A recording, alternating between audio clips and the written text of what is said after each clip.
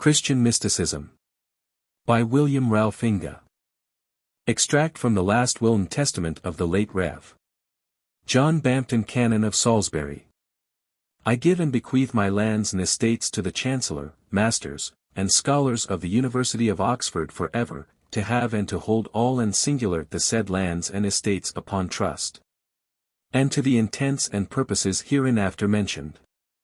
That is to say, I will and appoint that the Vice-Chancellor of the University of Oxford for the time being shall take and receive all the rents, issues, and profits thereof, and, after all taxes, reparations, and necessary deductions made, that he pay all the remainder to the endowment of 8 divinity lecture sermons, to be established for ever in the said university. And to be performed in the manner following.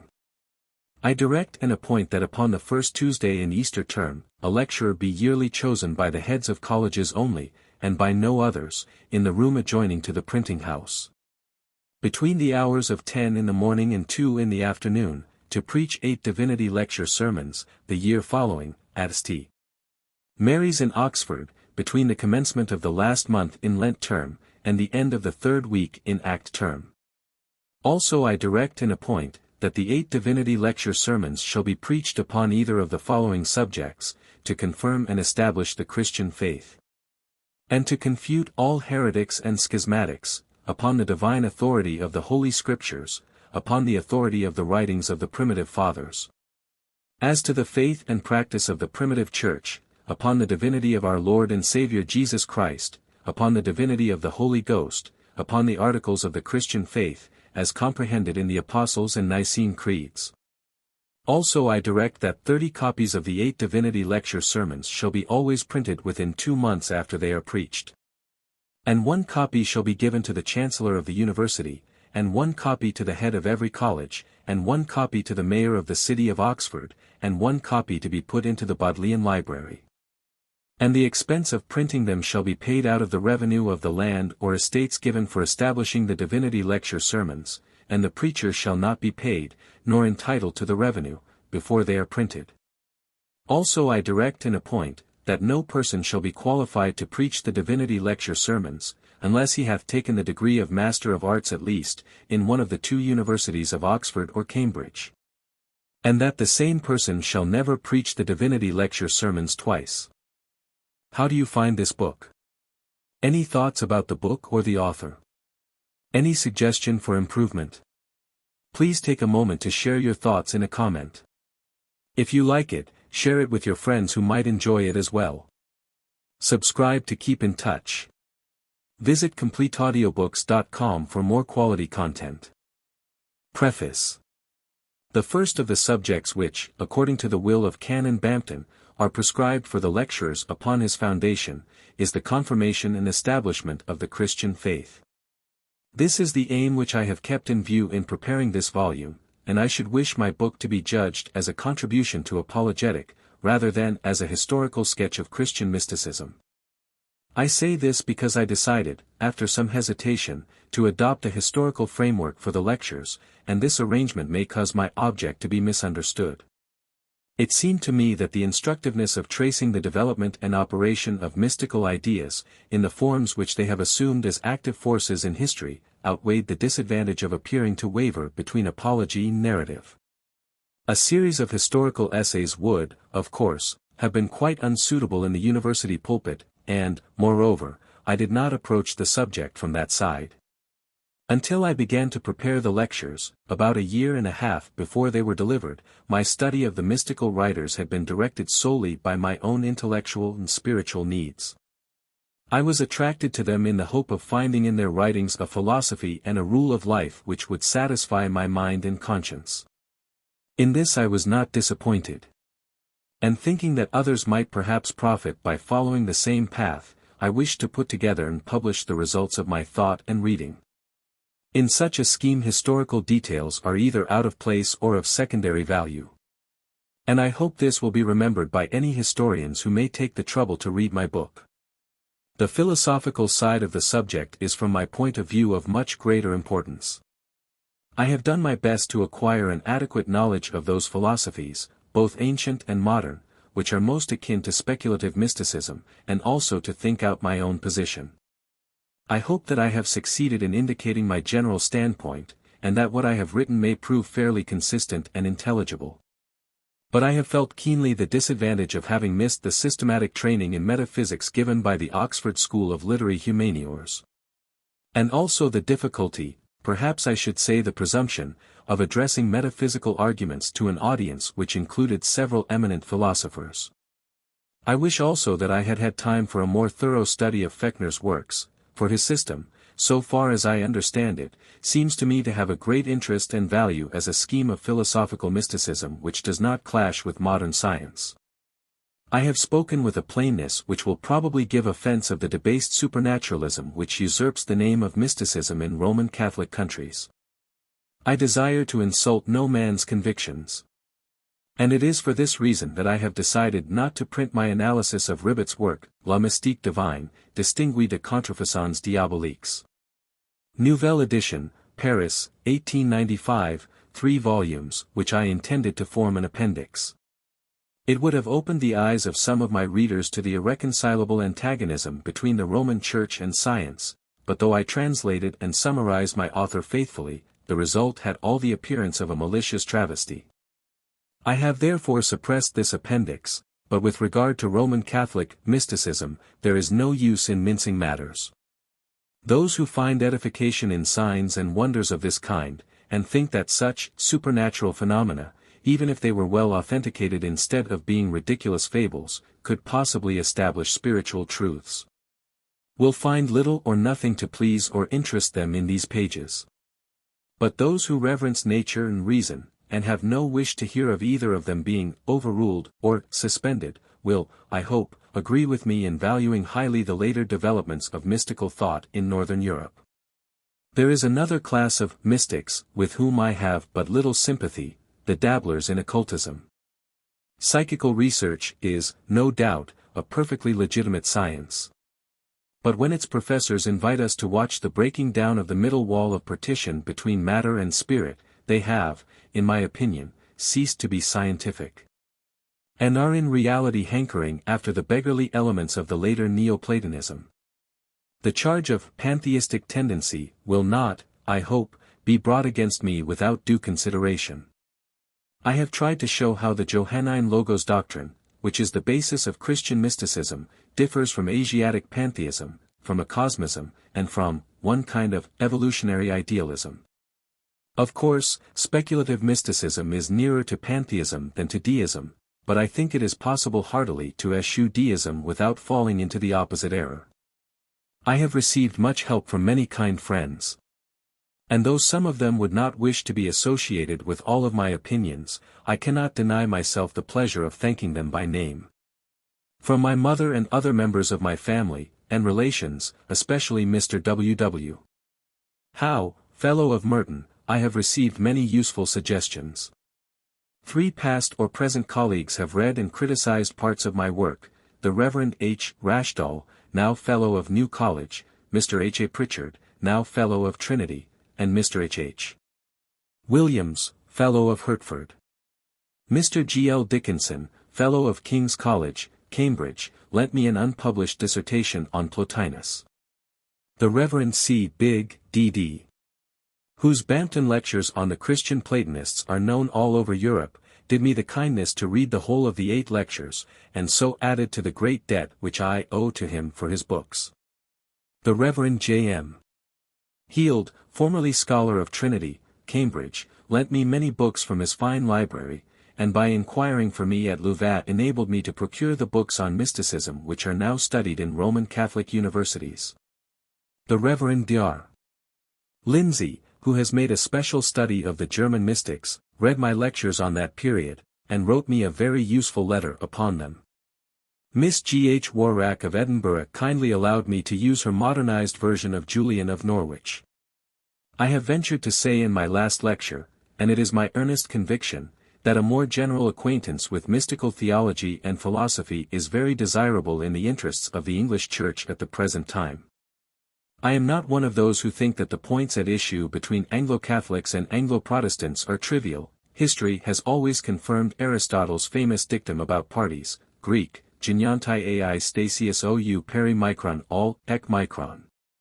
Stasius usi de perimegalon, but I do not so far despair of our Church, or of Christianity, as to doubt that a reconciling principle must and will be found.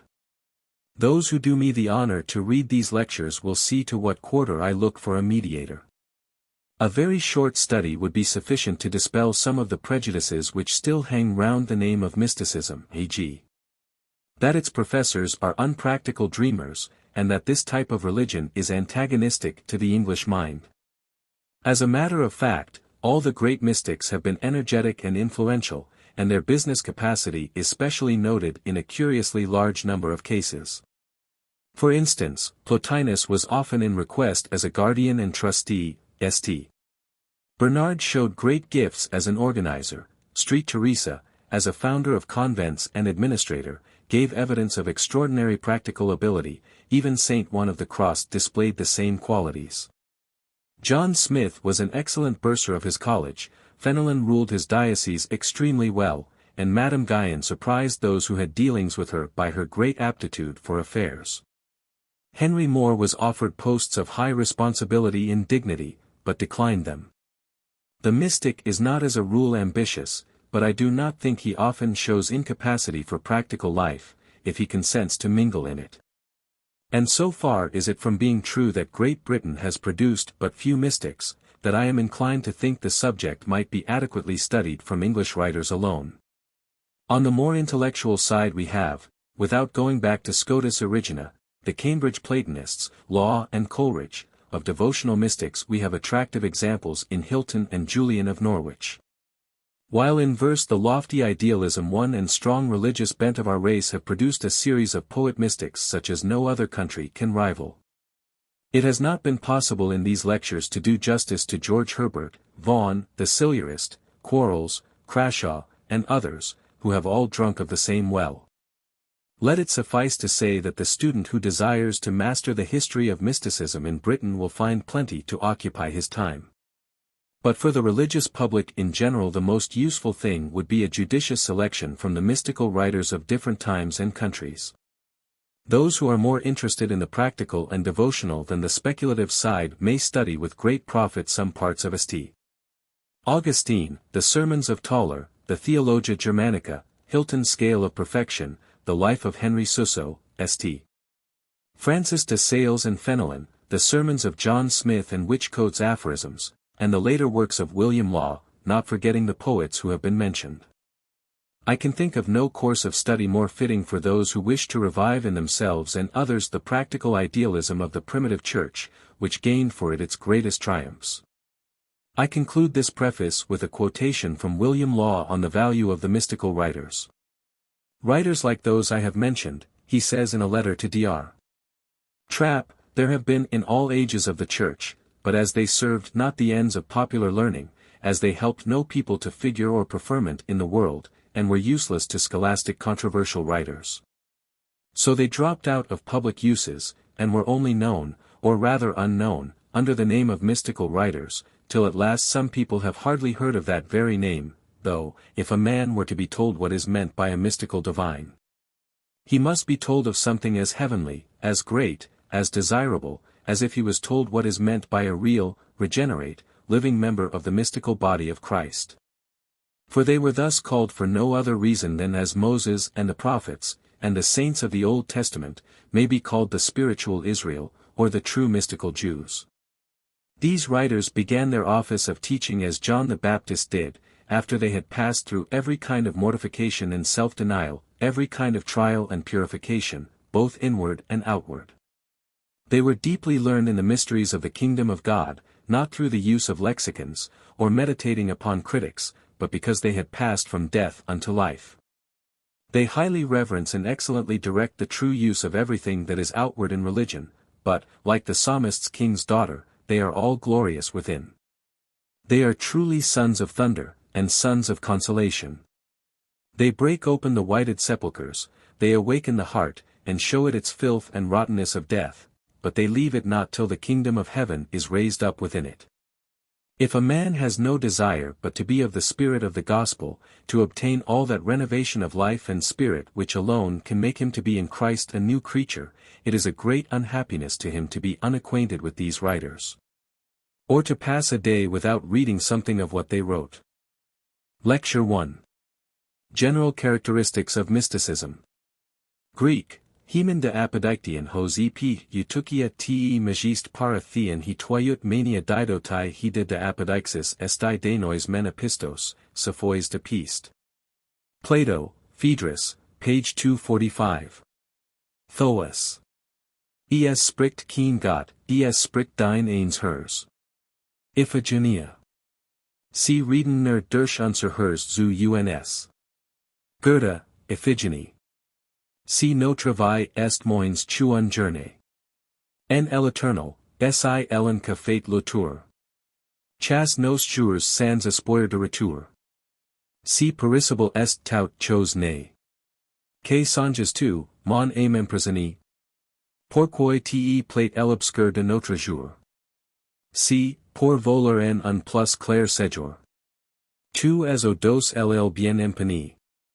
La est le bien que tout esprit desire. La, le repose ou tout le monde aspire. La est l'amour, la le plaisir encore. La, o mon âme, au plus haut ciel guide. Tu y pourras reconnaître l'idée. De la but tu nce mon j'adore. Old Poet.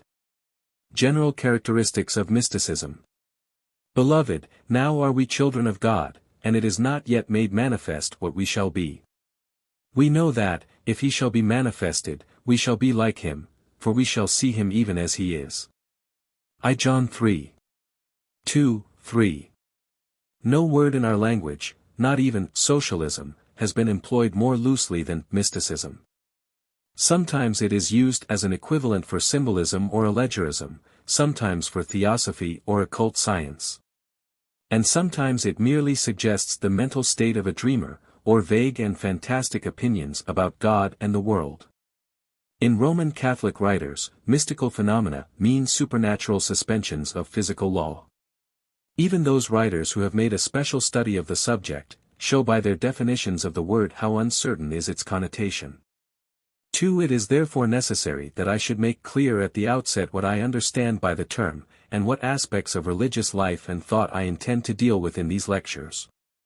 The history of the word begins in close connection with the Greek mysteries.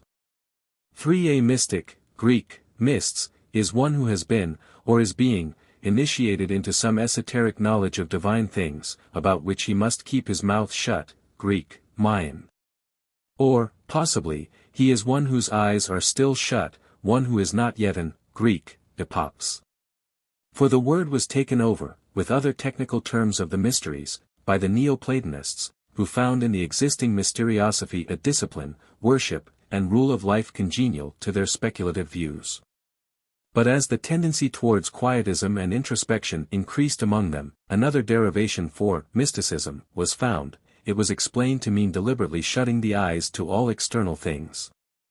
5. We shall see in the sequel how this later Neoplatonism passed almost entire into Christianity, and, while forming the basis of medieval mysticism, caused a false association to cling to the word even down to the Reformation. 6.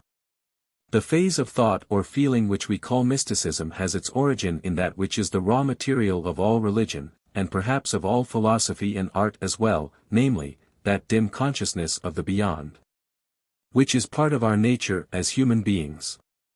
Men have given different names to these obstinate questionings of sense and outward things.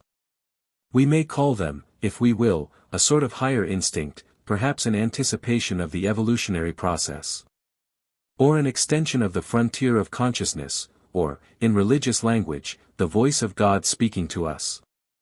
Mysticism arises when we try to bring this higher consciousness into relation with the other contents of our minds.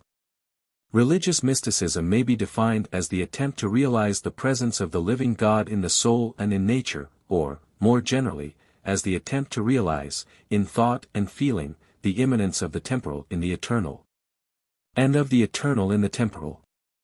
Our consciousness of the beyond is, I say, the raw material of all religion.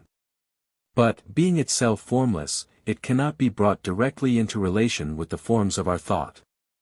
Accordingly, it has to express itself by symbols, which are as it were the flesh and bones of ideas.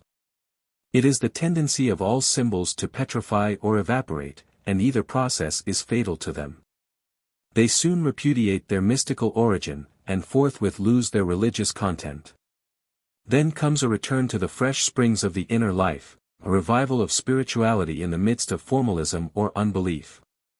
This is the historical function of mysticism. It appears as an independent active principle, the spirit of reformations and revivals. But since every active principle must find for itself appropriate instruments, mysticism has developed a speculative and practical system of its own. As Goethe says, it is the scholastic of the heart, the dialectic of the feelings. In this way it becomes possible to consider it as a type of religion, though it must always be remembered that in becoming such it has incorporated elements which do not belong to its inmost being. 7. As a type of religion, then, mysticism seems to rest on the following propositions or articles of faith. First, the soul, as well as the body, can see and perceive, Greek, esti de psyches aisthesis tis, as Proclus says. We have an organ or faculty for the discernment of spiritual truth, which, in its proper sphere, is as much to be trusted as the organs of sensation in theirs. The second proposition is that, since we can only know what is akin to ourselves, 8. Man, in order to know God, must be a partaker of the divine nature. What we are, that we behold, and what we behold, that we are, says Rusbrook. The curious doctrine which we find in the mystics of the Middle Ages, that there is at the apex of the mind a spark which is consubstantial with the uncreated ground of the deity, is thus accounted for. We could not even begin to work out our own salvation if God were not already working in us. It is always, in His light, that we see light. The doctrine has been felt to be a necessary postulate by most philosophers who hold that knowledge of God is possible to man. For instance, Krauss says, from finite reason as finite we might possibly explain the thought of itself, but not the thought of something that is outside finite reasonable beings, far less the absolute idea, in its contents infinite, of God. To become aware of God in knowledge we require certainly to make a freer use of our finite power of thought, but the thought of God itself is primarily and essentially an eternal operation of the eternal revelation of God to the finite mind. But though we are made in the image of God, our likeness to Him only exists potentially. 9. The divine spark already shines within us, but it has to be searched for in the innermost depths of our personality, and its light diffused over our whole being. This brings us to the third proposition: without holiness no man may see the Lord. Or, as it is expressed positively in the Sermon on the Mount, blessed are the pure in heart, for they shall see God. Sensuality and selfishness are absolute disqualifications for knowing the things of the Spirit of God. These fundamental doctrines are very clearly laid down in the passage from St. John which I read as the text of this lecture. The filial relation to God is already claimed, but the vision is inseparable from likeness to Him, which is a hope, not a possession, and is only to be won by purifying ourselves, even as He is pure. There is one more fundamental doctrine which we must not omit.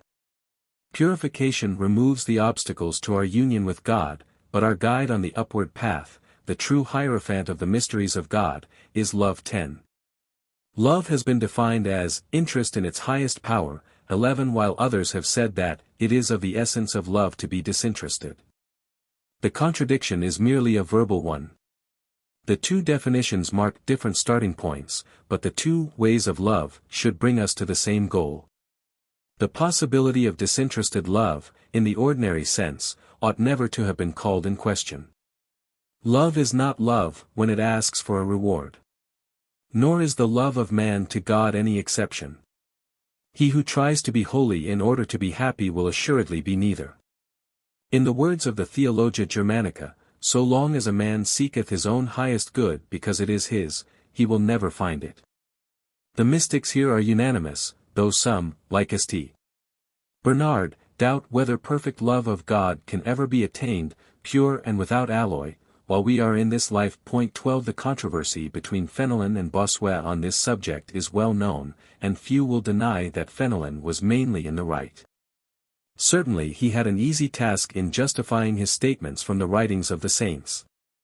But we need not trouble ourselves with the mystic paradox, that it would be better to be with Christ in hell than without him in heaven, a statement which Thomas à Kempis once wrote and then erased in his manuscript. For wherever Christ is, there is heaven, nor should we regard eternal happiness as anything distinct from a true conjunction of the mind with God. Point 13. God is not without or above law, he could not make men either sinful or miserable. 14. To believe otherwise is to suppose an irrational universe, the one thing which a rational man cannot believe in. The mystic, as we have seen, makes it his life's aim to be transformed into the likeness of him in whose image he was created. 15. He loves to figure his path as a ladder reaching from earth to heaven, which must be climbed step by step. This scala perfectionis is generally divided into 3 stages. The first is called the purgative life, the second the illuminative, while the third, which is really the goal rather than a part of the journey, is called the unitive life, or state of perfect contemplation. 16. We find, as we should expect, some differences in the classification, but this tripartite scheme is generally accepted. The steps of the upward path constitute the ethical system, the rule of life, of the mystics. The first stage, the purgative life, we read in the Theologia Germanica, is brought about by contrition, by confession, by hearty amendment, and this is the usual language in treatises intended for monks. But it is really intended to include the civic and social virtues in this stage. Point 17. They occupy the lowest place, it is true, but this only means that they must be acquired by all, though all are not called to the higher flights of contemplation. Their chief value, according to Plotinus, is to teach us the meaning of order and limitation, Greek, taxis, and, Greek, paris, which are qualities belonging to the divine nature. This is a very valuable thought, for it contradicts that aberration of mysticism which calls God the infinite, and thinks of him as the indefinite, dissolving all distinctions in the abyss of bare indetermination. When Ewald says, the true mystic never withdraws himself willfully from the business of life, no, not even from the smallest business, he is, at any rate, saying nothing which conflicts with the principles of mysticism. 18. The purgative life necessarily includes self-discipline. Does it necessarily include what is commonly known as asceticism? It would be easy to answer that asceticism means nothing but training, as men train for a race, or more broadly still, that it means simply the acquisition of some greater power by practice. 19. But when people speak of asceticism, they have in their minds such severe buffeting of the body as was practiced by many ancient hermits and medieval monks. Is this an integral part of the mystic's upward path? We shall find reason to conclude that, while a certain degree of austere simplicity characterizes the outward life of nearly all the mystics, and while an almost morbid desire to suffer is found in many of them, there is nothing in the system itself to encourage men to maltreat their bodies. Mysticism enjoins a dying life, not a living death. Moreover, asceticism, when regarded as a virtue or duty in itself, tends to isolate us, and concentrates our attention on our separate individuality. This is contrary to the spirit of mysticism, which aims at realizing unity in solidarity everywhere. Monkish asceticism, so far as it goes beyond the struggle to live unstained under unnatural conditions, rests on a dualistic view of the world which does not belong to the essence of mysticism. It infected all the religious life of the Middle Ages, not mysticism only. 20. The second stage, the illuminative life, is the concentration of all the faculties, will, intellect, and feeling, upon God. It differs from the purgative life, not in having discarded good works, but in having come to perform them, as Fenelon says, no longer as virtues, that is to say, willingly and almost spontaneously. The struggle is now transferred to the inner life. The last stage of the journey, in which the soul presses towards the mark, and gains the prize of its high calling, is the unitive or contemplative life, in which man beholds God face to face, and is joined to him. Complete union with God is the ideal limit of religion, the attainment of which would be at once its consummation and annihilation. It is in the continual but unending approximation to it that the life of religion subsists. 21. We must therefore beware of regarding the union as anything more than an infinite process, though, as its end is part of the eternal counsel of God, there is a sense in which it is already a fact, and not merely a thing desired. But the word deification holds a very large place in the writings of the Fathers, and not only among those who have been called mystics. We find it in Irenaeus as well as in Clement, in Athanasius as well as in Gregory of Nyssa. St. Augustine is no more afraid of deificare, in Latin than Origen of Greek, theopoiesthai, in Greek. The subject is one of primary importance to anyone who wishes to understand mystical theology. But it is difficult for us to enter into the minds of the ancients who used these expressions, both because Greek, theos, was a very fluid concept in the early centuries, and because our notions of personality are very different from those which were prevalent in antiquity. On this latter point I shall have more to say presently, but the evidence for the belief in deification, and its continuance through the Middle Ages, is too voluminous to be given in the body of these lectures. 22. Let it suffice to say here that though such bold phrases as, God became man, that we might become God, were commonplaces of doctrinal theology at least till after Augustine.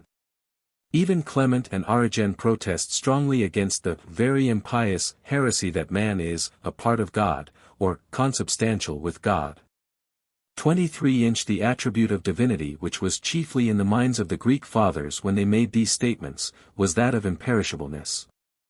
As to the means by which this union is manifested to the consciousness, there is no doubt that very many mystics believed in, and looked for, ecstatic revelations, trances, or visions. This, again, is one of the crucial questions of mysticism. Ecstasy or vision begins when thought ceases, to our consciousness, to proceed from ourselves. It differs from dreaming, because the subject is awake. It differs from hallucination, because there is no organic disturbance. It is, or claims to be, a temporary enhancement, not a partial disintegration, of the mental faculties. Lastly, it differs from poetical inspiration, because the imagination is passive. That perfectly sane people often experience such visions there is no manner of doubt. St. Paul fell into a trance at his conversion, and again at a later period, when he seemed to be caught up into the third heaven. The most sober and practical of the medieval mystics speak of them as common phenomena. And in modern times two of the sanest of our poets have recorded their experiences in words which may be worth quoting. Wordsworth, in his well-known Lines Composed Above Tintern Abbey, speaks of that serene and blessed mood, in which, the breath of this corporeal frame, and even the motion of our human blood, almost suspended, we are laid asleep in body, and become a living soul, while with an eye made quiet by the power of harmony, and the deep power of joy, we see into the life of things. And Tennyson says 24, a kind of waking trance I have often had, quite from boyhood, when I have been all alone.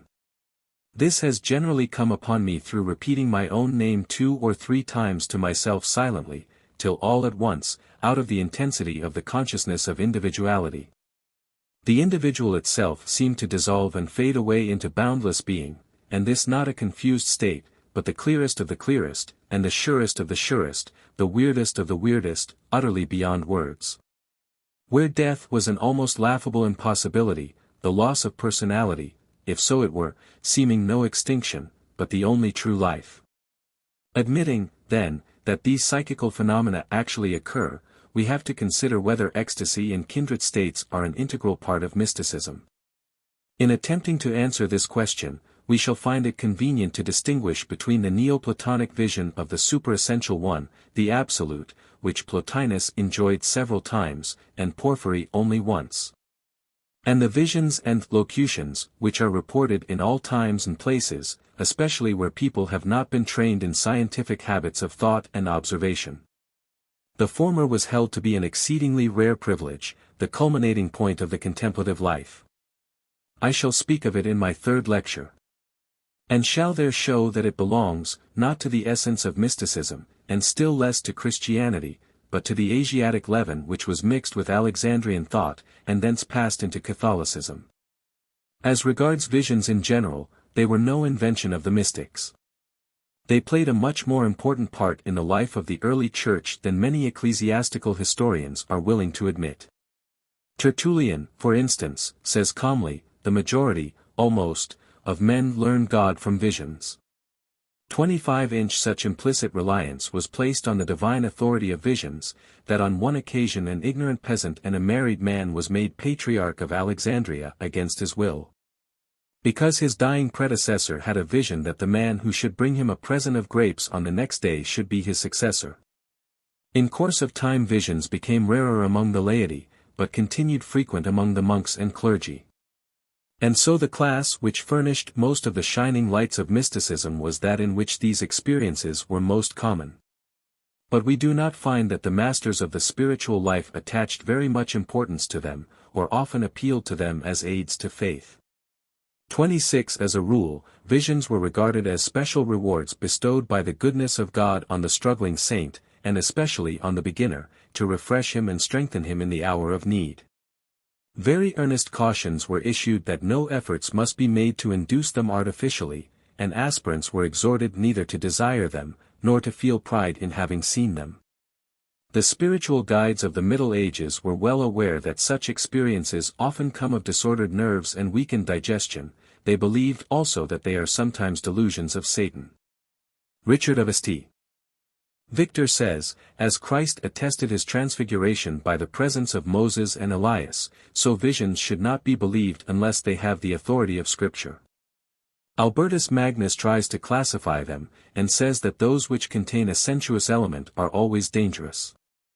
Eckhart is still more cautious, and Toller attaches little value to them. Avila, the Spanish mystic, says that only those visions which minister to our spiritual necessities, and make us more humble, are genuine. Self-induced visions inflate us with pride, and do irreparable injury to health of mind and body. 27.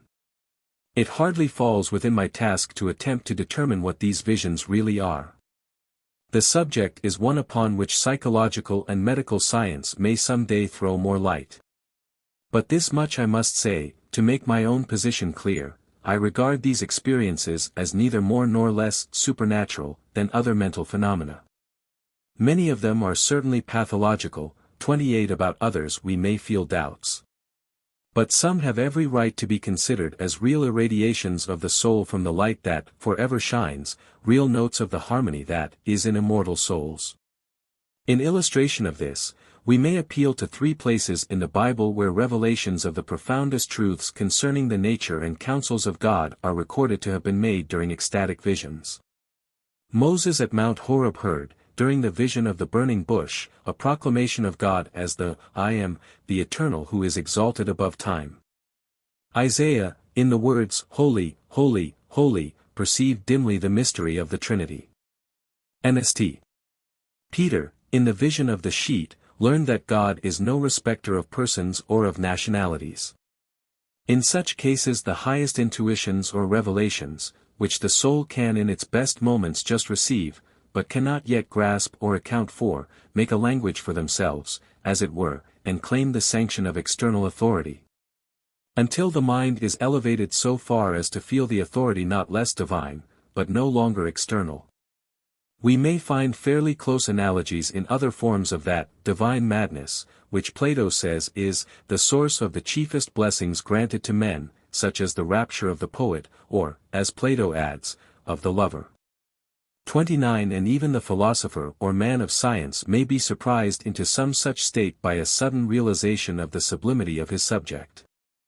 So at least Lacordaire believed when he wrote, all at once, as if by chance, the hair stands up, the breath is caught, the skin contracts, and a cold sword pierces to the very soul. It is the sublime which has manifested itself. 30 Even in cases where there is evident hallucination, e.g. when the visionary sees an angel or devil sitting on his book, or feels an arrow thrust into his heart, there need be no insanity. In periods when it is commonly believed that such things may and do happen, the imagination, instead of being corrected by experience, is misled by it. Those who honestly expect to see miracles will generally see them, without detriment either to their truthfulness or sanity in other matters. The mystic, then, is not, as such, a visionary. Nor has he any interest in appealing to a faculty above reason, if reason is used in its proper sense, as the logic of the whole personality. The desire to find for our highest intuitions an authority wholly external to reason and independent of it, a purely supernatural revelation, has, as Resijak says, been the cause of the longest and the most dangerous of the aberrations from which mysticism has suffered. This kind of supernaturalism is destructive of unity in our ideas of God, the world, and ourselves, and it casts a slur on the faculties which are the appointed organs of communication between God and man. A revelation absolutely transcending reason is an absurdity. No such revelation could ever be made. In the striking phrase of Macarius, the human mind is the throne of the Godhead. The supremacy of the reason is the favorite theme of the Cambridge Platonists, two of whom, Whichcote and Culverwell, are never tired of quoting the text, "The spirit of man is the candle of the Lord." "Sir, I oppose not rational to spiritual," writes Whichcote to Tuckney, "for spiritual is most rational." And again, reason is the divine governor of man's life, it is the very voice of God. 31 What we can and must transcend, if we would make any progress in divine knowledge, is not reason, but that shallow rationalism which regards the data on which we can reason as a fixed quantity, known to all, and which bases itself on a formal logic, utterly unsuited to a spiritual view of things. Language can only furnish us with poor, misleading, and wholly inadequate images of spiritual facts. It supplies us with abstractions and metaphors, which do not really represent what we know or believe about God and human personality. St. Paul calls attention to this inadequacy by a series of formal contradictions: "I live, yet not I, dying, and behold we live, when I am weak, then I am strong," and so forth. And we find exactly the same expedient in Plotinus, who is very fond of thus showing his contempt for the logic of identity. When, therefore, Harnack says that mysticism is nothing else than rationalism applied to a sphere above reason, he would have done better to say that it is reason applied to a sphere above rationalism. 32. For reason is still king. 33 Religion must not be a matter of feeling only. St. John's command to try every spirit condemns all attempts to make emotion or inspiration independent of reason. Those who thus blindly follow the inner light find it no candle of the Lord, but an ignis fatuus, and the great mystics are well aware of this. The fact is that the tendency to separate and half personify the different faculties, intellect, will, feeling, is a mischievous one. Our object should be so to unify our personality, that our eye may be single, and our whole body full of light. We have considered briefly the three stages of the mystic's upward path. The scheme of life therein set forth was no doubt determined empirically, and there is nothing to prevent the simplest and most unlettered saint from framing his conduct on these principles. Many of the medieval mystics had no taste for speculation or philosophy. 34 They accepted on authority the entire body of church dogma, and devoted their whole attention to the perfecting of the spiritual life in the knowledge and love of God. But this cannot be said of the leaders. Christian mysticism appears in history largely as an intellectual movement, the foster-child of Platonic idealism. And if ever, for a time, it forgot its early history, men were soon found to bring it back to its old loving nurse, the Platonic philosophy. It will be my task, in the third and fourth lectures of this course, to show how speculative Christian mysticism grew out of Neoplatonism, but we shall not be allowed to forget the Platonists even in the later lectures. The fire still burns on the altars of Plotinus, as Eunapius said. Mysticism is not itself a philosophy, any more than it is itself a religion. On its intellectual side it has been called formless speculation. 35 But until speculations or intuitions have entered into the forms of our thought, they are not current coin even for the thinker. The part played by mysticism in philosophy is parallel to the part played by it in religion. As in religion it appears in revolt against dry formalism and cold rationalism, so in philosophy it takes the field against materialism and skepticism. 36 It is thus possible to speak of speculative mysticism, and even to indicate certain idealistic lines of thought, which may without entire falsity be called the philosophy of mysticism. In this introductory lecture I can, of course, only hint at these in the barest and most summary manner. And it must be remembered that I have undertaken today to delineate the general characteristics of mysticism, not of Christian mysticism. I am trying, moreover, in this lecture to confine myself to those developments which I consider normal and genuine, excluding the numerous aberrant types which we shall encounter in the course of our survey. The real world, according to thinkers of this school, is created by the thought and will of God, and exists in his mind. It is therefore spiritual, and above space and time, which are only the forms under which reality is set out as a process. When we try to represent to our minds the highest reality, the spiritual world, as distinguished from the world of appearance, we are obliged to form images, and we can hardly avoid choosing one of the following three images. We may regard the spiritual world as endless duration opposed to transitoriness, as infinite extension opposed to limitation in space, or as substance opposed to shadow. All these are, strictly speaking, symbols or metaphors. 37 For we cannot regard any of them as literally true statements about the nature of reality, but they are as near the truth as we can get in words. But when we think of time as a piece cut off from the beginning of eternity, so that eternity is only in the future and not in the present, when we think of heaven as a place somewhere else, and therefore not here. When we think of an upper ideal world which has sucked all the life out of this, so that we now walk in a vain shadow, then we are paying the penalty for our symbolical representative methods of thought. And must go to philosophy to help us out of the doubts and difficulties in which our error has involved us. One test is infallible. Whatever view of reality deepens our sense of the tremendous issues of life in the world wherein we move, is for us nearer the truth than any view which diminishes that sense.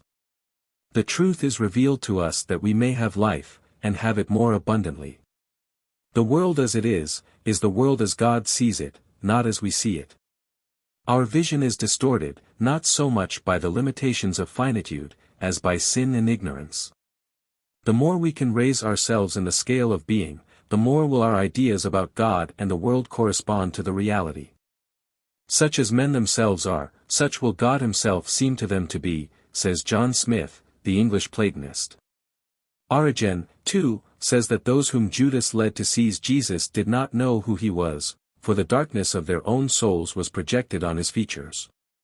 38 And Dante, in a very beautiful passage, says that he felt that he was rising into a higher circle, because he saw Beatrice's face becoming more beautiful. 39. This view of reality, as a vista which is opened gradually to the eyes of the climber up the holy mount, is very near to the heart of mysticism. It rests on the faith that the ideal not only ought to be, but is the real. It has been applied by some, notably by that earnest but fantastic thinker, James Hinton, as offering a solution of the problem of evil. We shall encounter attempts to deal with this great difficulty in several of the Christian mystics. The problem among the speculative writers was how to reconcile the absolute of philosophy, who is above all distinctions, 40 with the God of religion, who is of purer eyes than to behold iniquity. They could not allow that evil has a substantial existence apart from God, for fear of being entangled in an insoluble dualism. But if evil is derived from God, how can God be good? We shall find that the prevailing view was that evil has no substance. There is nothing, says Gregory of Nyssa, which falls outside of the divine nature, except moral evil alone. And this, we may say paradoxically, has its being in not being. For the genesis of moral evil is simply the privation of being. 41 That which, properly speaking, exists, is the nature of the good. The divine nature, in other words, is that which excludes nothing, and contradicts nothing, except those attributes which are contrary to the nature of reality. It is that which harmonizes everything except discord, which loves everything except hatred, verifies everything except falsehood, and beautifies everything except ugliness. Thus that which falls outside the notion of God, proves on examination to be not merely unreal, but unreality as such. But the relation of evil to the absolute is not a religious problem. To our experience, evil exists as a positive force not subject to the law of God, though constantly overruled and made an instrument of good. On this subject we must say more later. Here I need only add that a sunny confidence in the ultimate triumph of good shines from the writings of most of the mystics, especially, I think, in our own countrymen. The Cambridge Platonists are all optimistic. And in the beautiful but little-known revelations of Juliana of Norwich, we find in page after page the refrain of "all shall be well." Sin is behovable, 42, but all shall be well, and all manner of things shall be well. Since the universe is the thought and will of God expressed under the forms of time and space, everything in it reflects the nature of its creator, though in different degrees. Erigena says finally, every visible and invisible creature is a theophany or appearance of God. The purest mirror in the world is the highest of created things, the human soul unclouded by sin. And this brings us to a point at which mysticism falls asunder into two classes. The question which divides them is this: in the higher stages of the spiritual life, shall we learn most of the nature of God by close, sympathetic, reverent observation of the world around us, including our fellow men? Or by sinking into the depths of our inner consciousness, and aspiring after direct and constant communion with God? Each method may claim the support of weighty names. The former, which will form the subject of my 7th and 8th lectures, is very happily described by Charles Kingsley in an early letter. 43. The great mysticism, he says, is the belief which is becoming every day stronger with me, that all symmetrical natural objects are types of some spiritual truth or existence.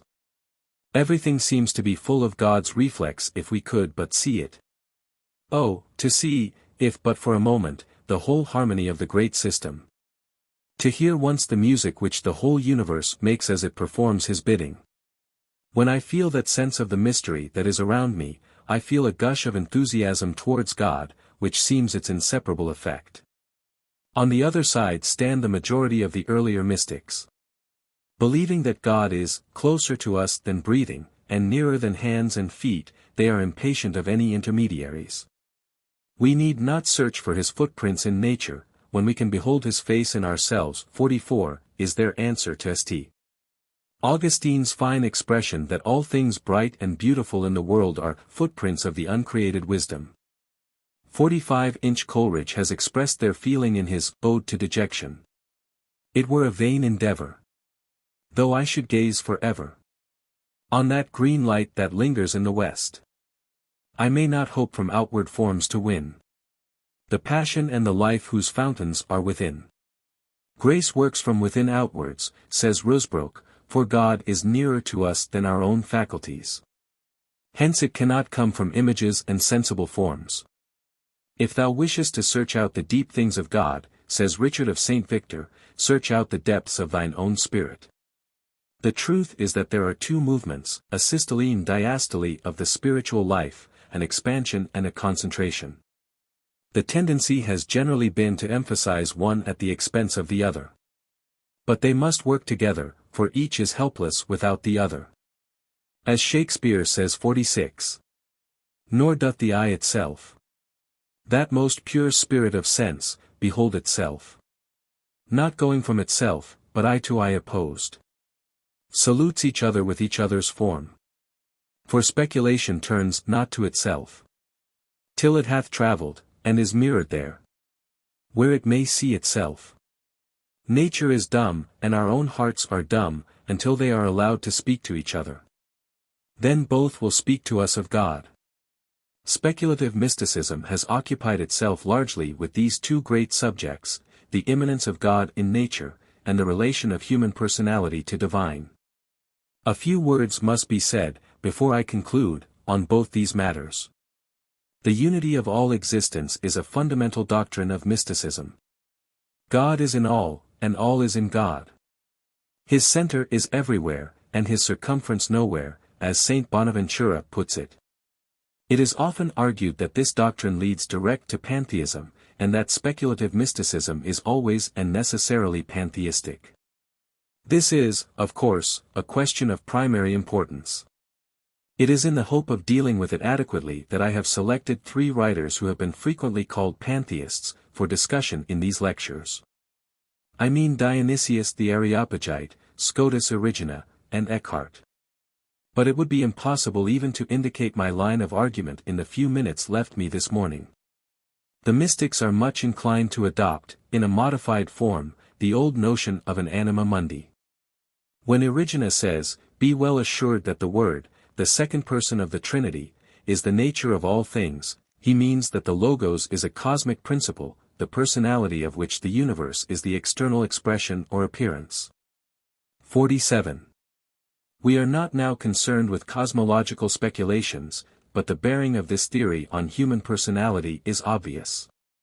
If the Son of God is regarded as an all-embracing and all-pervading cosmic principle, the mystic union of the believer with Christ becomes something much closer than an ethical harmony of 2 mutually exclusive wills.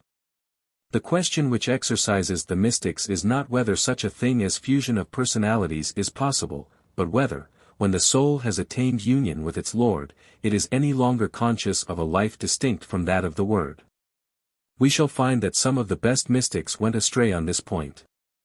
They teach a real substitution of the divine for human nature, thus depersonalizing man, and running into great danger of a perilous arrogance. The mistake is a fatal one even from the speculative side, for it is only on the analogy of human personality that we can conceive of the perfect personality of God, and without personality the universe falls to pieces.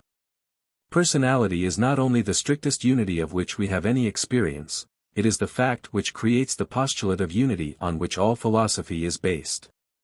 But it is possible to save personality without regarding the human spirit as a monad, independent and sharply separated from other spirits. Distinction, not separation, is the mark of personality. But it is separation, not distinction, that forbids union. The error, according to the mystic psychology, is in regarding consciousness of self as the measure of personality.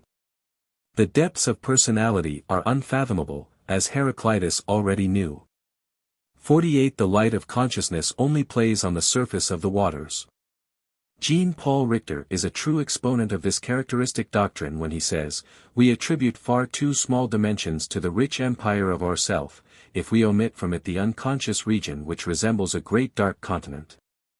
The world which our memory peoples only reveals, in its revolution, a few luminous points at a time, while its immense and teeming mass remains in shade. We daily see the conscious passing into unconsciousness, and take no notice of the bass accompaniment which our fingers continue to play, while our attention is directed to fresh musical effects. 49 So far is it from being true that the self of our immediate consciousness is our true personality, that we can only attain personality, as spiritual and rational beings, by passing beyond the limits which mark us off as separate individuals. Separate individuality, we may say, is the bar which prevents us from realizing our true privileges as persons. 50 So the mystic interprets very literally that maxim of our Lord, in which many have found the fundamental secret of Christianity: he that will save his life, his soul, his personality, shall lose it. And he that will lose his life for my sake shall find it. The false self must die, nay, must die daily, for the process is gradual, and there is no limit to it. It is a process of infinite expansion, of realizing new correspondences, new sympathies and affinities with the not ourselves, which affinities condition, and in conditioning constitute, our true life as persons. The paradox is offensive only to formal logic. As a matter of experience, no one, I imagine, would maintain that the man who has practically realized, to the fullest possible extent, the common life which he draws from his Creator, and shares with all other created beings, so realized it. I mean, as to draw from that consciousness all the influences which can play upon him from outside, has thereby dissipated and lost his personality, and become less of a person than another who has built a wall round his individuality, and lived, as Plato says, the life of a shellfish. 51. We may arrive at the same conclusion by analyzing that unconditioned sense of duty which we call conscience. This moral sense cannot be a fixed code implanted in our consciousness, for then we could not explain either the variations of moral opinion, or the feeling of obligation, as distinguished from necessity, which impels us to obey it. It cannot be the product of the existing moral code of society, for then we could not explain either the genesis of that public opinion or the persistent revolt against its limitations which we find in the greatest minds. The only hypothesis which explains the facts is that in conscience we feel the motions of the universal reason which strives to convert the human organism into an organ of itself. A belief which is expressed in religious language by saying that it is God who worketh in us both to will and to do of his good pleasure. If it be further asked, which is our personality, the shifting moi, as Fenelon calls it, or the ideal self, the end or the developing states? We must answer that it is both and neither, and that the root of mystical religion is in the conviction that it is at once both and neither. 52 The moi strives to realize its end, but the end being an infinite one, no process can reach it. Those who have counted themselves to have apprehended have thereby left the mystical faith. And those who from the notion of a progressus ad infinitum come to the pessimistic conclusion, are equally false to the mystical creed, which teaches us that we are already potentially what God intends us to become. The command, "Be ye perfect," is, like all divine commands, at the same time a promise. It is stating the same paradox in another form to say that we can only achieve inner unity by transcending mere individuality. The independent, impervious self shows its unreality by being inwardly discordant. It is of no use to enlarge the circumference of our life, if the fixed center is always the ego. There are, if I may press the metaphor, other circles with other centers, in which we are vitally involved.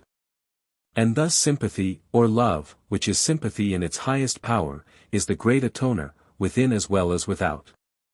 The old Pythagorean maxim, that a man must be one, 53, is echoed by all the mystics. He must be one as God is one, and the world is one, for man is a microcosm, a living mirror of the universe. Here, once more, we have a characteristic mystical doctrine, which is perhaps worked out most fully in the Fons Vitae of Avisprin, Ibn Jebirol, a work which had great influence in the Middle Ages. The doctrine justifies the use of analogy in matters of religion, and is of great importance. One might almost dare to say that all conclusions about the world above us which are not based on the analogy of our own mental experiences, are either false or meaningless. The idea of man as a microcosm was developed in two ways. Plotinus said that every man is double, meaning that one side of his soul is in contact with the intelligible, the other with the sensible world. He is careful to explain that the doctrine of divine immanence does not mean that God divides himself among the many individuals, but that they partake of him according to their degrees of receptivity. So that each one is potentially in possession of all the fullness of God. Proclus tries to explain how this can be. There are three sorts of wholes: the first, anterior to the parts; the second, composed of the parts; the third, knitting into one stuff the parts and the whole. 54 inch In this third sense the whole resides in the parts, as well as the parts in the whole. Saint Augustine states the same doctrine in clearer language. 55 It will be seen at once how this doctrine encourages that class of mysticism which bids us sink into the depths of our own souls, in order to find God. The other development of the theory that man is a microcosm is not less important and interesting.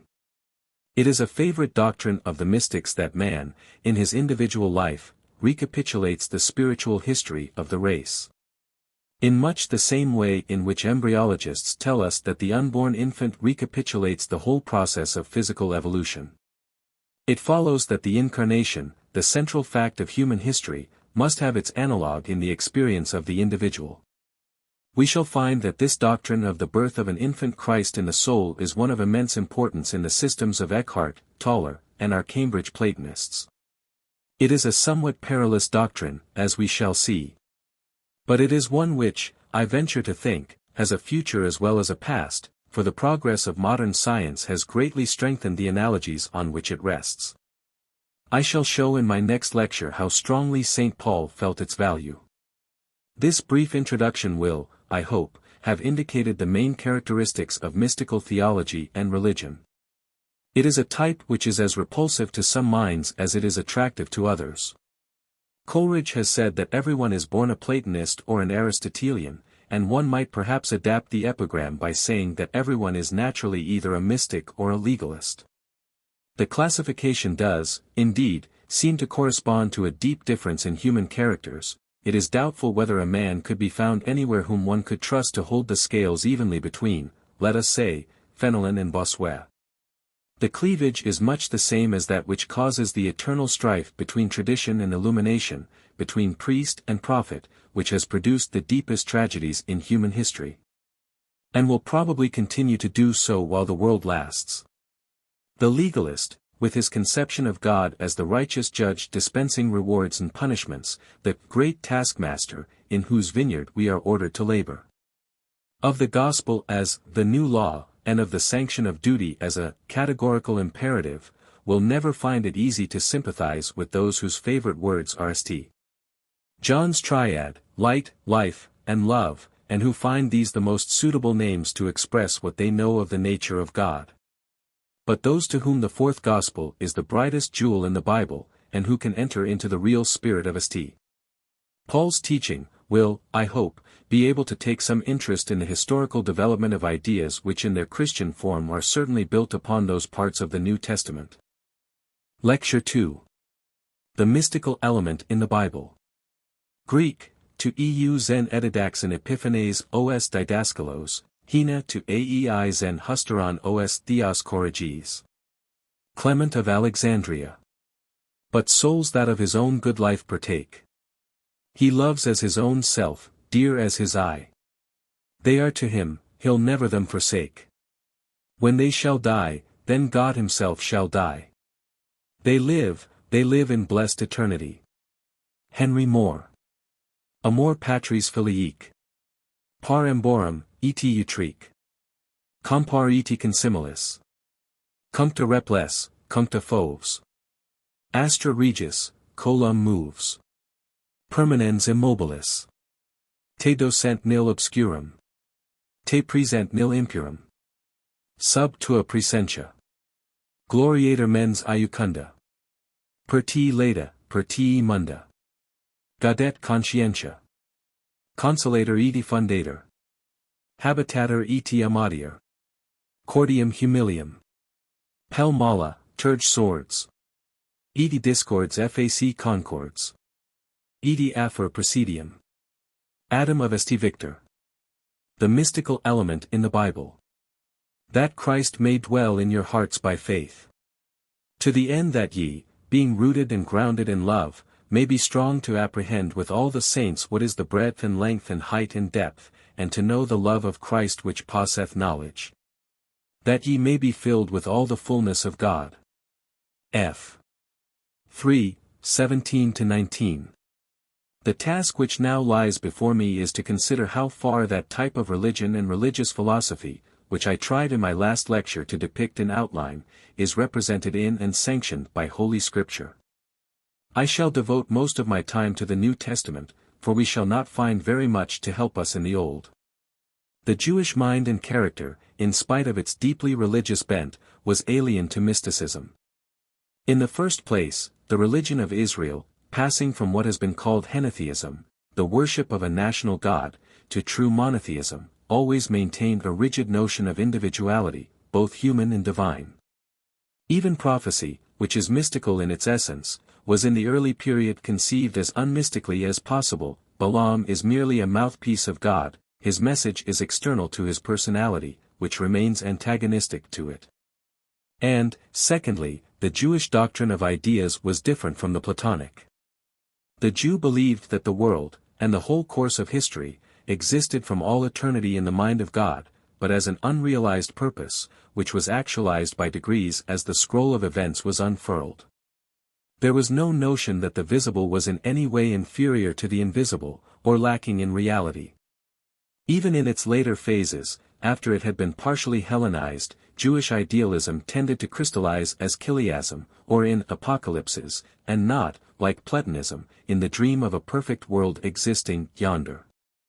In fact, the Jewish view of the external world was mainly that of naive realism, but strongly pervaded by belief in an almighty king and judge. Moreover, the Jew had little sense of the divine in nature, it was the power of God over nature which he was jealous to maintain. The majesty of the elemental forces was extolled in order to magnify the greater power of him who made and could unmake them, and whom the heaven of heavens cannot contain. The weakness and insignificance of man, as contrasted with the tremendous power of God, is the reflection which the contemplation of nature generally produced in his mind. How can a man be just with God, asks Job. Which removeth the mountains, and they know it not, when he overturneth them in his anger, which shake the earth out of her place, and the pillars thereof tremble, which commandeth the sun, and it riseth not, and sealeth up the stars. He is not a man, as I am, that I should answer him, that we should come together in judgment. There is no day's man betwixt us, that might lay his hand upon us both. Nor does the answer that came to Job out of the whirlwind give any hint of a day's man, betwixt man and God, but only enlarges on the presumption of man's wishing to understand the counsels of the Almighty. Absolute submission to a law which is entirely outside of us and beyond our comprehension, is the final lesson of the book. 56 The nation exhibited the merits and defects of this type.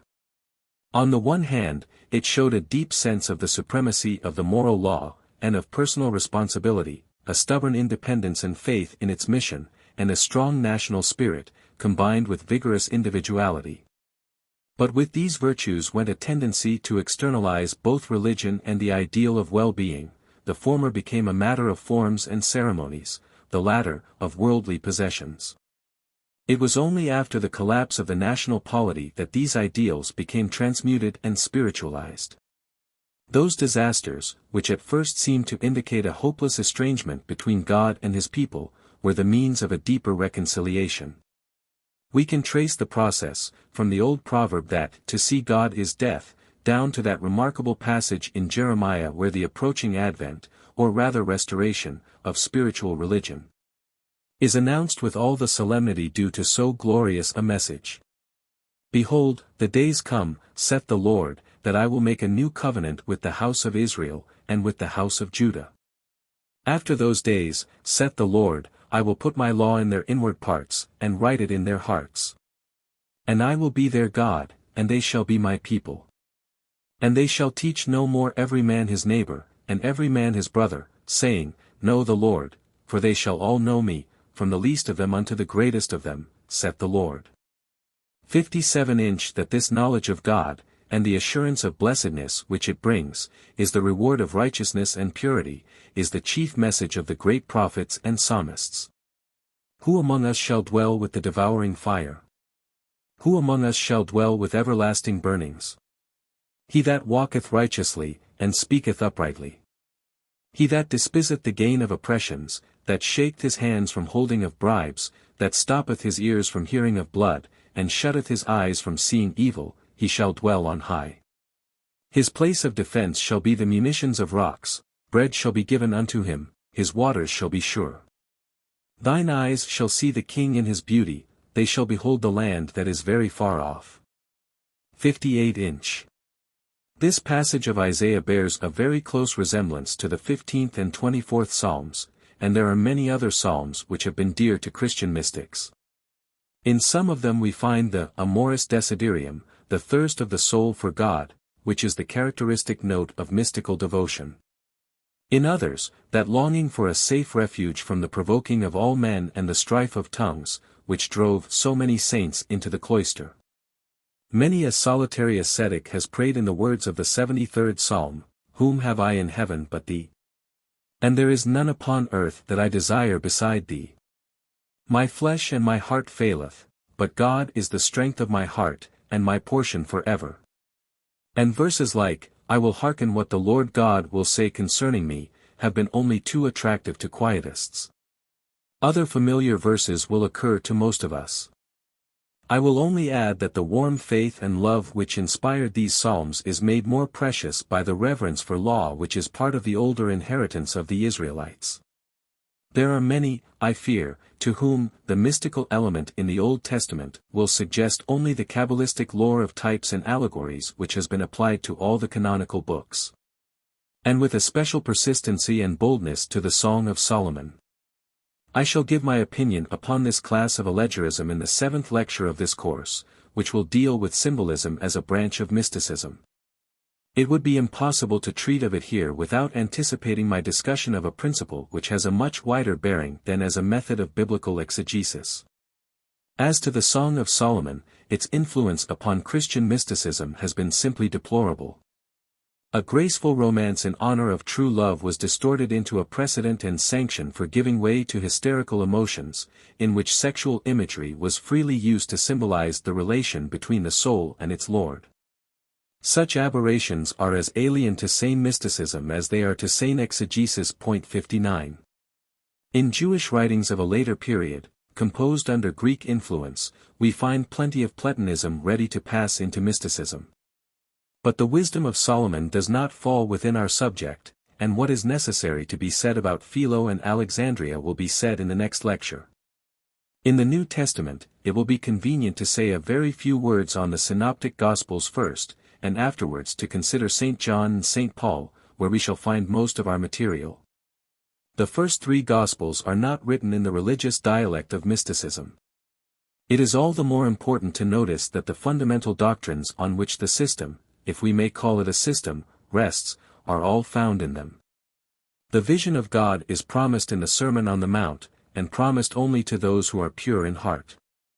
The indwelling presence of Christ, or of the Holy Spirit, is taught in several places. For instance, the kingdom of God is within you.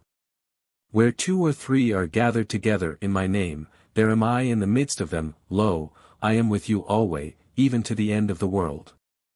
The unity of Christ and his members is implied by the words, inasmuch as ye have done it to one of the least of these my brethren, ye have done it unto me. Lastly, the great law of the moral world, the law of gain through loss, of life through death, which is the cornerstone of mystical, and, many have said, of Christian, ethics, is found in the Synoptists as well as in St. John.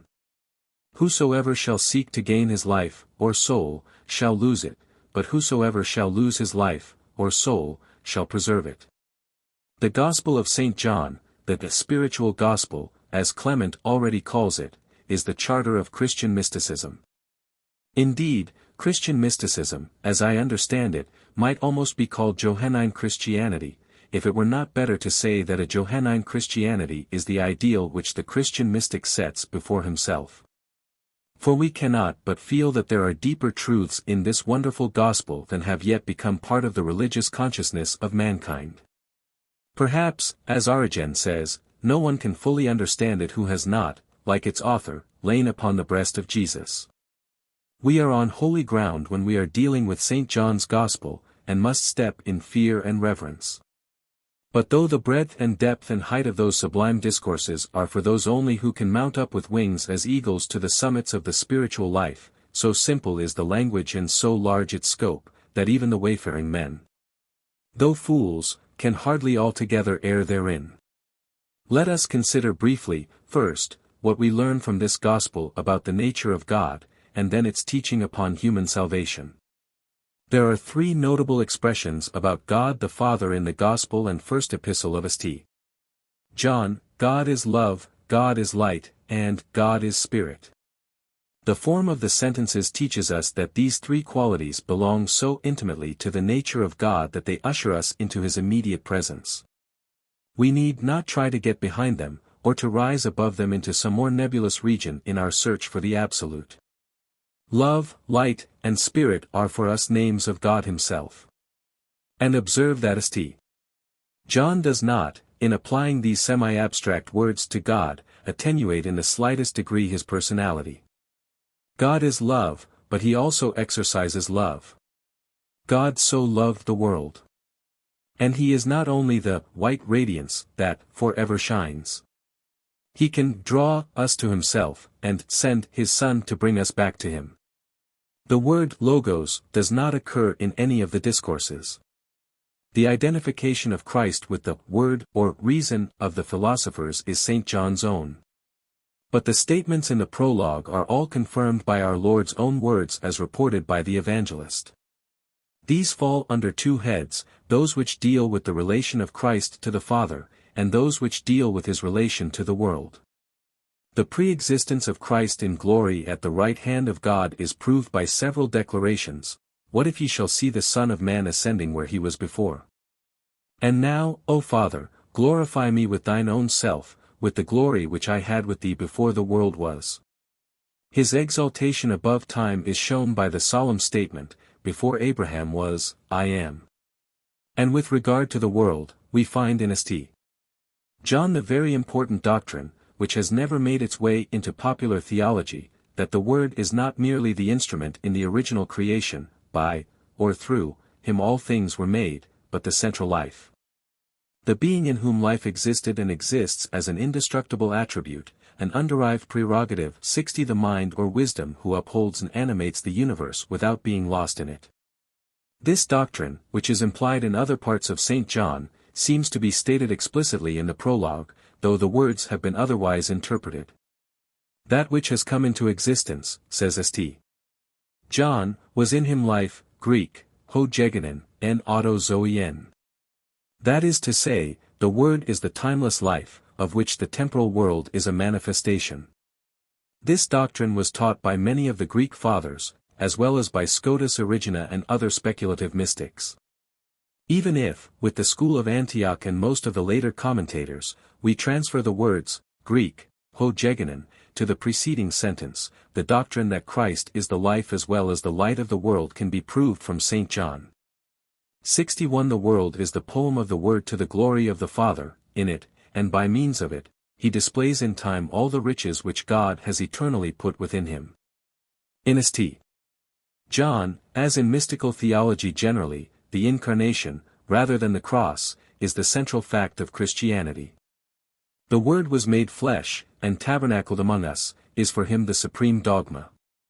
And it follows necessarily from the Logos doctrine, that the Incarnation, and all that followed it, is regarded primarily as a revelation of life and light and truth. That eternal life, which was with the Father, has been manifested unto us, is part of the opening sentence of the first epistle. 62 This is the message which we have heard of him and announce unto you, that God is light, and in him is no darkness at all. In coming into the world, Christ came unto his own. He had, in a sense, only to show to them what was there already. Esaias, long before, had seen his glory, and spoken of him. The mysterious estrangement, which had laid the world under the dominion of the Prince of Darkness, had obscured but not quenched the light which lighteth every man, the inalienable prerogative of all who derive their being from the Son of Righteousness. This central light is Christ, and Christ only. He alone is the way, the truth, the life, the door, the living bread, and the true vine. He is at once the revealer and the revealed, the guide and the way, the enlightener and the light. No man cometh unto the Father but by him.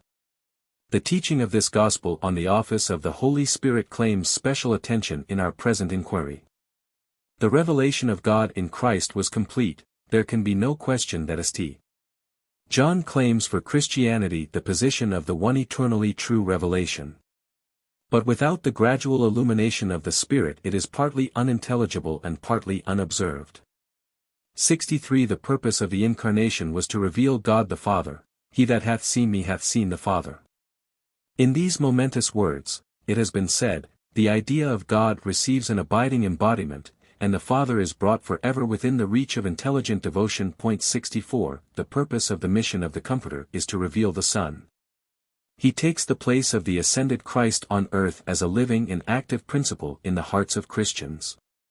His office it is to bring to remembrance the teachings of Christ, and to help mankind gradually to understand them. There were also many things, our Lord said, which could not be said at the time to his disciples, who were unable to bear them. These were left to be communicated to future generations by the Holy Spirit.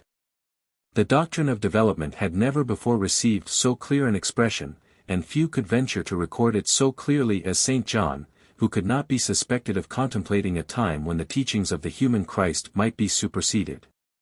Let us now turn to the human side of salvation, and trace the upward path of the Christian life as presented to us in this gospel.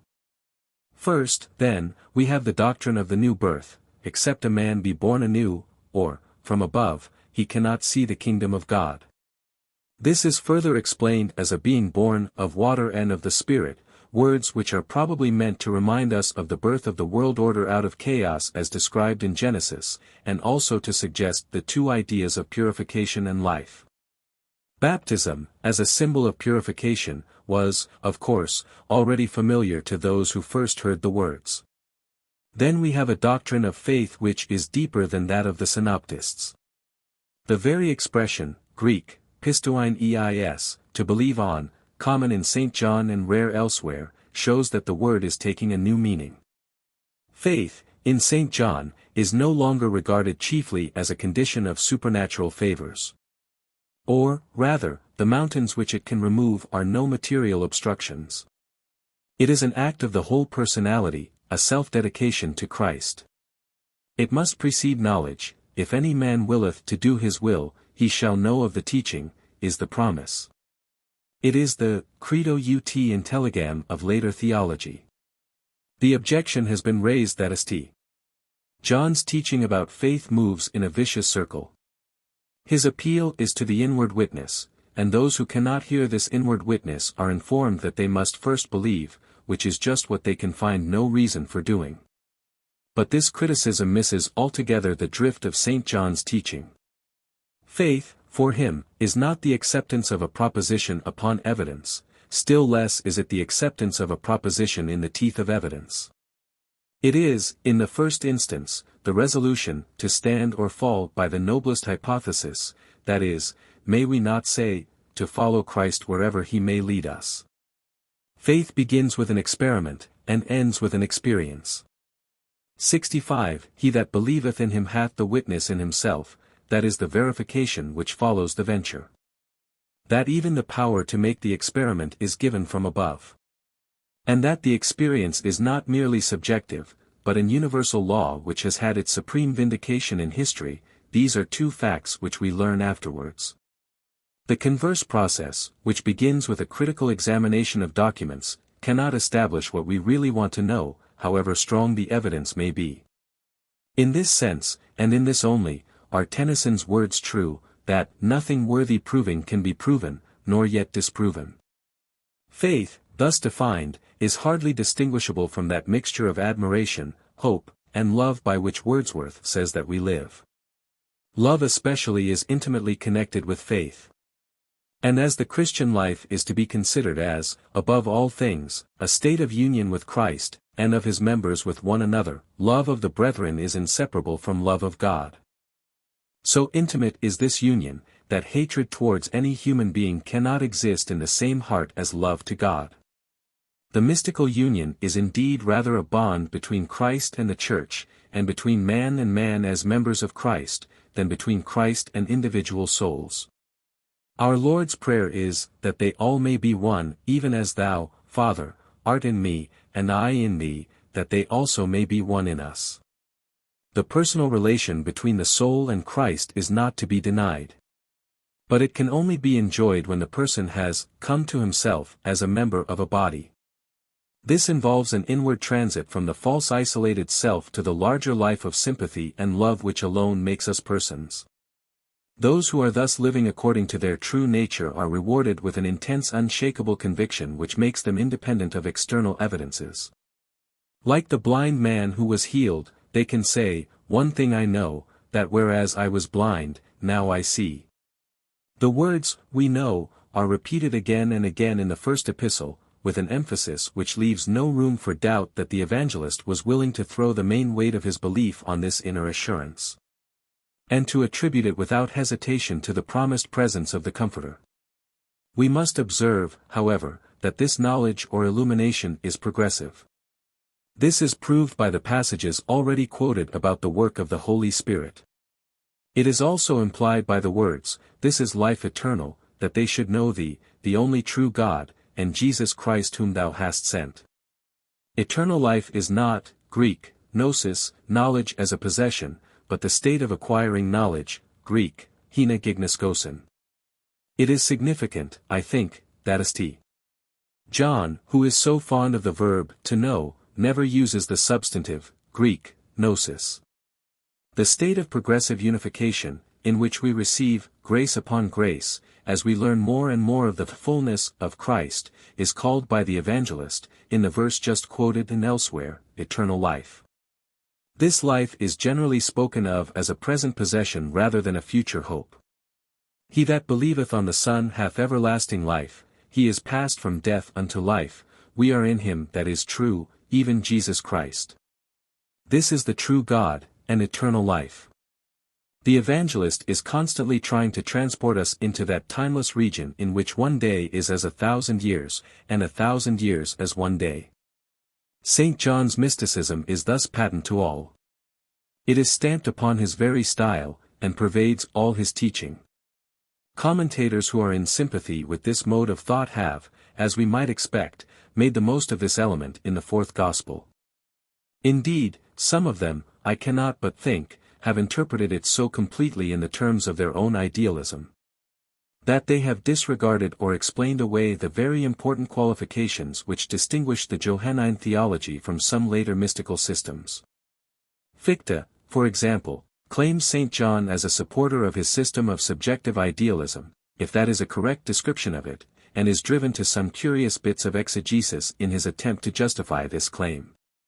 And Roos, to give one example of his method, says that St. John cannot have used the last day in the ordinary sense, because mystical theology has nothing to do with such a notion. 66 Inch he means, I suppose, that the mystic, who likes to speak of heaven as a state, and of eternal life as a present possession, has no business to talk about future judgment. I cannot help thinking that this is a very grave mistake. There is no doubt that those who believe space and time to be only forms of our thought, must regard the traditional eschatology as symbolical. We are not concerned to maintain that there will be, literally, a great assize, holden at a date and place which could be announced if we knew it. If that is all that Roos means, perhaps he is right in saying that mystical theology has nothing to do with such a notion. But if he means that such expressions as those referred to in St. John, about eternal life as something here and now, imply that judgment is now, and therefore not in the future, he is attributing to the evangelist, and to the whole array of religious thinkers who have used similar expressions. A view which is easy enough to understand, but which is destitute of any value, for it entirely fails to satisfy the religious consciousness. The feeling of the contrast between what ought to be and what is one of the deepest springs of faith in the unseen. It can only be ignored by shutting our eyes to half the facts of life. It is easy to say with Browning, God's in his heaven, all's right with the world, or with Emerson, that justice is not deferred, and that everyone gets exactly his deserts in this life. But it would require a robust confidence or a hard heart to maintain these propositions while standing among the ruins of an Armenian village, or by the deathbed of innocence betrayed. There is no doubt a sense in which it may be said that the ideal is the actual.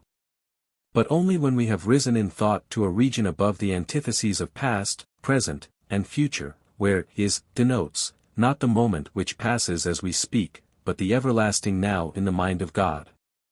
This is not a region in which human thought can live, and the symbolical eschatology of religion supplies us with forms in which it is possible to think. The basis of the belief in future judgment is that deep conviction of the rationality of the world order, or, in religious language, of the wisdom and justice of God, which we cannot and will not surrender. It is authenticated by an instinctive assurance which is strongest in the strongest minds, and which has nothing to do with any desire for spurious consolations. 67 It is a conviction, not merely a hope, and we have every reason to believe that it is part of the divine element in our nature. This conviction, like other mystical intuitions, is formless. The forms or symbols under which we represent it are the best that we can get. They are, as Plato says, a raft on which we may navigate strange seas of thought far out of our depth. We may use them freely, as if they were literally true, only remembering their symbolical character when they bring us into conflict with natural science, or when they tempt us to regard the world of experience as something undivine or unreal. It is important to insist on this point, because the extreme difficulty, or rather impossibility, of determining the true relations of becoming and being, of time and eternity, is constantly tempting us to adopt some facile solution which really destroys one of the two terms. The danger which besets us if we follow the line of thought natural to speculative mysticism, is that we may think we have solved the problem in one of two ways, neither of which is a solution at all. Either we may sublimate our notion of spirit to such an extent that our idealism becomes merely a sentimental way of looking at the actual. Or, by paring down the other term in the relation, we may fall into that spurious idealism which reduces this world to a vain shadow having no relation to reality. We shall come across a good deal of acosmistic philosophy in our survey of Christian Platonism, and the sentimental rationalist is with us in the 19th century, but neither of the two has any right to appeal to St. John. Fond as he is of the present tense, he will not allow us to blot from the page either unborn tomorrow or dead yesterday. We have seen that he records the use by our Lord of the traditional language about future judgment. What is even more important, he asserts in the strongest possible manner, at the outset both of his gospel and epistle, the necessity of remembering that the Christian revelation was conveyed by certain historical events. The Word was made flesh, and tabernacled among us, and we have seen his glory.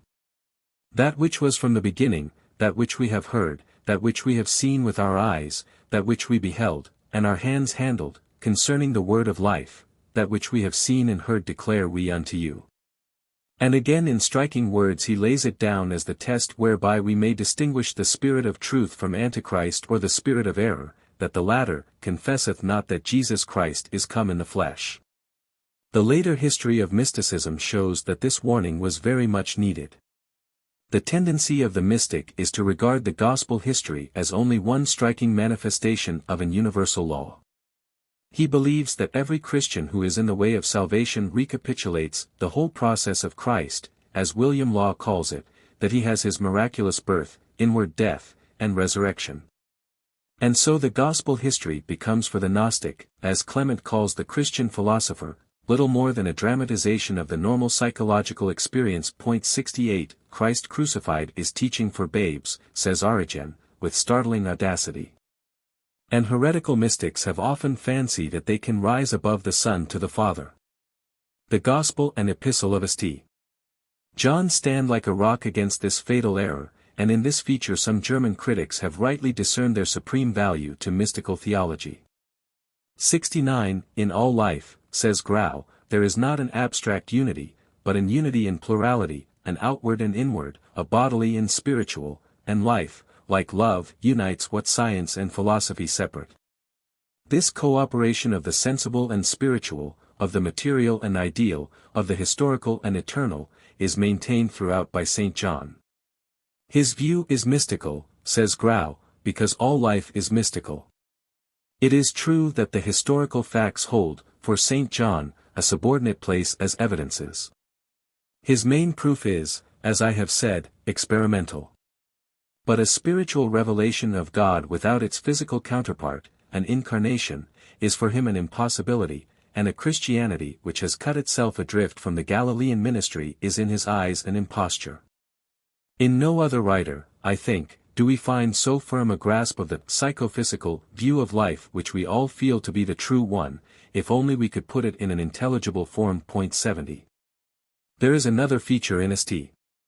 John's Gospel which shows his affinity to mysticism, though of a different kind from that which we have been considering.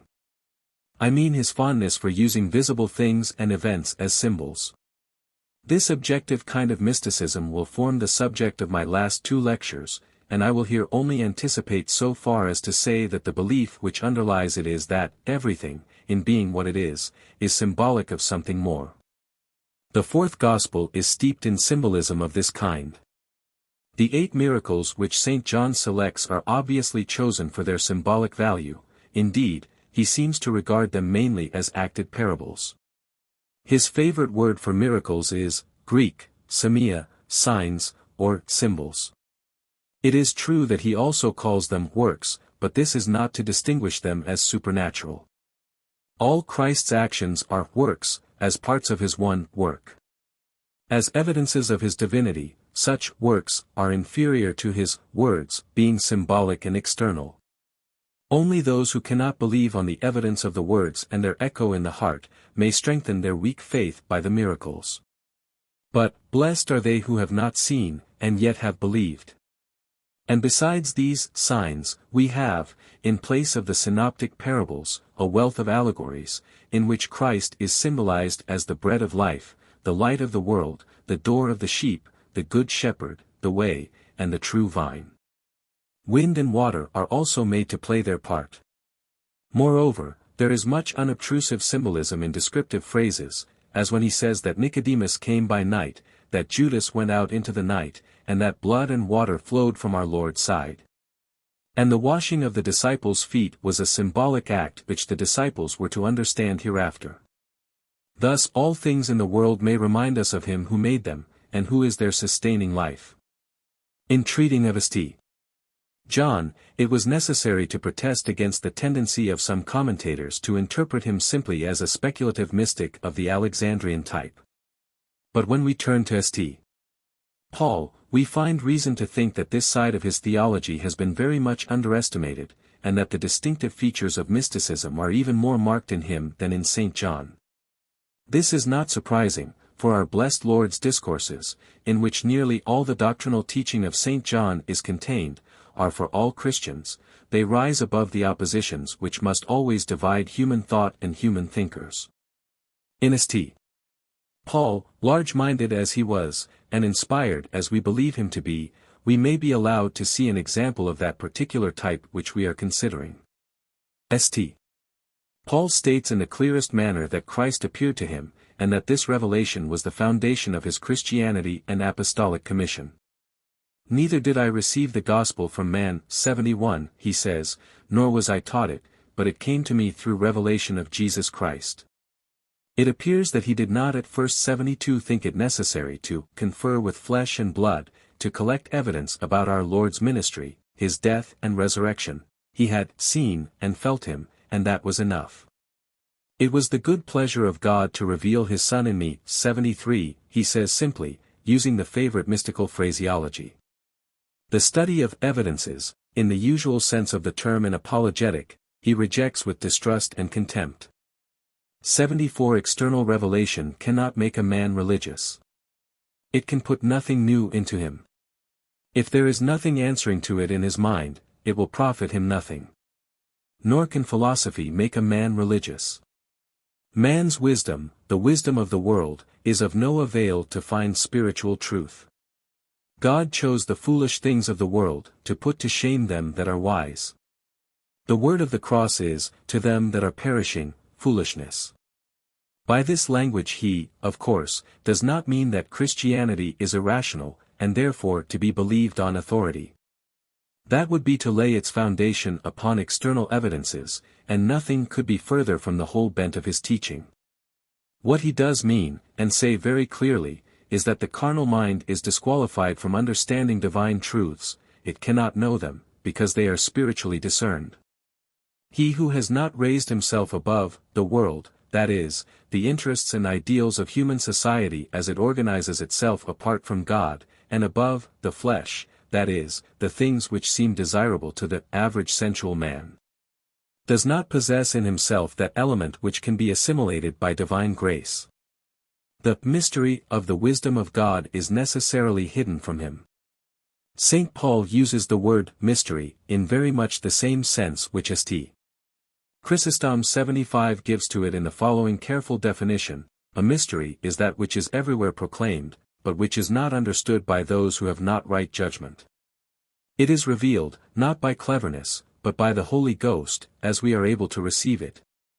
And so we may call a mystery a secret, Greek, aporiton, for even to the faithful it is not committed in all its fullness and clearness. In St. Paul the word is nearly always found in connection with words denoting revelation or publication 76. The preacher of the gospel is a hierophant, but the Christian mysteries are freely communicated to all who can receive them. For many ages these truths were hid in God, 77, but now all men may be illuminated, 78, if they will fulfill the necessary conditions of initiation.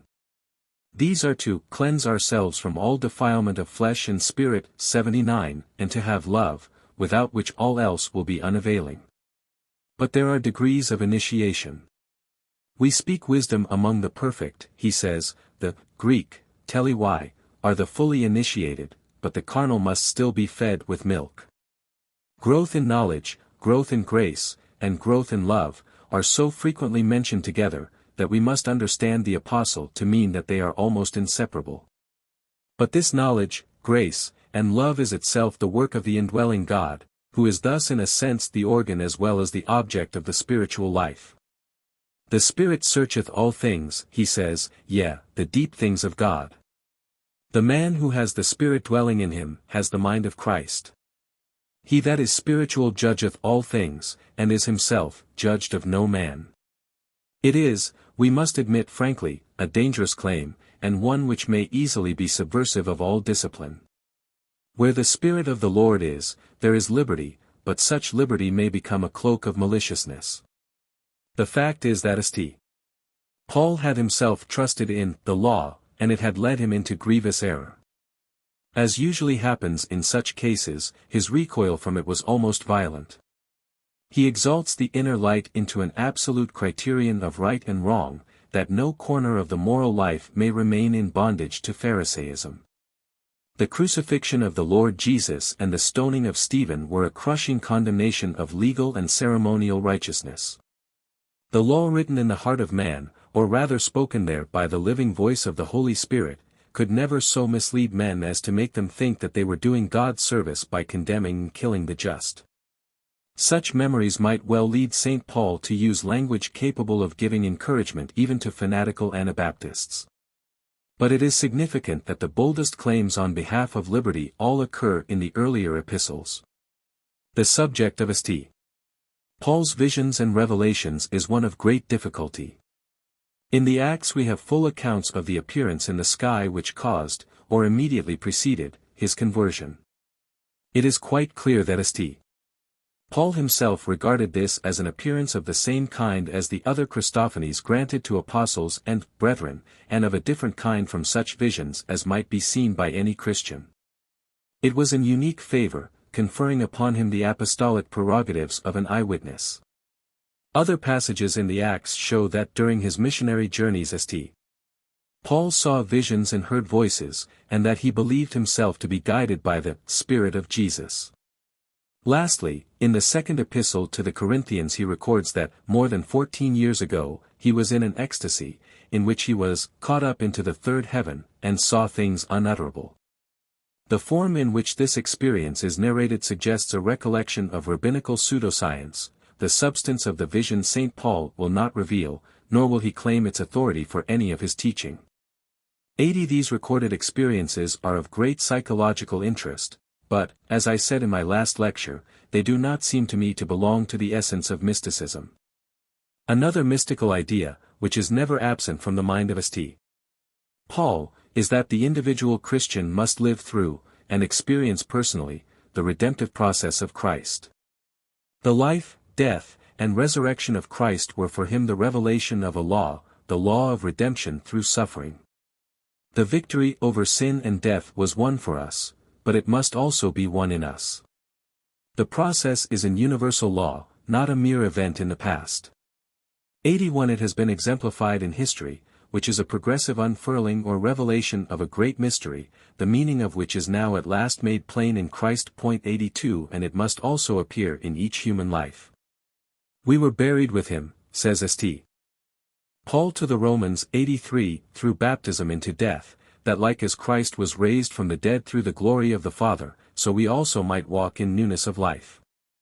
And again 84, if the Spirit of him that raised up Jesus from the dead dwell in you, he that raised up Christ Jesus from the dead shall quicken also your mortal bodies through his Spirit that dwelleth in you. And, if ye were raised together with Christ, seek the things that are above. 85. The law of redemption, which St. Paul considers to have been triumphantly summed up by the death and resurrection of Christ. 86 would hardly be proved to be an universal law if the Pauline Christ were only the heavenly man, as some critics have asserted. St. Paul's teaching about the person of Christ was really almost identical with the Logos doctrine as we find it in St. John's prologue, and as it was developed by the mystical philosophy of a later period. Not only is his pre-existence, in the form of God, clearly taught, 87, but he is the agent in the creation of the universe, the vital principle upholding and pervading all that exists. The Son, we read in the Epistle to the Colossians 88, is the image of the invisible God, the firstborn of all creation, for in him were all things created, in the heavens and upon the earth, all things have been created through him, and unto him. And he is before all things, and in him all things consist, that is, hold together, as the margin of the Revised Version explains it. All things are summed up in Christ, he says to the Ephesians. 89, Christ is all and in all, we read again in the Colossians. 90 and in that bold and difficult passage of the 15th chapter of the first epistle to the Corinthians he speaks of the reign of Christ as coextensive with the world's history. When time shall end, and all evil shall be subdued to good, Christ will deliver up the kingdom to God, even the Father, that God may be all in all. 91 inch very important, too, is the verse in which he says that the Israelites in the wilderness drank of that spiritual rock which followed them, and that rock was Christ. 92 inch it reminds us of Clement's language about the Son as the light which broods over all history. The passage from the Colossians, which I quoted just now, contains another mystical idea besides that of Christ as the universal source and center of life. He is, we are told, the image of the invisible God, and all created beings are, in their several capacities, images of him. Man is essentially the image and glory of God. 93 The perfect man is he who has come to the measure of the stature of the fullness of Christ. 94 This is our nature, in the Aristotelian sense of completed normal development. But to reach it we have to slay the false self, the old man, which is informed by an actively maleficent agency, flesh, which is hostile to spirit.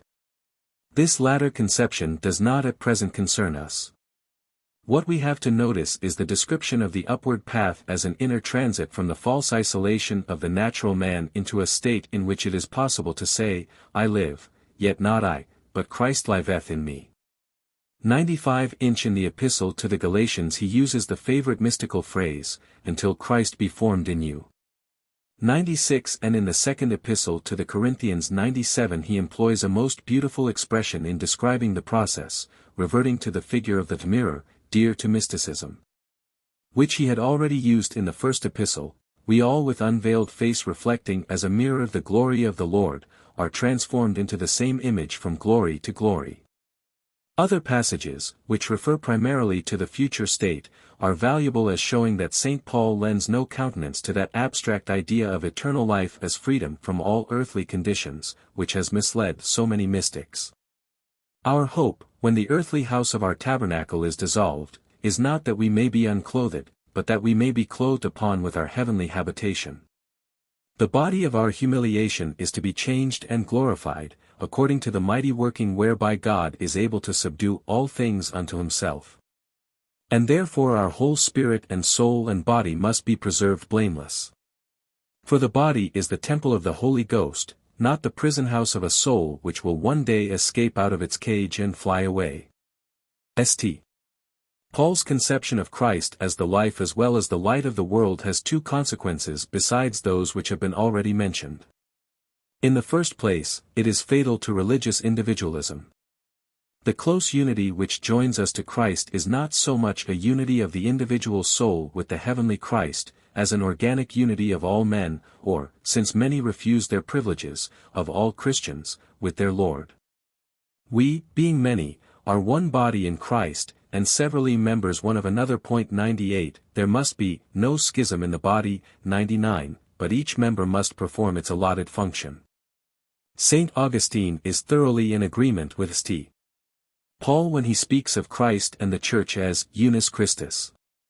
Not that Christ is divided, so that he cannot be fully present to any individual, that is an error which St. Paul, St. Augustine, and the later mystics all condemn.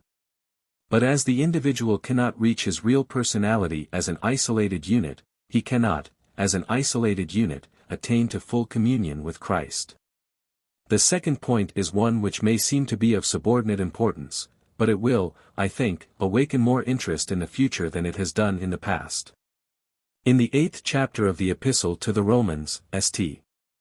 Paul clearly teaches that the victory of Christ over sin and death is of import, not only to humanity, but to the whole of creation, which now groans and travails in pain together, but which shall one day be delivered from the bondage of corruption into the glorious liberty of the sons of God. This recognition of the spirituality of matter, and of the unity of all nature in Christ, is one which we ought to be thankful to find in the New Testament. It will be my pleasant task, in the last 2 lectures of this course, to show how the later school of mystics prized it. The foregoing analysis of St. Paul's teaching has, I hope, justified the statement that all the essentials of mysticism are to be found in his epistles. But there are also 2 points in which his authority has been claimed for false and mischievous developments of mysticism. These 2 points it will be well to consider before leaving the subject. The first is a contempt for the historical framework of Christianity. We have already seen how strongly St. John warns us against this perversion of spiritual religion. But those numerous sects and individual thinkers who have disregarded this warning, have often appealed to the authority of St. Paul, who in the 2nd epistle to the Corinthians says, "Even though we have known Christ after the flesh, yet now we know him so no more." Here, they say, is a distinct admission that the worship of the historical Christ, the man Christ Jesus, is a stage to be passed through and then left behind. There is just this substratum of truth in a very mischievous error, that St. Paul does tell us 100 that he began to teach the Corinthians by giving them in the simplest possible form the story of Jesus Christ and him crucified. The mysteries of the faith, the wisdom which only the perfect can understand, were deferred till the converts had learned their first lessons. But if we look at the passage in question, which has shocked and perplexed many good Christians, we shall find that St. Paul is not drawing a contrast between the earthly and the heavenly Christ, bidding us worship the second person of the Trinity, the same yesterday, today, and forever, and to cease to contemplate the cross on Calvary. He is distinguishing rather between the sensuous presentation of the facts of Christ's life, and a deeper realization of their import. It should be our aim to know no man after the flesh. That is to say, we should try to think of human beings as what they are, immortal spirits, sharers with us of a common life and a common hope, not as what they appear to our eyes. And the same principle applies to our thoughts about Christ. To know Christ after the flesh is to know him, not as man, but as a man. St. Paul in this verse condemns all religious materialism, whether it take the form of hysterical meditation upon the physical details of the Passion, or of an overcurious interest in the manner of the resurrection. There is no trace whatever in St. Paul of any aspiration to rise above Christ to the contemplation of the Absolute, to treat him as only a step in the ladder. This is an error of false mysticism. The true mystic follows St. Paul in choosing as his ultimate goal the fullness of Christ, and not the emptiness of the undifferentiated Godhead. The second point in which St.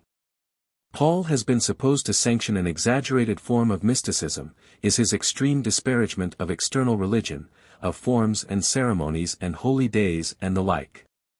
One man hath faith to eat all things, but he that is weak eateth herbs. 101 inch, one man estameth one day above another, another estameth every day alike. He that eateth, eateth unto the Lord, and giveth God thanks, and he that eateth not, to the Lord he eateth not, and giveth God thanks. Why turn ye back to the weak and beggarly rudiments, whereunto ye desire to be in bondage again? Ye observe days, and months, and seasons, and years. I am afraid of you, lest I have bestowed labor upon you in vain. 102 inch, why do ye subject yourselves to ordinances, handle not, nor taste, nor touch, after the precepts and doctrines of men? 103. These are strongly worded passages, and I have no wish to attenuate their significance. Any Christian priest who puts the observance of human ordinances, fast days, for example, at all on the same level as such duties as charity, generosity, or purity, is teaching, not Christianity, but that debased Judaism against which St. Paul waged an unceasing polemic, and which is one of those dead religions which has to be killed again in almost every generation. 104 But we must not forget that these vigorous denunciations do occur in a polemic against Judaism. They bear the stamp of the time at which they were written, perhaps more than any other part of St. Paul's epistles, except those thoughts which were connected with his belief in the approaching end of the world. St. Paul certainly did not intend his Christian converts to be anarchists in religious matters. There is evidence, in the first epistle to the Corinthians, that his spiritual presentation of Christianity had already been made an excuse for disorderly license. The usual symptoms of degenerate mysticism had appeared at Corinth. There were men there who called themselves spiritual persons 105, or prophets, and showed an arrogant independence. There were others who wished to start sects of their own, others who carried antinomianism into the sphere of morals. Others who prided themselves on various spiritual gifts. As regards the last class, we are rather surprised at the half-sanction which the apostle gives to what reads like primitive Irvingism. 106 But he was evidently prepared to enforce discipline with a strong hand. Still, it may be fairly said that he trusts mainly to his personal ascendancy, and to his teaching about the organic unity of the Christian body, to preserve or restore due discipline and cohesion. There have been hardly any religious leaders, if we except George Fox, the founder of Quakerism, who have valued ceremonies so little. In this, again, he is a genuine mystic. Of the other books of the New Testament it is not necessary to say much. The Epistle to the Hebrews cannot be the work of St. Paul. It shows strong traces of Jewish Alexandrianism. Indeed, the writer seems to have been well acquainted with the Book of Wisdom and with Philo. Alexandrian idealism is always ready to pass into speculative mysticism, but the author of the Epistle to the Hebrews can hardly be called mystical in the sense in which St. Paul was a mystic. The most interesting side of his theology, from our present point of view, is the way in which he combines his view of religious ordinances as types and adumbrations of higher spiritual truths, with a comprehensive view of history as a progressive realization of a divine scheme. The keynote of the book is that mankind has been educated partly by ceremonial laws and partly by promises. Systems of laws and ordinances, of which the Jewish law is the chief example, have their place in history. They rightly claim obedience until the practical lessons which they can teach have been learned, and until the higher truths which they conceal under the protecting husk of symbolism can be apprehended without disguise. Then their task is done, and mankind is no longer bound by them. In the same way, the promises which were made under the old dispensation proved to be only symbols of deeper and more spiritual blessings, which in the moral childhood of humanity would not have appeared desirable. They were not delusions, but illusions, God having prepared some better thing to take their place. The doctrine is one of profound and far-reaching importance.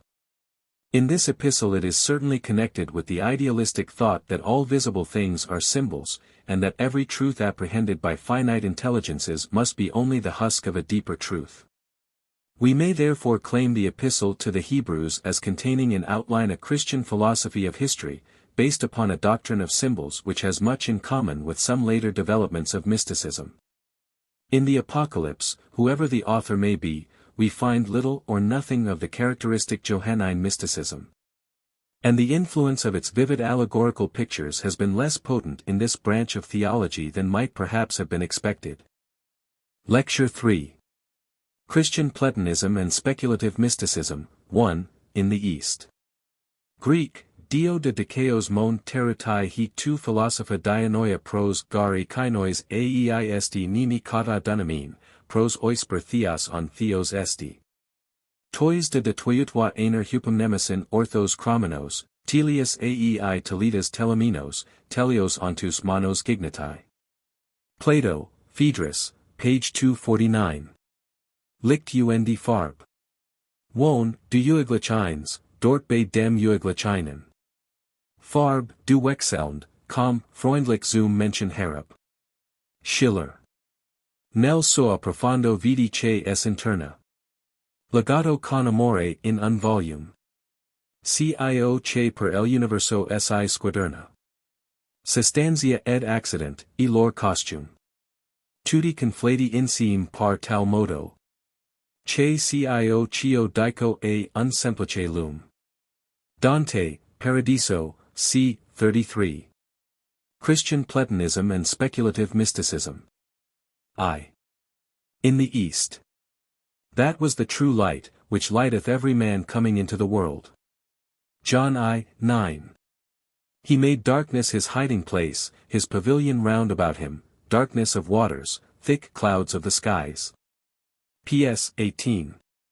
11. I have called this lecture, Christian Platonism and Speculative Mysticism. Admirers of Plato are likely to protest that Plato himself can hardly be called a mystic. And that in any case there is very little resemblance between the philosophy of his dialogues and the semi-oriental mysticism of Pseudo-Dionysius the Areopagite. I do not dispute either of these statements, and yet I wish to keep the name of Plato in the title of this lecture. The affinity between Christianity and Platonism was very strongly felt throughout the period which we are now to consider. Justin Martyr claims Plato, with Heraclitus 107 and Socrates, as a Christian before Christ. Athenagoras calls him the best of the forerunners of Christianity, and Clement regards the Gospel as perfected Platonism. 108 The pagans repeated so persistently the charge that Christ borrowed from Plato what was true in his teaching, that Ambrose wrote a treatise to confute them. As a rule, the Christians did not deny the resemblance, but explained it by saying that Plato had plagiarized from Moses, a curious notion which we find first in Philo. In the Middle Ages the mystics almost canonized Plato. Eckhart speaks of him, quaintly enough, as the great priest, der grosse Pfaff. And even in Spain, Louis of Granada calls him divine, and finds in him the most excellent parts of Christian wisdom. Lastly, in the 17th century the English Platonists avowed their intention of bringing back the Church to her old loving nurse, the Platonic philosophy. These English Platonists knew what they were talking of. But for the medieval mystics Platonism meant the philosophy of Plotinus adapted by Augustine, or that of Proclus adapted by Dionysius, or the curious blend of Platonic, Aristotelian, and Jewish philosophy which filtered through into the Church by means of the Arabs. Still, there was justice underlying this superficial ignorance. Plato is, after all, the father of European mysticism. 109 Both the great types of mystics may appeal to him, those who try to rise through the visible to the invisible, through nature to God, who find in earthly beauty the truest symbol of the heavenly. And in the imagination, the image-making faculty, a raft whereon we may navigate the shoreless ocean of the infinite. And those who distrust all sensuous representations as tending to nourish appetites which we ought to starve, who look upon this earth as a place of banishment, upon material things as a veil which hides God's face from us.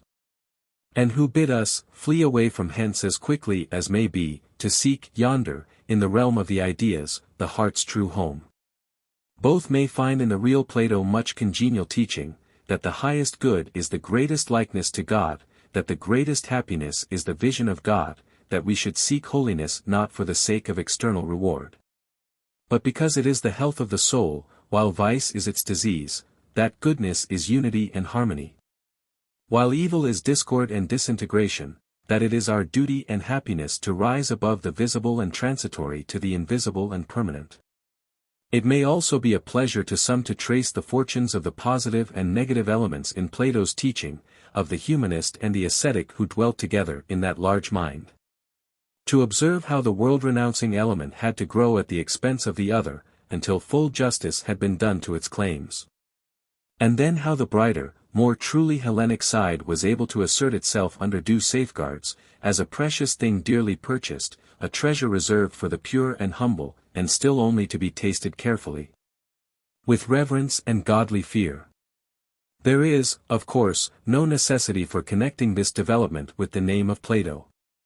The way towards a reconciliation of this and other differences is more clearly indicated in the New Testament. Indeed, nothing can strengthen our belief in inspiration so much as to observe how the whole history of thought only helps us to understand St. Paul and St. John better, never to pass beyond their teaching. Still, the traditional connection between Plato and mysticism is so close that we may, I think, be pardoned for keeping, like Ficinus, a lamp burning in his honor throughout our present task. It is not my purpose in these lectures to attempt a historical survey of Christian mysticism. To attempt this, within the narrow limits of 8 lectures, would oblige me to give a mere skeleton of the subject, which would be of no value, and of very little interest. The aim which I have set before myself is to give a clear presentation of an important type of Christian life and thought, in the hope that it may suggest to us a way towards the solution of some difficulties which at present agitate and divide us. The path is beset with pitfalls on either side, as will be abundantly clear when we consider the startling expressions which mysticism has often found for itself. But though I have not attempted to give even an outline of the history of mysticism, I feel that the best and safest way of studying this or any type of religion is to consider it in the light of its historical development, and of the forms which it has actually assumed. And so I have tried to set these lectures in a historical framework, and, in choosing prominent figures as representatives of the chief kinds of mysticism, to observe, so far as possible, the chronological order. The present lecture will carry us down to the Pseudo-Dionysius, the influence of whose writings during the next 1,000 years can hardly be overestimated. But if we are to understand how a system of speculative mysticism, of an Asiatic rather than European type, came to be accepted as the work of a convert of St. Paul, and invested with semi-apostolic authority, we must pause for a few minutes to let our eyes rest on the phenomenon called Alexandrianism, which fills a large place in the history of the early Church. We have seen how St. Paul speaks of a gnosis or higher knowledge, which can be taught with safety only to the perfect or fully initiated. 1:10 And he by no means rejects such expressions as the pleroma, the totality of the divine attributes, which were technical terms of speculative theism. St. John, too, in his prologue and other places, brings the gospel into relation with current speculation, and interprets it in philosophical language. The movement known as Gnosticism, both within and without the Church, was an attempt to complete this reconciliation between speculative and revealed religion, by systematizing the symbols of transcendental mystical theosophy. 111 The movement can only be understood as a premature and unsuccessful attempt to achieve what the school of Alexandria afterwards partially succeeded in doing. The anticipations of Neoplatonism among the Gnostics would probably be found to be very numerous, if the victorious party had thought their writings worth preserving. But Gnosticism was rotten before it was ripe. Dogma was still in such a fluid state, that there was nothing to keep speculation within bounds, and the Oriental element, with its insoluble dualism, its fantastic mythology and spiritualism, was too strong for the Hellenic. Gnosticism presents all the features which we shall find to be characteristic of degenerate mysticism. Not to speak of its oscillations between fanatical austerities and scandalous license, and its belief in magic and other absurdities, we seem, when we read Irenaeus' description of a Valentinian heretic, to hear the voice of Luther venting his contempt upon some Geisterer of the 16th century, such as Karlstadt or Sebastian Frank. The fellow is so puffed up, says Irenaeus, that he believes himself to be neither in heaven nor on earth, but to have entered within the divine pleroma, and to have embraced his guardian angel. On the strength of which he struts about as proud as a cock. These are the self-styled spiritual persons, who say they have already reached perfection. The later Platonism could not even graft itself upon any of these Gnostic systems, and Plotinus rejects them as decisively as Origen. Still closer is the approximation to later speculation which we find in Philo, who was a contemporary of St. Paul. Philo and his Therapeutae were genuine mystics of the monastic type. Many of them, however, had not been monks all their life, but were retired men of business, who wished to spend their old age in contemplation, as many still do in India. They were, of course, not Christians, but Hellenized Jews, though Eusebius, Jerome, and the Middle Ages generally thought that they were Christians, and were well pleased to find monks in the 1st century. 112. Philo's object is to reconcile religion and philosophy, in other words, Moses and Plato. 113 His method 114 is to make Platonism a development of Mosaism, and Mosaism and implicit Platonism. The claims of orthodoxy are satisfied by saying, rather audaciously, all this is Moses' doctrine, not mine. His chief instrument in this difficult task is allegorism, which in his hands is a bad specimen of that pseudoscience which has done so much to darken counsel in biblical exegesis. His speculative system, however, is exceedingly interesting. God, according to Philo, is unqualified and pure being, but not superessential. He is emphatically, Greek, hoon, the I am, and the most general, Greek, to genikotaton, of existences. At the same time he is without qualities, Greek, apoios, and ineffable, Greek, aritos. In his inmost nature he is inaccessible, as it was said to Moses, "Thou shalt see what is behind me, but my face shall not be seen." It is best to contemplate God in silence, since we can compare him to nothing that we know. All our knowledge of God is really God dwelling in us. He has breathed into us something of his nature, and is thus the archetype of what is highest in ourselves. He who is truly inspired, may with good reason be called God. This blessed state may, however, be prepared for by such mediating agencies as the study of God's laws in nature, and it is only the highest class of saints, the souls born of God, that are exalted above the need of symbols. It would be easy to show how Philo wavers between two conceptions of the divine nature, God as simply transcendent, and God as immanent. But this is one of the things that make him most interesting. His Judaism will not allow him really to believe in a God without qualities. The Logos dwells with God as his wisdom, or sometimes he calls wisdom, figuratively, the mother of the Logos. He is the second God, the idea of ideas. The other ideas or powers are the forces which he controls, the angels, as he adds, suddenly remembering his Judaism. The Logos is also the mind of God expressing itself in act, the ideas, therefore, are the content of the mind of God.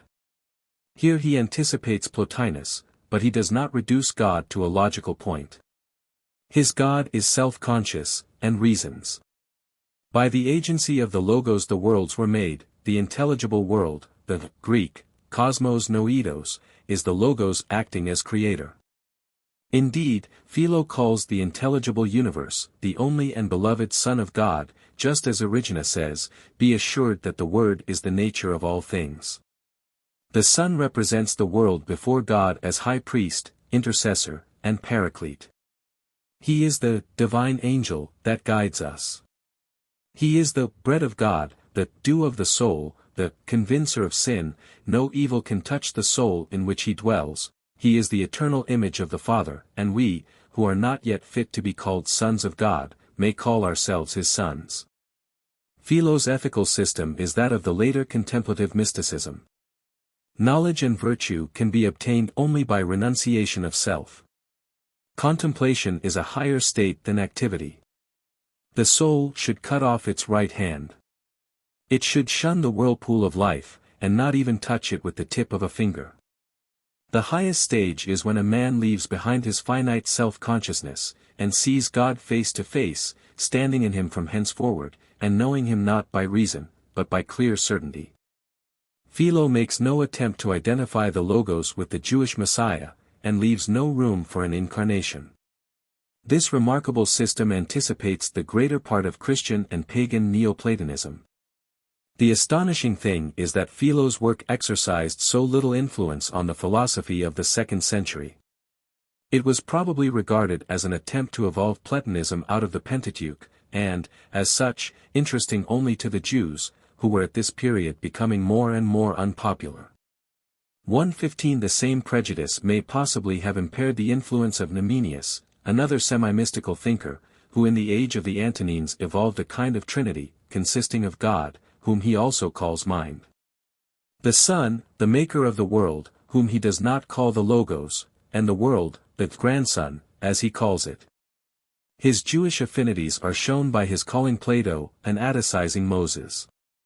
It was about 150 years after Philo that Saint Clement of Alexandria tried to do for Christianity what Philo had tried to do for Judaism. His aim is nothing less than to construct a philosophy of religion, a gnosis, knowledge, he calls it, which shall initiate the educated Christian into the higher mysteries of his creed. The Logos doctrine, according to which Christ is the universal reason, 1:16 the light that lighteth every man, here asserts its full rights. Reason belief is the superstructure of which faith 1:17 is the foundation. Knowledge, says Clement, is more than faith. Faith is a summary knowledge of urgent truths, suitable for people who are in a hurry, but knowledge is scientific faith. If the Gnostic, the philosophical Christian, had to choose between the knowledge of God and eternal salvation, and it were possible to separate two things so inseparably connected, he would choose without the slightest hesitation the knowledge of God. On the wings of this knowledge, the soul rises above all earthly passions and desires, filled with a calm disinterested love of God. In this state a man can distinguish truth from falsehood, pure gold from base metal, in matters of belief. He can see the connection of the various dogmas, and their harmony with reason, and in reading Scripture he can penetrate beneath the literal to the spiritual meaning. But when Clement speaks of reason or knowledge, he does not mean merely intellectual training. He who would enter the shrine must be pure, he says, and purity is to think holy things. And again, the more a man loves, the more deeply does he penetrate into God.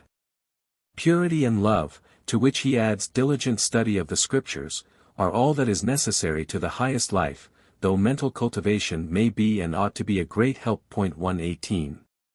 History exhibits a progressive training of mankind by the Logos.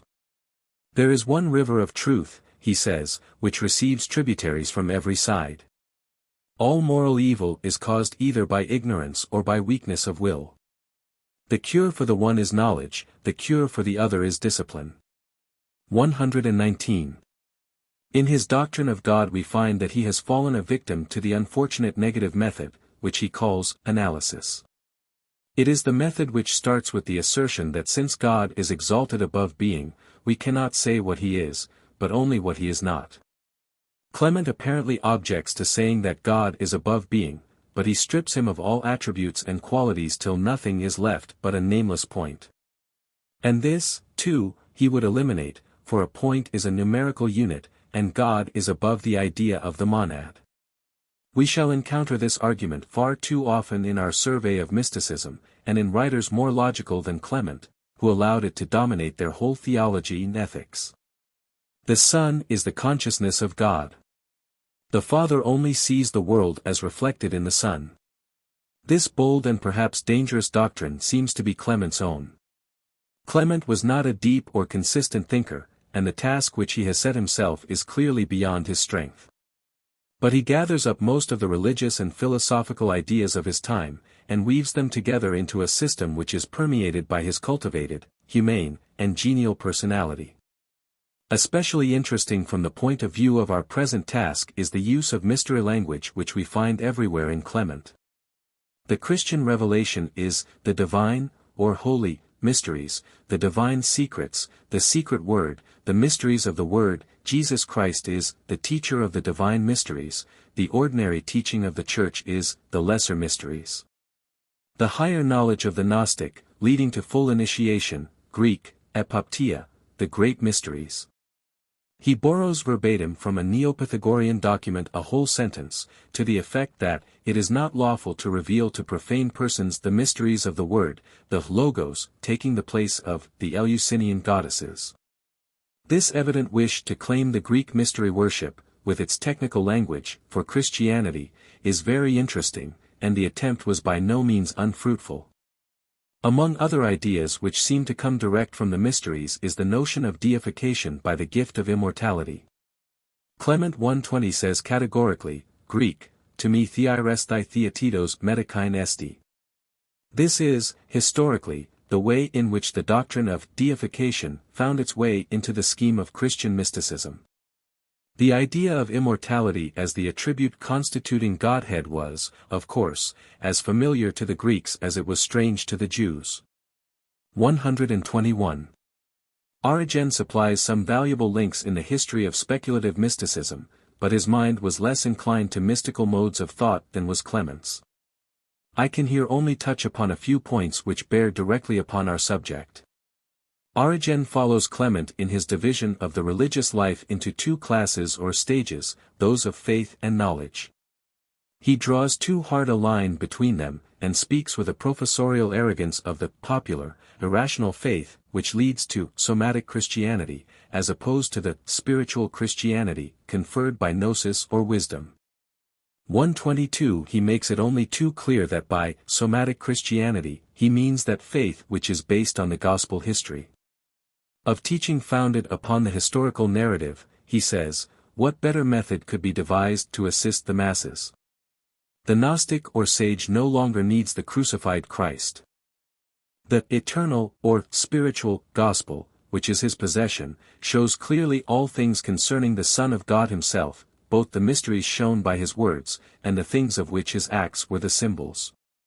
123 It is not that he denies or doubts the truth of the gospel history, but he feels that events which only happened once can be of no importance, and regards the life, death, and resurrection of Christ as only one manifestation of an universal law, which was really enacted, not in this fleeting world of shadows, but in the eternal counsels of the Most High. He considers that those who are thoroughly convinced of the universal truths revealed by the Incarnation and Atonement, need trouble themselves no more about their particular manifestations in time. Origen, like the Neoplatonists, says that God is above or beyond being. But he is sounder than Clement on this point, for he attributes self-consciousness 124 and reason to God, who therefore does not require the second person in order to come to himself. Also, since God is not wholly above reason, he can be approached by reason, and not only by ecstatic vision. The second person of the Trinity is called by Origen, as by Clement, the idea of ideas. He is the spiritual activity of God, the world principle, the one who is the basis of the manifold. Human souls have fallen through sin from their union with the Logos, who became incarnate in order to restore them to the state which they have lost. Everything spiritual is indestructible, and therefore every spirit must at last return to the good. For the good alone exists, evil has no existence, no substance. This is a doctrine which we shall meet with again. Man, he expressly asserts, cannot be consubstantial with God, for man can change, while God is immutable. He does not see, apparently, that, from the point of view of the Platonist, his universalism makes man's freedom to change an illusion, as belonging to time only and not to eternity. While Origen was working out his great system of ecclesiastical dogmatic, his younger contemporary Plotinus, outside the Christian pale, was laying the coping stone on the edifice of Greek philosophy by a scheme of idealism which must always remain one of the greatest achievements of the human mind. 125 In the history of mysticism he holds a more undisputed place than Plato, for some of the most characteristic doctrines of mysticism, which in Plato are only thrown out tentatively, are in Plotinus welded into a compact whole. Among the doctrines which first receive a clear exposition in his writings are, his theory of the Absolute, whom he calls the One, or the Good, and his theory of the Ideas, which differs from Plato's.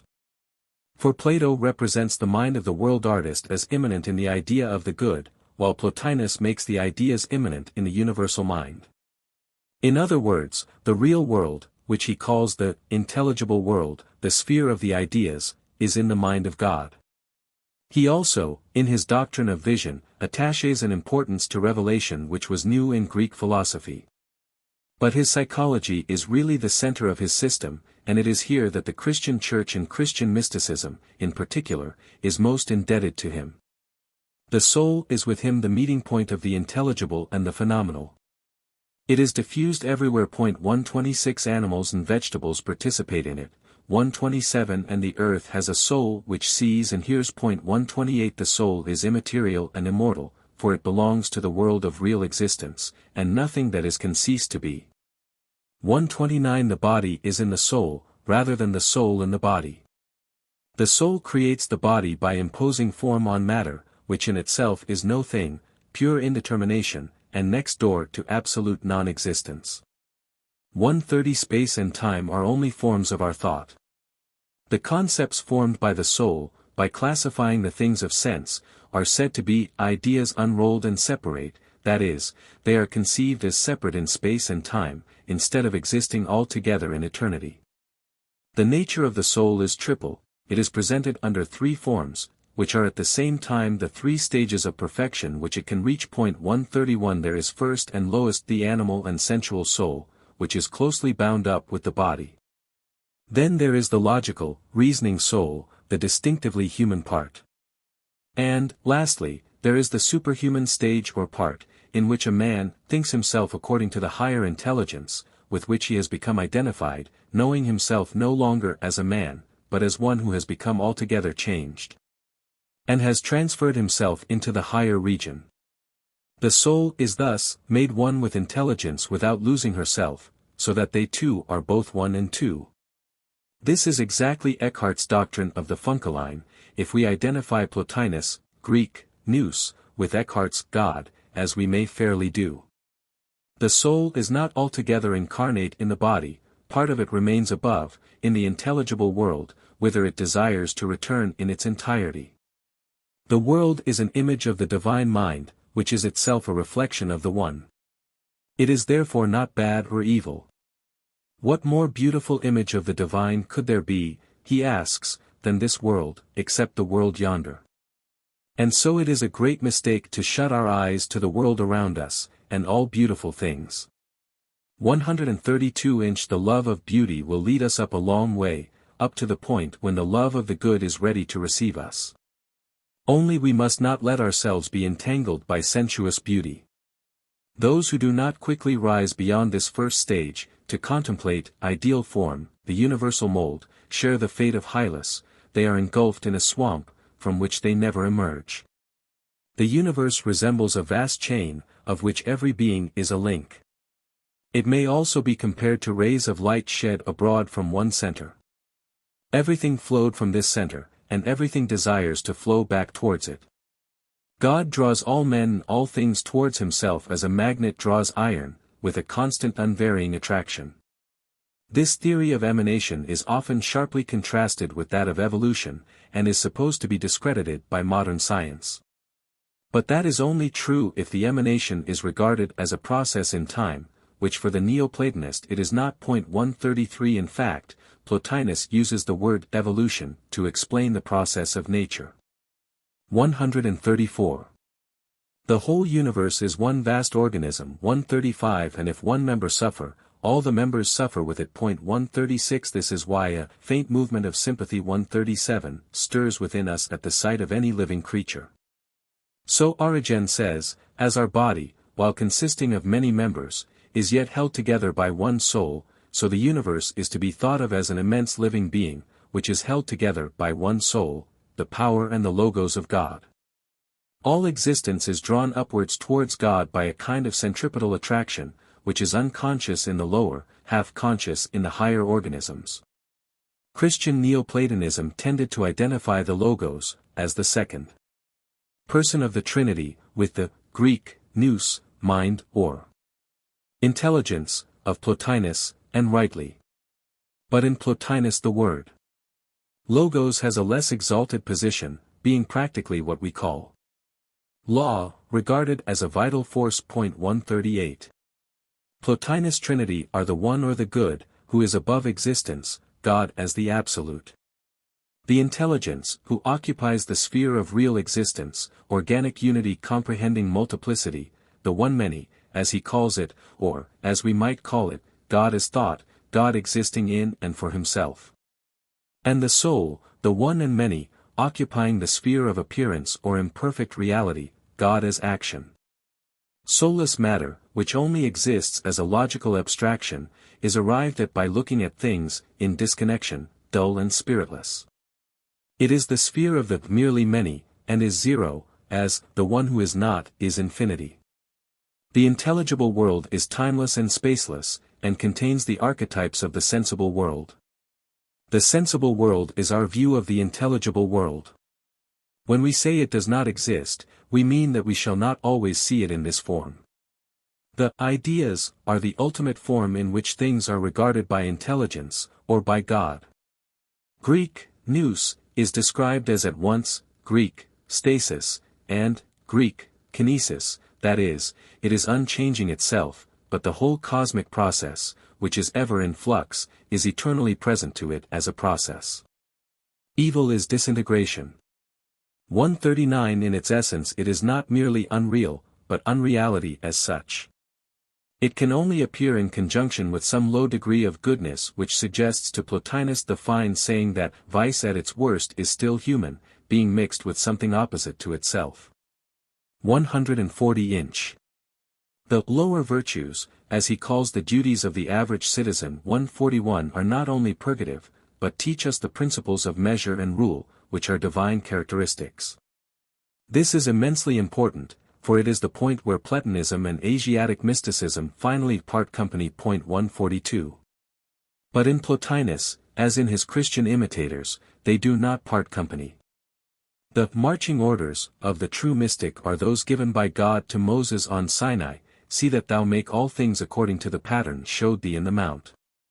143 Inch. But Plotinus teaches that, as the sensible world is a shadow of the intelligible, so is action a shadow of contemplation, suited to weak-minded persons. 144 This is turning the tables on the man of action, in good earnest.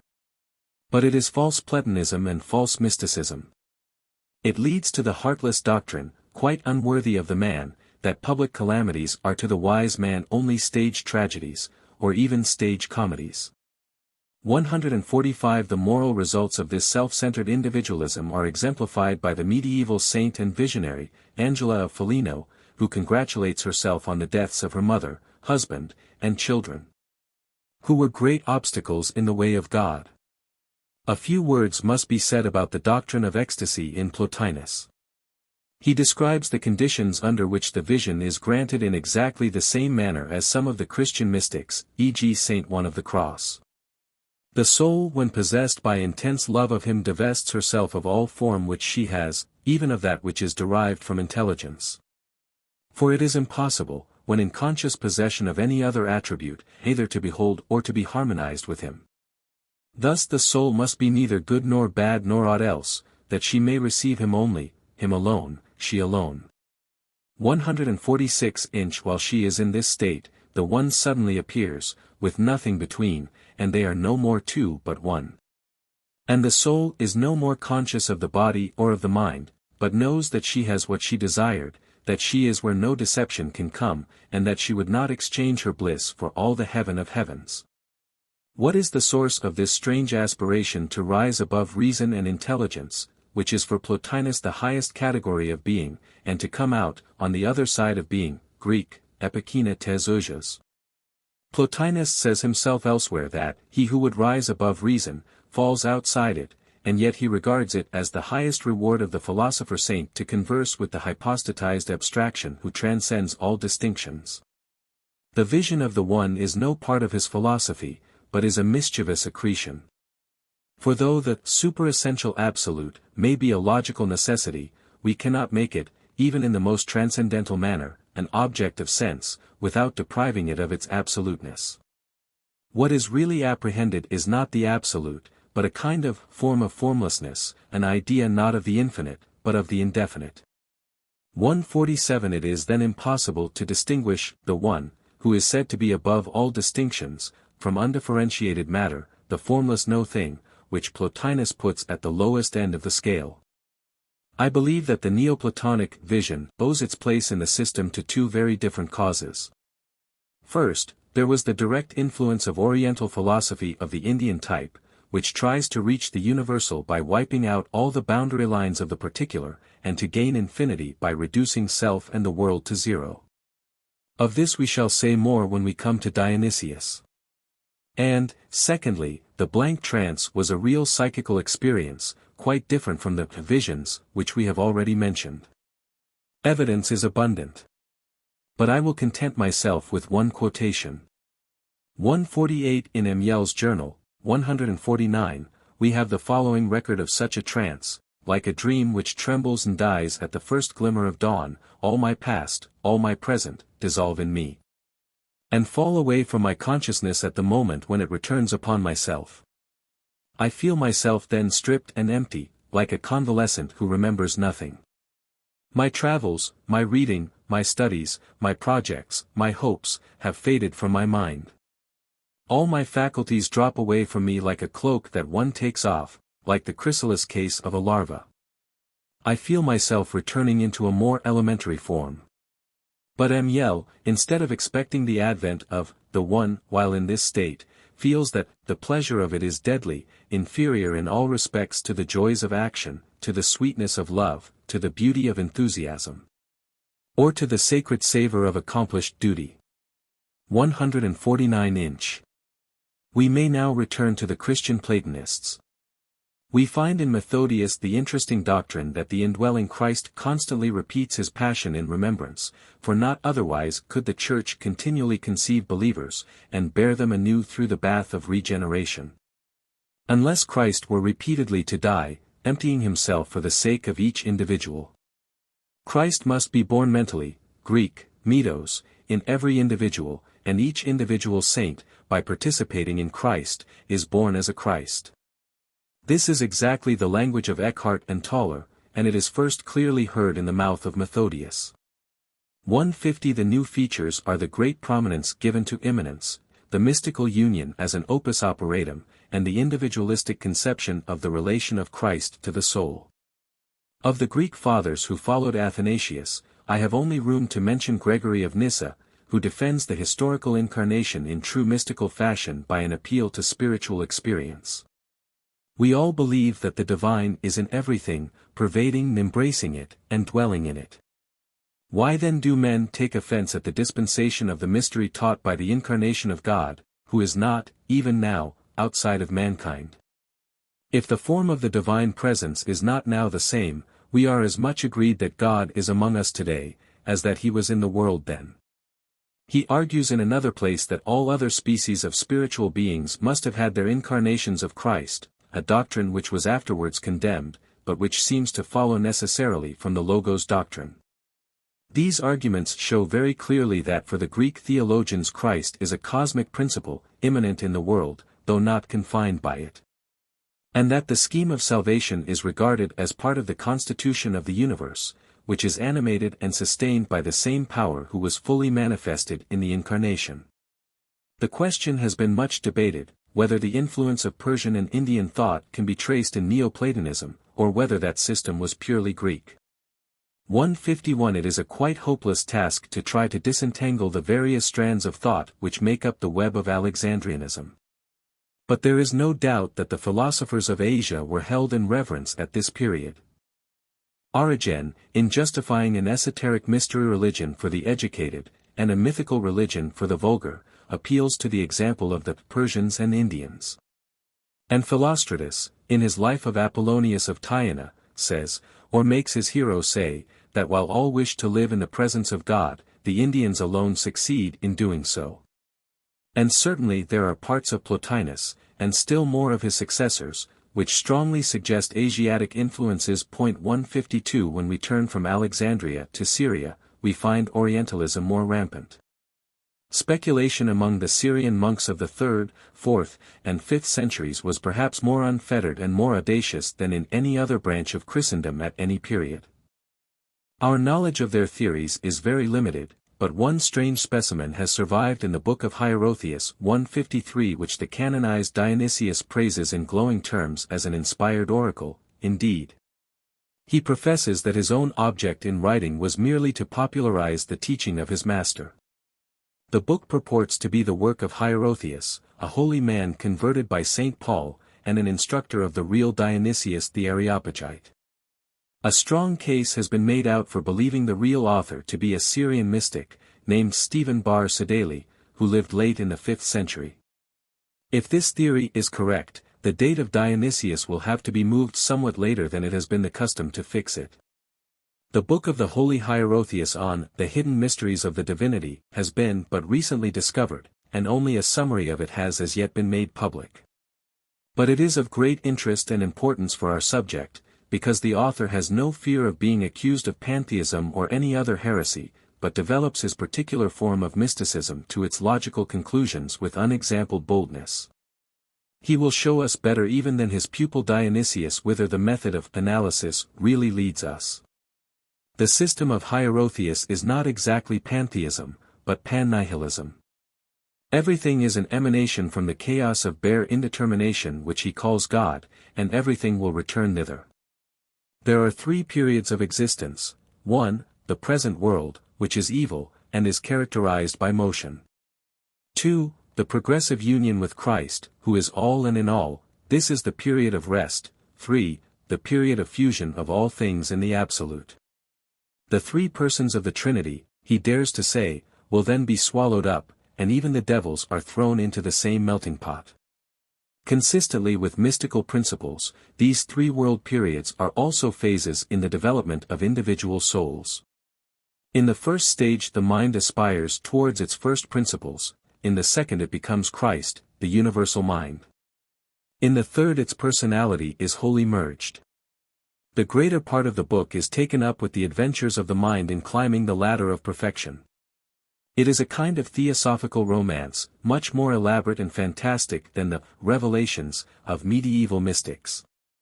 The author professes to have himself enjoyed the ecstatic union more than once, and his method of preparing for it is that of the Quietists. To me it seems right to speak without words, and understand without knowledge. That which is above words and knowledge.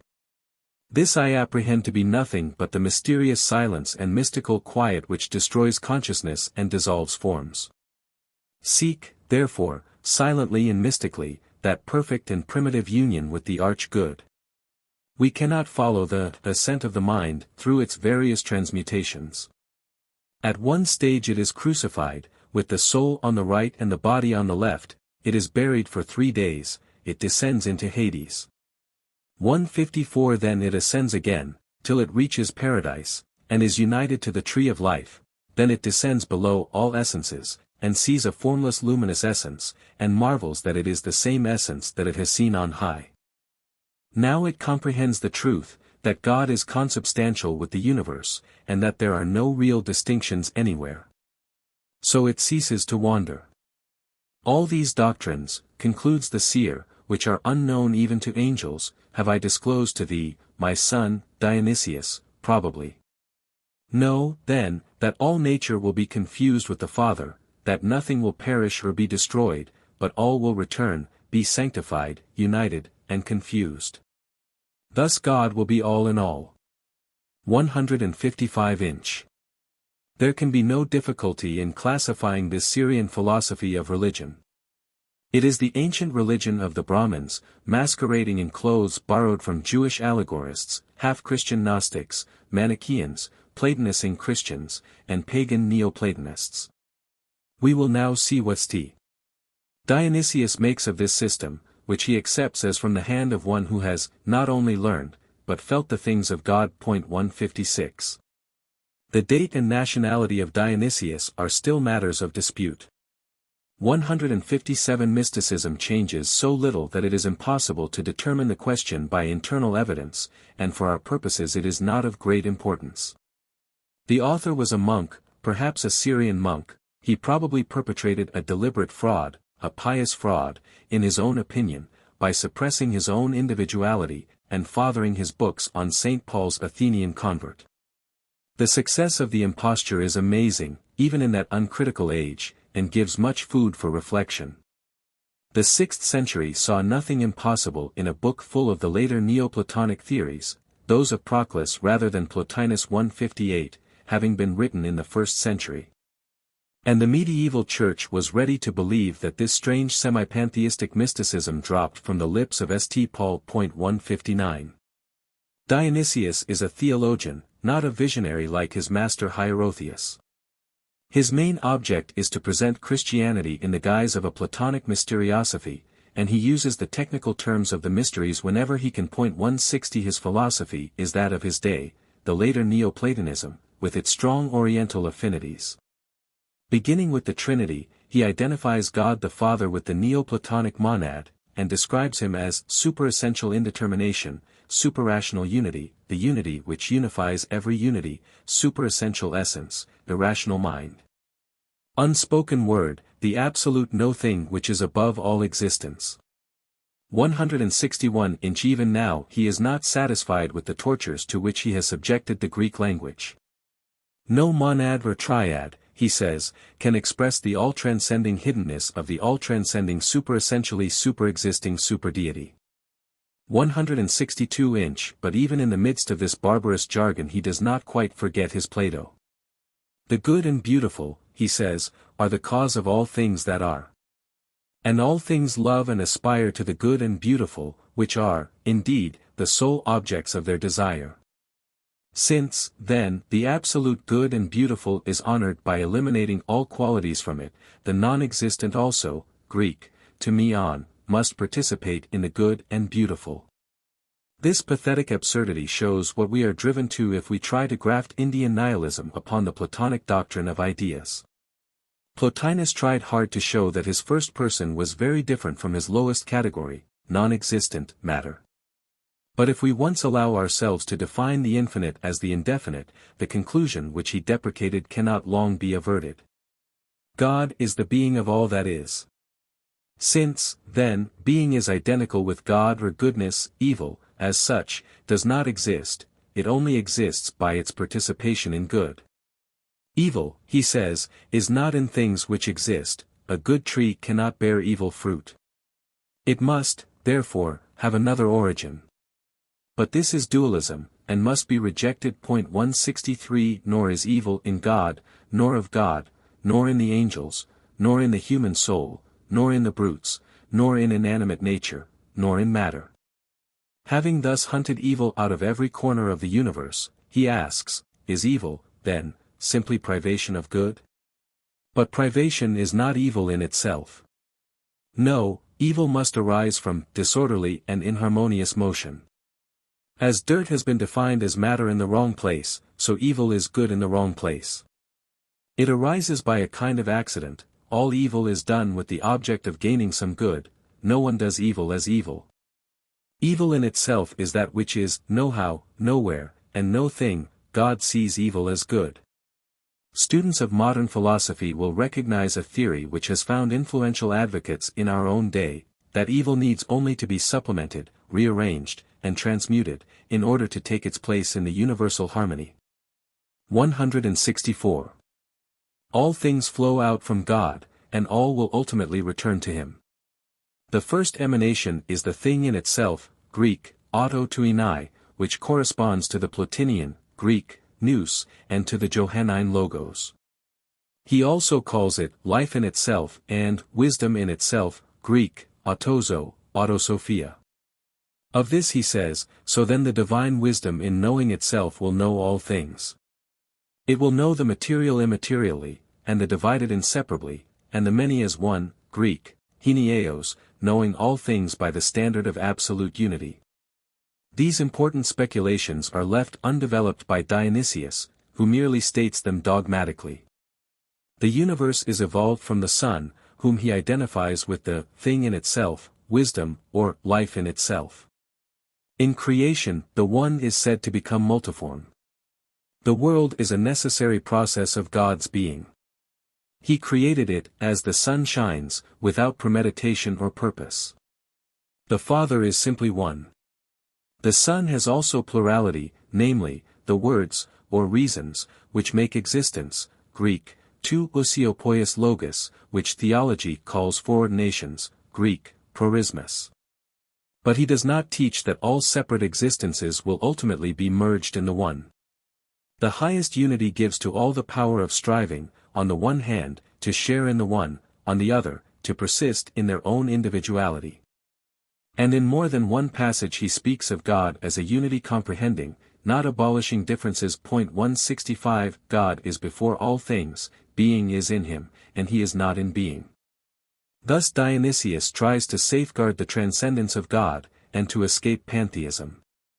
The outflowing process is appropriated by the mind by the positive method, the downward path through finite existences. Its conclusion is, God is all.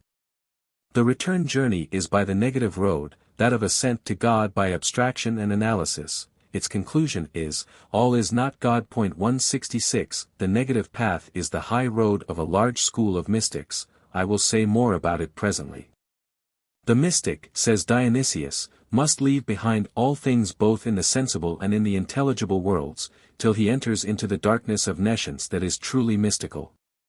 This divine darkness, he says elsewhere, is the light unapproachable, mentioned by St. Paul, a deep but dazzling darkness, as Henry Vaughan calls it. It is dark through excess of light. 167. This doctrine really renders nugatory what he has said about the persistence of distinctions after the restitution of all things. For as all colors agree in the dark, so, for us, in proportion as we attain to true knowledge, all distinctions are lost in the absolute. The soul is bipartite. The higher portion sees the divine images directly, the lower by means of symbols. The latter are not to be despised, for they are true impressions of the divine characters, and necessary steps, which enable us to mount to the one undivided truth by analogy. This is the way in which we should use the Scriptures. They have a symbolic truth and beauty, which is intelligible only to those who can free themselves from the puerile myths. 168. The language is startling in a saint of the Church, in which they are sometimes embedded. Dionysius has much to say about love. 169, but he uses the word, Greek, eros, which is carefully avoided in the New Testament. He admits that the Scriptures often use Greek, agape, but justifies his preference for the other word by quoting St. Ignatius, who says of Christ, "My love, Greek, eros, is crucified." 170. Divine love, he finally says, is an eternal circle, from goodness, through goodness, and to goodness. The medieval mystics were steeped in Dionysius, though his system received from them certain modifications under the influence of Aristotelianism. He is therefore, for us, a very important figure. And there are two parts of his scheme which, I think, require fuller consideration than has been given them in this very slight sketch. I mean the negative road to God, and the pantheistic tendency. The theory that we can approach God only by analysis or abstraction has already been briefly commented on. It is no invention of Dionysius. Plotinus uses similar language, though his view of God as the fullness of all life prevented him from following the negative path with thoroughness. But in Proclus we find the phrases, afterwards so common, about sinking into the divine ground, forsaking the manifold for the one, and so forth. Basilides, long before, evidently carried the doctrine to its extremity. We must not even call God ineffable, he says, since this is to make an assertion about him. He is above every name that is named. 171. It was a commonplace of Christian instruction to say that, in divine matters there is great wisdom in confessing our ignorance. This phrase occurs in Cyril's Catechism. 172. But confessing our ignorance is a very different thing from refusing to make any positive statements about God. It is true that all our language about God must be inadequate and symbolic. But that is no reason for discarding all symbols, as if we could in that way know God as he knows himself. At the bottom, the doctrine that God can be described only by negatives is neither Christian nor Greek, but belongs to the old religion of India. Let me try to state the argument and its consequence in a clear form. Since God is the infinite, and the infinite is the antithesis of the finite, every attribute which can be affirmed of a finite being may be safely denied of God. Hence God can only be described by negatives. He can only be discovered by stripping off all the qualities and attributes which veil him. He can only be reached by divesting ourselves of all the distinctions of personality, and sinking or rising into our uncreated nothingness. And he can only be imitated by aiming at an abstract spirituality, the passionless apathy of an universal which is nothing in particular. Thus we see that the whole of those developments of mysticism which despise symbols, and hope to see God by shutting the eye of sense, hang together. They all follow from the false notion of God as the abstract unity transcending, or rather excluding, all distinctions. Of course, it is not intended to exclude distinctions, but to rise above them. But the process of abstraction, or subtraction, as it really is, can never lead us to the 1.173. The only possible unification with such an infinite is the Greek, atermen negritos hupnos, of nirvana. 174. Nearly all that repels us in medieval religious life, its otherworldliness and passive hostility to civilization, the emptiness of its ideal life, its maltreatment of the body, its disparagement of family life, the respect which it paid to indolent contemplation, springs from this one root. But since no one who remains a Christian can exhibit the results of this theory in their purest form, I shall take the liberty of quoting a few sentences from a pamphlet written by a native Indian judge who I believe is still living. His object is to explain and commend to Western readers the mystical philosophy of his own country. 175, he who in perfect rest rises from the body and attains the highest light, comes forth in his own proper form. This is the immortal soul. The ascent is by the ladder of one's thoughts. To know God, one must first know one's own spirit in its purity, unspotted by thought. The soul is hidden behind the veil of thought, and only when thought is worn off, becomes visible to itself. This stage is called knowledge of the soul. Next is realized knowledge of God, who rises from the bosom of the soul. This is the end of progress. Differentiation between self and others has ceased. All the world of thought and senses is melted into an ocean without waves or current. This dissolution of the world is also known as the death of the sinful or worldly I, which veils the true ego. Then the formless being of the deity is seen in the regions of pure consciousness beyond the veil of thought. Consciousness is wholly distinct from thought and senses, it knows them, they do not know it. The only proof is an appeal to spiritual experience. In the highest stage one is absolutely inert, knowing nothing in particular. 176. Most of this would have been accepted as precious truth by the medieval church mystics. 177 The words nakedness, darkness, nothingness, passivity, apathy, and the like, fill their pages. We shall find that this time-honored phraseology was adhered to long after the grave moral dangers which beset this type of mysticism had been recognized. Toller, for instance, who lays the axe to the root of the tree by saying, Christ never arrived at the emptiness of which these men talk, repeats the old jargon for pages together. German mysticism really rested on another basis, and when Luther had the courage to break with ecclesiastical tradition, the Via Negativa rapidly disappeared within the sphere of his influence. But it held sway for a long time, so long that we cannot complain if many have said, this is the essence of mysticism. Mysticism is such a vague word, that one must not quarrel with any private interpretation of it. But we must point out that this limitation excludes the whole army of symbolists, a school which, in Europe at least, has shown more vitality than introspective mysticism. I regard the Via Negativa in metaphysics, religion, and ethics as the great accident of Christian mysticism. The breakup of the ancient civilization, with the losses and miseries which it brought upon humanity, and the chaos of brutal barbarism in which Europe weltered for some centuries, caused a widespread pessimism and world-weariness which is foreign to the temper of Europe, and which gave way to energetic and full-blooded activity in the Renaissance and Reformation. Asiatic mysticism is the natural refuge of men who have lost faith in civilization, but will not give up faith in God. Let us fly hence to our dear country. We hear the words already in Plotinus, nay, even in Plato. The sun still shone in heaven, but on earth he was eclipsed. Mysticism cuts too deep to allow us to live comfortably on the surface of life. And so all, the heavy and the weary weight of all this unintelligible world, pressed upon men and women till they were fain to throw it off, and seek peace in an invisible world of which they could not see even a shadow round about them. But I do not think that the negative road is a pure error. There is a negative side in religion, both in thought and practice. We are first impelled to seek the infinite by the limitations of the finite, which appear to the soul as bonds and prison walls. It is natural first to think of the infinite as that in which these barriers are done away. And in practice we must die daily, if our inward man is to be daily renewed. We must die to our lower self, not once only but continually, so that we may rise on stepping stones of many dead selves to higher things.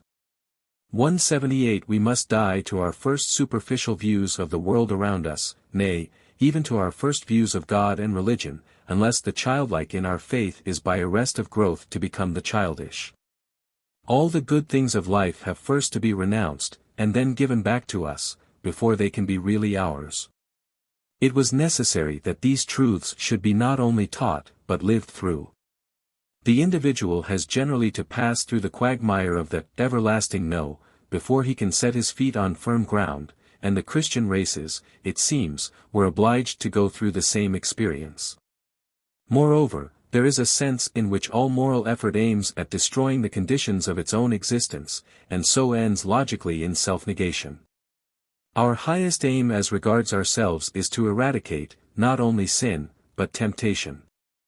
We do not feel that we have won the victory until we no longer wish to offend.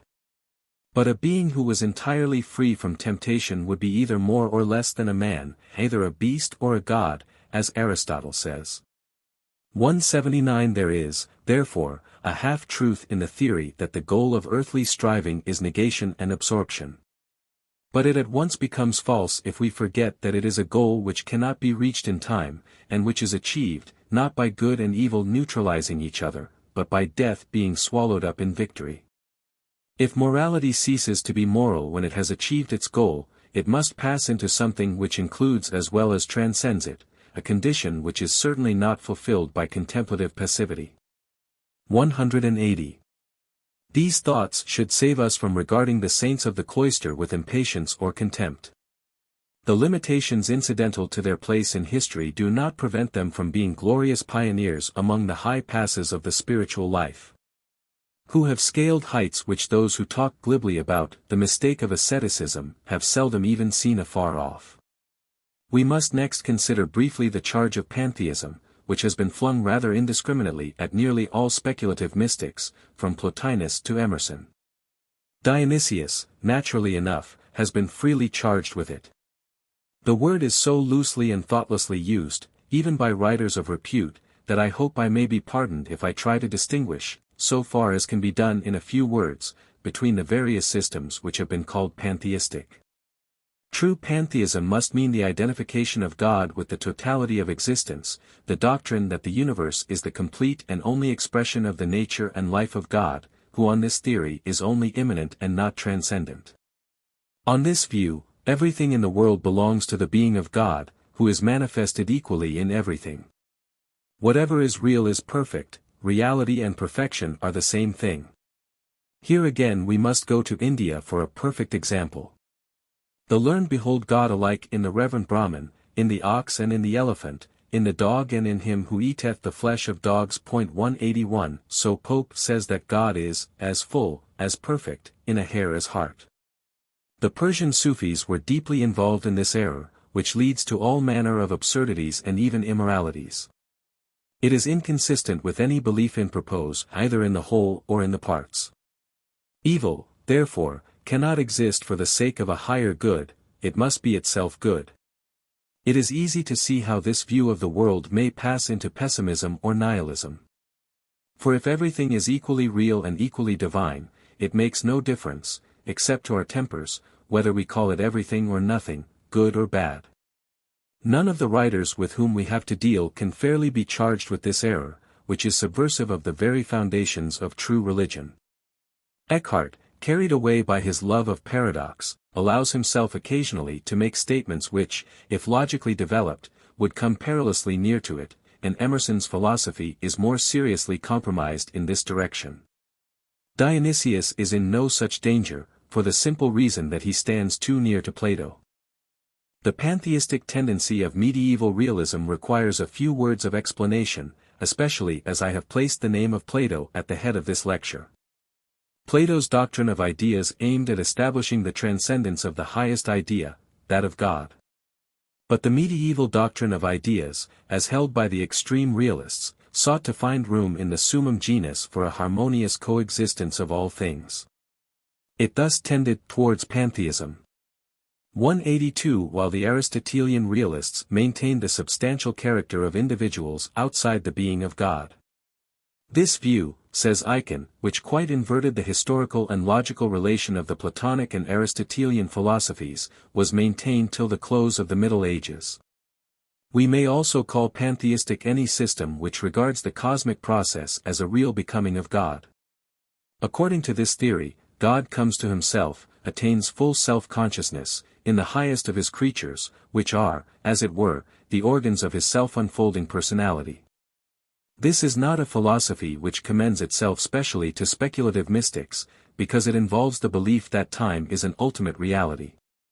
If in the cosmic process, which takes place in time, God becomes something which he was not before, it cannot be said that he is exalted above time, or that 1,000 years are to him as one day. I shall say in my fourth lecture that this view cannot justly be attributed to Eckhart.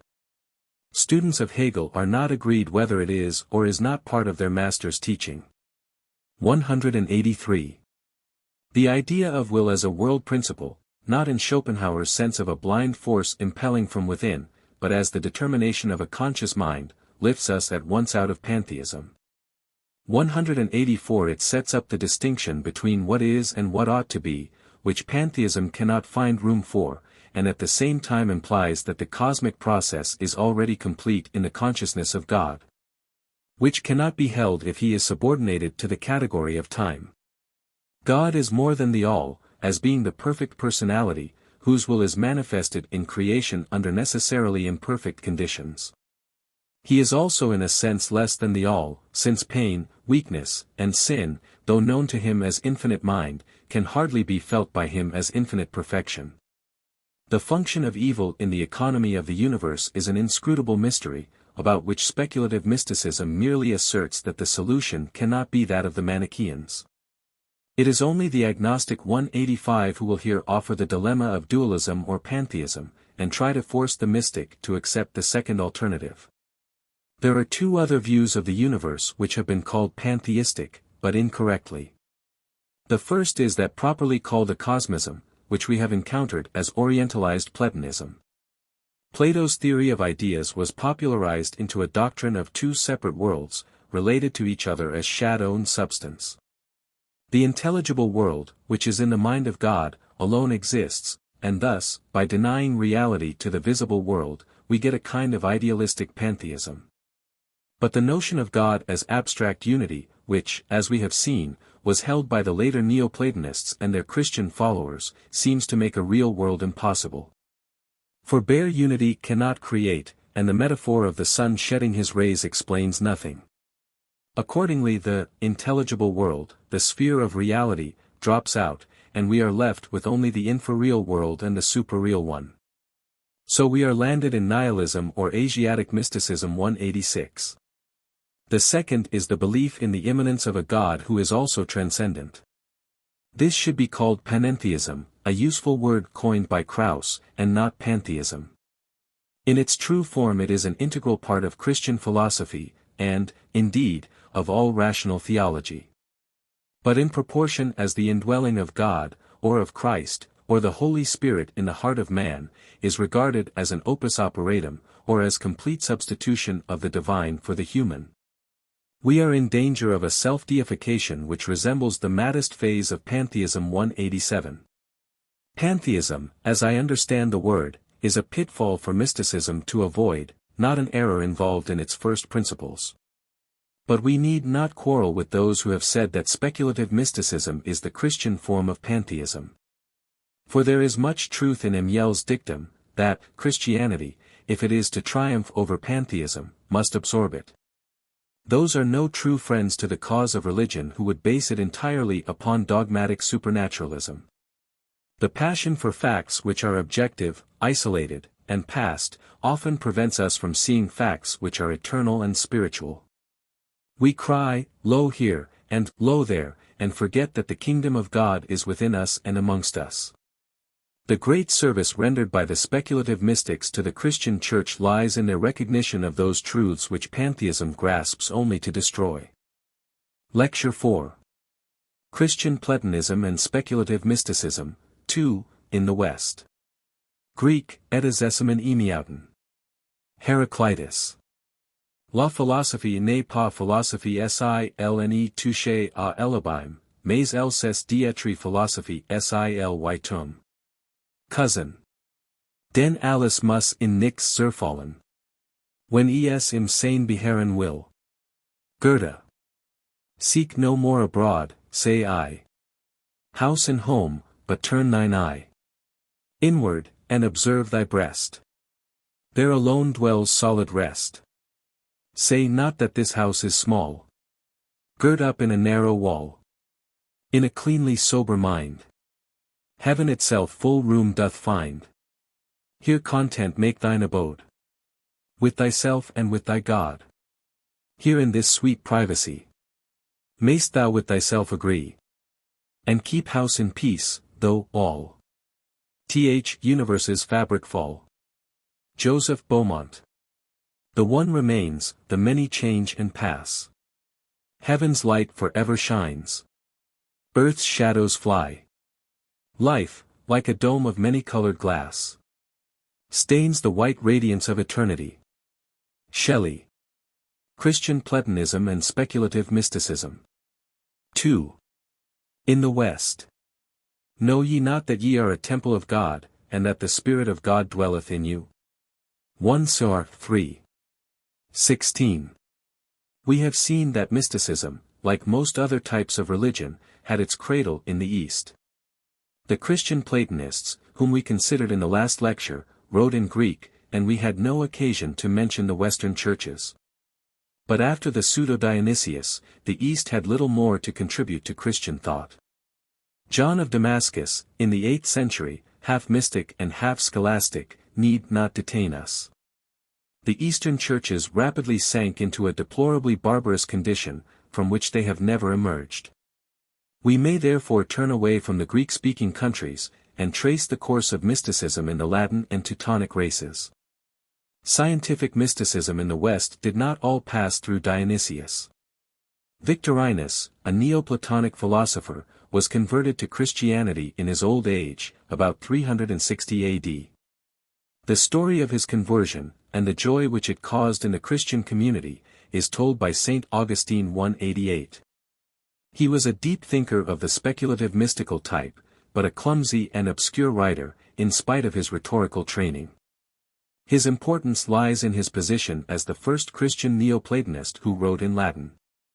The Trinitarian doctrine of Victorinus anticipates in a remarkable manner that of the later philosophical mystics. The Father, he says, eternally knows himself in the Son. The Son is the self-objectification of God, the forma of God 189, the utterance of the Absolute. The Father is cessatio, silentium, quis, but he is also motus, while the Son is motio. There is no contradiction between motus and cessatio, since motus is not the same as mutatio. Movement belongs to the being of God, and this eternal movement is the generation of the Son. This eternal generation is exalted above time. All life is now, we live always in the present, not in the past or future, and thus our life is a symbol of eternity, to which all things are forever present. 190. The generation of the Son is at the same time the creation of the archetypal world. For the Son is the cosmic principle 191, through whom all that potentially is actualized. He even says that the Father is to the Son as, Greek, homion, to, Greek, hoon, thus taking the step which Plotinus wished to avoid, and applying the same expression to the superessential God as to infraessential matter. 192. This actualization is a self-limitation of God 193 but involves no degradation. Victorinus uses language implying the subordination of the Son, but is strongly opposed to Arianism. The Holy Ghost is the bond, copula, of the Trinity, joining in perfect love the Father and the Son. Victorinus is the first to use this idea, which afterwards became common. It is based on the Neoplatonic triad of status, progressio, regressus, Greek, mon, prudos, epistrophe. In another place he symbolizes the Holy Ghost as the female principle, the mother of Christ, in his eternal life. This metaphor is a relic of Gnosticism, which the Church wisely rejected. The second person of the Trinity contains in himself the archetypes of everything. He is the elementum, habitaculum, habitator, locus, of the universe. The material world was created for man's probation. All spirits pre-existed, and their partial immersion in an impure material environment is a degradation from which they must aspire to be delivered. But the whole mundane history of a soul is only the realization of the idea which had existed from all eternity in the mind of God. These doctrines show that Victorinus is involved in a dualistic view of matter, and in a form of predestinarianism. But he has no definite teaching on the relation of sin to the ideal world. His language about Christ and the Church is mystical in tone. The Church is Christ, he says, the resurrection of Christ is our resurrection. And of the Eucharist, the body of Christ is life. We now come to St. Augustine himself, who at one period of his life was a diligent student of Plotinus. It would be hardly justifiable to claim St. Augustine as a mystic, since there are important parts of his teaching which have no affinity to mysticism, but it touched him on one side, and he remained half a Platonist. His natural sympathy with mysticism was not destroyed by the vulgar and perverted forms of it with which he was first brought in contact. The Manichaeans and Gnostics only taught him to distinguish true mysticism from false. He soon saw through the pretensions of these sectaries, while he was not ashamed to learn from Plotinus. The mystical or Neoplatonic element in his theology will be clearly shown in the following extracts. In a few places he comes dangerously near to some of the errors which we found in Dionysius. God is above all that can be said of him. We must not even call him ineffable. 194 He is best adored in silence, 195 best known by nescience, 196 best described by negatives. 197 God is absolutely immutable. This is a doctrine on which he often insists, and which pervades all his teaching about predestination. The world pre-existed from all eternity in the mind of God. In the Word of God, by whom all things were made, and who is immutable truth, all things and events are stored up together unchangeably, and all are one. God sees the time process not as a process, but gathered up into one harmonious whole. This seems very near to a cosmism, but there are other passages which are intended to guard against this error. For instance, in the Confessions 198 he says that things above are better than things below. But all creation together is better than things above, that is to say, true reality is something higher than an abstract spirituality. 199. He is fond of speaking of the beauty of God. And as he identifies beauty with symmetry, 200 it is plain that the formless, infinite, is for him, as for every true Platonist, the bottom and not the top of the scale of being. Plotinus had perhaps been the first to speak of the divine nature as the meeting point of the good, the true, and the beautiful, and this conception, which is of great value, appears also in Augustine. There are three grades of beauty, they both say, corporeal, spiritual, and divine. 201 The first being an image of the second, and the second of the third. 202 Righteousness is the truest beauty. 203 Augustine says more than once, all that is beautiful comes from the highest beauty, which is God.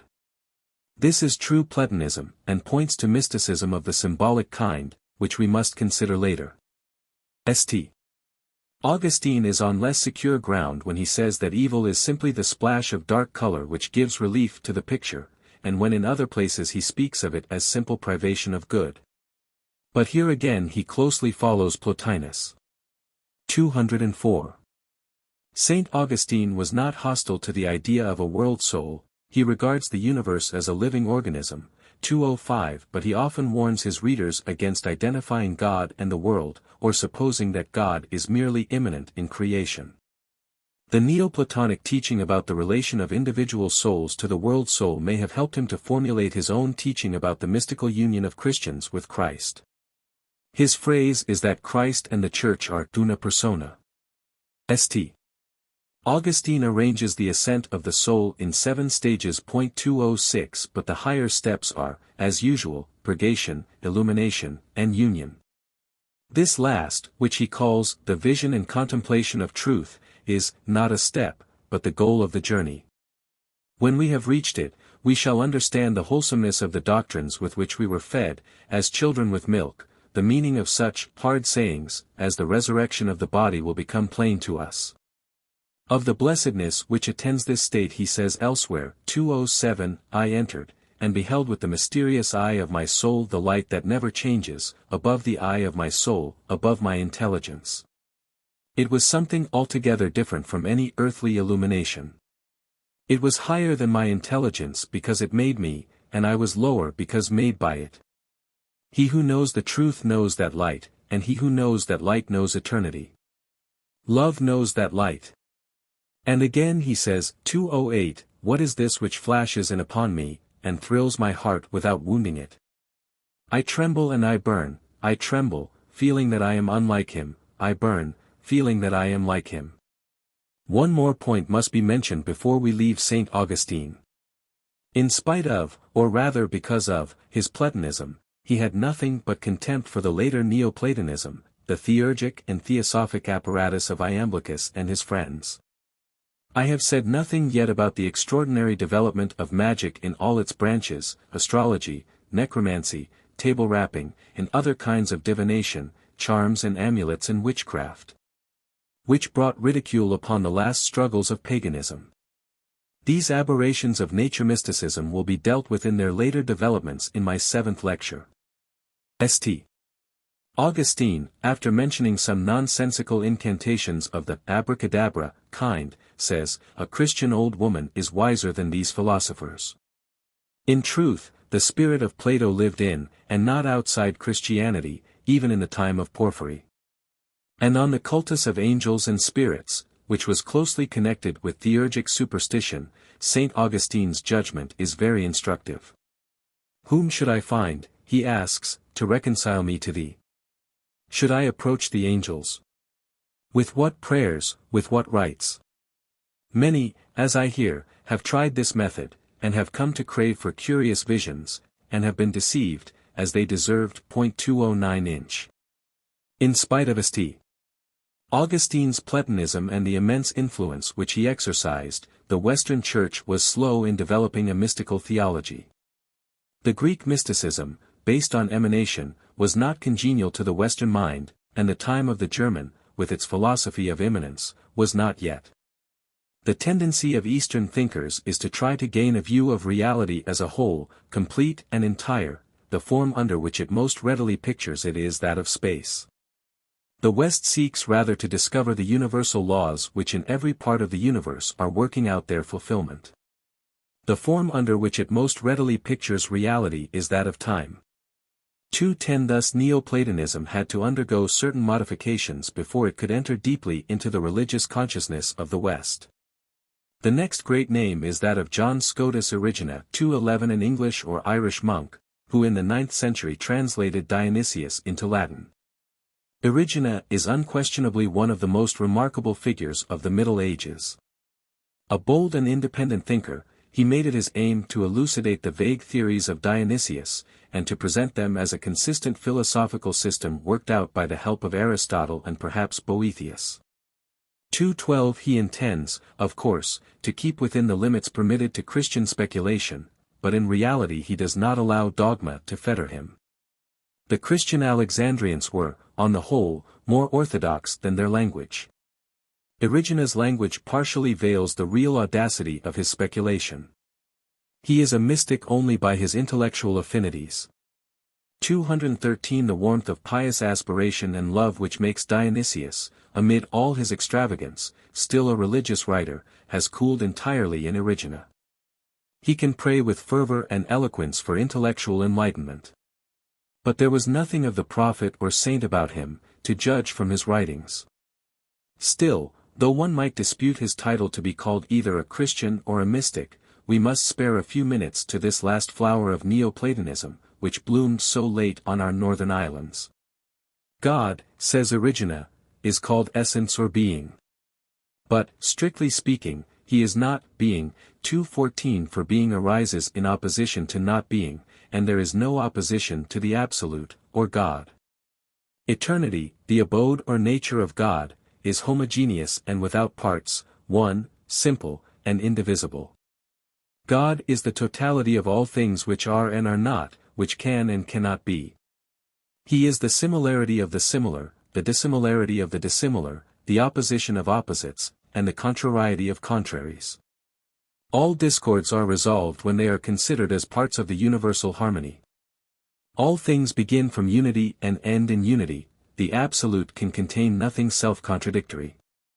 And so God cannot be called goodness, for goodness is opposed to badness, and God is above this distinction. Goodness, however, is a more comprehensive term than being. There may be goodness without being, but not being without goodness. For evil is the negation of being. The Scripture openly pronounces this, says Origena, for we read, God saw all things, and not, lo, they were, but, lo, they were very good. All things are, in so far as they are good. But the things that are not are also called good, and are far better than those which are. Being, in fact, is a defect, since it separates from the superessential good. The feeling which prompts this strange expression is that since time and space are themselves one-sided appearances, a fixed limit must be set to the amount of goodness and reality which can be represented under these conditions.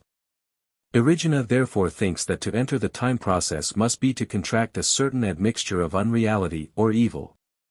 In so far as life involves separateness, not distinction, this must be true. But the manifold is only evil when it is discordant and antagonistic to unity. That the many in one should appear as the one in many, is the effect of the forms of time and space in which it appears.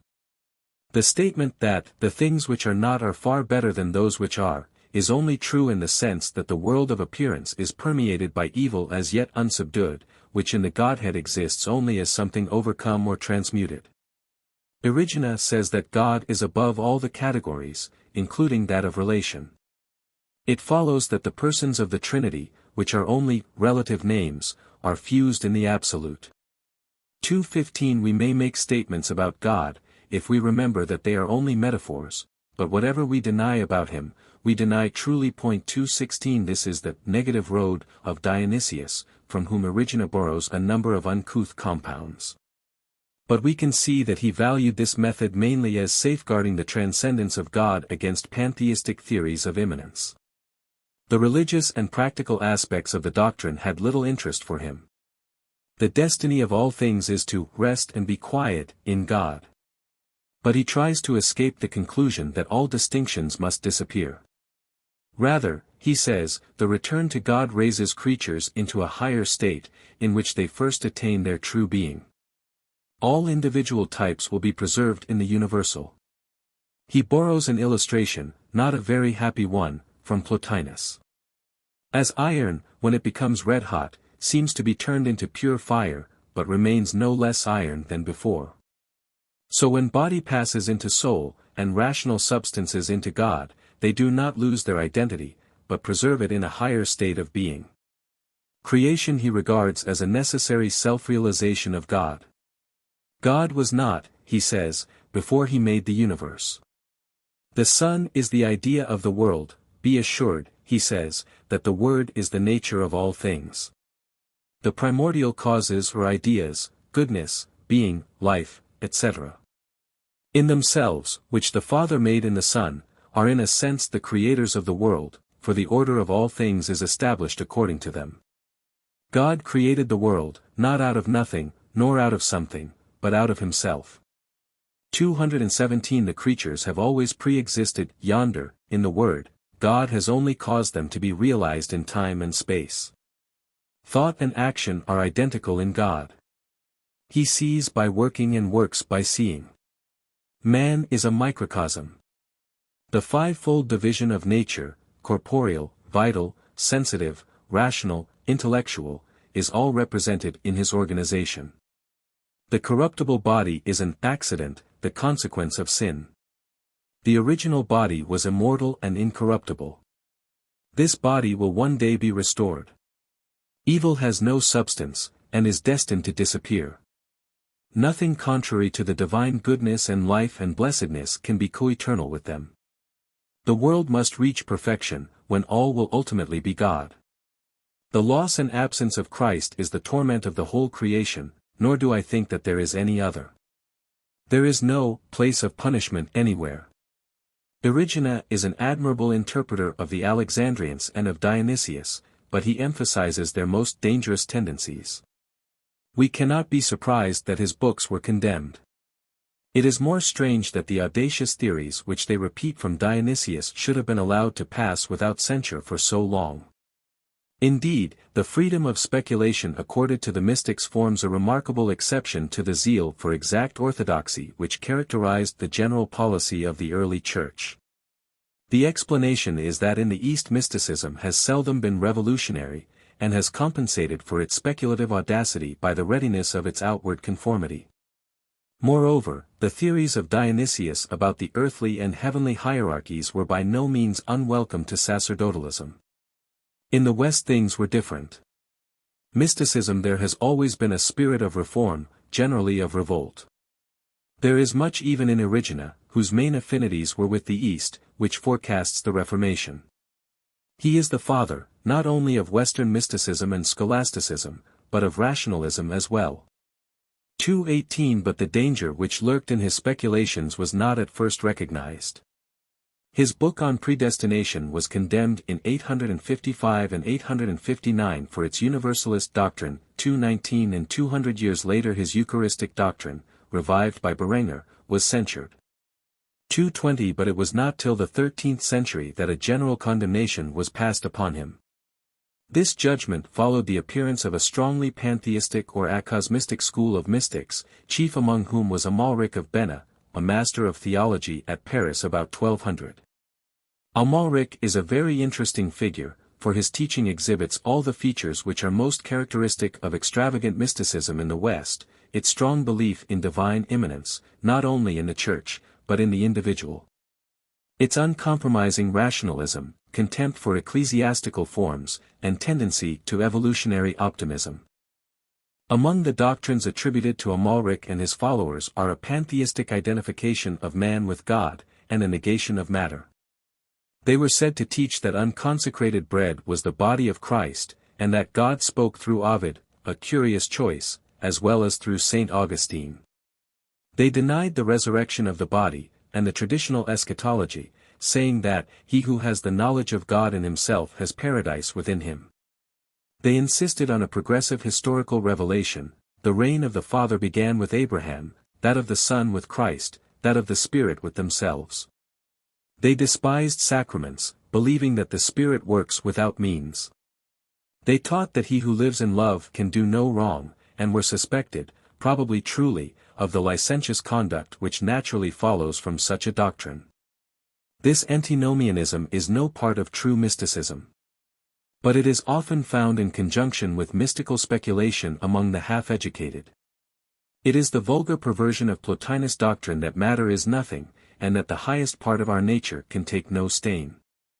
221 We find evidence of immorality practiced, in nomine caritatis, among the Gnostics and Manichaeans of the first centuries, and these heresies never really became extinct. The sects of the free spirit, who flourished later in the 13th century, had an even worse reputation than the Amalricians. They combined with their pantheism a determinism which destroyed all sense of responsibility. On the other hand, the followers of Ortlieb of Strasbourg, about the same period, advocated an extreme asceticism based on a dualistic or Manichaean view of the world. And they combined with this error an extreme rationalism, teaching that the historical Christ was a mere man, that the gospel history has only a symbolical truth, that the soul only, without the body, is immortal. And that the Pope and his priests are servants of Satan. The problem for the Church was how to encourage the warm love and faith of the mystics without giving the rein to these mischievous errors. The 12th and 13th centuries produced several famous writers, who attempted to combine scholasticism and mysticism. 222 The leaders in this attempt were Bernard 223 Hugo and Richard of St. Victor, Bonaventura, Albertus Magnus, and, later, Gerson. Their works are not of great value as contributions to religious philosophy, for the schoolmen were too much afraid of their authorities, Catholic tradition and Aristotle, to probe difficulties to the bottom. And the mystics, who, by making the renewed life of the soul their starting point, were more independent, were debarred, by their ignorance of Greek, from a first-hand knowledge of their intellectual ancestors. But in the history of mysticism they hold an important place. 224 Speculation being for them restricted within the limits of church dogma, they were obliged to be more psychological and less metaphysical than Dionysius or Erigena. The Victorines insist often on self-knowledge as the way to the knowledge of God and on self-purification as more important than philosophy. The way to ascend to God, says Hugo, is to descend into oneself. 225 Inch, the ascent is through self above self, says Richard, we are to rise on stepping stones of our dead selves to higher things. Let him that thirsts to see God clean his mirror, let him make his own spirit bright, says Richard again. The Victorines do not disparage reason, which is the organ by which mankind in general apprehend the things of God. But they regard ecstatic contemplation as a suprarational state or faculty, which can only be reached per mentis excessum, and in which the naked truth is seen, no longer in a glass darkly. 226. This highest state, in which reason dies in giving birth to ecstasy, as Rachel died in giving birth to Benjamin, is not on the high road of the spiritual life. It is a rare gift, bestowed by supernatural grace. Richard says that the first stage of contemplation is an expansion of the soul, the second an exaltation, the third an alienation. The first arises from human effort, the second from human effort assisted by divine grace, the third from divine grace alone. The predisposing conditions for the third state are devotion, devotio, admiration, admiratio, and joy, exaltatio. But these cannot produce ecstasy, which is a purely supernatural infusion. This sharp opposition between the natural and the supernatural, which is fully developed first by Richard of St. Victor, is the distinguishing feature of Catholic mysticism. It is an abandonment of the great aim which the earlier Christian idealists had set before themselves, namely, to find spiritual law in the normal course of nature, and the motions of the divine word in the normal processes of mind. St. John's great doctrine of the Logos as a cosmic principle is now dropped. Roman Catholic apologists 227 claim that mysticism was thus set free from the idealistic pantheism of the Neoplatonist, and from the Gnostic Manichaean dualism which accompanies it. The world of space and time, they say, is no longer regarded, as it was by the Neoplatonist, as a fainter effluence from an ideal world, nor is human individuality endangered by theories of immanence. Both nature and man regain a sort of independence. We once more tread as free men on solid ground, while occasional, supernatural phenomena are not wanting to testify to the existence of higher powers. We have seen that the Logos doctrine, as understood by Saint Clement, is exceptionally liable to perversion, but the remedy of discarding it is worse than the disease. The unscriptural 228 and unphilosophical cleft between natural and supernatural introduces a more intractable dualism than that of Origen. The faculty which, according to this theory, possesses immediate intuition into the things of God is not only irresponsible to reason, but stands in no relation to it. It ushers us into an entirely new world, where the familiar criteria of truth and falsehood are inapplicable. And what it reveals to us is not a truer and deeper view of the actual, but a wholly independent cosmic principle which invades the world of experience as a disturbing force, spasmodically subverting the laws of nature in order to show its power over them. 229 For as soon as the formless intuition of contemplation begins to express itself in symbols, these symbols, when untested by reason, are transformed into hallucinations. The warning of Plotinus, that he who tries to rise above reason falls outside of it, receives a painful corroboration in such legends as that of Saint Christina, who by reason of her extreme saintliness frequently soared over the tops of trees. The consideration of these alleged mystical phenomena belongs to objective mysticism, which I hope to deal with in a later lecture. Here I will only say that the scholastic mystical doctrine of supernatural interventions, which at first sight seems so attractive, has led in practice to the most barbarous and ridiculous superstitions. 230. Another good specimen of scholastic mysticism is the short treatise, De Adhærendo Deo, of Albertus Magnus. It shows very clearly how the negative road had become the highway of medieval Catholicism, and how little could be hoped for civilization and progress from the continuance of such teaching. When St. John says that God is a spirit, says Albert in the first paragraph of his treatise, and that he must be worshipped in spirit, he means that the mind must be cleared of all images. When thou prayest, shut thy door, that is, the doors of thy senses, keep them barred and bolted against all phantasms and images. Nothing pleases God more than a mind free from all occupations and distractions. Such a mind is in a manner transformed into God, for it can think of nothing, and understand nothing, and love nothing, except God, other creatures and itself it only sees in God. He who penetrates into himself, and so transcends himself, ascends truly to God. He whom I love and desire is above all that is sensible and all that is intelligible. Sense and imagination cannot bring us to him, but only the desire of a pure heart. This brings us into the darkness of the mind, whereby we can ascend to the contemplation even of the mystery of the Trinity. Do not think about the world, nor about thy friends, nor about the past, present, or future. But consider thyself to be outside the world and alone with God, as if thy soul were already separated from the body, and had no longer any interest in peace or war, or the state of the world. Leave thy body, and fix thy gaze on the uncreated light. Let nothing come between thee and God. The soul in contemplation views the world from afar off, just as, when we proceed to God by the way of abstraction, we deny him, first all bodily and sensible attributes, then intelligible qualities, and, lastly, that being, esse, which keeps him among created things. This, according to Dionysius, is the best mode of union with God. Bonaventura resembles Albertus in reverting more decidedly than the Victorines to the Dionysian tradition.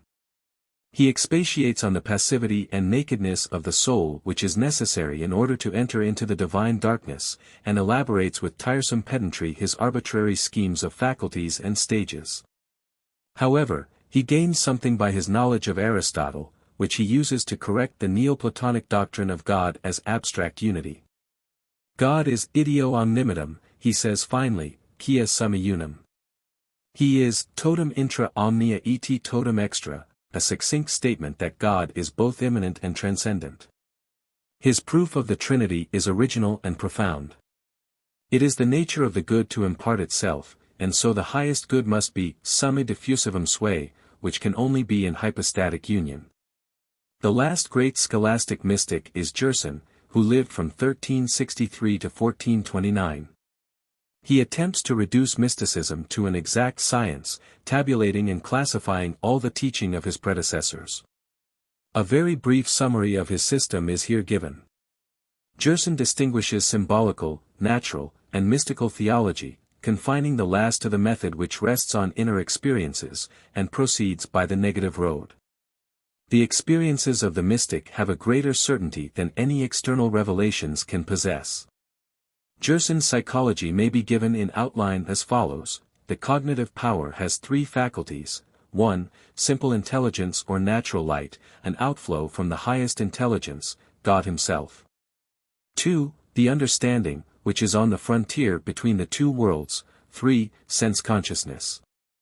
To each of these three faculties answers one of the affective faculties: 1. Synteresis, 231, 2. Understanding, rational desire, 3. Sense affections.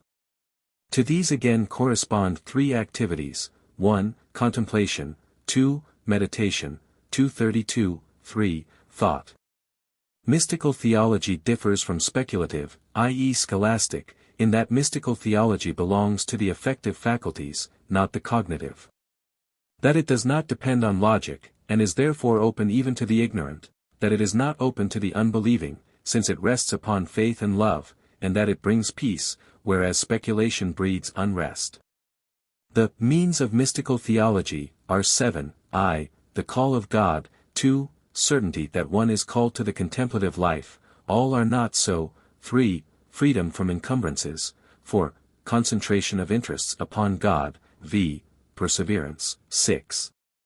Asceticism, but the body must not be maltreated if it is to be a good servant, 7.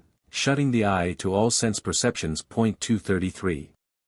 Such teaching as this is of small value or interest. Mysticism itself becomes arid and formal in the hands of Gerson. The whole movement was doomed to failure, inasmuch as scholasticism was philosophy in chains, and the negative road was mysticism blindfolded. No fruitful reconciliation between philosophy and piety could be thus achieved.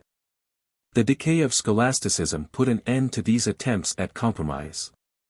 Henceforward the mystics either discard metaphysics, and develop their theology on the devotional and ascetic side, the course which was followed by the later Catholic mystics, or they copy Origena in his independent attitude towards tradition. In this lecture we are following the line of speculative mysticism, and we have now to consider the greatest of all speculative mystics, Meister Eckhart, who was born soon after the middle of the 13th century. 234 He was a Dominican monk, prior of Erfurt and vicar of Thuringen, and afterwards vicar general for Bohemia. He preached a great deal at Cologne about 1325. And before this period had come into close relations with the Beghards and Brethren of the Free Spirit, societies of men and women who, by their implicit faith in the inner light, resembled the Quakers, though many of them, as has been said, were accused of immoral theories and practices. His teaching soon attracted the attention of the Inquisition, and some of his doctrines were formally condemned by the Pope in 1329, immediately after his death. The aim of Eckhart's religious philosophy is to find a speculative basis for the doctrines of the Church, which shall at the same time satisfy the claims of spiritual religion. His aims are purely constructive, and he shows a distaste for polemical controversy. The writers whom he chiefly cites by name are Dionysius, Augustine, Gregory, and Boethius. But he must have read Origena, and probably Averroes, writers to whom a Catholic could hardly confess his obligations. 235 He also frequently introduces quotations with the words, "A master saith." The "master" is nearly always Thomas Aquinas, to whom Eckhart was no doubt greatly indebted, though it would be a great mistake to say, as some have done, that all Eckhart can be found in the Summa. For instance, he sets himself in opposition to Thomas about the spark, which Thomas regarded as a faculty of the soul, while Eckhart, in his later writings, says that it is uncreated. 236 His double object leads him into some inconsistencies. Intellectually, he is drawn towards a semi-pantheistic idealism, his heart makes him an evangelical Christian. But though it is possible to find contradictions in his writings, his transparent intellectual honesty and his great powers of thought, combined with deep devoutness and childlike purity of soul, make him one of the most interesting figures in the history of Christian philosophy. Eckhart wrote in German, that is to say, he wrote for the public, and not for the learned only. His desire to be intelligible to the general reader led him to adopt an epigrammatic antithetic style, and to omit qualifying phrases. This is one reason why he laid himself open to so many accusations of heresy. 237. Eckhart distinguishes between the Godhead and God. The Godhead is the abiding potentiality of being, containing within himself all distinctions, as yet undeveloped. He therefore cannot be the object of knowledge, nor of worship, being darkness and formlessness. 238 The triune God is evolved from the Godhead. The Son is the Word of the Father, his uttered thought, and the Holy Ghost is the flower of the divine tree, the mutual love which unites the Father and the Son. Eckhart quotes the words which St. Augustine makes Christ say of himself, "I am come as a word from the heart, as a ray from the sun, as heat from the fire, as fragrance from the flower, as a stream from a perennial fountain." He insists that the generation of the Son is a continual process. The universe is the expression of the whole thought of the Father, it is the language of the Word. Eckhart loves startling phrases, and says boldly, nature is the lower part of the Godhead, and, before creation, God was not God. These statements are not so crudely pantheistic as they sound. He argues that without the Son the Father would not be God, but only undeveloped potentiality of being. The three persons are not merely accidents and modes of the divine substance, but are inherent in the Godhead. 239 And so there can never have been a time when the Son was not. But the generation of the Son necessarily involves the creation of an ideal world, for the Son is reason, and reason is constituted by a cosmos of ideas. When Eckhart speaks of creation and of the world which had no beginning, he means, not the world of phenomena, but the world of ideas, in the Platonic sense. The ideal world is the complete expression of the thought of God, and is above space and time. He calls it non-natured nature, as opposed to geogenitert nature, the world of phenomena. 240 Eckhart's doctrine here differs from that of Plotinus in a very important particular. The Neoplatonists always thought of emanation as a diffusion of rays from a sun, which necessarily decrease in heat and brightness as they recede from the central focus. It follows that the second person of the Trinity, the Greek nous, or intelligence, is subordinate to the first, and the third to the second. But with Eckhart there is no subordination. The Son is the pure brightness of the Father's glory, and the express image of his person. The eternal fountain of things is the Father, the image of things in him is the Son, and love for this image is the Holy Ghost. All created things abide, formless, as possibilities, in the ground of the Godhead, and all are realized in the Son. The Alexandrian Fathers, in identifying the Logos with the Platonic, Greek, nous, the bearer of the world idea, had found it difficult to avoid subordinating him to the Father. Eckhart escapes this heresy, but in consequence his view of the world is more pantheistic. For his intelligible world is really God, it is the whole content of the divine mind. 241 The question has been much debated, whether Eckhart really falls into pantheism or not. The answer seems to me to depend on what is the obscurest part of his whole system, the relation of the phenomenal world to the world of ideas. He offers the Christian dogma of the incarnation of the Logos as a kind of explanation of the passage of the prototypes into externality. When God speaks his ideas, the phenomenal world arises.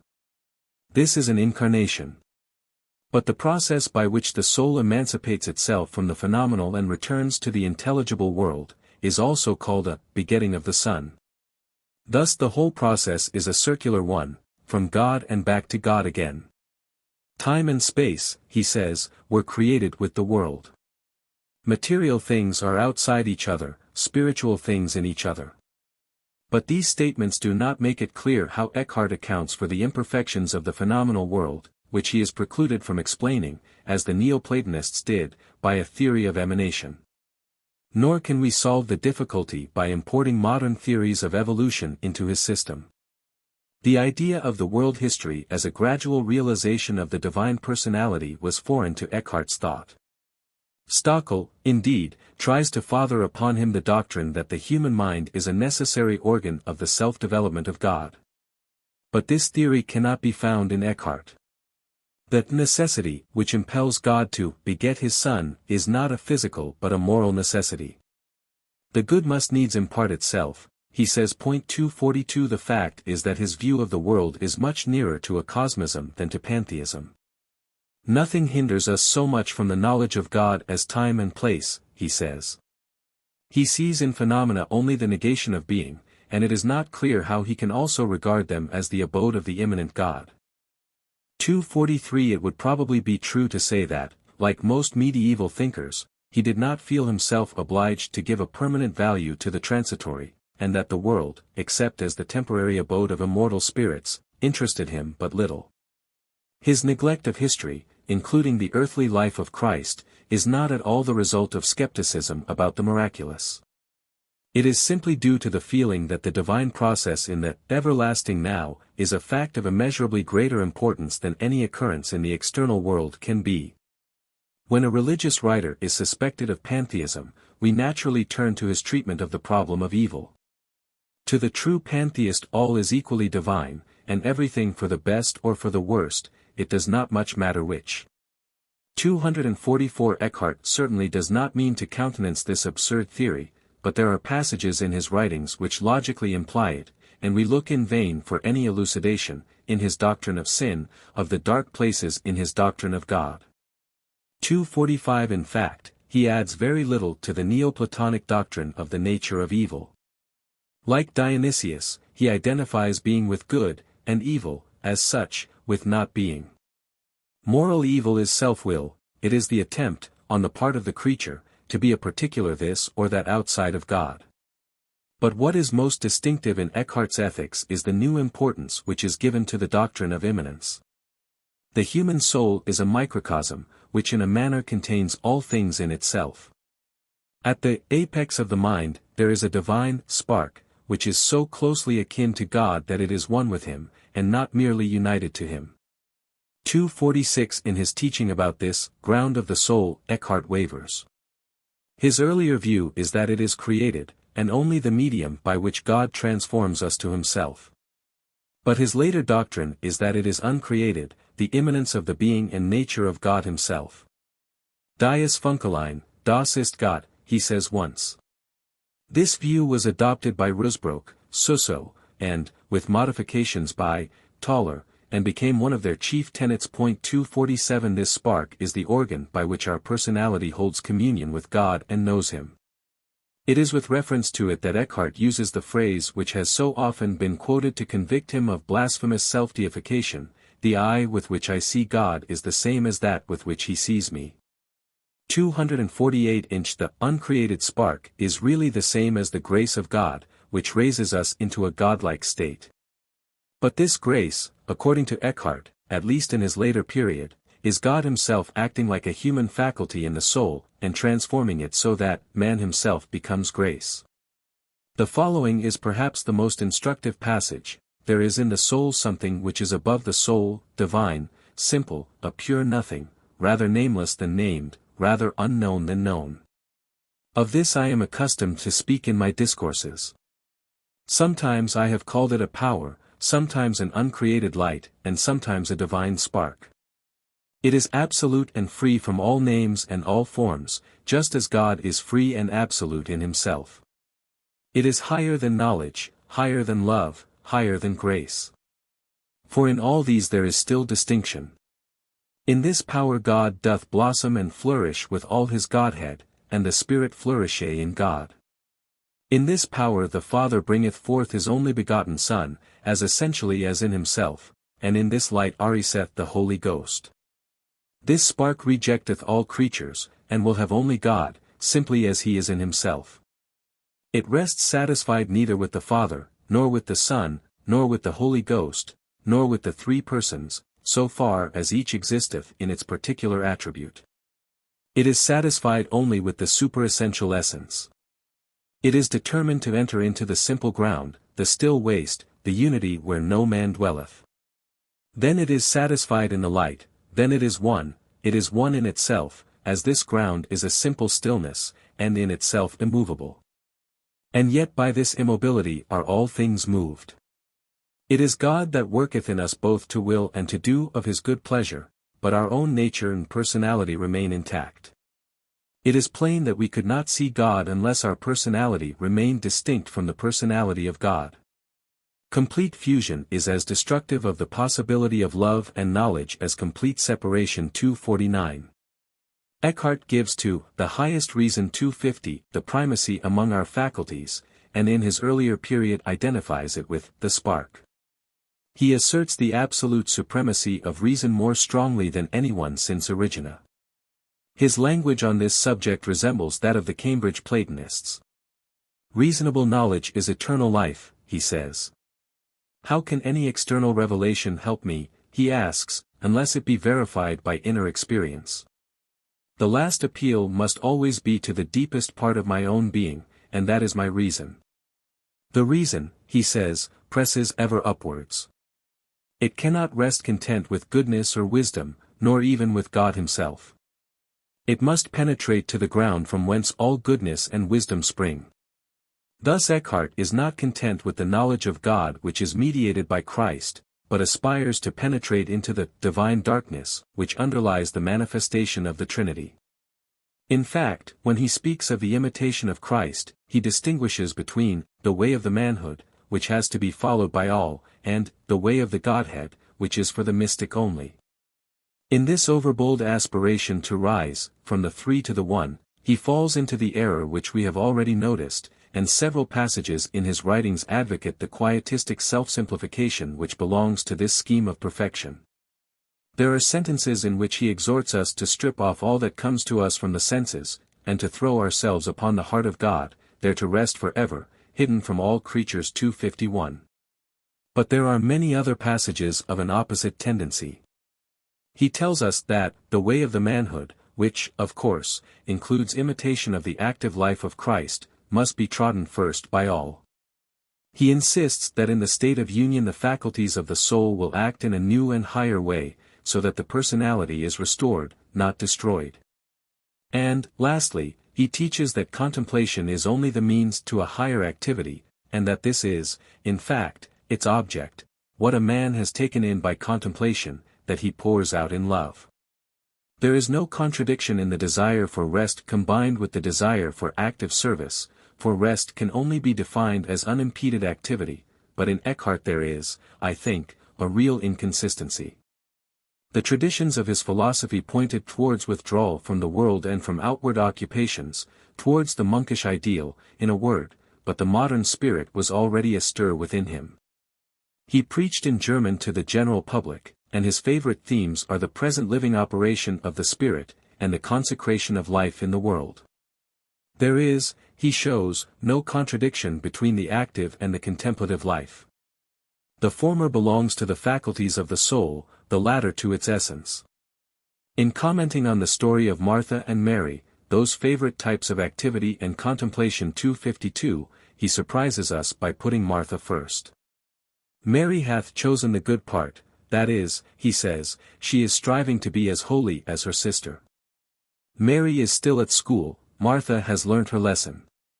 It is better to feed the hungry than to see even such visions as St. Paul saw. Besser ein Lebemeister als tausend Lesemeister. He discourages monkish religiosity in external badges of saintliness, avoid everything peculiar, he says, in dress, food, and language. You need not go into a desert and fast. A crowd is often more lonely than a wilderness, and small things harder to do than great. What is the good of the dead bones of saints, he asks, in the spirit of a 16th-century reformer, the dead can neither give nor take. 253. This double aspect of Eckhart's teaching makes him particularly interesting. He seems to stand on the dividing line between medieval and modern Christianity. Like other mystics, he insists that love, when perfect, is independent of the hope of reward, and he shows great freedom in handling purgatory, hell, and heaven. They are states, not places. Separation from God is the misery of hell, and each man is his own judge.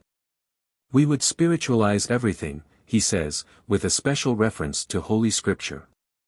254.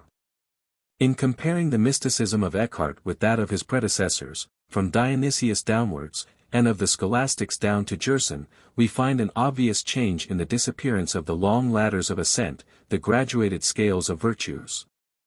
Faculties, and states of mind, which fill so large a place in those systems. These lists are the natural product of the imagination, when it plays upon the theory of illumination. But with Eckhart, as we have seen, the fundamental truth is the immanence of God himself, not in the faculties, but in the ground of the soul. The spark of the soul is for him really divini particula ori. God begets his Son in me, he is fond of saying, and there is no doubt that, relying on a verse in the 17th chapter of St. John, he regards this begetting as analogous to the eternal generation of the Son. 255 This birth of the Son in the soul has a double aspect, the eternal birth, which is unconscious and inalienable. 256 But which does not confer blessedness, being common to good and bad alike. And the assimilation of the faculties of the soul by the pervading presence of Christ, or in other words by grace, quae lux quidem deiformis est, as Rusbrook says. The deification of our nature is therefore a thing to be striven for, and not given complete to start with, but it is important to observe that Eckhart places no intermediaries between man and God. The Word is very nigh thee, nearer than any object of sense, and any human institutions. Sink into thyself, and thou wilt find him. The heavenly and earthly hierarchies of Dionysius, with the reverence for the priesthood which was built upon them, have no significance for Eckhart. In this as in other ways, he is a precursor of the Reformation. With Eckhart I end this lecture on the speculative mysticism of the Middle Ages. His successors, Rusbrook, Suso, and Tauler, much as they resemble him in their general teaching, differ from him in this, that with none of them is the intellectual, philosophical side of primary importance. They added nothing of value to the speculative system of Eckhart. Their mysticism was primarily a religion of the heart or a rule of life. It is this side of mysticism to which I shall next invite your attention. It should bring us near to the center of our subject, for a speculative religious system is best known by its fruits. Lecture 5. Practical and Devotional Mysticism. Greek, ho thronos tes theatitos ho nous est in emen. Macarius. Thou comest not, thou goest not. Thou wert not, wilt not be. Eternity is but a thought, by which we think of thee. Faber. Word alsein kind, word taub und blind. Dein eins icht muss worden nicht. All nicht trade fern nur. Las stat, las sight, auch bild las white. Geh on weg den schmalen steg.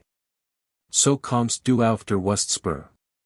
O seal main, aus Gott gein. Sink alsein icht in Gott's nicht. Sink in die Untergrund Fluth.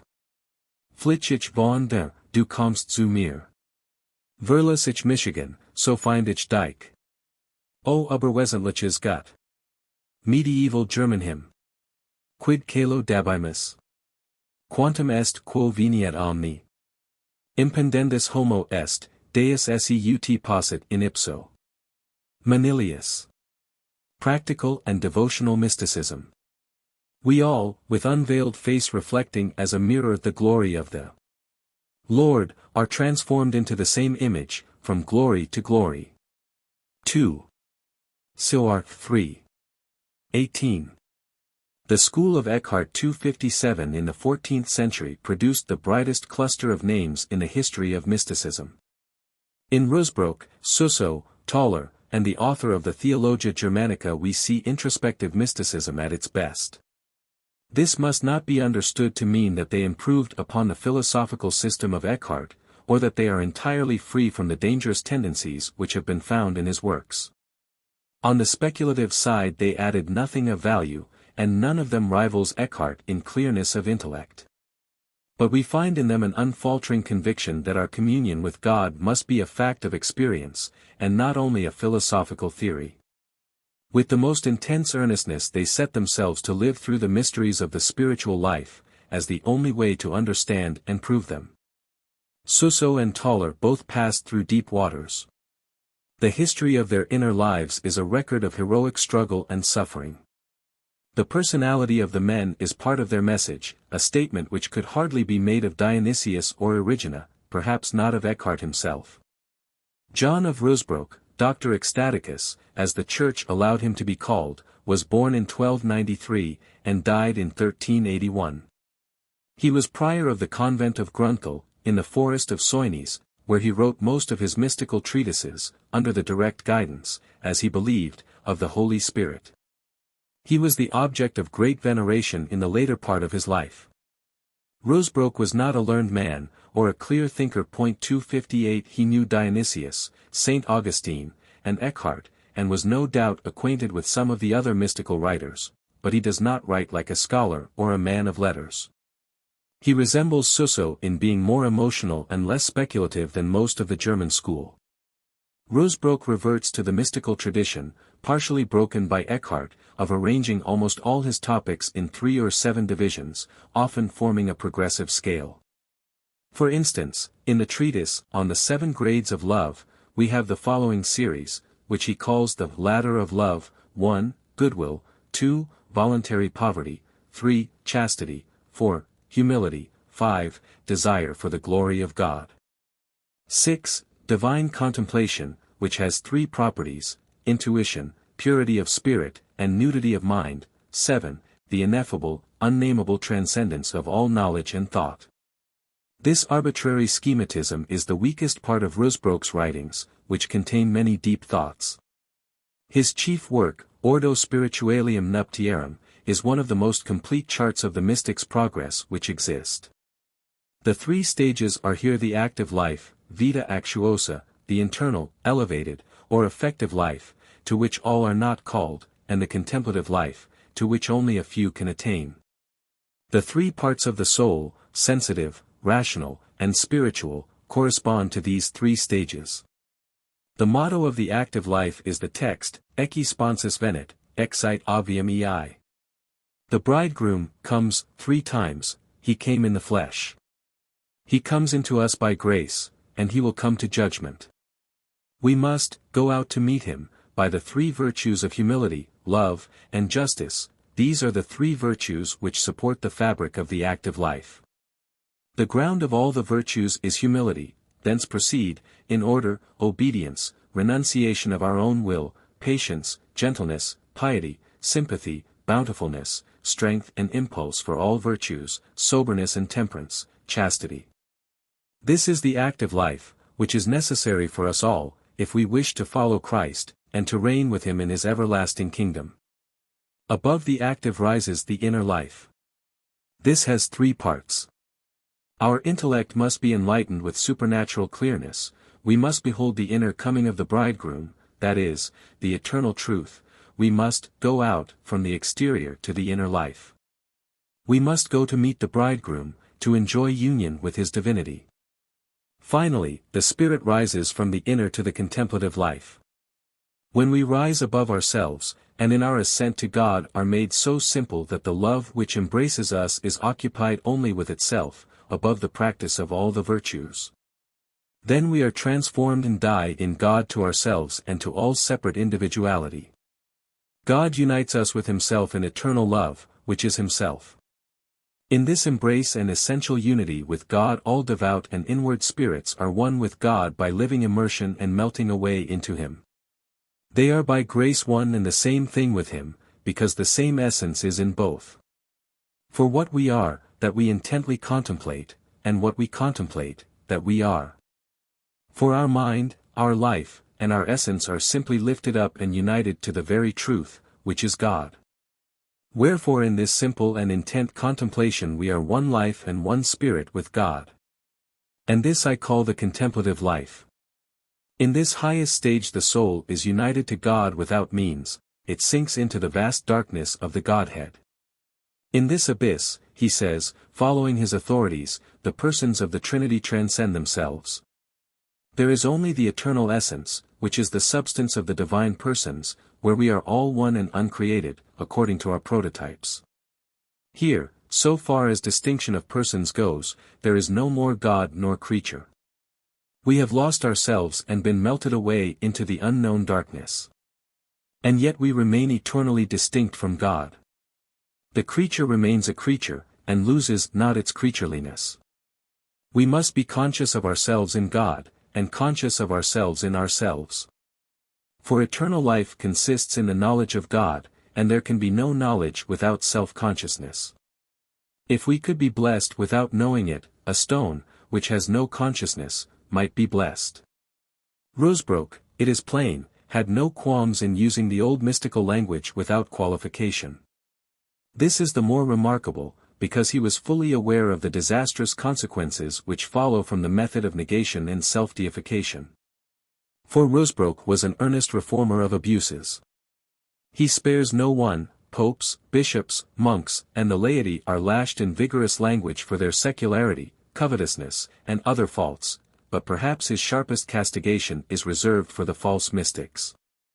There are some, he says, who mistake mere laziness for holy abstraction, others give the rein to spiritual self-indulgence, others neglect all religious exercises. Others fall into antinomianism, and think that nothing is forbidden to them. They will gratify any appetite which interrupts their contemplation. These are, by far the worst of all. There is another error, he proceeds, of those who like to call themselves theopaths. They take every impulse to be divine, and repudiate all responsibility. Most of them live in inert sloth. As a corrective to these errors, he very rightly says, Christ must be the rule and pattern of all our lives. But he does not see that there is a deep inconsistency between the imitation of Christ as the living way to the Father, and the negative road which leads to vacancy. 259. Henry Suso, whose autobiography is a document of unique importance for the psychology of mysticism, was born in 129-5260. Intellectually he is a disciple of Eckhart, whom he understands better than Rusbrook. But his life and character are more like those of the Spanish mystics, especially Saint Juan of the Cross. The text which is most often in his mouth is, "Where I am, there shall also my servant be," which he interprets to mean that only those who have embraced to the full the fellowship of Christ's sufferings, can hope to be united to him in glory. No cross, no crown, is the law of life which Suso accepts in all the severity of its literal meaning. The story of the terrible penances which he inflicted on himself for part of his life is painful and almost repulsive to read. But they have nothing in common with the ostentatious self-torture of the fakir. Suso's deeply affectionate and poetical temperament, with its strong human loves and sympathies, made the life of the cloister very difficult for him. He accepted it as the highest life, and strove to conform himself to its ideals. And when, after 16 years of cruel austerities, he felt that his refractory body was finally tamed, he discontinued his mortifications, and entered upon a career of active usefulness. In this he had still heavier crosses to carry, for he was persecuted and falsely accused, while the spiritual consolations which had cheered him in his early struggles were often withdrawn. In his old age, shortly before his death in 1365, he published the history of his life, which is one of the most interesting and charming of all autobiographies. Suso's literary gift is very remarkable. Unlike most ecstatic mystics, who declare on each occasion that tongue cannot utter their experiences, Suso's store of glowing and vivid language never fails. The hunger and thirst of the soul for God, and the answering love of Christ manifested in the inner man, have never found a more pure and beautiful expression. In the hope of inducing more readers to become acquainted with this gem of medieval literature, I will give a few extracts from its pages. The servitor of the eternal wisdom, as he calls himself throughout the book, made the first beginning of his perfect conversion to God in his 18th year. Before that, he had lived as others live, content to avoid deadly sin. But all the time he had felt a gnawing reproach within him. Then came the temptation to be content with gradual progress, and to treat himself well. But, the eternal wisdom, said to him, he who seeks with tender treatment to conquer a refractory body, wants common sense.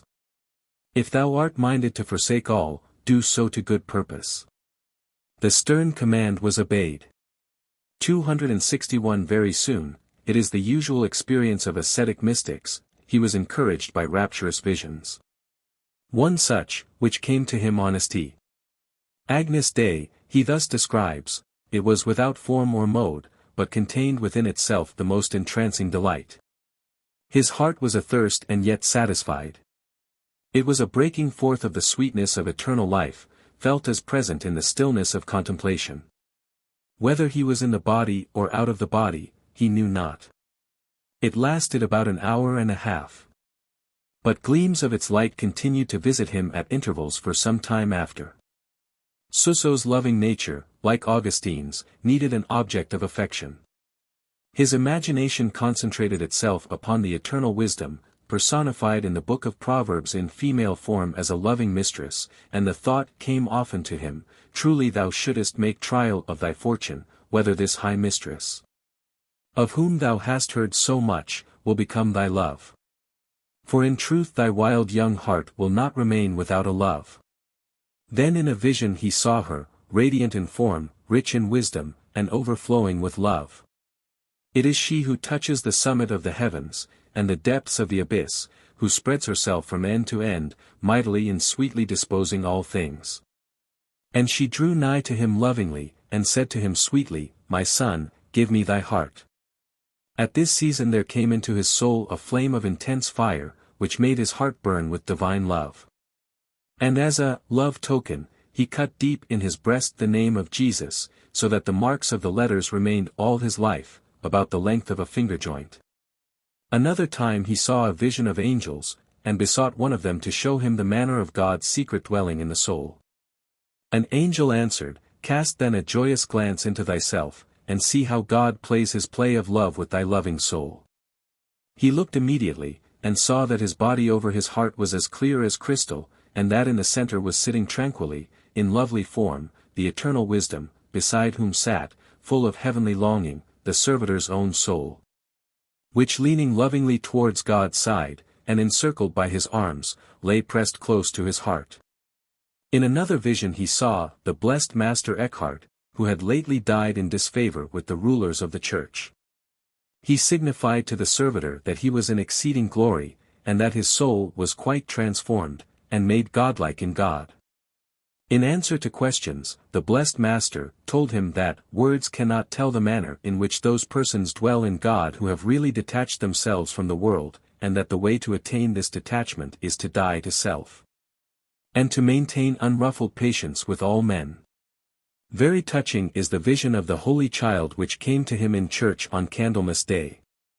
Kneeling down in front of the Virgin, who appeared to him, he prayed her to show him the child, and to suffer him also to kiss it. When she kindly offered it to him, he spread out his arms and received the beloved one. He contemplated its beautiful little eyes, he kissed its tender little mouth, and he gazed again and again at all the infant members of the heavenly treasure. Then, lifting up his eyes, he uttered a cry of amazement that he who bears up the heavens is so great, and yet so small, so beautiful in heaven and so childlike on earth.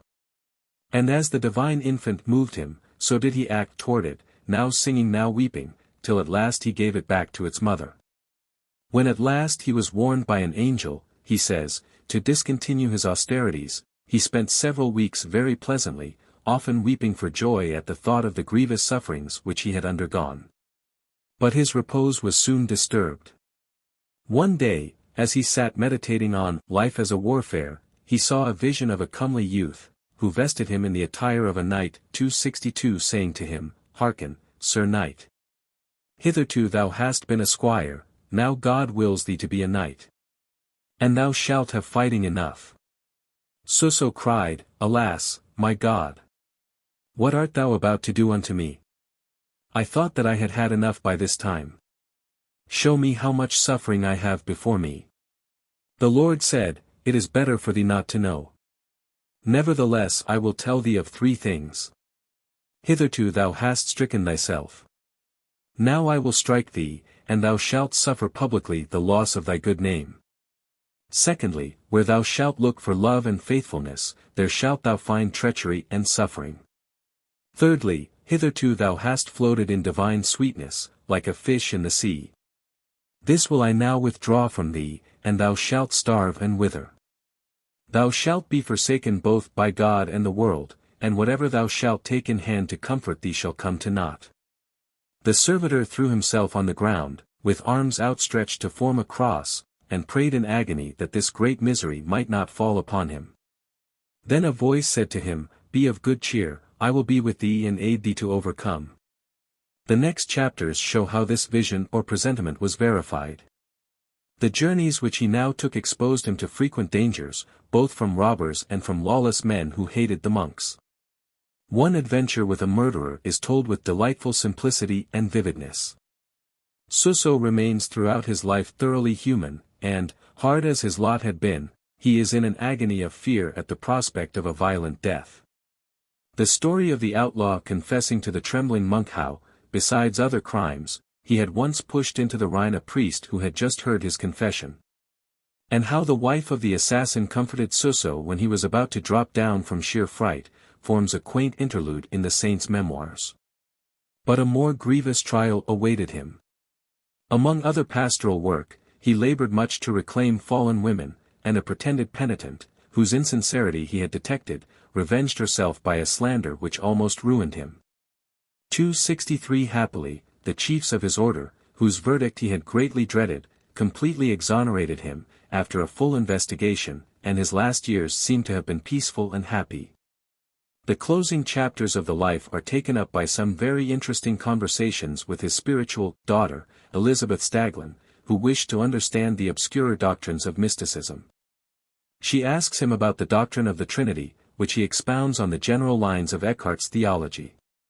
She, however, remembers some of the bolder phrases in Eckhart, and says, "But there are some who say that, in order to attain to perfect union, we must divest ourselves of God, and turn only to the inwardly shining light."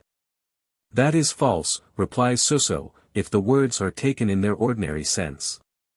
But the common belief about God, that he is a great taskmaster, whose function is to reward and punish, is cast out by perfect love.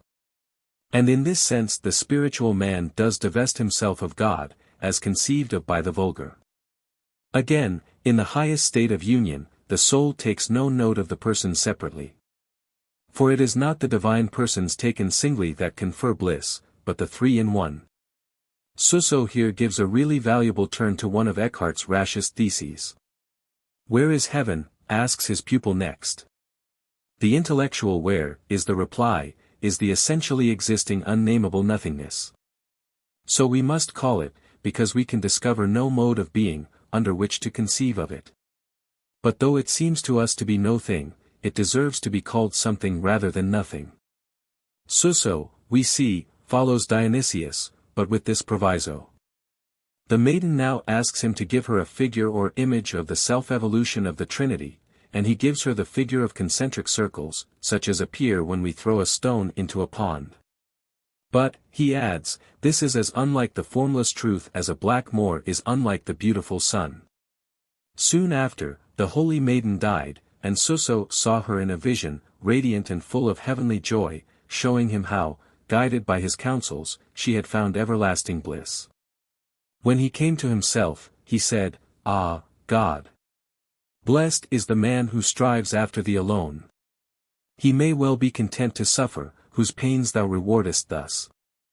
God help us to rejoice in this maiden, and in all his dear friends, and to enjoy his divine countenance eternally." So ends Suso's autobiography. His other chief work, A Dialogue Between the Eternal Wisdom and the Servitor, is a prose poem of great beauty, the tenor of which may be inferred from the above extracts from the life. Suso believed that the divine wisdom had indeed spoken through his pen, and few, I think, will accuse him of arrogance for the words which conclude the dialogue. Whosoever will read these writings of mine in a right spirit, can hardly fail to be stirred in his heart's depths either to fervent love, or to new light, or to longing and thirsting for God, or to detestation and loathing of his sins, or to that spiritual aspiration by which the soul is renewed in grace. John Tauler was born at Strasbourg about 1300, and entered a Dominican convent in 1315. After studying at Cologne and Paris, he returned to Strasbourg, where, as a Dominican, he was allowed to officiate as a priest, although the town was involved in the Great Interdict of 1324. In 1339, however, he had to fly to Basel, which was the headquarters of the Revivalist Society who called themselves the Friends of God. About 1346 he returned to Strasbourg, and was devoted in his ministrations during the Black Death, in 1348. He appears to have been strongly influenced by one of the Friends of God, a mysterious layman, who has been identified, probably wrongly, with Nicholas of Basel 264 and, according to some, dated his conversion from his acquaintance with this saintly man. Tauler continued to preach to crowded congregations till his death in 1361. Tauler is a thinker as well as a preacher.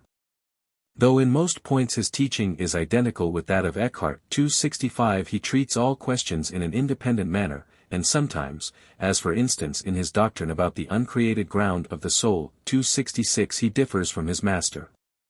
There is also a perceptible change in the stress laid upon certain parts of the system, which brings Tauler nearer than Eckhart to the divines of the Reformation.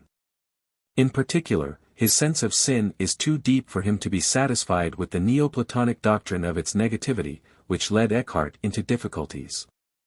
267. The little book called The German Theology, by an unknown author, also belongs to the school of Eckhart. It is one of the most precious treasures of devotional literature, and deserves to be better known than it is in this country. In some ways it is superior to the famous treatise of A. Kempis, on the imitation of Christ, since the self-centered individualism is less prominent.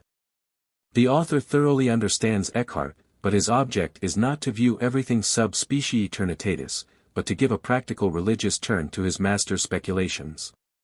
His teaching is closely in accordance with that of Tauler, whom he quotes as an authority, and whom he joins in denouncing the followers of the false light, the erratic mystics of the 14th century.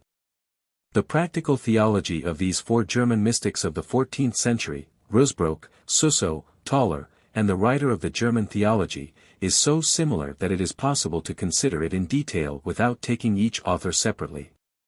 It is the crowning achievement of Christian mysticism before the Reformation. Except in the English Platonists of the 17th century, we shall not find anywhere a sounder and more complete scheme of doctrine built upon this foundation. The distinction drawn by Eckhart between the Godhead and God is maintained in the German Theology, and by Rusbrook. The latter, as we have seen, 268 does not shrink from following the path of analysis to the end, and says plainly that in the abyss there is no distinction of divine and human persons, but only the eternal essence. Tauler also bids us put out into the deep, and let down our nets, but his deep is in the heart, not in the intellect. My children, you should not ask about these great high problems, he says. And he prefers not to talk much about them, for no teacher can teach what he has not lived through himself. Still he speaks, like Dionysius and Eckhart, of the divine darkness, the nameless, formless nothing, the wild waste, and so forth. And says of God that he is the unity in which all multiplicity is transcended, and that in him are gathered up both becoming and being, eternal rest and eternal motion. In this deepest ground, he says, the three persons are implicit, not explicit. The Son is the form of all forms, to which the eternal, reasonable form created after God's image, the idea of mankind, longs to be conformed. The creation of the world, according to Tauler, is rather consonant with than necessary to the nature of God. The world, before it became actual, existed in its idea in God, and this ideal world was set forth by means of the Trinity. It is in the Son that the ideas exist, from all eternity. The ideas are said to be living, that is, they work as forms, and after the creation of matter act as universals above and in things. Tauler is careful to show that he is not a pantheist. God is the being of all beings, he says, but he is none of all things. God is all, but all is not God, he far transcends the universe in which he is immanent. We look in vain to Tauler for an explanation of the obscurest point in Eckhart's philosophy, as to the relations of the phenomenal to the real. We want clearer evidence that temporal existence is not regarded as something illusory or accidental, an error which may be inconsistent with the theory of immanence as taught by the school of Eckhart, but which is too closely allied with other parts of their scheme. The indwelling of God in the soul is the real center of Tauler's doctrine, but his psychology is rather intricate and difficult. He speaks of three phases of personal life, the sensuous nature, the reason, and the third man, the spiritual life or pure substance of the soul. He speaks also of an uncreated ground, which is the abyss of the Godhead, but yet, in us, and of a created ground, which he uses in a double sense, now of the empirical self, which is imperfect and must be purified, and now of the ideal man, as God intended him to be. This latter is the third man, and is also represented by the spark at the apex of the soul, which is to transform the rest of the soul into its own likeness. The uncreated ground, in Tauler, works upon us through the medium of the created ground, and not as in Eckhart, immediately. The created ground, in this sense, he calls the image, which is identical with Eckhart's spark. It is a creative principle as well as created, like the ideas of Erigena. The German Theology says that the soul has two eyes, 269, one of which, the right eye, sees into eternity, the other sees time and the creatures. The right eye is practically the same as Eckhart's spark and Tauler's image. It is significant that the author tells us that we cannot see with both eyes together, the left eye must be shut before we can use the right. 270 The passage where this precept is given shows very plainly that the author, like the other 14th century mystics, 271 was still under the influence of medieval dualism, the belief that the divine begins where the earthly leaves off. It is almost the only point in this golden little treatise, as Henry Moore calls it, to which exception must be taken. Point 272. The essence of sin is self-assertion or self-will, and consequent separation from God. Tauler has, perhaps, a deeper sense of sin than any of his predecessors, and he revives the Augustinian, anti-Pelagian, teaching on the miserable state of fallen humanity. Sensuality and pride, the two chief manifestations of self-will, have invaded the whole of our nature. Pride is a sin of the spirit, and the poison has invaded even the ground, the created ground, that is, as the unity of all the faculties. It will be remembered that the Neoplatonic doctrine was that the spiritual part of our nature can take no defilement. Tauler seems to believe that under one aspect the created ground is the transparent medium of the divine light, but in this sense it is only potentially the light of our whole body. He will not allow the sinless apex mentis to be identified with the personality. Separation from God is the source of all misery. Therein lies the pain of hell. The human soul can never cease to yearn and thirst after God. And the greatest pain of the lost is that this longing can never be satisfied. In the German theology, the necessity of rising above the I and mine is treated as the great saving truth. When the creature claimeth for its own anything good, it goeth astray. The more of self and me, the more of sin and wickedness. Be simply and wholly bereft of self. So long as a man seeketh his own highest good because it is his, he will never find it. For so long as he doeth this, he seeketh himself, and deemeth that he himself is the highest good. These last sentences are almost verbally repeated in a sermon by John Smith, the Cambridge Platonist. The three stages of the mystic's ascent appear in Tauler's sermons. We have first to practice self-control, till all our lower powers are governed by our highest reason. Jesus cannot speak in the temple of thy soul till those that sold and bought therein are cast out of it. In this stage we must be under strict rule and discipline. The old man must be subject to the old law, till Christ be born in him of a truth. Of the second stage he says, Wilt thou withest he? John rest on the loving breast of our Lord Jesus Christ, thou must be transformed into his beauteous image by a constant, earnest contemplation thereof. It is possible that God may will to call thee higher still. Then let go all forms and images, and suffer him to work with thee as his instrument. To some the very door of heaven has been opened, this happens to some with a convulsion of the mind, to others calmly and gradually. It is not the work of a day nor of a year. Before it can come to pass, nature must endure many a death, outward and inward. In the first stage of the dying life, he says elsewhere, we are much oppressed by the sense of our infirmities, and by the fear of hell. But in the third, all our griefs and joys are a sympathy with Christ, whose earthly life was a mingled web of grief and joy, and this life he has left as a sacred testament to his followers. These last extracts show that the cross of Christ, and the imitation of his life on earth, have their due prominence in Tauler's teaching. It is, of course, true that for him, as for all mystics, Christ in us is more than Christ for us. But it is unfair to put it in this way, as if the German mystics wished to contrast the two views of redemption, and to exalt one at the expense of the other.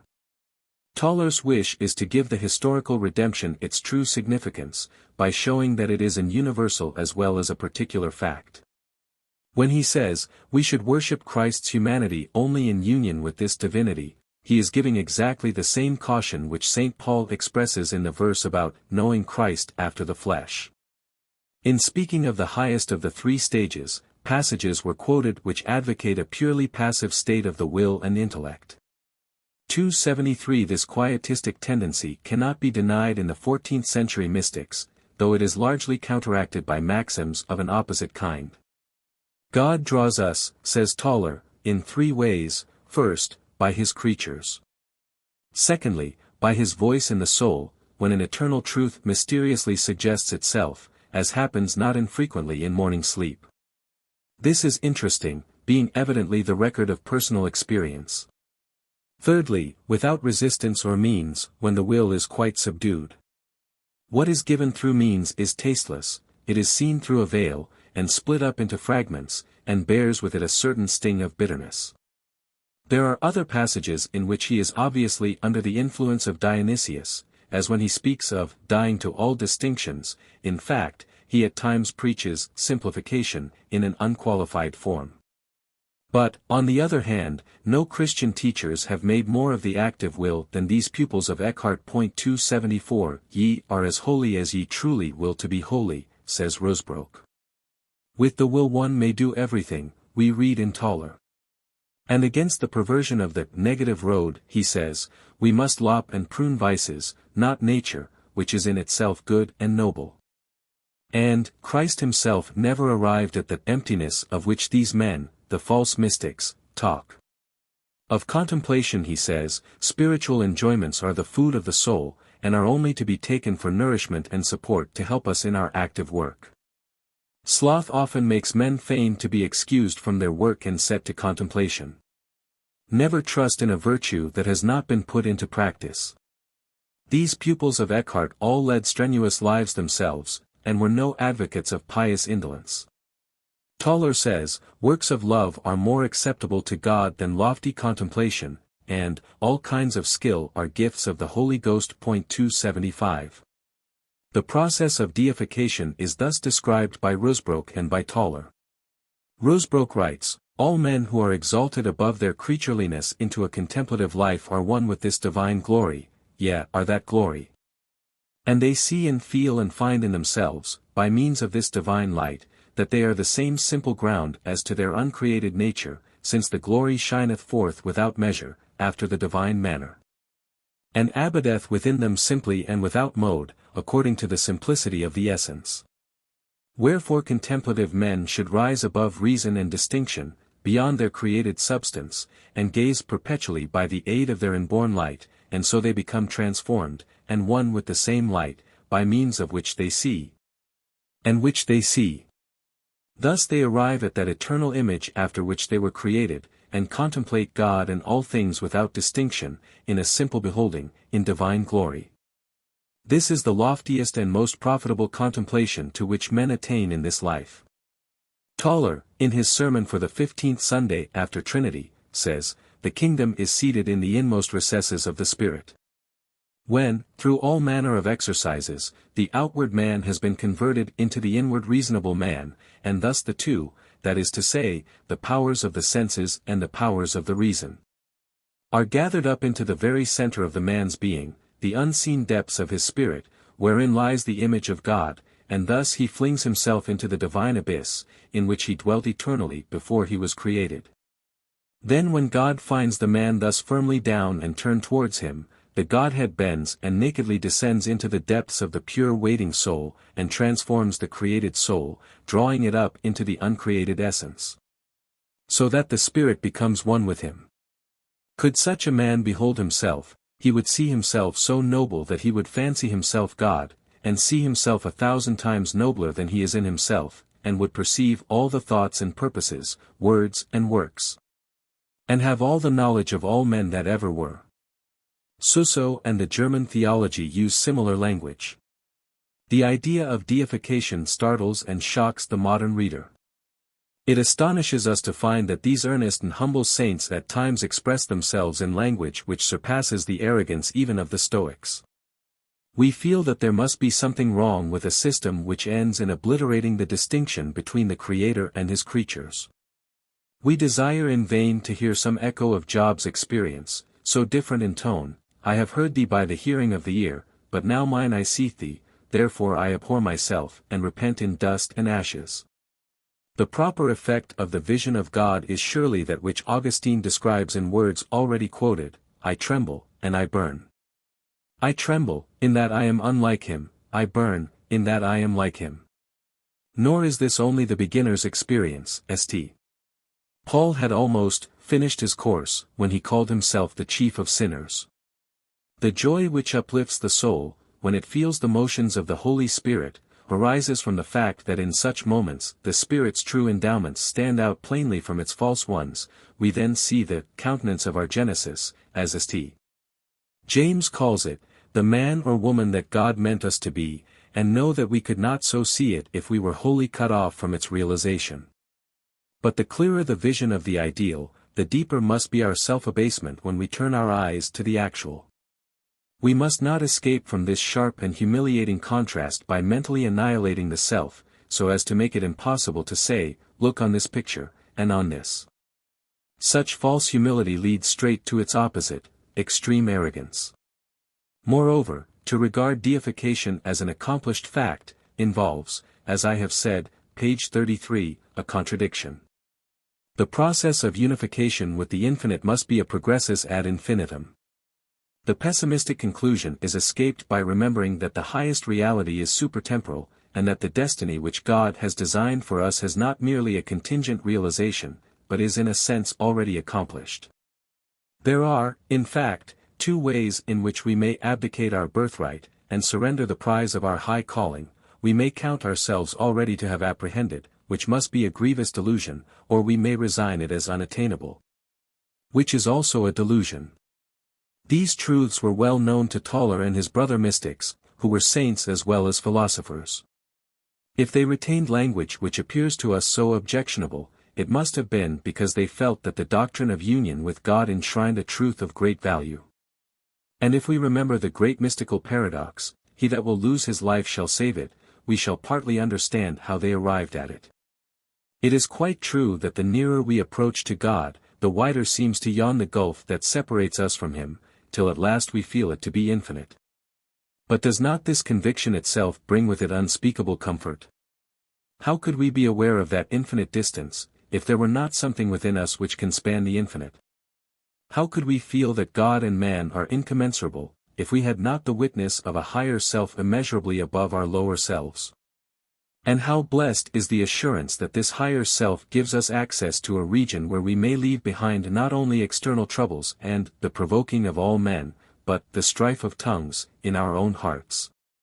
The chattering and growling of the ape and tiger within us, the recurring smart of old sins repented of, and the dragging weight of innate propensities. In this state the will, desiring nothing save to be conformed to the will of God, and separating itself entirely from all lower aims and wishes, claims the right of an immortal spirit to attach itself to eternal truth alone. Having nothing in itself, and yet possessing all things in God. So Toller says, let a man lovingly cast all his thoughts and cares, and his sins too, as it were, on that unknown will. O dear child! In the midst of all these enmities and dangers, sink thou into thy ground and nothingness. Let the tower with all its bells fall on thee, yea, let all the devils in hell storm out upon thee, let heaven and earth and all the creatures assail thee, all shall but marvelously serve thee. Sink thou into thy nothingness, and the better part shall be thine. This hope of a real transformation of our nature by the free gift of God's grace is the only message of comfort for those who are tied and bound by the chain of their sins. The error comes in, as I have said before, when we set before ourselves the idea of God the Father, or of the Absolute, instead of Christ, as the object of imitation. Whenever we find such language as that quoted from Rusbrook, about rising above all distinctions, we may be sure that this error has been committed. Mystics of all times would have done well to keep in their minds a very happy phrase which Irenaeus quotes from some unknown author. He spoke well who said that the infinite, immensum, Father is measured, mensuratum, in the Son, mensura enim patris filius. 276 inch it is to this measure, not to the immeasurable, that we are bidden to aspire. Eternity is, for Toller, the everlasting now.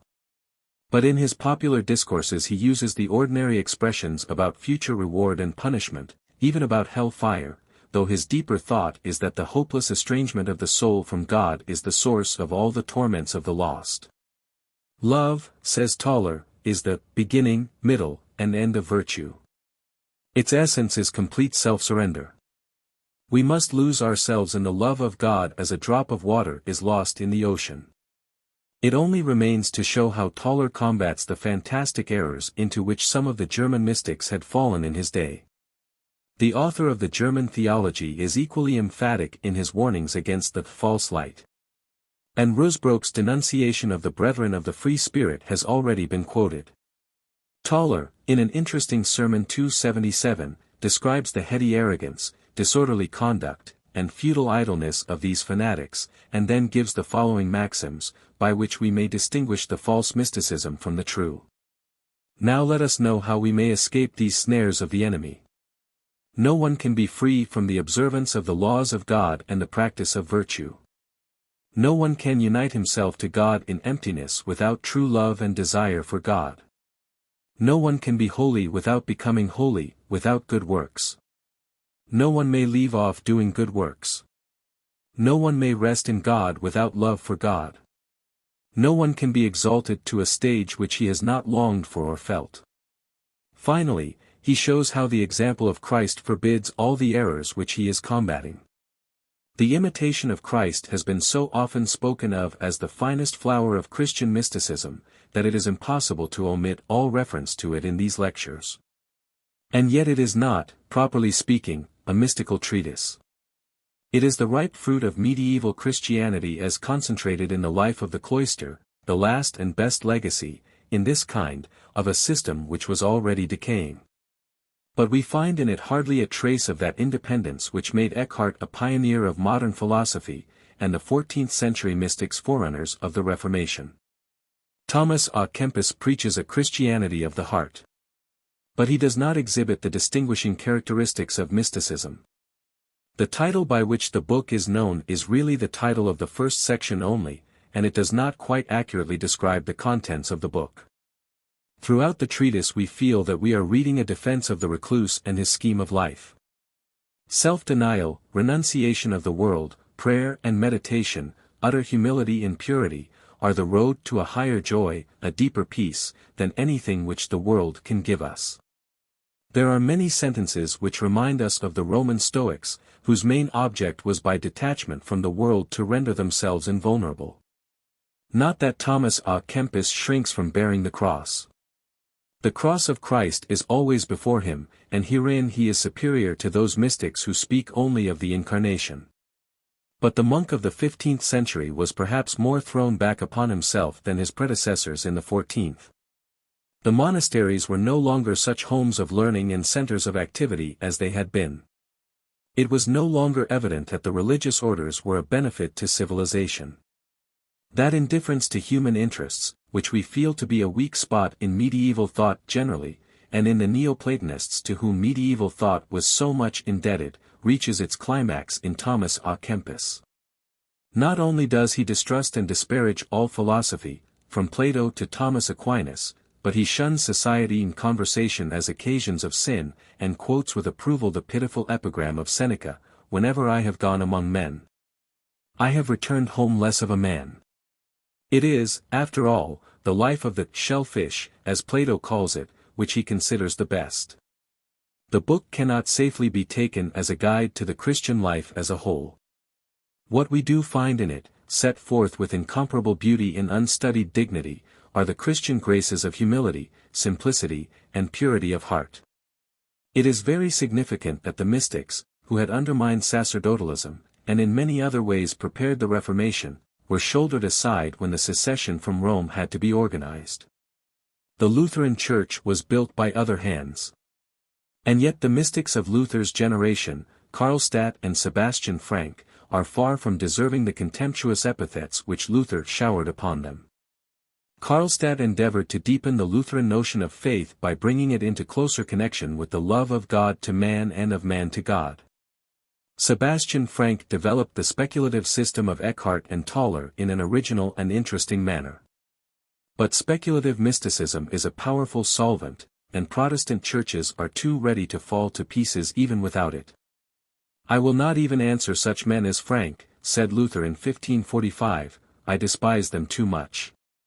If my nose does not deceive me, he is an enthusiast or spiritualist, who is content with nothing but spirit, spirit, spirit, and cares not at all for Bible, sacrament, or preaching." The teaching which the 16th century spurned so contemptuously was almost identical with that of Eckhart and Tauler, whose names were still revered. But it was not wanted just then.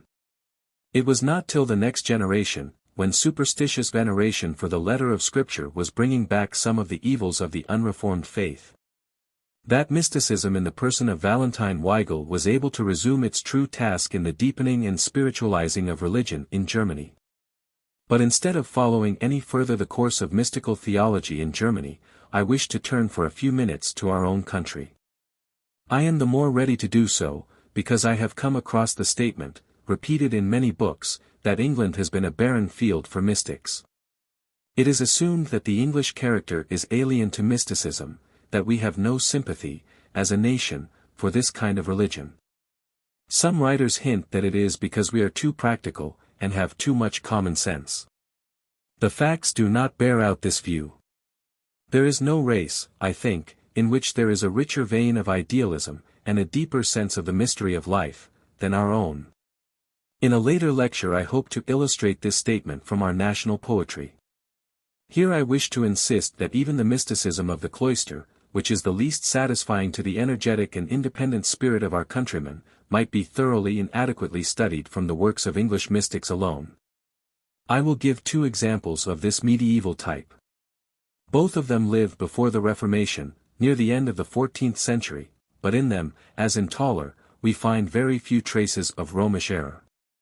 Walter Hilton or Hilton 278, a canon of Thurgerton, was the author of a mystical treatise, called The Scale, or Ladder, of Perfection.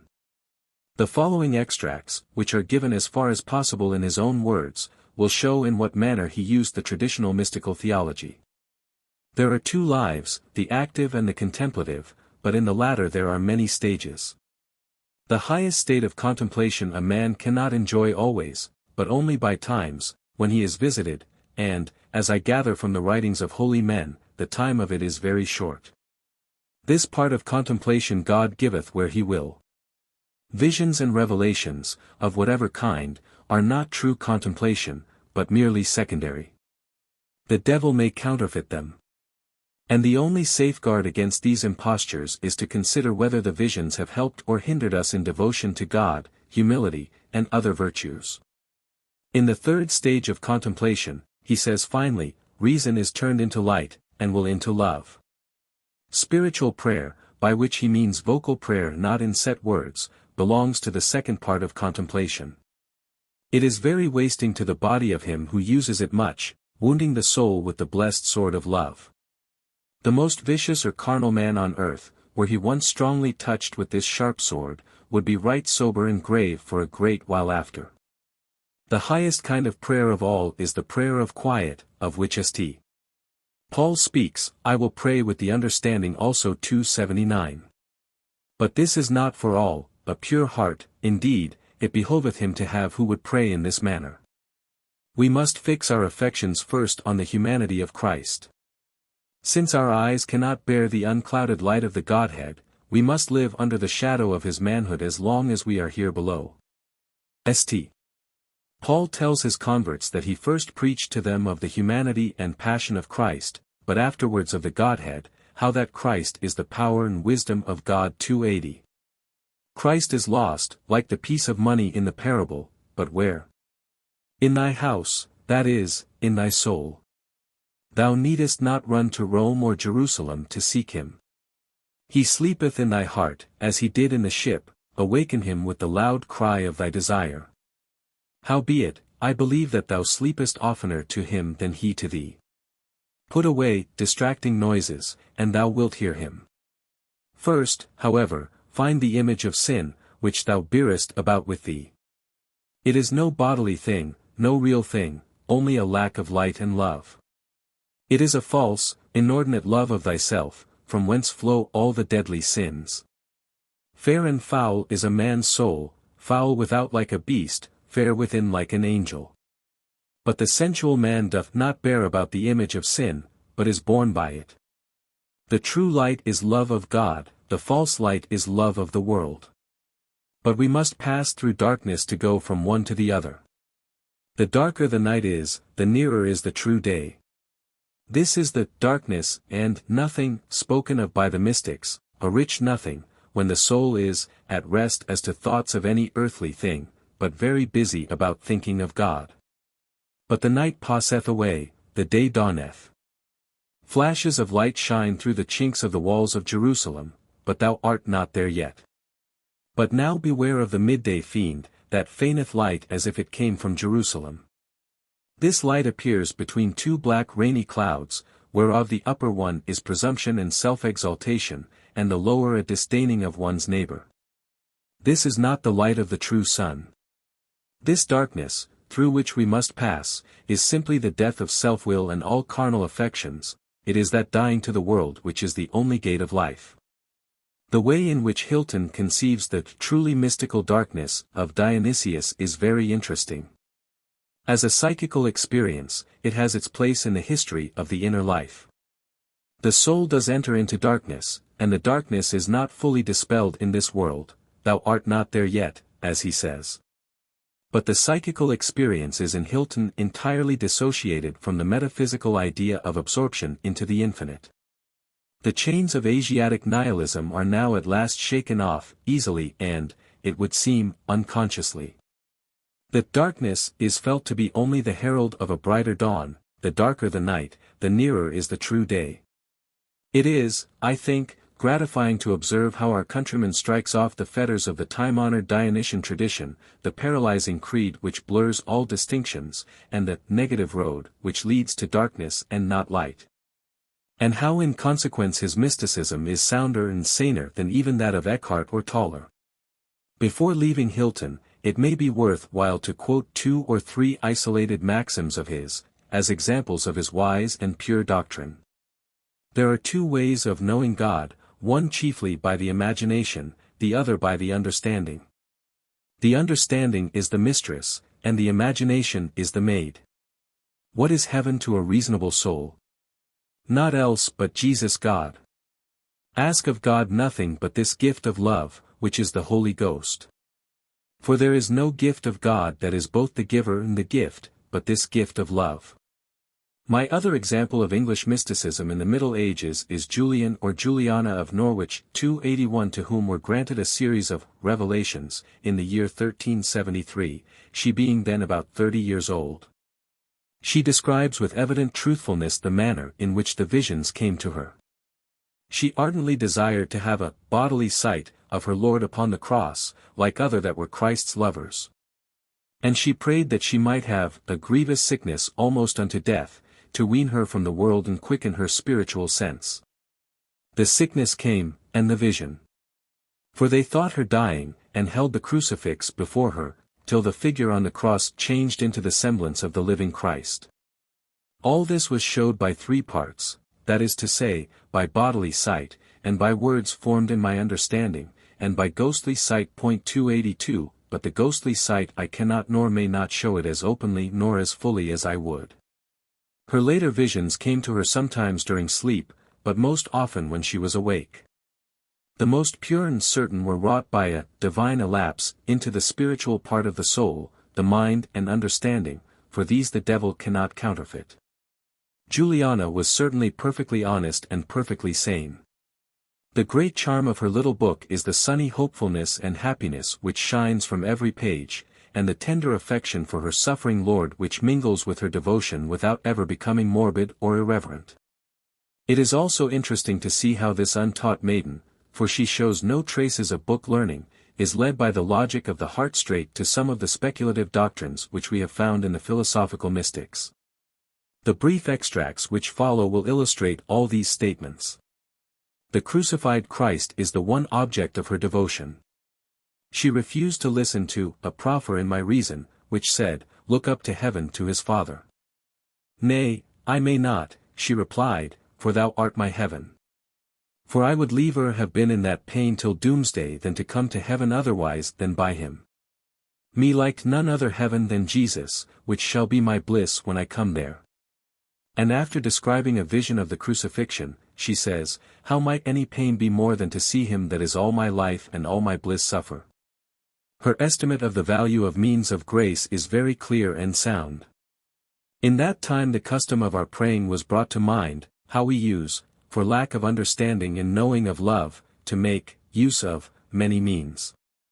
Then saw I truly that it is more worship to God and more very delight that we faithfully pray to himself of his goodness, and cleave thereto by his grace, with true understanding and steadfast by love. Then if we made use of, all the means that heart can think. For if we made, use of, all these means, it is too little, and not full worship to God, but in his goodness is all the whole, and there faileth right not. For this, as I shall say, came into my mind. In the same time we pray to God for, the sake of, his holy flesh and precious blood, his holy passion, his dear worthy death and wounds, and all the blessed kinship, the endless life that we have of all this, is his goodness. And we pray him for, the sake of, his sweet mother's love, that him bear, and all the help that we have of her is of his goodness. And yet, God of his goodness hath advanced means to help us, full fair and many. Of which the chief and principal mean is the blessed nature that he took of the maid, with all the means that go afore and come after which belong to our redemption and to endless salvation. Wherefore it pleaseth him that we seek him and worship him through means, understanding and knowing that he is the goodness of all. For the goodness of God is the highest prayer, and it cometh down to the lowest part of our need. It quickeneth our soul, and bringeth it on life, and mocketh it for to wax in grace and virtue. It is nearest in nature and readiest in grace. For it is the same grace that the soul seeketh, and ever shall seek till we know verily that he hath us all in himself beclosed. After this our Lord showed concerning prayers. In which showing I see two conditions signified by our Lord. One is rightfulness, another is assured trust. But oftentimes our trust is not full, for we are not sure that God heareth us, as we think because of our unworthiness, and because we feel right not. For we are as barren and dry oftentimes after our prayers as we were before. But our Lord said to me, I am the ground of thy beseechings, first, it is my will that thou have it, and then I make thee to wish for it. And then I make thee to beseech it, and thou beseechest it. How then should it be that thou shouldest not have thy beseeching? For it is most impossible that we should beseech mercy and grace and not have it. For all things that our good Lord mocketh us to beseech, himself hath ordained them to us from without beginning. Here may we see that our beseeching is not the cause of God's goodness. And that showed he soothfastly in all these sweet words which he saith, I am the ground. And our good Lord willeth that this be known of his lovers in earth, and the more that we know it the more should we beseech, if it be wisely taken. And so is our Lord's meaning. Merry and joyous is our Lord of our prayer, and he looketh for it, and he willeth to have it, because with his grace he would have us like to himself in condition as we are in kind. Therefore saith he to us, Pray inwardly, although thou think it has no savour to thee, for it is profitable, though thou feel not, though thou see not, yea, though thou think thou canst not. And also to prayer belongeth thanksgiving. Thanksgiving is a true inward knowing, with great reverence and lovely dread turning ourselves with all our mights unto the working that our good Lord stirreth us to, rejoicing and thanking inwardly. And sometimes for plenteousness it breaketh out with voice and saith, Good Lord, great thanks be to thee, blessed mote thou be. Prayer is a right understanding of that fullness of joy that is to come, with great longing and certain trust. Then belongeth it to us to do our diligence, and when we have done it, then shall we yet think that it is not, and in sooth it is. But if we do as we can, and truly ask for mercy and grace, all that faileth us we shall find in him. And thus meaneth he where he saith, I am the ground of thy beseeching. And thus in this blessed word, with the showing, I saw a full overcoming against all our weakness and all our doubtful dreads. Juliana's view of human personality is remarkable, as it reminds us of the Neoplatonic doctrine that there is a higher and a lower self, of which the former is untainted by the sins of the latter. I saw and understood full surely, she says, that in every soul that shall be saved there is a godly will that never assented to sin, nor ever shall. Which will is so good that it may never work evil, but evermore continually it willeth good, and worketh good in the sight of God. We all have this blessed will whole and safe in our Lord Jesus Christ. This godly will, or substance, corresponds to the spark of the German mystics. I saw no difference, she says, between God and our substance, but, as it were, all God. And yet my understanding took, that our substance is in God, that is to say, that God is God, and our substance a creature in God. Highly ought we to enjoy that God dwelleth in our soul, and much more highly, that our soul dwelleth in God. Thus was my understanding led to know, that our soul is made Trinity, like to the unmade blessed Trinity, known and loved from without beginning, and in the making one to the Maker. This sight was full sweet and marvellous to behold, peaceable and restful, sure and delectable.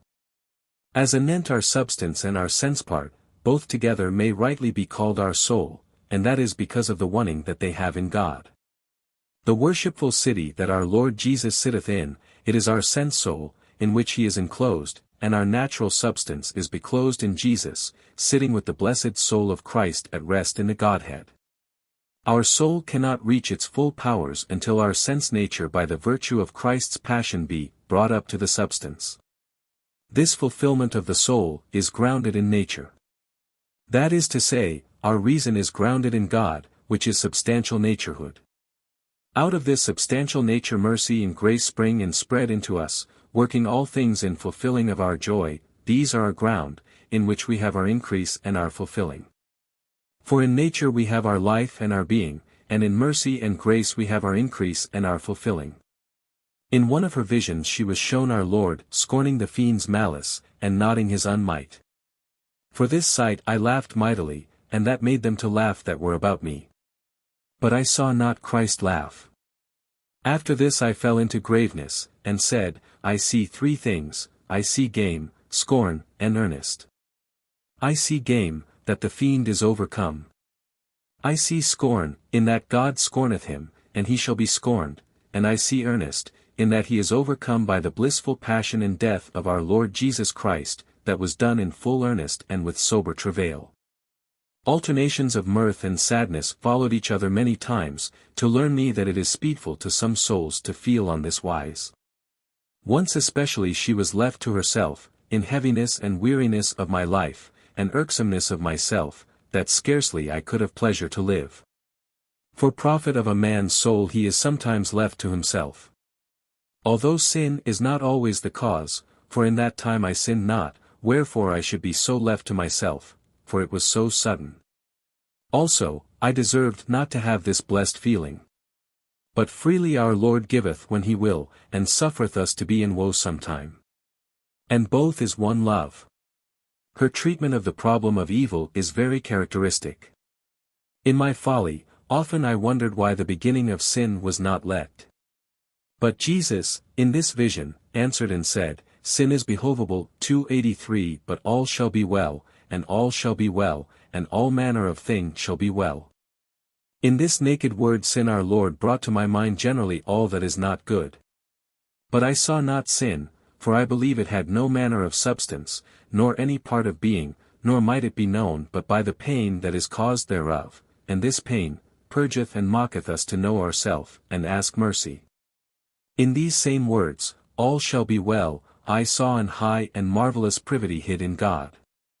She wondered how, all shall be well, when Holy Church teacheth us to believe that many shall be lost.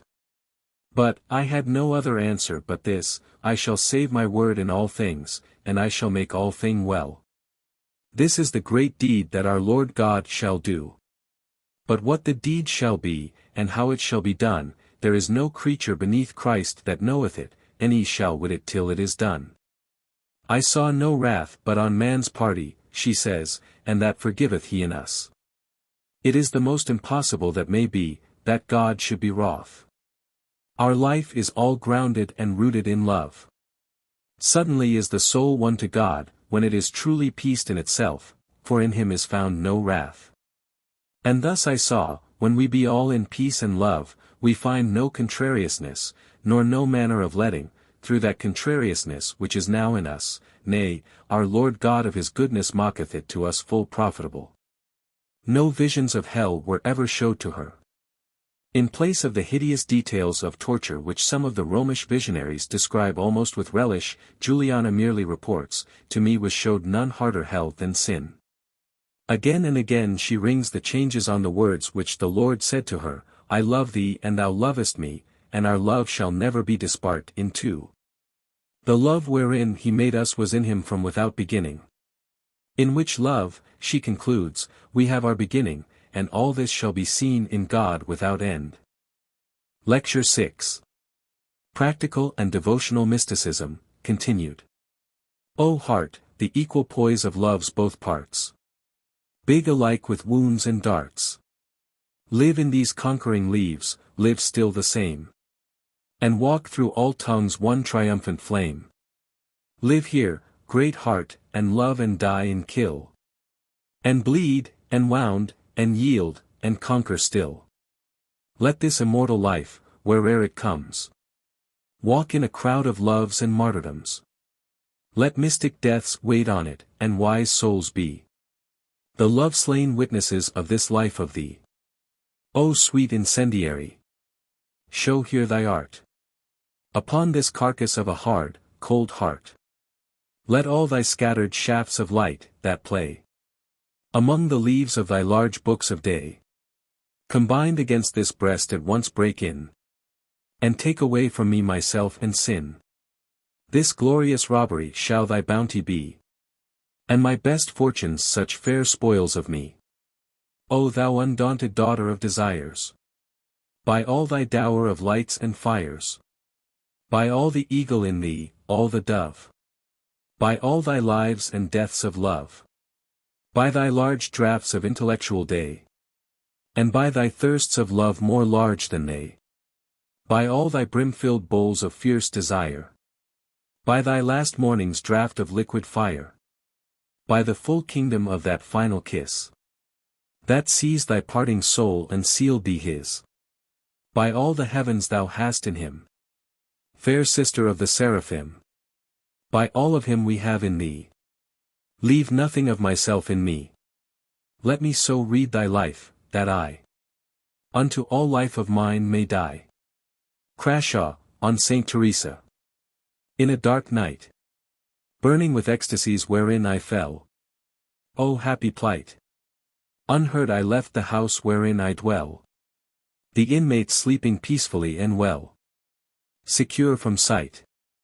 By unknown ways, in unknown robes concealed.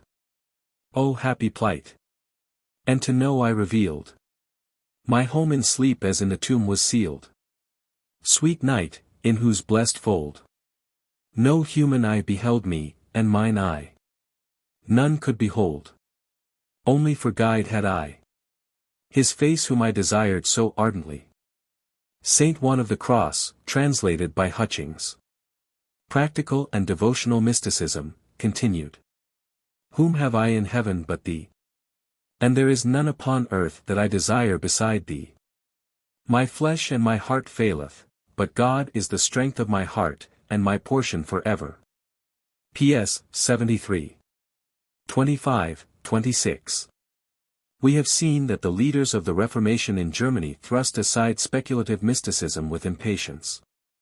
Nor did Christian Platonism fare much better in the Latin countries.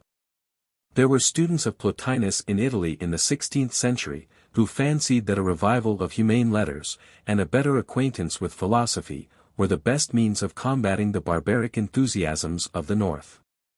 But these Italian Neoplatonists had, for the most part, no deep religious feelings, and they did not exhibit in their lives that severity which the Alexandrian philosophers had practiced. And so, when Rome had need of a Catholic mystical revival to stem the tide of Protestantism, she could not find what she required among the scholars and philosophers of the papal court. The mysticism of the Counter-Reformation had its center in Spain. It has been said that mysticism is the philosophy of Spain. 284. This does not mean that idealistic philosophy flourished in the peninsula, for the Spanish race has never shown any taste for metaphysics. The mysticism of Spain is psychological. Its point of departure is not the notion of being or of unity, but the human soul seeking reconciliation with God. We need not be on our guard against pantheism in reading the Spanish mystics. They show no tendency to obliterate the dividing lines of personality, or to deify sinful humanity. The cause of this peculiarity is to be sought partly in the strong individualism of the Spanish character, and partly in external circumstances. 285. Free thought in Spain was so sternly repressed, that those tendencies of mystical religion which are antagonistic to Catholic discipline were never allowed to display themselves. The Spanish mystics remained orthodox Romanists, subservient to their directors and superiors, and indefatigable in making recruits for the cloister. Even so, they did not escape the attention of the Inquisition, and though two among them, St. Teresa and Saint One of the Cross, were awarded the badge of sanctity, the fate of Molinos showed how Rome had come to dread even the most submissive mystics. The early part of the 16th century was a period of high culture in Spain. The universities of Salamanca and Alcala were famous throughout Europe. The former is said, doubtless with great exaggeration, to have contained at one time 14,000 students. But the Inquisition, which had been founded to suppress Jews and Mohammedans, was roused to a more baneful activity by the appearance of Protestantism in Spain. Before the end of the 16th century, the Spanish people, who up to that time had been second to none in love of liberty in many-sided energy, had been changed into somber fanatics, sunk in ignorance and superstition, and retaining hardly a trace of their former buoyancy and healthy independence. 286 The first Index Expurgatorius was published in 1546, the burning of Protestants began in 1559. Till then, Eckhart, Toller, Suso, and Rusbrook had circulated freely in Spain. But the Inquisition condemned them all, except Rusbrook. The same rigor was extended to the Arabian philosophers, and so their speculations influenced Spanish theology much less than might have been expected from the long sojourn of the Moors in the peninsula. Averroism was known in Spain chiefly through the medium of the Fons Vitae of Ibn Jabirol, Avisprin. Dionysius and the scholastic mystics of the Middle Ages were, of course, allowed to be read. But besides these, the works of Plato and Plotinus were accessible in Latin translations, and were highly valued by some of the Spanish mystics. This statement may surprise those who have identified Spanish mysticism with Teresa and One of the Cross, and who know how little Platonism is to be found in their theology. But these two militant champions of the Counter-Reformation numbered among their contemporaries mystics of a different type, whose writings, little known in this country, entitle them to an honorable place in the roll of Christian Platonists. We find in them most of the characteristic doctrines of Christian Neoplatonism, the radiation of all things from God and their return to God, the immanence of God in all things. 287 The notion of man as a microcosm, vitally connected with all the different orders of creation. 288 The Augustinian doctrine of Christ and his members as one Christ. 289 Insistence upon disinterested love. 290 An admonitions to close the eye of sense. 291 This last precept, which, as I have maintained, is neither true Platonism nor true mysticism, must be set against others in which the universe is said to be a copy of the divine ideas, of which Plotinus has spoken divinely. The creation of love, which has given form to chaos, and stamped it with the image of the divine beauty, and in which we are exhorted to rise through the contemplation of nature to God. 292 Juan de Angelis, in his treatise on the spiritual nuptials, quotes freely, not only from Plato, Plotinus, and Virgil, but from Lucretius, Ovid, Tibullus, and Martial. But this kind of humanism was frowned upon by the Church, in Spain as elsewhere. These were not the weapons with which Lutheranism could be fought successfully. Juan de Vila was accused before the Inquisition in 1534, and one of his books was placed on the Index of 1559. Luis de Granada had to take refuge in Portugal. Luis de Leon, who had the courage to say that the Song of Solomon is only a pastoral idyll, was sent to a dungeon for 5 years. 293 Even Street Teresa narrowly escaped imprisonment at Seville, and St. One of the Cross passed 9 months in a black hole at Toledo. Persecution, when applied with sufficient ruthlessness, seldom fails of its immediate object. It took only about 12 years to destroy Protestantism in Spain.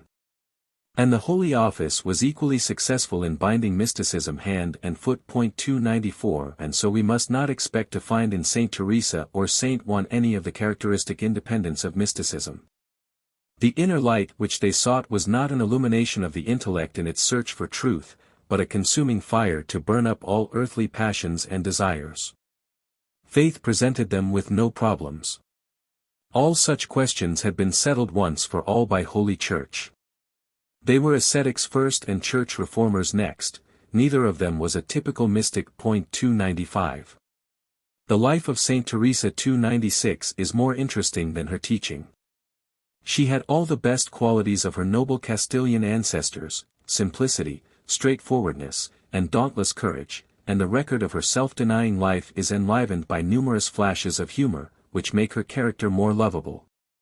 She is best known as a visionary, and it is mainly through her visions that she is often regarded as one of the most representative mystics. But these visions do not occupy a very large space in the story of her life.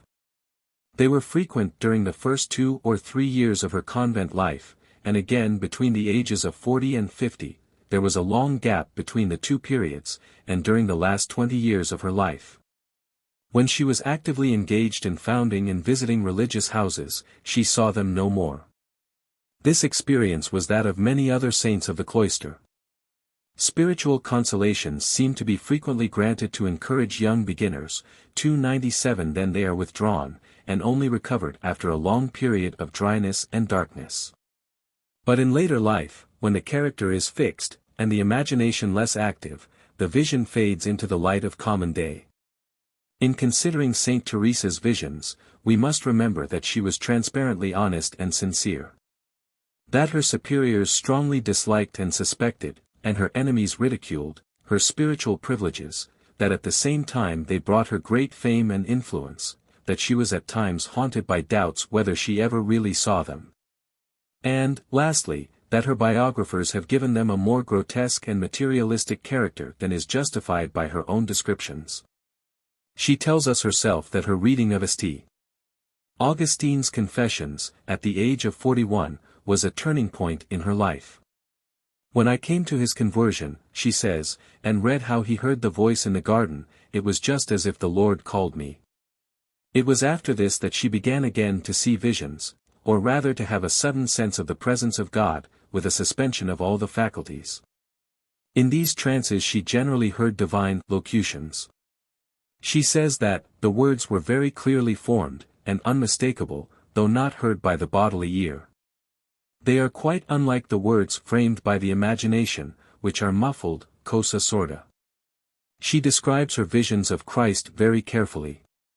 First he stood beside her while she was in prayer, and she heard and saw him, though not with the eyes of the body, nor of the soul. Then by degrees his sacred humanity was completely manifested to me, as it is painted after the resurrection. This last sentence suggests that sacred pictures, lovingly gazed at, may have been the source of some of her visions. Her superiors tried to persuade her that they were delusions.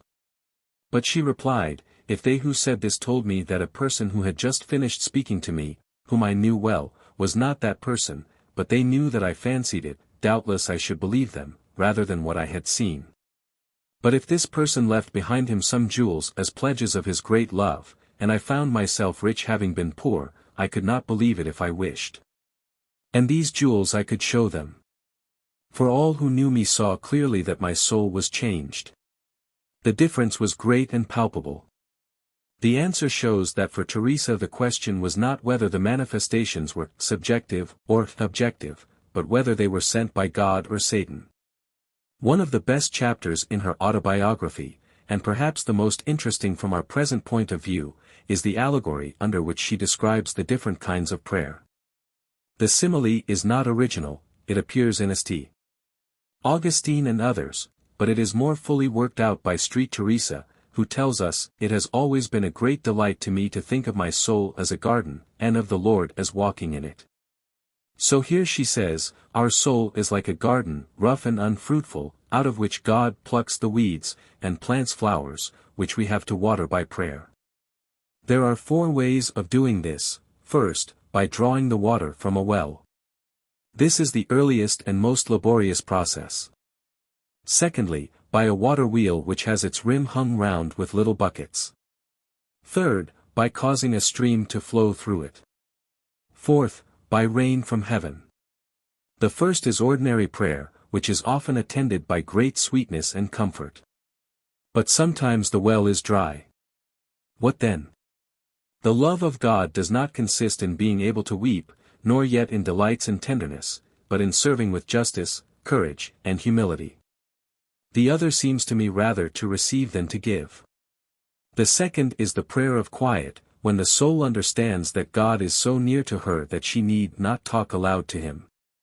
In this stage the will is absorbed, but the understanding and memory are still active. Teresa, following the scholastic mystics, makes these the three faculties of the soul. In the third stage God becomes, as it were, the gardener. It is a sleep of the faculties, which are not entirely suspended, nor yet do they understand how they work. In the fourth stage, the soul labors not at all the faculties are quiescent. As she pondered how she might describe this state, the Lord said these words to me, "She, the soul, unmakes herself, my daughter, to bring herself closer to me. It is no more she that lives, but I." As she cannot comprehend what she sees, understanding she ceases to understand. Years after she had attained this fourth stage, Teresa experienced what the mystics call, the great dereliction, a sense of ineffable loneliness and desolation, which nevertheless is the path to incomparable happiness. It was accompanied by a kind of catalepsy, with muscular rigidity and cessation of the pulses. These intense joys and sorrows of the spirit are the chief events of Teresa's life for 8 or 10 years. They are followed by a period of extreme practical activity, when she devoted herself to organizing communities of barefooted Carmelites, whose austerity and devotion were to revive the glories of primitive Christianity. In this work she showed not only energy, but worldly wisdom and tact in no common degree. Her visions had certainly not impaired her powers as an organizer and ruler of men and women. Her labors continued without intermission till, at the age of 67, she was struck down by her last illness. "This saint will be no longer wanted," she said, with a sparkle of her old vivacity, when she knew that she was to die. It is not worth while to give a detailed account of Saint Teresa's mystical theology. Its cardinal points are that the religious life consists in complete conformity to the will of God, so that at last the human will becomes purely passive and at rest. And the belief in Christ as the sole ground of salvation, on which subject she uses language which is curiously like that of the Lutheran reformers. Her teaching about passivity and the prayer of quiet is identical with that which the Pope afterwards condemned in Molinos. But it is only fair to remember that Teresa was not canonized for her theology, but for her life, and that the Roman Church is not committed to every doctrine which can be found in the writings of her saints. The real character of St. Teresa's piety may be seen best in some of her prayers, such as this which follows. O Lord, how utterly different are thy thoughts from our thoughts. From a soul which is firmly resolved to love thee alone, and which has surrendered her whole will into thy hands, thou demandest only that she should hearken, strive earnestly to serve thee, and desire only to promote thine honor. She need seek and choose no path, for thou doest that for her, and her will follows thine, while thou, O Lord, takest care to bring her to fuller perfection. In theory, it may not be easy to reconcile earnest striving with complete surrender and abrogation of the will, but the logic of the heart does not find them incompatible. Perhaps no one has spoken better on this matter than the Rabbi Gamaliel, of whom it is reported that he prayed, O Lord, grant that I may do thy will as if it were my will, that thou mayest do my will as if it were thy will. But quietistic mysticism often puts the matter on a wrong basis. Self-will is to be annihilated, not, as St. Teresa sometimes implies, because our thoughts are so utterly different from God's thoughts that they cannot exist in the same mind, but because self-interest sets up an unnatural antagonism between them. The will, like the other faculties, only realizes itself in its fullness when God worketh in us both to will and to do of his good pleasure. Saint Juan of the Cross, the fellow workman of St. Teresa in the reform of monasteries, is a still more perfect example of the Spanish type of mysticism. His fame has never been so great as hers. For while Teresa's character remained human and lovable in the midst of all her austerities, one carried self-abnegation to a fanatical extreme, and presents the life of holiness in a grim and repellent aspect. In his disdain of all compromise between the claims of God and the world, He welcomes every kind of suffering, and bids us choose always that which is most painful, difficult, and humiliating. His own life was divided between terrible mortifications and strenuous labor in the foundation of monasteries. Though his books show a tendency to quietism, his character was one of fiery energy and unresting industry. Houses of descalced Carmelites sprang up all over Spain as the result of his labors. These monks and nuns slept upon bare boards, fasted 8 months in the year, never ate meat, and wore the same serge dress in winter and summer. In some of these new foundations the brethren even vied with each other in adding voluntary austerities to this severe rule. It was all part of the campaign against Protestantism. The worldliness and luxury of the Renaissance period were to be atoned for by a return to the purity and devotion of earlier centuries. The older Catholic ideal, the medieval type of Christianity, was to be restored in all its completeness in the 17th century. This essentially militant character of the movement among the Carmelites must not be lost sight of. The two great Spanish mystics were before all things champions of the Counter-Reformation. The two chief works of St. One are the Ascent of Mount Carmel, and the Obscure Night of the Soul. Both are treatises on quietistic mysticism of a peculiar type.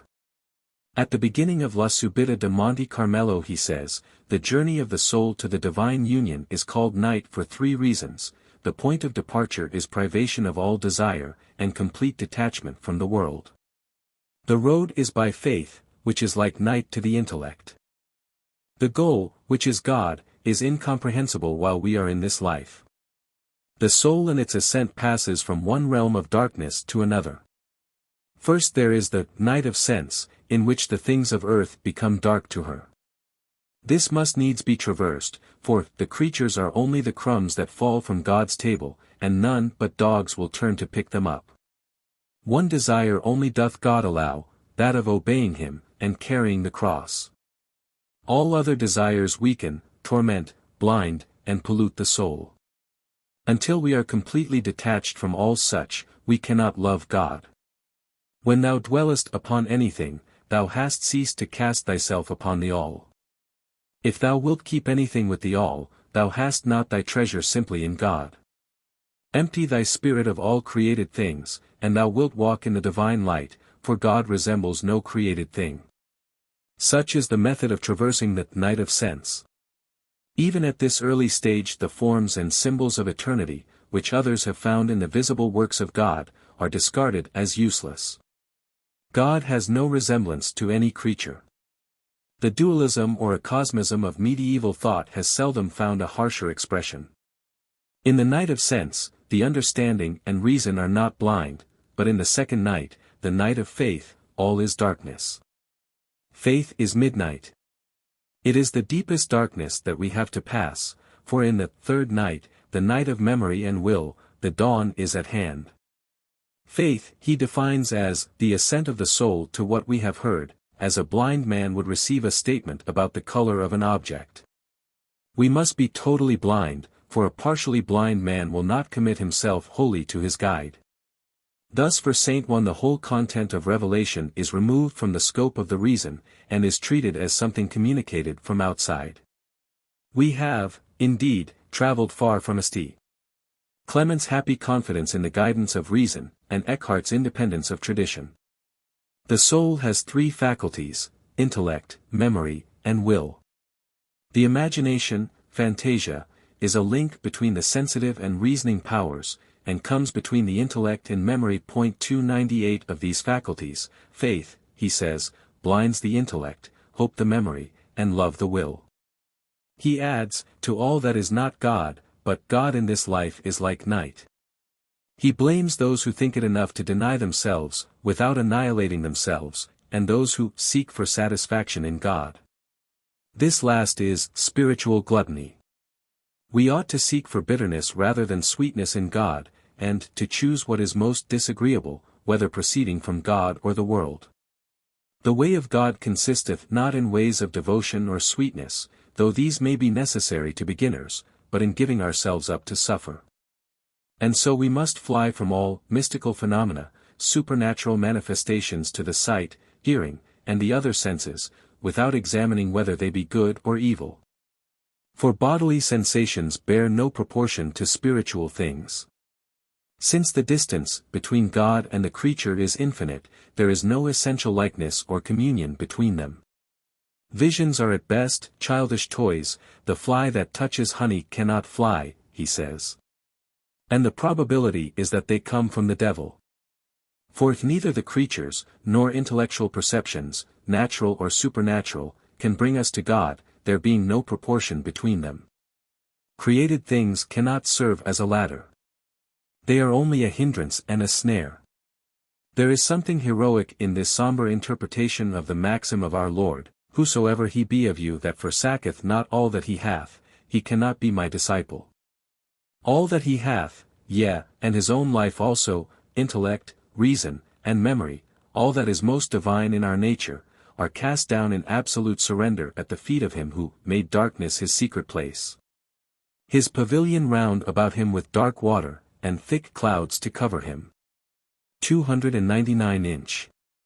In the third night, that of memory and will, the soul sinks into a holy inertia and oblivion, Santa Ociosidad y Olvido, in which the flight of time is unfelt, and the mind is unconscious of all particular thoughts. St. One seems here to have brought us to something like the torpor of the Indian yogi or of the hesychasts of Mount Athos. But he does not intend us to regard this state of trance as permanent or final.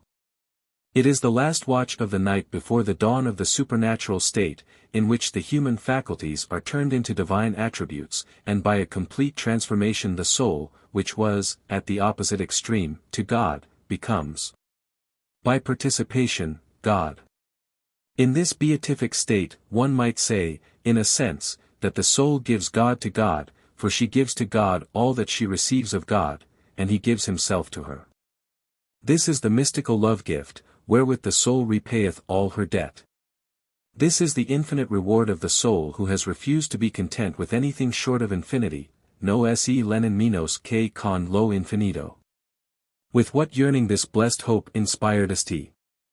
Juan, is shown in the following beautiful prayer, which is a good example of the eloquence, born of intense emotion, which we find here and there in his pages. O sweetest love of God, too little known, he who has found thee is at rest. Let everything be changed, O God, that we may rest in thee. Everywhere with thee, O my God, everywhere all things with thee, as I wish, O my love, all for thee, nothing for me, everything for thee. All sweetness and delight for thee, none for me, all bitterness and trouble for me, none for thee. O my God, how sweet to me thy presence, who art the supreme good. I will draw near to thee in silence, and will uncover thy feet. 300 That it may please thee to unite me to thyself, making my soul thy bride, I will rejoice in nothing till I am in thine arms. O Lord, I beseech thee, leave me not for a moment, because I know not the value of mine own soul. Such faith, hope, and love were suffered to cast gleams of light upon the saint's gloomy and thorn-strewn path. But nevertheless the text of which we are most often reminded in reading his pages is the verse of Amos, "Shall not the day of the Lord be darkness and not light? Even very dark, and no brightness in it?" It is a terrible view of life and duty, that we are to denude ourselves of everything that makes us citizens of the world, that nothing which is natural is capable of entering into relations with God, that all which is human must die, and have its place taken by supernatural infusion. Saint Juan follows to the end the negative road of Dionysius, without troubling himself at all with the transcendental metaphysics of Neoplatonism. His nihilism or acosmism is not the result of abstracting from the notion of being or of unity. Its basis is psychological. It is subjective religion carried almost to its logical conclusion. The Neoplatonists were led on by the hope of finding a reconciliation between philosophy and positive religion. But no such problems ever presented themselves to the Spaniards. We hear nothing of the relation of the creation to God, or why the contemplation of it should only hinder instead of helping us to know its maker. The world simply does not exist for Saint Juan, nothing exists save God and human souls. The great human society has no interest for him. He would have us cut ourselves completely adrift from the aims and aspirations of civilized humanity, and, since nothing but the infinite can satisfy us, to accept nothing until our nothingness is filled with the infinite. He does not escape from the quietistic attitude of passive expectancy which belongs to this view of life. And it is only by a glaring inconsistency that he attaches any value to the ecclesiastical symbolism, which rests on a very different basis from that of his teaching. But St. Juan's mysticism brought him no intellectual emancipation, either for good or evil. Faith with him was the antithesis, not to sight, as in the Bible, but to reason. The sacrifice of reason was part of the crucifixion of the old man. And so he remained in an attitude of complete subservience to church tradition and authority, and even to his director, an intermediary who is constantly mentioned by these post-Reformation mystics. Even this unqualified submissiveness did not preserve him from persecution during his lifetime, and suspicion afterwards. His books were only authorized 27 years after his death, which occurred in 1591. And his beatification was delayed till 1674. His orthodoxy was defended largely by references to Saint Teresa, who had already been canonized. But it could not be denied that the Quietists of the next century might find much support for their controverted doctrines in both writers. Saint Juan's ideal of saintliness was as much of an anachronism as his scheme of church reform. But no one ever climbed the rugged peaks of Mount Carmel with more heroic courage and patience. His life shows what tremendous moral force is generated by complete self-surrender to God.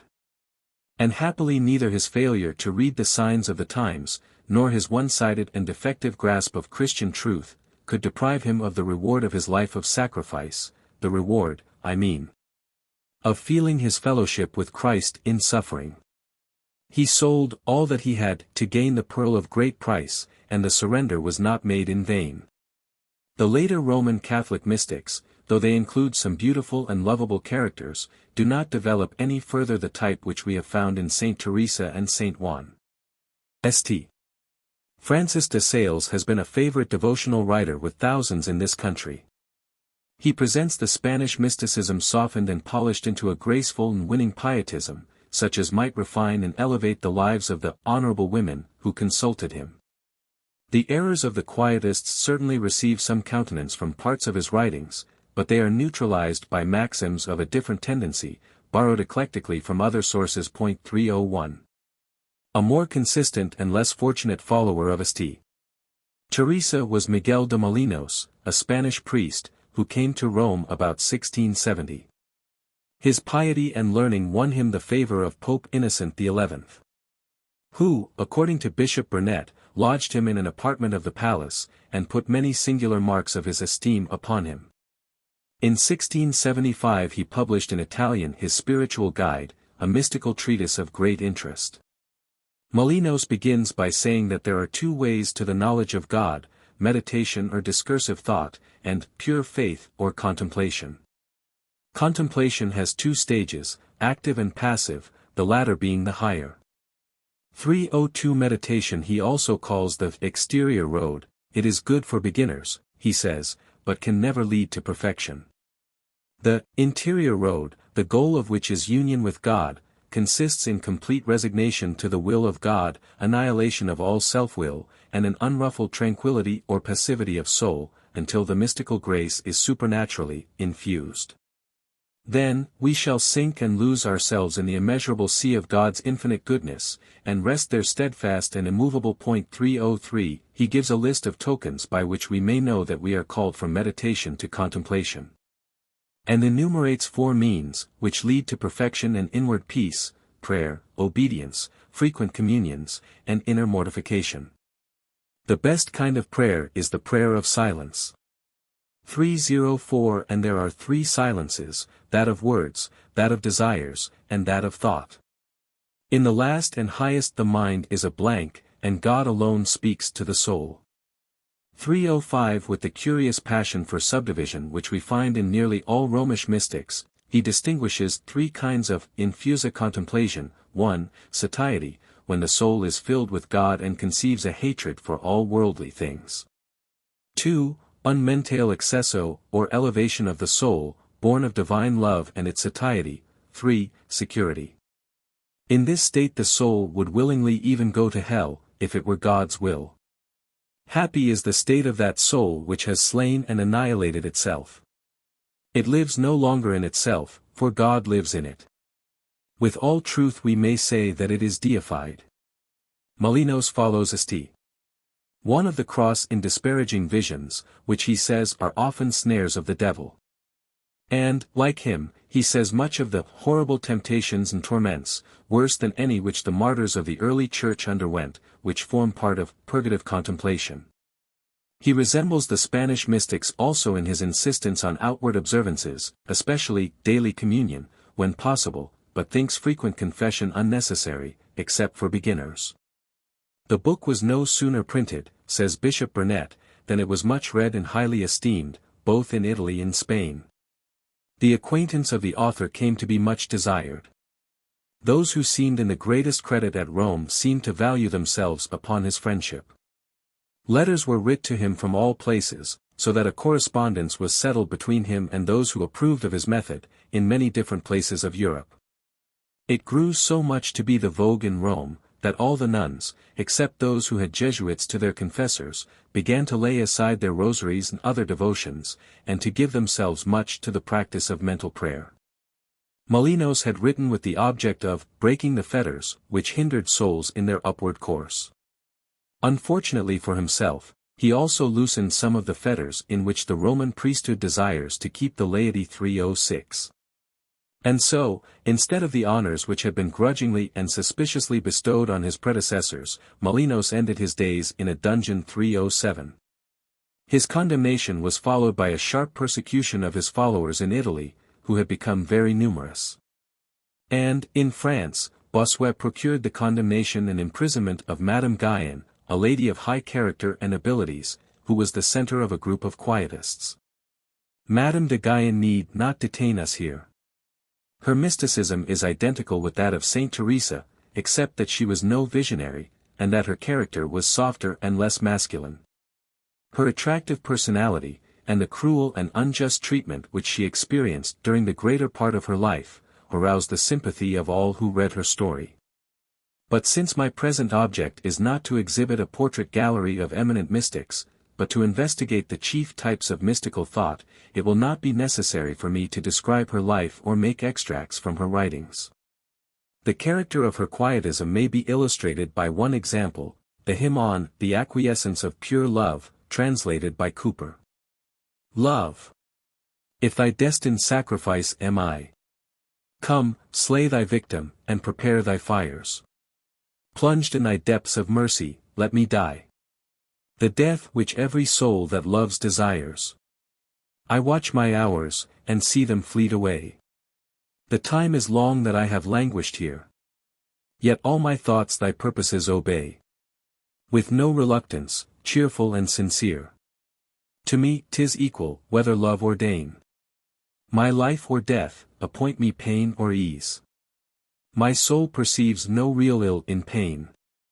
In ease or health no real good she sees. One good she covets, and that good alone. To choose thy will, from selfish bias free. And to prefer a cottage to a throne. And grief to comfort, if it pleases thee. That we should bear the cross is thy command. Die to the world, and live to self no more. Suffer unmoved beneath the rudest hand. As pleased when shipwrecked as when safe on shore. Fenelon was also a victim of the campaign against the Quietists, though he was no follower of Molinos. He was drawn into the controversy against his will by Bossuet, who requested him to endorse an unscrupulous attack upon Madame Guyon. This made it necessary for Fenelon to define his position, which he did in his famous Maxims of the Saints. The treatise is important for our purposes, since it is an elaborate attempt to determine the limits of true and false mysticism concerning two great doctrines, disinterested love and passive contemplation. On the former, Fenelon's teaching may be summarized as follows: self-interest must be excluded from our love of God, for self-love is the root of all evil. This predominant desire for God's glory need not be always explicit, it need only become so on extraordinary occasions, but it must always be implicit. There are 5 kinds of love for God, I. Purely servile, the love of God's gifts apart from himself, 2. The love of mere covetousness, which regards the love of God only as the condition of happiness, 3. That of hope, in which the desire for our own welfare is still predominant. 4. Interested love, which is still mixed with self-regarding motives, v. Disinterested love. He mentions here the 3 lives of the mystics, and says that in the purgative life love is mixed with the fear of hell. In the illuminative, with the hope of heaven, while in the highest stage we are united to God in the peaceable exercise of pure love. If God were to will to send the souls of the just to hell, so Chrysostom and Clement suggest, souls in the 3rd state would not love him less. 308. Mixed love, however, is not a sin. The greater part of holy souls never reach perfect disinterestedness in this life. We ought to wish for our salvation, because it is God's will that we should do so. Interested love coincides with resignation, disinterested with holy indifference. Saint Francis Delaware Sales says that the disinterested heart is like wax in the hands of its God. We must continue to cooperate with God's grace, even in the highest stage, and not cease to resist our impulses, as if all came from God. To speak otherwise is to speak the language of the tempter. This is, of course, directed against the immoral apathy attributed to Molinos.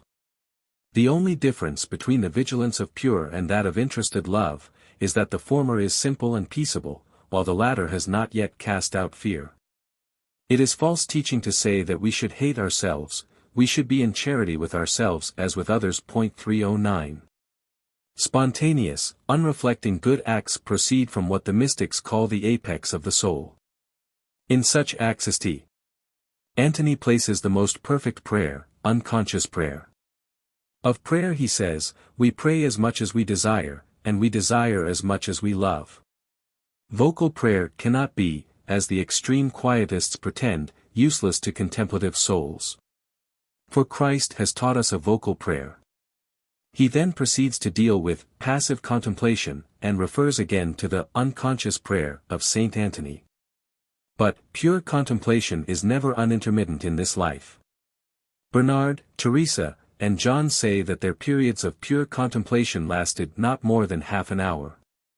Pure contemplation, he proceeds, is negative, being occupied with no sensible image, no distinct and nameable idea. It stops only at the purely intellectual and abstract idea of being. Yet this idea includes, as distinct objects, all the attributes of God, as the Trinity, the humanity of Christ, and all his mysteries. To deny this is to annihilate Christianity under pretense of purifying it, and to confound God with Nent. It is to form a kind of deism which at once falls into atheism, wherein all real idea of God as distinguished from his creatures is rejected. Lastly, it is to advance 2 impieties, I. To suppose that there is or may be on the earth a contemplative who is no longer a traveler, and who no longer needs the way, since he has reached his destination. 2. To ignore that Jesus Christ is the way as well as the truth and the life, the finisher as well as the author of our faith. This criticism of the formless vision is excellent, but there is a palpable inconsistency between the definition of negative contemplation and the inclusion in it of all the attributes of God as distinct objects. Contradictions of this sort abound in Fenelon, and destroy the value of his writings as contributions to religious philosophy, though in his case, as in many others. We may speak of noble inconsistencies, which do more credit to his heart than discredit to his intellect. We may perhaps see here the dying spasm of the negative method, which has crossed our path so often in this survey.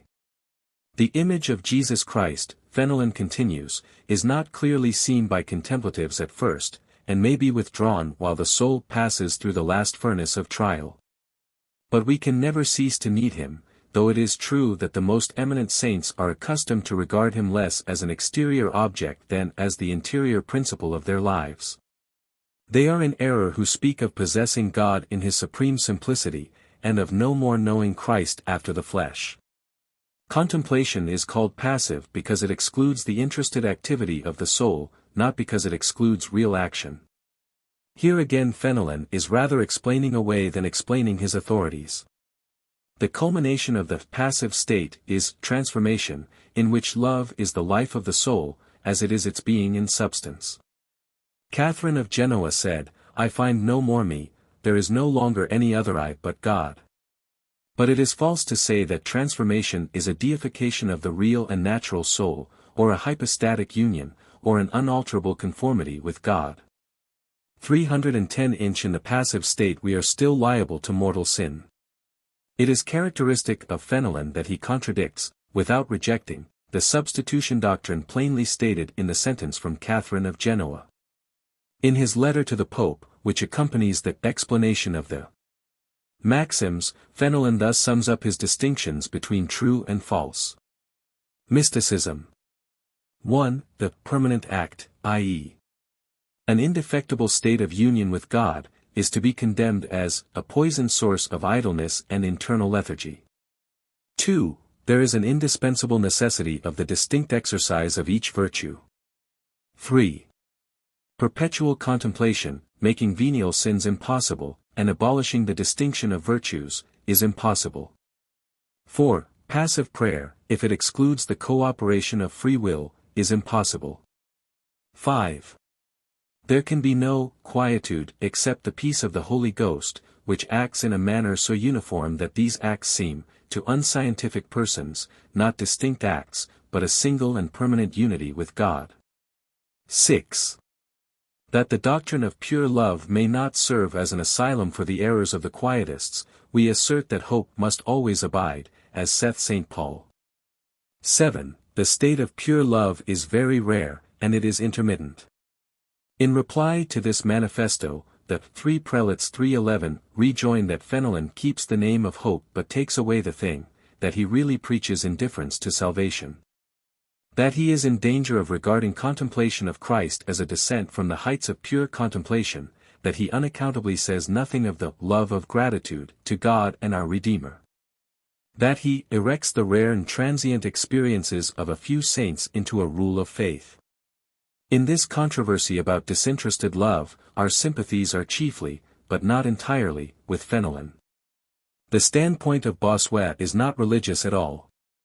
Pure love, he says almost coarsely, is opposed to the essence of love, which always desires the enjoyment of its object, as well as to the nature of man, who necessarily desires happiness. Most of us will rather agree with St. Bernard, that love, as such, desires nothing but reciprocation, viris amor esse ipso contentus est, habet premium, sed id quod amatur. If the question had been simply whether religion is or is not in its nature mercenary, we should have felt no doubt on which side the truth lay.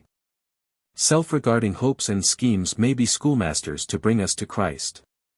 It seems, indeed, to be part of our education to form them, and then see them shattered one after another, that better and deeper hopes may be constructed out of the fragments, but a selfish Christianity is a contradiction in terms.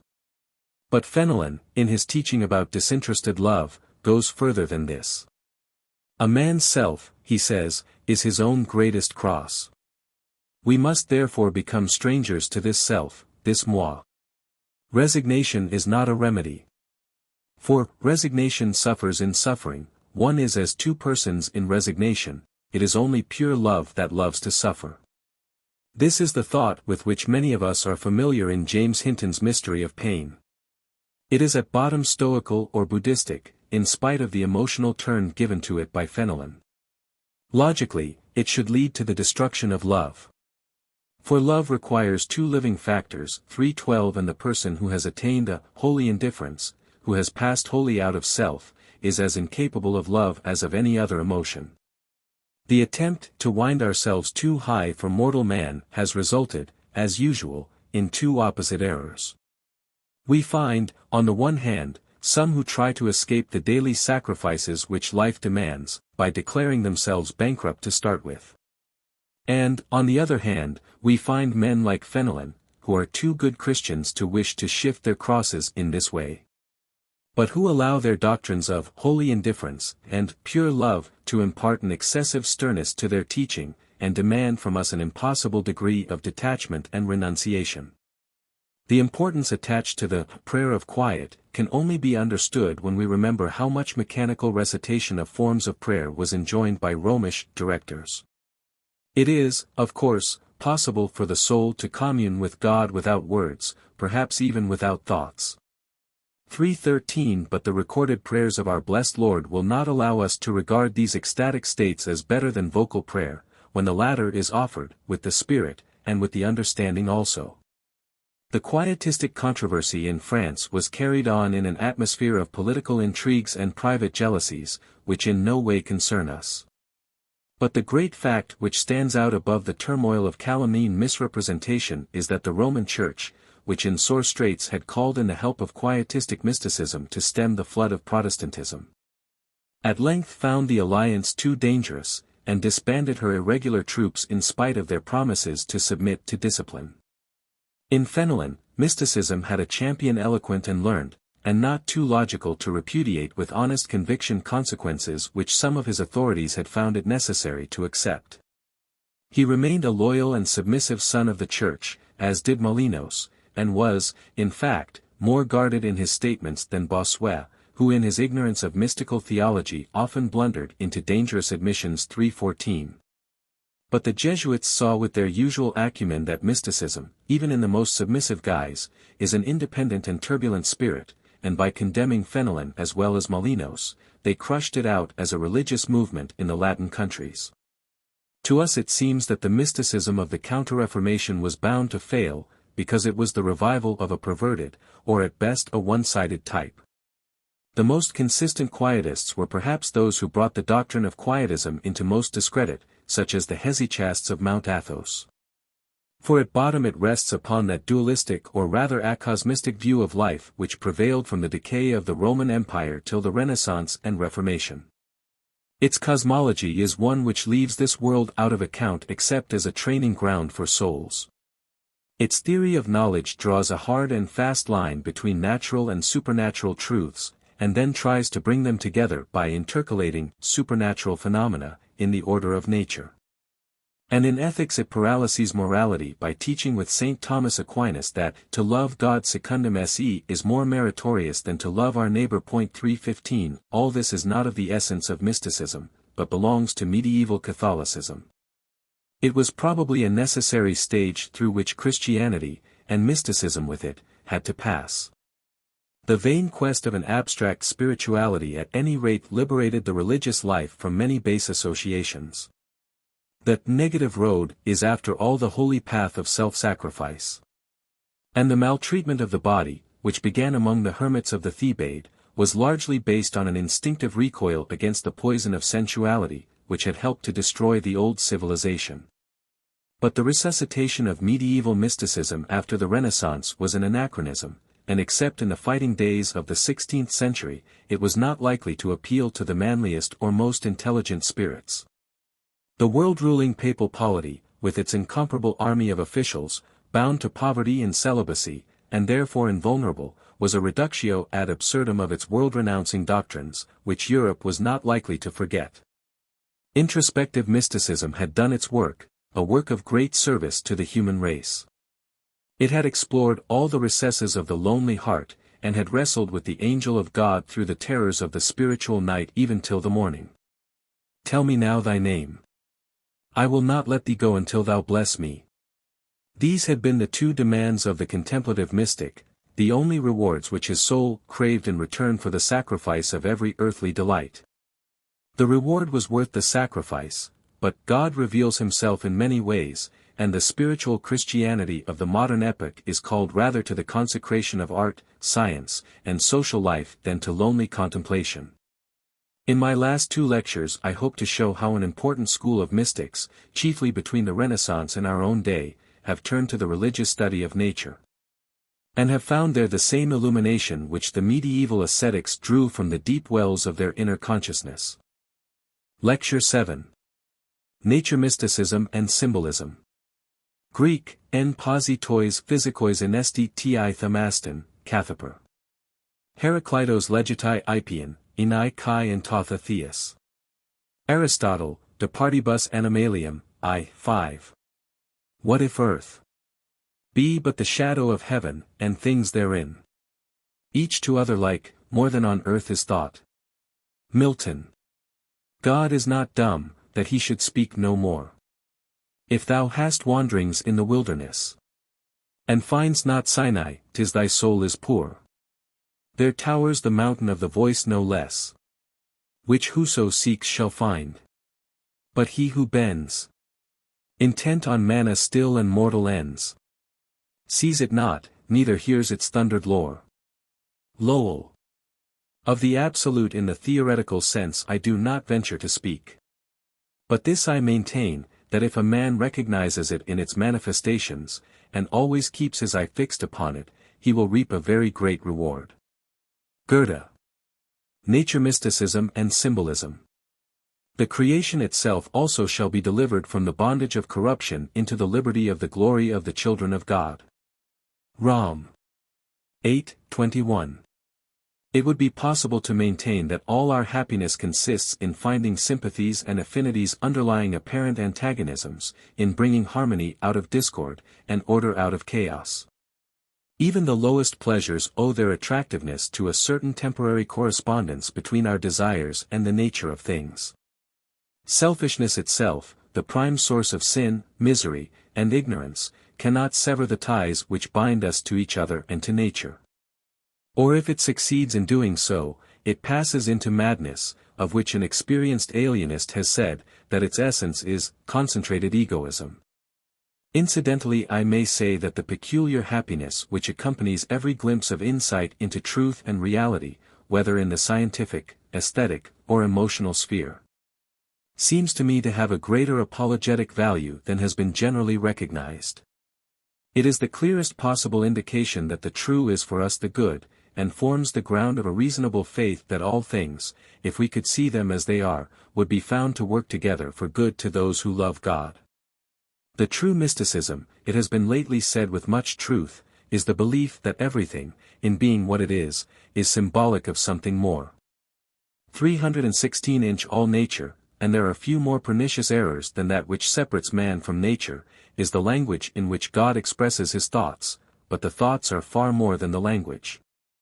317 Thus it is that the invisible things of God from the creation of the world may be clearly seen and understood from the things that are made, while at the same time it is equally true that here we see through a glass darkly, and know only in part.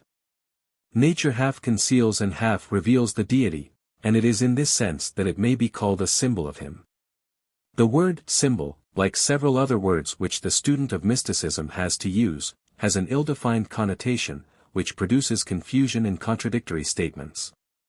For instance, a French writer gives as his definition of mysticism, the tendency to approach the absolute, morally, by means of symbols. 318. On the other hand, an English essayist denies that mysticism is symbolic. 319 Mysticism, he says, differs from symbolism in that, while symbolism treats the connection between symbol and substance as something accidental or subjective, mysticism is based on a positive belief in the existence of life within life, of deep correspondences and affinities, not less real than those to which the common superficial consciousness of mankind bears witness. I agree with this statement about the basis of mysticism, but I prefer to use the word symbol of that which has a real, and not merely a conventional affinity to the thing symbolized. 320 The line is by no means easy to draw. An aureole is not, properly speaking, a symbol of saintliness. 321 Nor a crown of royal authority, because in these instances the connection of sign with significance is conventional. A circle is perhaps not a symbol of eternity, because the comparison appeals only to the intellect. But falling leaves are a symbol of human mortality, a flowing river of the stream of life, and a vine and its branches of the unity of Christ and the Church, because they are examples of the same law which operates through all that God has made. And when the Anglian noble, in a well-known passage of Bede, compares the life of man to the flight of a bird which darts quickly through a lighted hall out of darkness, and into darkness again, he has found a symbol which is none the less valid. Because light and darkness are themselves only symbolically connected with life and death. The writer who denies that mysticism is symbolic, means that the discovery of arbitrary and fanciful resemblances or types is no part of healthy mysticism. 322 In this he is quite right. And the importance of the distinction which he wishes to emphasize will, I hope, become clear as we proceed. It is not possible always to say dogmatically, this is genuine symbolism, and that is morbid or fantastic. But we do assert that there is a true and a false symbolism, of which the true is not merely a legitimate, but a necessary mode of intuition, while the latter is at best a frivolous amusement, and at worst a degrading superstition. 323. But we shall handle our subject very inadequately if we consider only the symbolical value which may be attached to external objects. Our thoughts and beliefs about the spiritual world, so far as they are conceived under forms, or expressed in language, which belong properly only to things of time and space, are of the nature of symbols. In this sense it has been said that the greater part of dogmatic theology is the dialectical development of mystical symbols. For instance, the paternal relation of the first person of the Trinity to the second is a symbol. And the representation of eternity as an endless period of time stretching into futurity, is a symbol. We believe that the forms under which it is natural and necessary for us to conceive of transcendental truths have a real and vital relation to the ideas which they attempt to express. But their inadequacy is manifest if we treat them as facts of the same order as natural phenomena, and try to intercalate them, as is too often done, among the materials with which an abstract science has to deal. The two great sacraments are typical symbols, if we use the word in the sense which I give to it, as something which, in being what it is a sign and vehicle of something higher and better. This is what the early Church meant when it called the sacrament symbols. 324 A symbol, at that period implied a mystery, and a mystery implied a revelation. The need of sacraments is one of the deepest convictions of the religious consciousness. It rests ultimately on the instinctive reluctance to allow any spiritual fact to remain without an external expression. It is obvious that all morality depends on the application of this principle to conduct. All voluntary external acts are symbolic of, that is, vitally connected with, internal states, and cannot be divested of this their essential character. It may be impossible to show how an act of the material body can purify or defile the immaterial spirit, but the correspondence between the outward and inward life cannot be denied without divesting morality of all meaning. The maxim of Plotinus, that the mind can do no wrong, when transferred from his transcendental philosophy to matters of conduct, is a sophism no more respectable than that which Euripides puts into the mouth of one of his characters, the tongue hath sworn. The heart remains unsworn. Every act of the will is the expression of a state of the soul, and every state of the soul must seek to find expression in an act of the will. Love, as we should all admit, is not love, so long as it is content to be only in thought, or, in word and in tongue. It is only when it is love, indeed, that it is love, in truth. 325 Inch. And it is the same with all other virtues, which are in this sense symbolic, as implying something beyond the external act. Nearly all the states or motions of the soul can find their appropriate expression in action. Charity in its manifold forms need not seek long for an object, and thankfulness and penitence, though they drive us first to silent prayer, are not satisfied till they have borne fruit in some act of gratitude or humility. But that deepest sense of communion with God, which is the very heart of religion, is in danger of being shut up in thought and word, which are inadequate expressions of any spiritual state. No doubt this highest state of the soul may find indirect expression in good works, but these fail to express the immediacy of the communion which the soul has felt. The want of symbols to express these highest states of the soul is supplied by sacraments. A sacrament is a symbolic act, not arbitrarily chosen, but resting, to the mind of the recipient, on divine authority, which has no ulterior object except to give expression to, and in so doing to effectuate. 326 A relation which is too purely spiritual to find utterance in the customary activities of life. There are three requisites, on the human side, for the validity of a sacramental act. The symbol must be appropriate, the thing symbolized must be a spiritual truth, and there must be the intention to perform the act as a sacrament. The sacraments of baptism and the Lord's Supper fulfill these conditions. Both are symbols of the mystical union between the Christian and his ascended Lord. Baptism symbolizes that union in its inception, the Eucharist in its organic life. Baptism is received but once, because the death unto sin and the new birth unto righteousness is a definite entrance into the spiritual life, rather than a gradual process. The fact that in Christian countries baptism in most cases precedes conversion does not alter the character of the sacrament. Indeed, infant baptism is by far the most appropriate symbol of our adoption into the divine sonship, to which we only consent after the event. It is only because we are already sons that we can say, "I will arise, and go unto my Father." The Holy Communion is the symbol of the maintenance of the mystical union, and of the strengthening and refreshing of our souls, which we derive from the indwelling presence of our Lord. The Church claims an absolute prerogative for its duly ordained ministers in the case of this sacrament, because the common meal is the symbol of the organic unity of Christ and the Church as unus Christus, a doctrine which the schismatic, as such, denies. 327 The communicant who believes only in an individual relation between Christ and separate persons, or in an invisible church, does not understand the meaning of the sacrament of the Lord's Supper, and can hardly be said to participate in it. There are two views of this sacrament which the plain man has always found much easier to understand than the symbolic view which is that of our Church. One is that it is a miracle or magical performance, the other is that it is a mere commemoration. Both are absolutely destructive of the idea of a sacrament. The latter view, that of some Protestant sects, was quite foreign to the early Church, so far as our evidence goes. The former, it is only just to say, is found in many of the Fathers, not in the grossly materialistic form which it afterwards assumed, but in such phrases as, the medicine of immortality, applied to the consecrated elements. Where we are meant to understand that the elements have a mysterious power of preserving the receiver from the natural consequences of death. 328 But when we find that the same writers who use compromising phrases about the change that comes over the elements, 329 also use the language of symbolism, and remember, too, that a miracle was a very different thing to those who knew of no inflexible laws in the natural world from what it is to us. We shall not be ready to agree with those who have accused the 3rd and 4th century Fathers of degrading the Lord's Supper into a magical ceremony.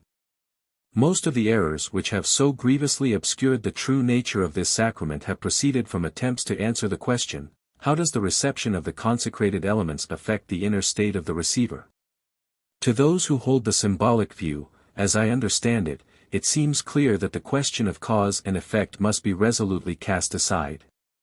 The reciprocal action of spirit and matter is the one great mystery which, to all appearance, must remain impenetrable to the finite intelligence. We do not ask whether the soul is the cause of the body, or the body of the soul. We only know that the two are found, in experience, always united.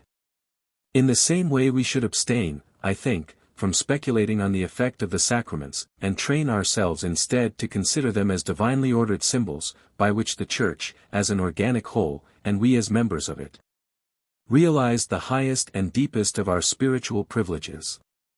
There are other religious forms for which no divine institution is claimed, but which have a quasi-sacramental value. And those who, whether they eat, or drink, or whatever they do all to the glory of God, may be said to turn the commonest acts into sacraments. To the true mystic, life itself is a sacrament. It is natural, but unfortunate, that some of those who have felt this most strongly have shown a tendency to disparage observances which are simply acts of devotion, mere forms, as they call them. The attempt to distinguish between conventional ceremonies, which have no essential connection with the truth symbolized, and actions which are in themselves moral or immoral, is no doubt justifiable. But it should be remembered that this is the way in which antinomianism takes its rise.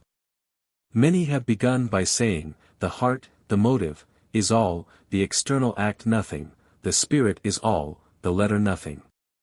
What can it matter whether I say my prayers in church or at home, on my knees or in bed, in words or in thought only? What can it matter whether the Eucharistic bread and wine are consecrated or not? Whether I actually eat and drink or not? And so on. The descent to Avernus is easy by this road. Perhaps no sect that has professed contempt for all ceremonial forms has escaped at least the imputation of scandalous licentiousness, with the honorable exception of the Quakers. The truth is that the need of symbols to express or represent our highest emotions is inwoven with human nature, and indifference to them is not, as many have supposed, a sign of enlightenment or of spirituality. It is, in fact, an unhealthy symptom. We do not credit a man with a warm heart who does not care to show his love in word and act, nor should we commend the common sense of a soldier who saw in his regimental colors only a rag at the end of a pole. It is one of the points in which we must be content to be children, and should be thankful that we may remain children with a clear conscience. I do not shrink from expressing my conviction that the true meaning of our sacramental system, which in its external forms is so strangely anticipated by the Greek mysteries, and in its inward significance strikes down to the fundamental principles of mystical Christianity, can only be understood by those who are in some sympathy with mysticism. But it has not been possible to say much about the sacraments sooner than this late stage of our inquiry. We have hitherto been dealing with the subjective or introspective type of mysticism, and it is plain that this form, when carried to its logical conclusion, is inconsistent with sacramental religion. Those who seek to ascend to God by the way of abstraction, the negative road, must regard all symbols as veils between our eyes and reality, and must wish to get rid of them as soon as possible. From this point of view, sacraments, like other ceremonial forms, can only be useful at a very early stage in the upward path, which leads us ultimately into a divine darkness, where no forms can be distinguished. It is true that some devout mystics of this type have both observed and exacted a punctilious strictness in using all the appointed means of grace, but this inconsistency is easily accounted for. 330 The pressure of authority, loyalty to the established order, and human nature, which is stronger than either, has prevented them from casting away the time-honored symbols and vehicles of divine love. But a true appreciation of sacraments belongs only to those who can sympathize with the other branch of mysticism, that which rests on belief in symbolism. To this branch of my subject I now invite your attention. If we expect to find ourselves at once in a larger air when we have taken leave of the monkish mystics, we shall be disappointed. The objective or symbolical type of mysticism is liable to quite as many perversions as the subjective.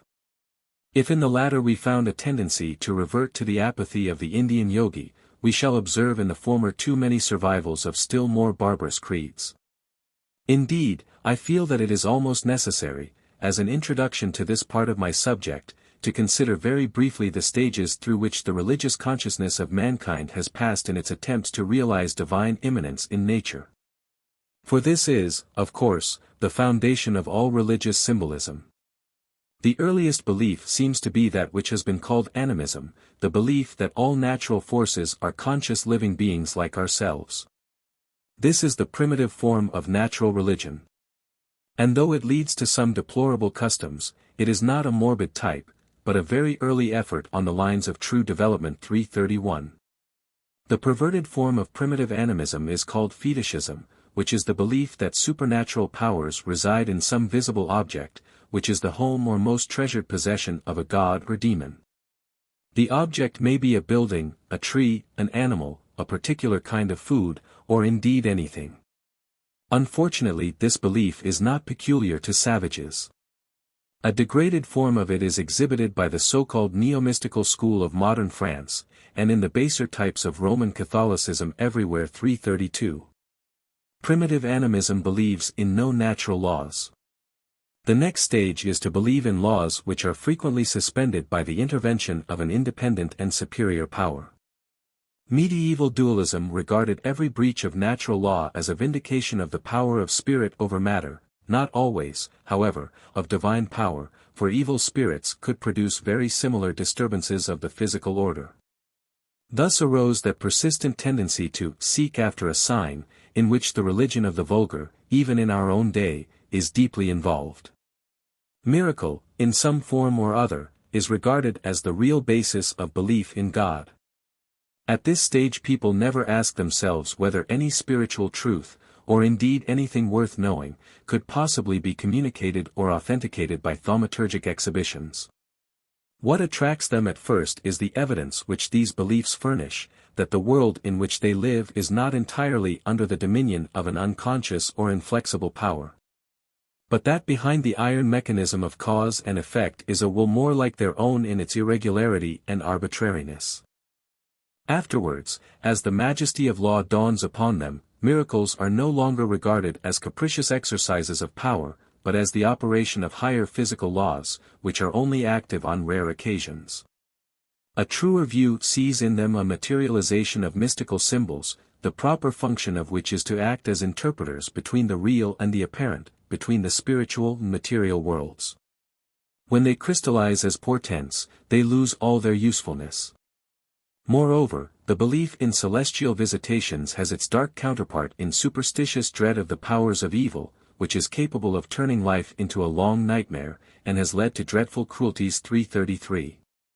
The error has still enough vitality to create a prejudice against natural science, which appears in the light of an invading enemy wresting province after province from the empire of the supernatural. But we are concerned with thaumaturgy only so far as it has affected mysticism. At first sight the connection may seem very slight, and slight indeed it is. But just as mysticism of the subjective type is often entangled in theories which sublimate matter till only a vain shadow remains, so objective mysticism has been often pervaded by another kind of false spiritualism, that which finds edification in palpable supernatural manifestations. These so-called mystical phenomena are so much identified with mysticism in the Roman Catholic Church of today, that the standard treatises on the subject, now studied in continental universities, largely consist of grotesque legends of levitation, bilocation, incandescence, radiation, and other miraculous tokens of divine favor. 334. The great work of Gores, in 5 volumes, is divided into divine, natural, and diabolical mysticism. The first contains stories of the miraculous enhancement of sight, hearing, smell, and so forth, which results from extreme holiness, and tells us how one saint had the power of becoming invisible, another of walking through closed doors, and a third of flying through the air. Natural mysticism deals with divination, lycanthropy, vampires, second sight, and other barbarous superstitions. Diabolical mysticism includes witchcraft, diabolical possession, and the hideous stories of incubi and succubi. It is not my intention to say any more about these savage survivals, as I do not wish to bring my subject into undeserved contempt. 335. These terrors, and this darkness of the mind, as Lucretius says, must be dispelled, not by the bright shafts of the sun's light, but by the study of nature's laws. 336. Some of these fables are quite obviously due to a materialization of conventional symbols.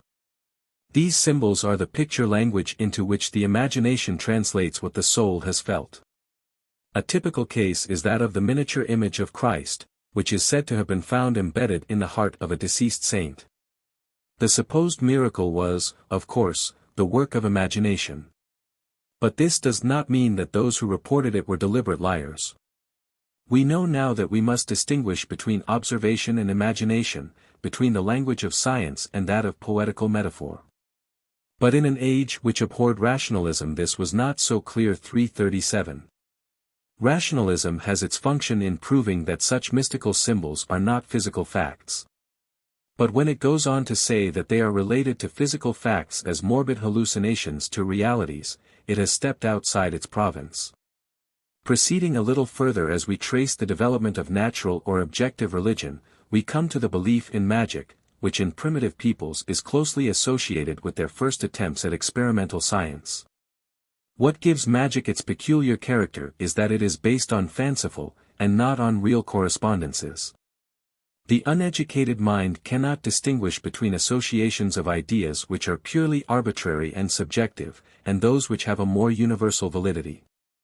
Not, of course, that all the affinities seized upon by primitive man proved illusory. But those which were not so ceased to be magical, and became scientific. The savage draws no distinction between the process by which he makes fire and that by which his priest calls down rain, except that the latter is a professional secret. Drugs and spells are used indifferently to cure the sick. Astronomy and astrology are parts of the same science. There is, however, a difference between the magic which is purely naturalistic and that which makes mystical claims.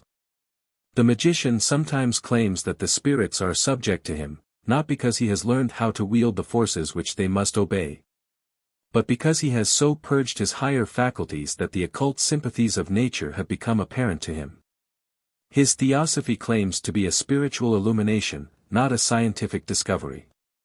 The error here is the application of spiritual clairvoyance to physical relations. The insight into reality, which is unquestionably the reward of the pure heart and the single eye, does not reveal to us in detail how nature should be subdued to our needs. No spirits from the vasty deep will obey our call, to show us where lies the road to fortune or to ruin.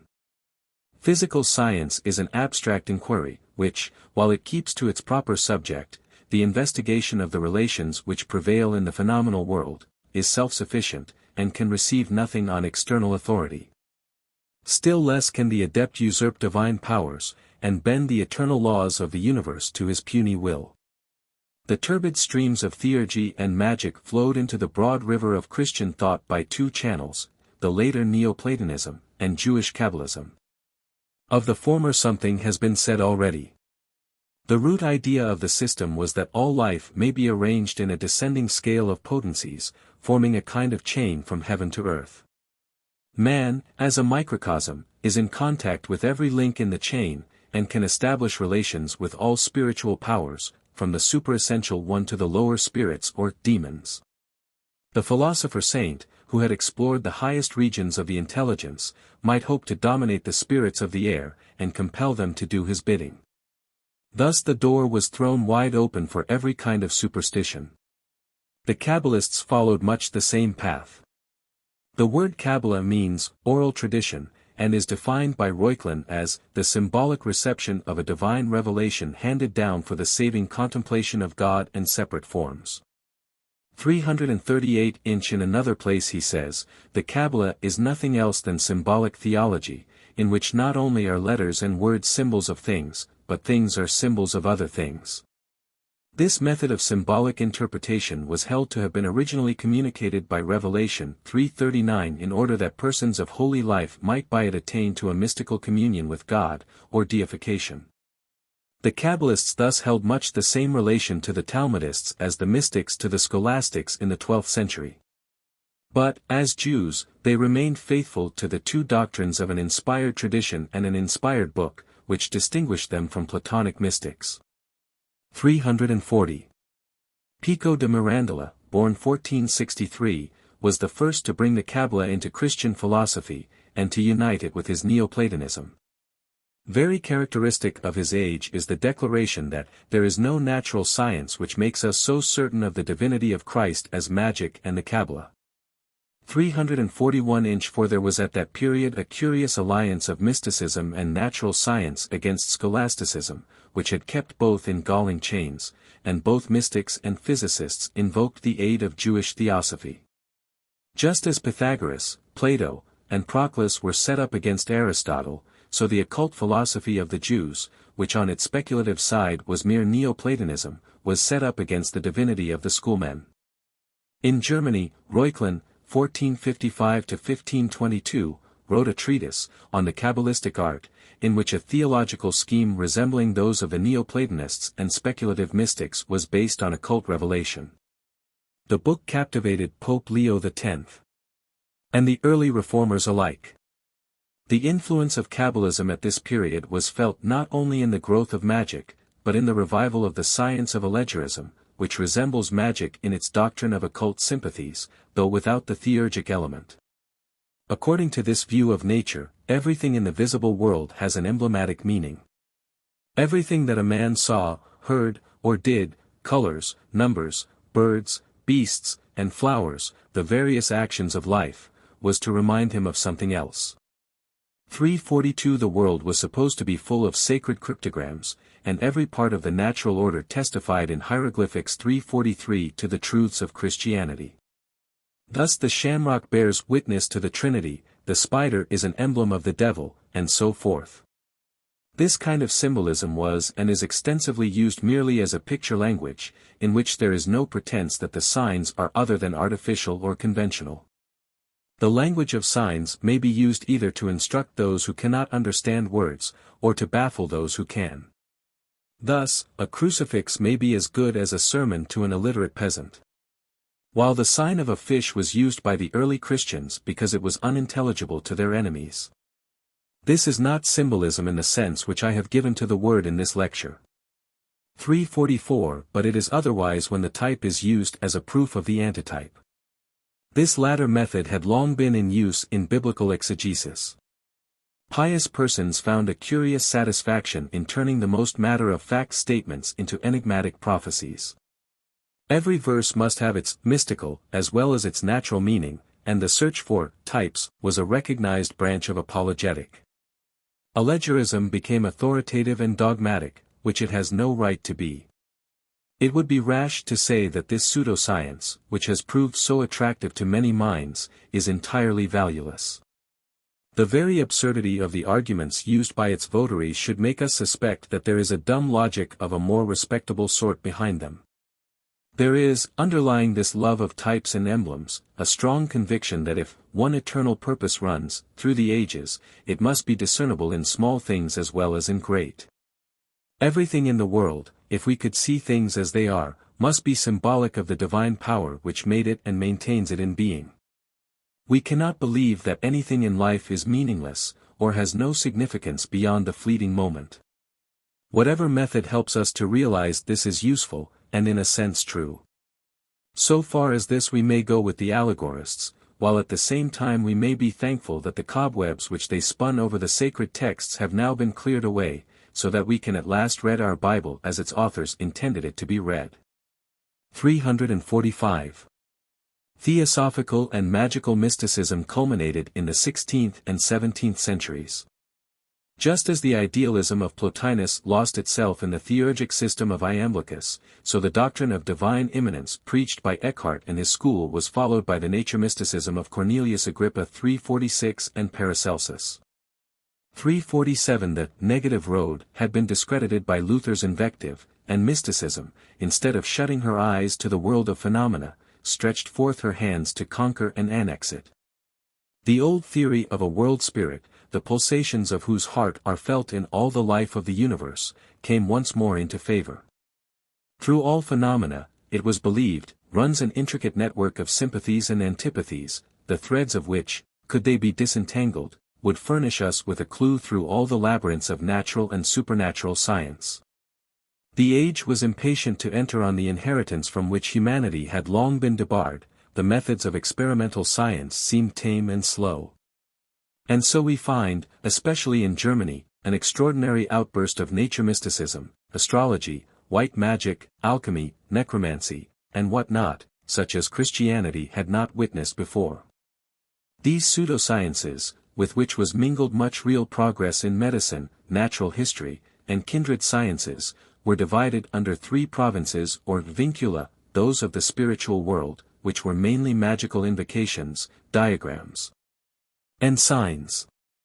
Those of the celestial world, which were taught by astrology, and those of the elemental world, which consisted in the sympathetic influence of material objects upon each other. These secrets, it was held, are all discoverable by man. For man is a microcosm, or epitome of the universe, and there is nothing in it with which he cannot claim an affinity. In knowing himself, he knows both God and all the other works that God has made. The subject of nature-mysticism is a fascinating one, but I must here confine myself to its religious aspects. An attempt was soon made, by Valentine Weigel, 1533–1588, Lutheran pastor at Skopje, to bring together the new objective mysticism, freed from its superstitious elements, and the traditional subjective mysticism which the Middle Ages had handed down from Dionysius and the Neoplatonists. Weigel's cosmology is based on that of Paracelsus, and his psychology also reminds us of him. Man is a microcosm, and his nature has three parts: the outward material body, the astral spirit, and the immortal soul, which bears the image of God. The three faculties of the soul correspond to these three parts: they are sense, reason, Vernunft, and understanding, Verstand. These are the three eyes by which we get knowledge. The sense perceives material things. The reason, natural science and art, the understanding, which he also calls the spark, sees the invisible and divine. He follows the scholastic mystics in distinguishing between natural and supernatural knowledge, but his method of distinguishing them is, I think, original. Natural knowledge, he says, is not conveyed by the object. It is the percipient subject which creates knowledge out of itself. The object merely provokes the consciousness into activity. In natural knowledge the subject is active, not passive. All that appears to come from without is really evolved from within. In supernatural knowledge the opposite is the case.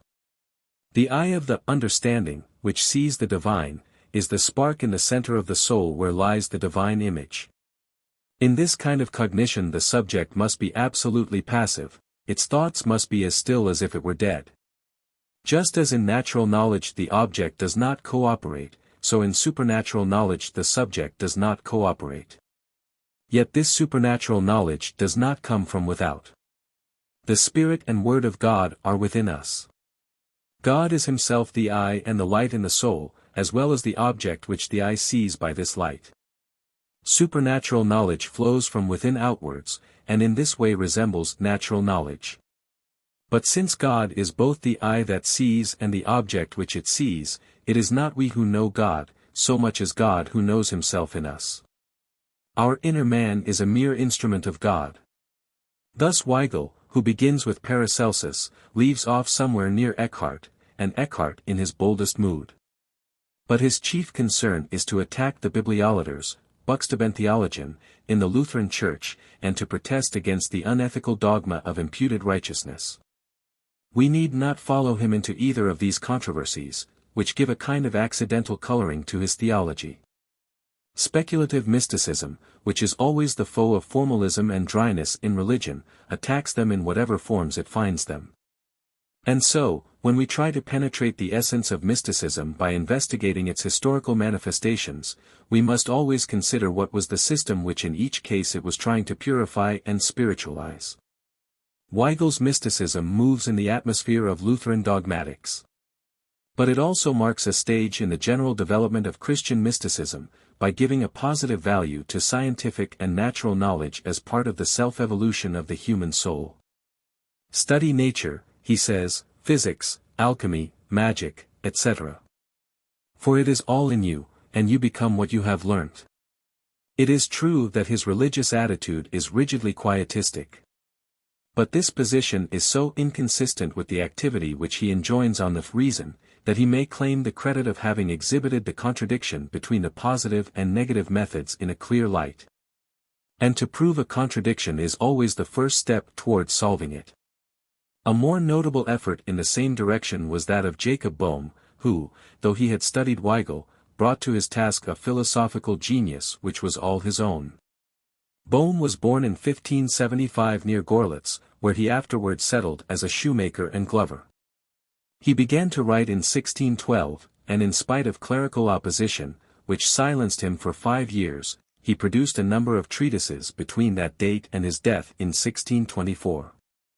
Boehme professed to write only what he had seen by divine illumination. His visions are not, with insignificant exceptions, authenticated by any marvelous signs. He simply asserts that he has been allowed to see into the heart of things, and that the very being of God has been laid open to his spiritual sight. 348 His was that type of mind to which every thought becomes an image, and a logical process is like an animated photograph. I am myself my own book, he says. And in writing, he tries to transcribe on paper the images which float before his mind's eye. If he fails, it is because he cannot find words to describe what he is seeing. Boehme was an unlearned man. But when he is content to describe his visions in homely German, he is lucid enough. Unfortunately, the scholars who soon gathered round him supplied him with philosophical terms, which he forthwith either personified, for instance the word idea called forth the image of a beautiful maiden, or used in a sense of his own. The study of Paracelsus obscured his style still more, filling his treatises with a bewildering mixture of theosophy and chemistry. The result is certainly that much of his work is almost unreadable. The nuggets of gold have to be dug out from a bed of rugged stone, and we cannot be surprised that the unmystical 18th century declared that Bayman's works would disgrace Bedlam at full moon. 349 But German philosophers have spoken with reverence of the father of Protestant mysticism, who perhaps only wanted learning and the gift of clear expression to become a German Plato. And Sir Isaac Newton shut himself up for 3 months to study Bohm, whose teaching on attraction and the laws of motion seemed to him to have great value. 350. For us, he is most interesting as marking the transition from the purely subjective type of mysticism to symbolism, or rather as the author of a brilliant attempt to fuse the two into one system. In my brief sketch of Bohm's doctrines I shall illustrate his teaching from the later works of William Law, who is by far its best exponent. Law was an enthusiastic admirer of Bohm, and being, unlike his master, a man of learning and a practiced writer, was able to bring order out of the chaos in which Bohm left his speculations. In strength of intellect Law was Bohm's equal, and as a writer of clear and forcible English he has few superiors. Bohm's doctrine of God and the world resembles that of other speculative mystics, but he contributes a new element in the great stress which he lays on antithesis as a law of being. In yes and no all things consist, he says. No philosopher since Heraclitus and Empedocles had asserted so strongly that strife is the father of all things. Even in the hidden life of the unmanifested Godhead he finds the play of attraction and diffusion, the resultant of which is a desire for manifestation felt in the Godhead. As feeling this desire, the Godhead becomes darkness. The light which illumines the darkness is the sun. The resultant is the Holy Spirit, in whom arise the archetypes of creation. So he explains body, soul, and spirit as thesis, antithesis, and synthesis.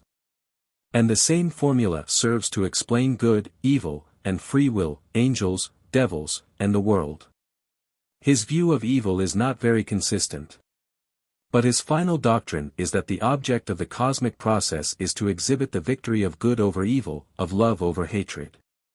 351 He at least has the merit of showing that strife is so inwoven with our lives here that we cannot possibly soar above the conflict between good and evil. It must be observed that Bohm repudiated the doctrine that there is any evolution of God in time. I say not that nature is God, he says, he himself is all, and communicates his power to all his works. But the creation of the archetypes was not a temporal act. Like other Protestant mystics, he lays great stress on the indwelling presence of Christ. And, consistently with this belief, he revolts against the Calvinistic doctrine of imputed righteousness, very much as did the Cambridge Platonists a little later. That man is no Christian, he says, who doth merely comfort himself with the suffering, death, and satisfaction of Christ, and doth impute it to himself as a gift of favor, remaining himself still a wild beast and unregenerate. If this said sacrifice is to avail for me, it must be wrought in me. The Father must beget his Son in my desire of faith, that my faith's hunger may apprehend him in his word of promise. Then I put him on, in his entire process of justification, in my inward ground, and straightway there begins in me the killing of the wrath of the devil, death, and hell, from the inward power of Christ's death. I am inwardly dead, and he is my life, I live in him, and not in my selfhood. I am an instrument of God, wherewith he doeth what he will. To the same effect William Law says, Christ given for us is neither more nor less than Christ given into us. He is in no other sense our full, perfect, and sufficient atonement, than as his nature and spirit are born and formed in us. Law also insists that the atonement was the effect, not of the wrath, but of the love of God.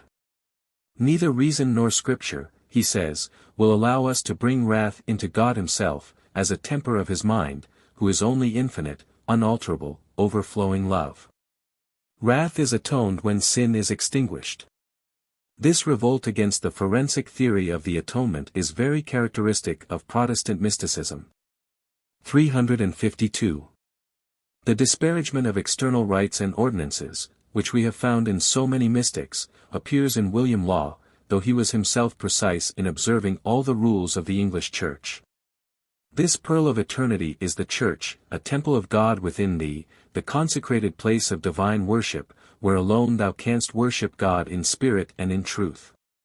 In spirit, because thy spirit is that alone in thee which can unite and cleave unto God, and receive the working of the divine Spirit upon thee. In truth, because this adoration in spirit is that truth and reality of which all outward forms and rites, though instituted by God, are only the figure for a time, but this worship is eternal. Accustom thyself to the holy service of this inward temple. In the midst of it is the fountain of living water, of which thou mayst drink and live forever. There the mysteries of thy redemption are celebrated, or rather opened in life and power. There the supper of the Lamb is kept, the bread that came down from heaven, that giveth life to the world, is thy true nourishment, all is done, and known in real experience, in a living sensibility of the work of God on the soul. There the birth, the life, the sufferings, the death, the resurrection and ascension of Christ, are not merely remembered, but inwardly found and enjoyed as the real states of thy soul, which has followed Christ in the regeneration. When once thou art well grounded in this inward worship, thou wilt have learnt to live unto God above time and place. For every day will be Sunday to thee, and wherever thou goest thou wilt have a priest, a church, and an altar along with thee. 353 Inch. In his teaching about faith and love, Law follows the best mystical writers, but none before him, I think, attained to such strong and growing eloquence in setting it forth. There is but one salvation for all mankind, and the way to it is one. And that is, the desire of the soul turned to God. This desire brings the soul to God, and God into the soul, it unites with God, it cooperates with God, and is one life with God. O my God, just and true, how great is thy love and mercy to mankind, that heaven is thus everywhere open, and Christ thus the common Saviour to all that turn the desire of their hearts to thee. And of love he says, no creature can have any union or communion with the goodness of the Deity till its life is a spirit of love. This is the one only bond of union betwixt God and his creature. Love has no by-ends, wills nothing but its own increase, everything is as oil to its flame. The spirit of love does not want to be rewarded, honored, or esteemed. Its only desire is to propagate itself, and become the blessing and happiness of everything that wants it. The doctrine of the divine spark, synteresis, is held by Law, but in a more definitely Christian form than by Eckhart. If Christ was to raise a new life like his own in every man, then every man must have had originally in the inmost spirit of his life a seed of Christ, or Christ as a seed of heaven, lying there in a state of insensibility, out of which it could not arise but by the mediatorial power of Christ. For what could begin to deny self, if there were not something in man different from self?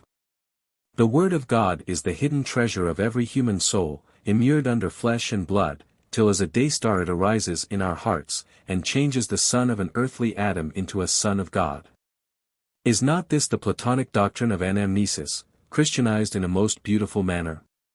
Very characteristic of the later mysticism is the language which both Bohm and Law use about the future state. The soul, when it departs from the body, Bohm writes, needeth not to go far, for where the body dies, there is heaven and hell. God is there, and the devil, yea, each in his own kingdom. There also is paradise. And the soul needeth only to enter through the deep door in the center. Law is very emphatic in asserting that heaven and hell are states, not places, and that they are no foreign, separate and imposed states, adjudged to us by the will of God. Damnation, he says, is the natural, essential state of our own disordered nature, which is impossible, in the nature of the thing, to be anything else but our own hell, both here and hereafter. There is nothing that is supernatural, he says very finely, in the whole system of our redemption.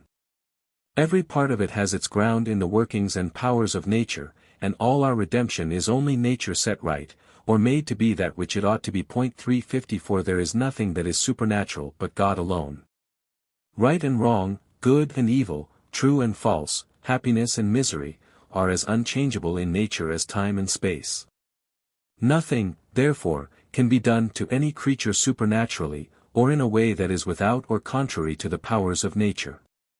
But everything or creature that is to be helped, that is, to have any good done to it, or any evil taken out of it, can only have it done so far as the powers of nature are able, and rightly directed to effect it. 355 Inch. It is difficult to abstain from quoting more passages like this, in which faith, which had been so long directed only to the unseen and unknown, sheds her bright beams over this earth of ours, and claims all nature for her own. The laws of nature are now recognized as the laws of God, and for that very reason they cannot be broken or arbitrarily suspended. Redemption is a law of life. There will come a time 356, the time of the lilies, as Bohm calls it, when all nature will be delivered from bondage.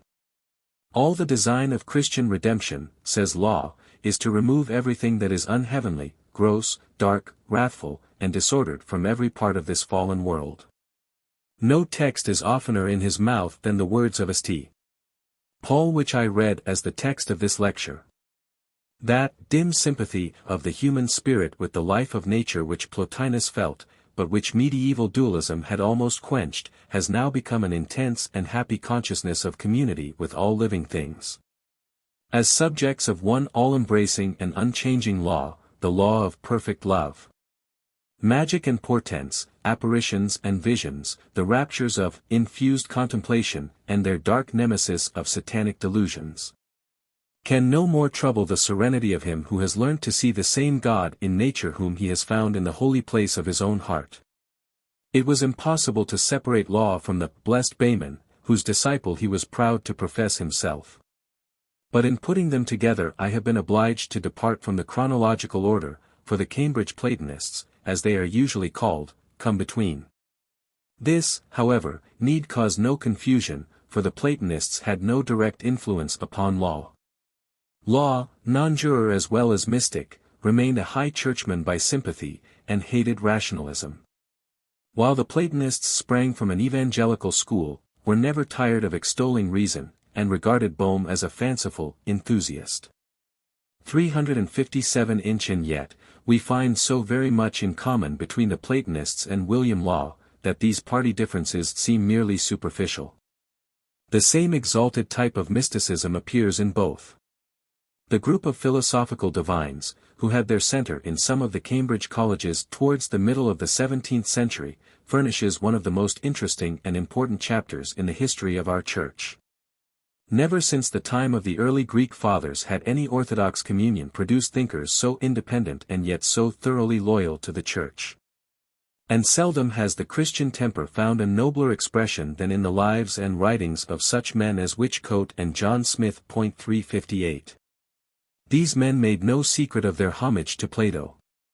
And let it be noticed that they were students of Plato and Plotinus more than of Dionysius and his successors. Their Platonism is not of the debased Oriental type, and is entirely free from self-absorbed quietism. The via negativa has disappeared as completely in their writings as in those of Bohm. The world is for them as for him the mirror of the deity. But, being philosophers and not physicists, they are most interested in claiming for religion the whole field of intellectual life. They are fully convinced that there can be no ultimate contradiction between philosophy or science and Christian faith, and this accounts not only for their praise of reason, but for the happy optimism which appears everywhere in their writings. The luxurious and indolent Restoration clergy, whose lives were shamed by the simplicity and spirituality of the Platonists, invented the word latitudinarian to throw at them. A long nickname which they have taught their tongues to pronounce as roundly as if it were shorter than it is by 4 or 5 syllables. But they could not deny that their enemies were loyal sons of the Church of England. 359 What the Platonists meant by making reason the seat of authority may be seen by a few quotations from Whichcote and Smith, who for our purpose are, I think, the best representatives of the school. Whichcote answers Tuckney, who had remonstrated with him for a vein of doctrine, in which reason hath too much given to it in the mysteries of faith, too much, and too often, on these points. The Scripture is full of such truths, and I discourse on them too much and too often. Sir, I oppose not rational to spiritual, for spiritual is most rational. Elsewhere he writes, he that gives reason for what he has said, has done what is fit to be done, and the most that can be done. Reason is the divine governor of man's life, it is the very voice of God. When the doctrine of the gospel becomes the reason of our mind, it will be the principle of our life. It ill becomes us to make our intellectual faculties Gibeonites. 360 How far this teaching differs from the frigid, common-sense morality prevalent in the 18th century, may be judged from the following, which stamps Whichcote as a genuine mystic.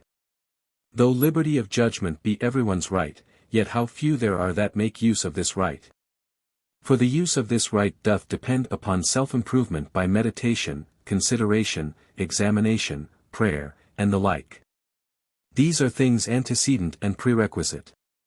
John Smith, in a fine passage too long to quote in full, says, reason in man being lumen de lumen. A light flowing from the fountain and Father of lights, was to enable man to work out of himself all those notions of God which are the true groundwork of love and obedience to God, and conformity to Him.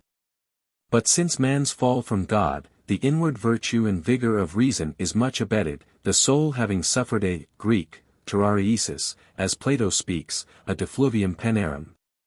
And therefore, besides the truth of natural inscription, God hath provided the truth of divine revelation.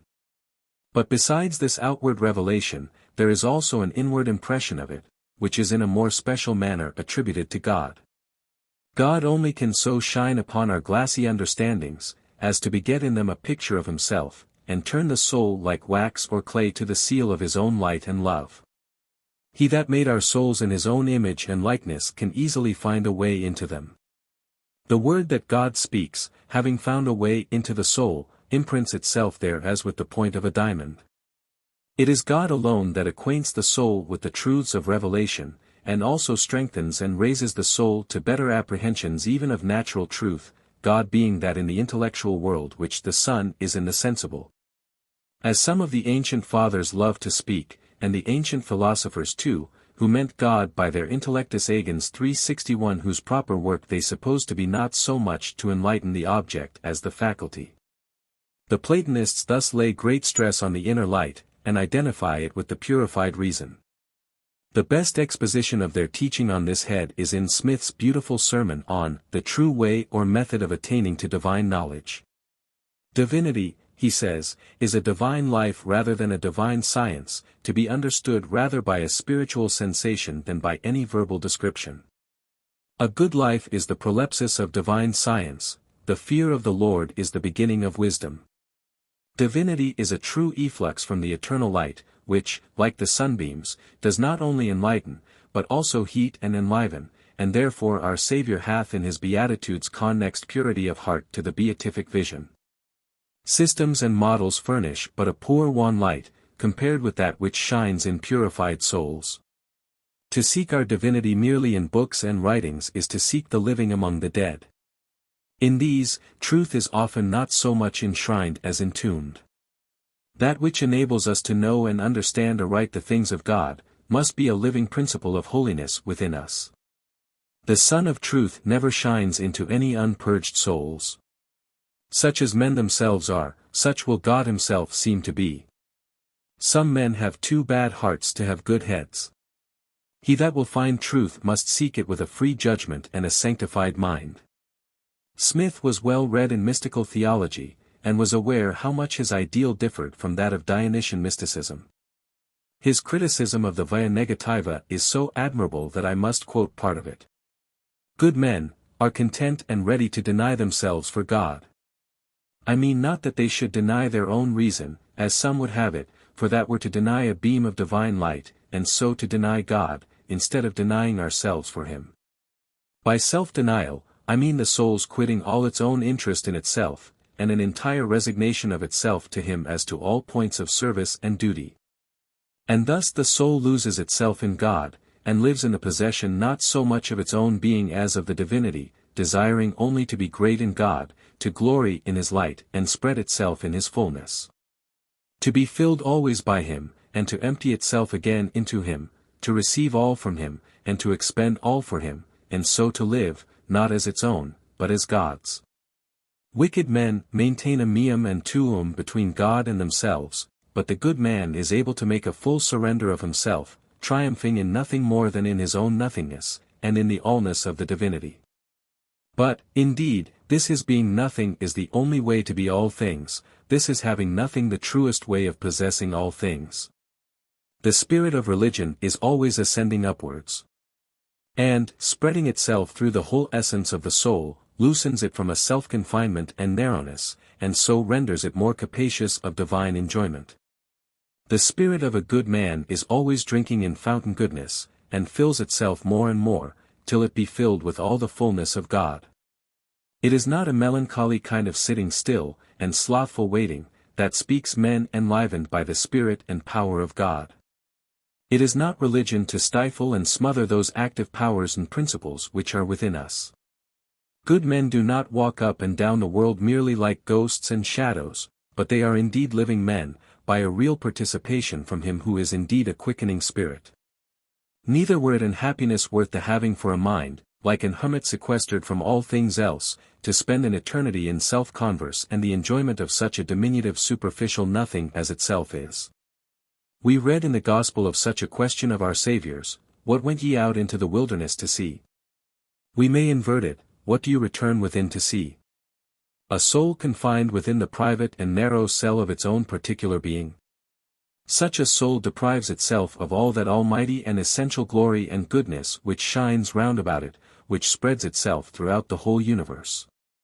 I say, it deprives itself of all this, for the enjoying of such a poor, petty, and diminutive thing as itself is, which yet it can never enjoy truly in such retiredness.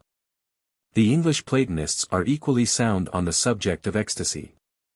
Whichcote says, "He doth not know God at all as he is, nor is he in a good state of religion, who doth not find in himself at times ravishings with sweet and lovely considerations of the divine perfections." And Smith, "Who can tell the delights of those mysterious converses with the deity, when reason is turned into sense, and faith becomes vision? The fruit of this knowledge is sweeter than honey and the honeycomb." By the Platonists' leave, this life and knowledge, that of the contemplative man, peculiarly belongs to the true and sober Christian. This life is nothing else but an infant Christ formed in his soul. But we must not mistake, this knowledge is here but in its infancy. While we are here, our own imaginative powers, which are perpetually attending the best acts of our souls, will be breathing a gross dew upon the pure glass of our understandings. Heaven is first a temper, then a place, says Whichcote, and Smith says the same about hell. Heaven is not a thing without us, nor is happiness anything distinct from a true conjunction of the mind with God. Though we could suppose ourselves to be at truce with heaven, and all divine displeasure laid asleep, yet would our own sins, if they continue unmortified, make an Etna or Vesuvius within us. 362 This view of the indissoluble connection between holiness and blessedness, as between sin and damnation, leads Smith to reject strenuously the doctrine of imputed, as opposed to imparted, righteousness. God does not bid us be warmed and filled, he says, and deny us those necessities which our starving and hungry souls call for.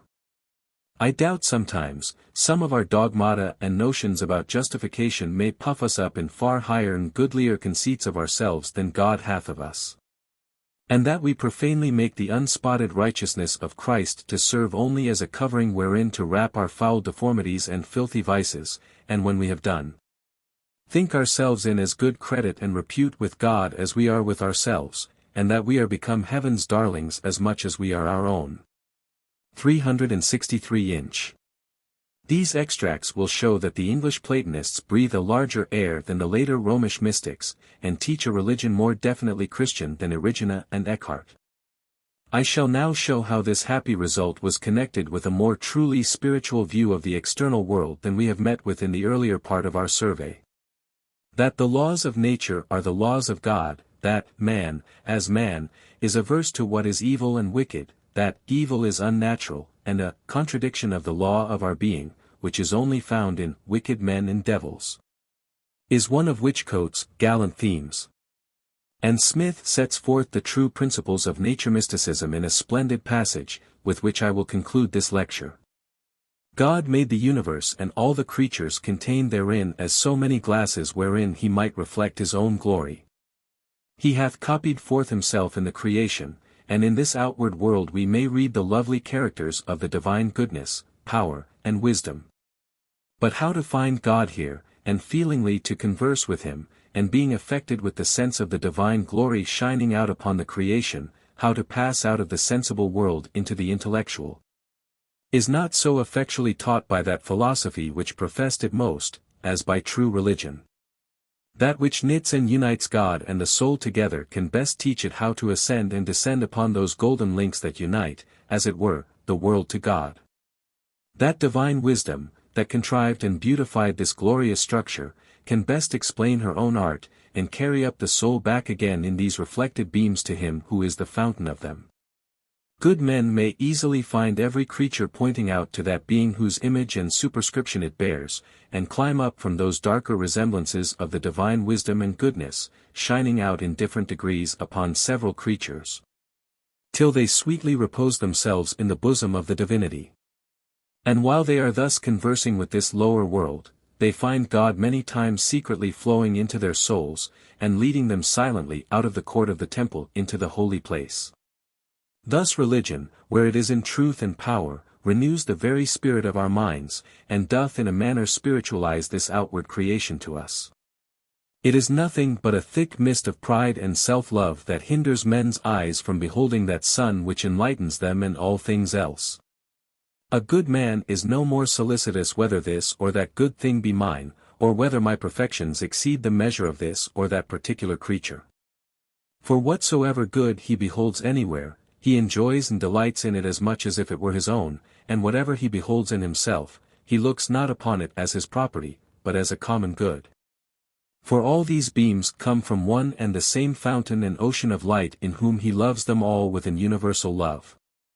Thus may a man walk up and down the world as in a garden of spices, and suck a divine sweetness out of every flower. There is a twofold meaning in every creature, a literal and a mystical, and the one is but the ground of the other. And as the Jews say of their law, so a good man says of everything that his senses offer to him, it speaks to his lower part, but it points out something above to his mind and spirit. It is the drowsy and muddy spirit of superstition which is fain to set some idol at its elbow, something that may jog it and put it in mind of God. Whereas true religion never finds itself out of the infinite sphere of the divinity, it beholds itself everywhere in the midst of that glorious unbounded being who is indivisibly everywhere. A good man finds every place he treads upon holy ground. To him the world is God's temple, he is ready to say with Jacob, how dreadful is this place. This is none other than the house of God, this is the gate of heaven. Lecture 8. Nature-Mysticism, continued. For nothing worthy proving can be proven, nor yet disproven, wherefore thou be wise. Cleave ever to the sunnier side of doubt, and cling to faith beyond the forms of faith. She reels not in the storm of warring words. She brightens at the clash of yes and no. She sees the best that glimmers through the worst. She feels the sun is hid but for a night. She spies the summer through the winter bud. She tastes the fruit before the blossom falls. She hears the lark within the songless egg. She finds the fountain where they wailed mirage. Tennyson, the ancient sage. Of true religions there are only two, one of them recognizes and worships the holy that without form or shape dwells in and around us, and the other recognizes and worships it in its fairest form. Everything that lies between these two is idolatry. Goethe. My wish is that I may perceive the God whom I find everywhere in the external world, in like manner within and inside me. Kepler. Getrost, das Leben schreitet. Zu mir gen Leben hin. Von inner Gluth Guetet. Verklart sich unser Sinn. Die Sternwelt Word Zerfließen. Zum goldenen Lebenswein. Wir werden sie genießen. Und Licht Stern sein. Die Lieb ist freigeben. Und kein Trennung mehr. Es wagt das Wahl Leben. Wie ein unendlich mehr. Nur ein Nachter one. Ein Uigs Gedicht. Und unser aller Son. Ist Gott's Angesicht. Novalis. Nature-Mysticism, continued. The invisible things of him since the creation of the world are clearly seen, being understood through the things that are made, even his everlasting power and divinity. Rom. I. 20. In my last lecture I showed how the later mysticism emancipated itself from the mischievous doctrine that the spiritual eye can only see when the eye of sense is closed. After the Reformation period the mystic tries to look with both eyes. His aim is to see God in all things, as well as all things in God. He returns with better resources to the task of the primitive religions, and tries to find spiritual law in the natural world.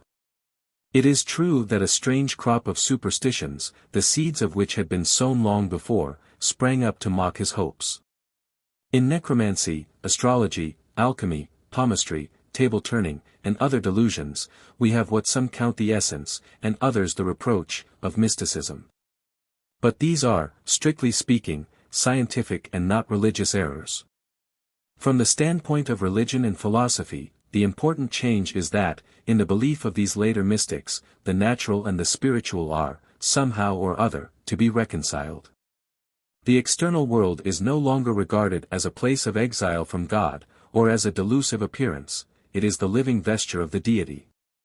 And its discordant harmony 364, though for the many it needs interpreters 365, yet has a voice for the wise, which speaks of things behind the veil.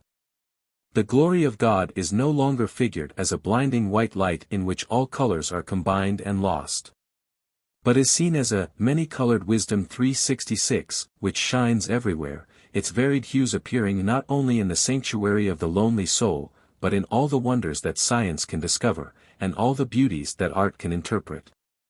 Dualism, with the harsh asceticism which belongs to it, has given way to a brighter and more hopeful philosophy. Men's outlook upon the world is more intelligent, more trustful, and more genial. Only for those who perversely seek to impose the ethics of selfish individualism upon a world which obeys no such law, science has in reserve a blacker pessimism than ever brooded over the ascetic of the cloister.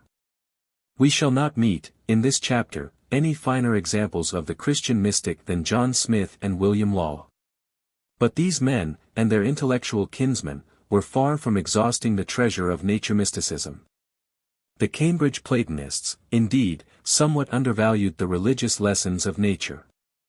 They were scholars and divines, and what lay nearest their heart was the consecration of the reason, that is, of the whole personality under the guidance of its highest faculty, to the service of truth and goodness.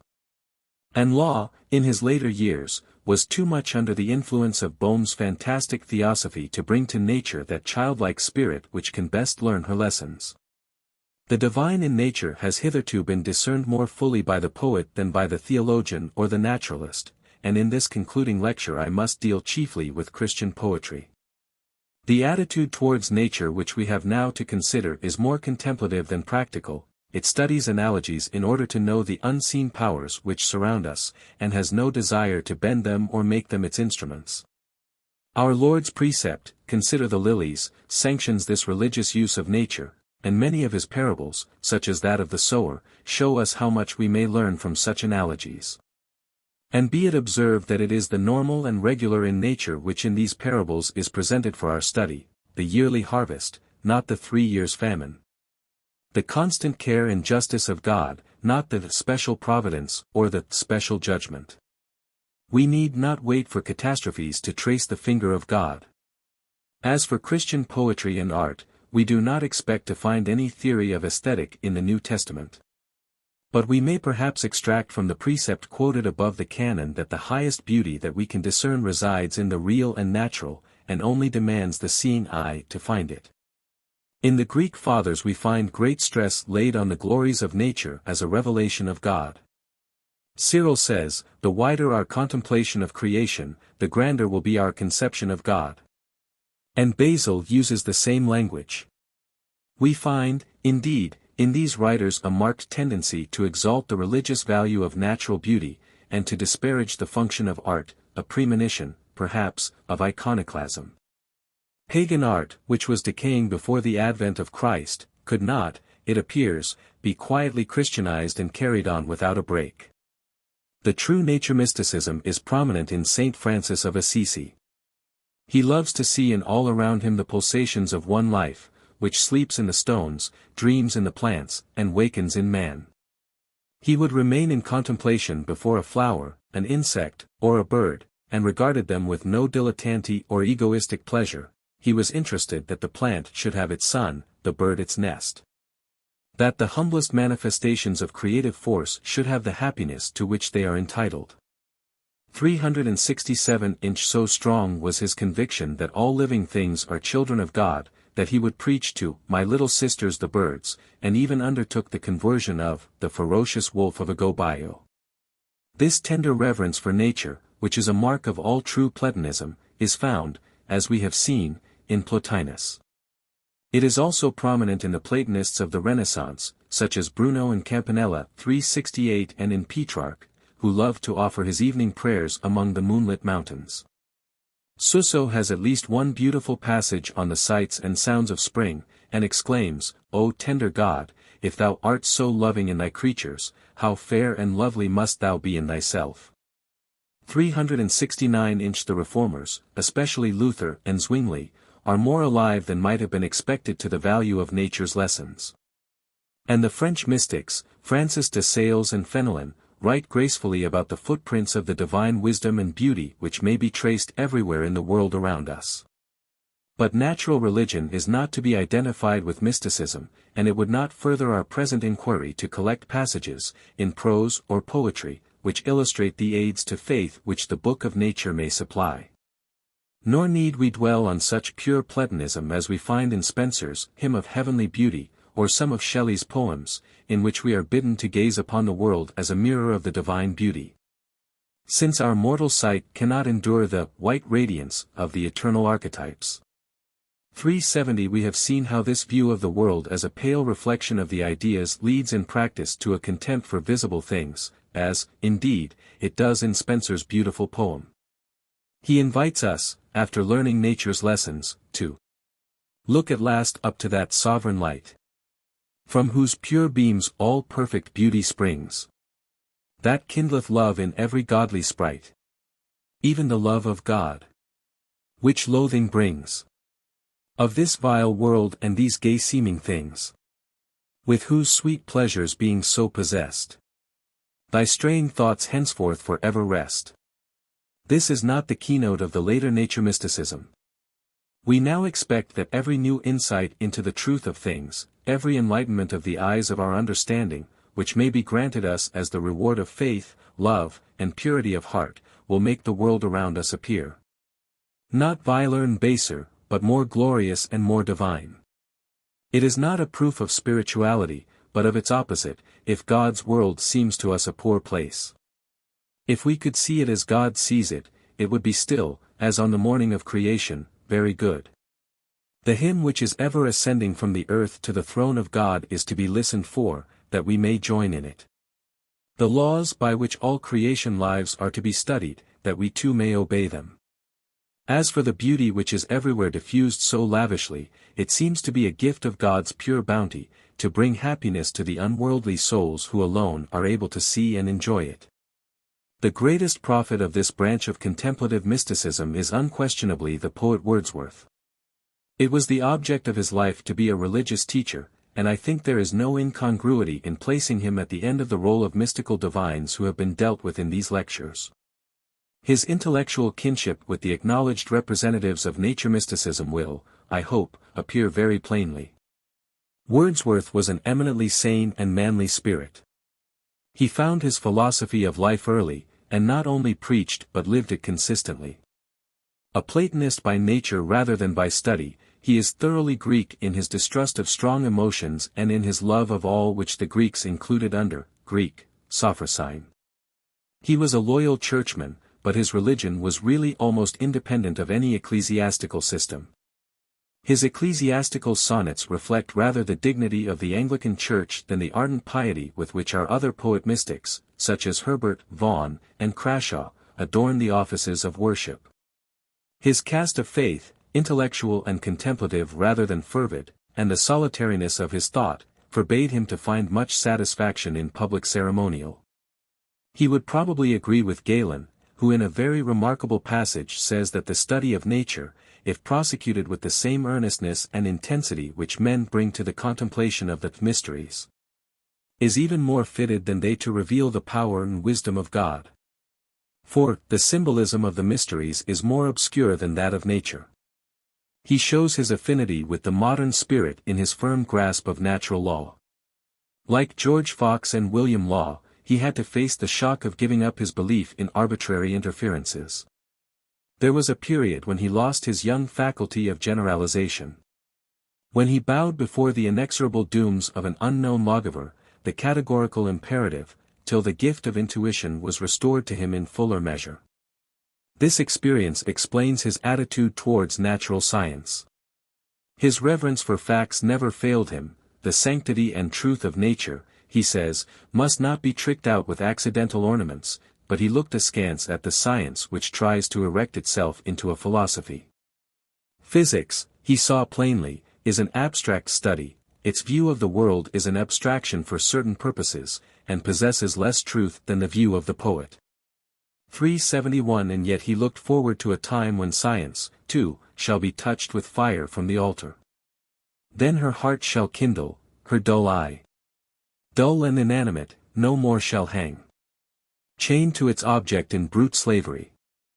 And in a remarkable passage of the Prefaces, he says, if the time should ever come when that which is now called science shall be ready to put on as it were a form of flesh and blood, the poet will lend his divine spirit to aid the transformation, and will welcome the being thus produced as a dear and genuine inmate of the household of man. He feels that the loving and disinterested study of nature's laws must at last issue, not in materialism, but in some high and spiritual faith, inspired by the Word of God, who is himself, as Origenes said, the nature of all things. In aloofness and loneliness of mind he is exceeded by no mystic of the cloister. It may be said far more truly of him than of Milton, that his soul was like a star, and dwelt apart. In his youth he confesses that human beings had only a secondary interest for him, 372, and though he says that nature soon led him to man, it was to man as a unity, as one spirit, that he was drawn, not to men as individuals. 373 Herein he resembled many other contemplative mystics, but it has been said truly that it is easier to know man in general than a man in particular. 374 Inch the sage who sits in the center of his being, and there enjoys bright day, 375, does not really know human beings as persons. It will be interesting to compare the steps in the ladder of perfection, as described by Wordsworth, with the schemes of Neoplatonism and introspective mysticism. The three stages of the mystical ascent have been already explained. We find that Wordsworth, too, had his purgative, disciplinary stage. He began by deliberately crushing, not only the ardent passions to which he tells us that he was naturally prone, but all ambition and love of money, determining to confine himself to such objects as excite no morbid passions, no disquietude, no vengeance, and no hatred, and found his reward in a settled state of calm serenity, in which all the thoughts flow like a clear fountain, and have forgotten how to hate and how to despise. 376. Wordsworth is careful to inculcate several safeguards for those who would proceed to the contemplative life. First, there must be strenuous aspiration to reach that infinitude which is our being's heart and home.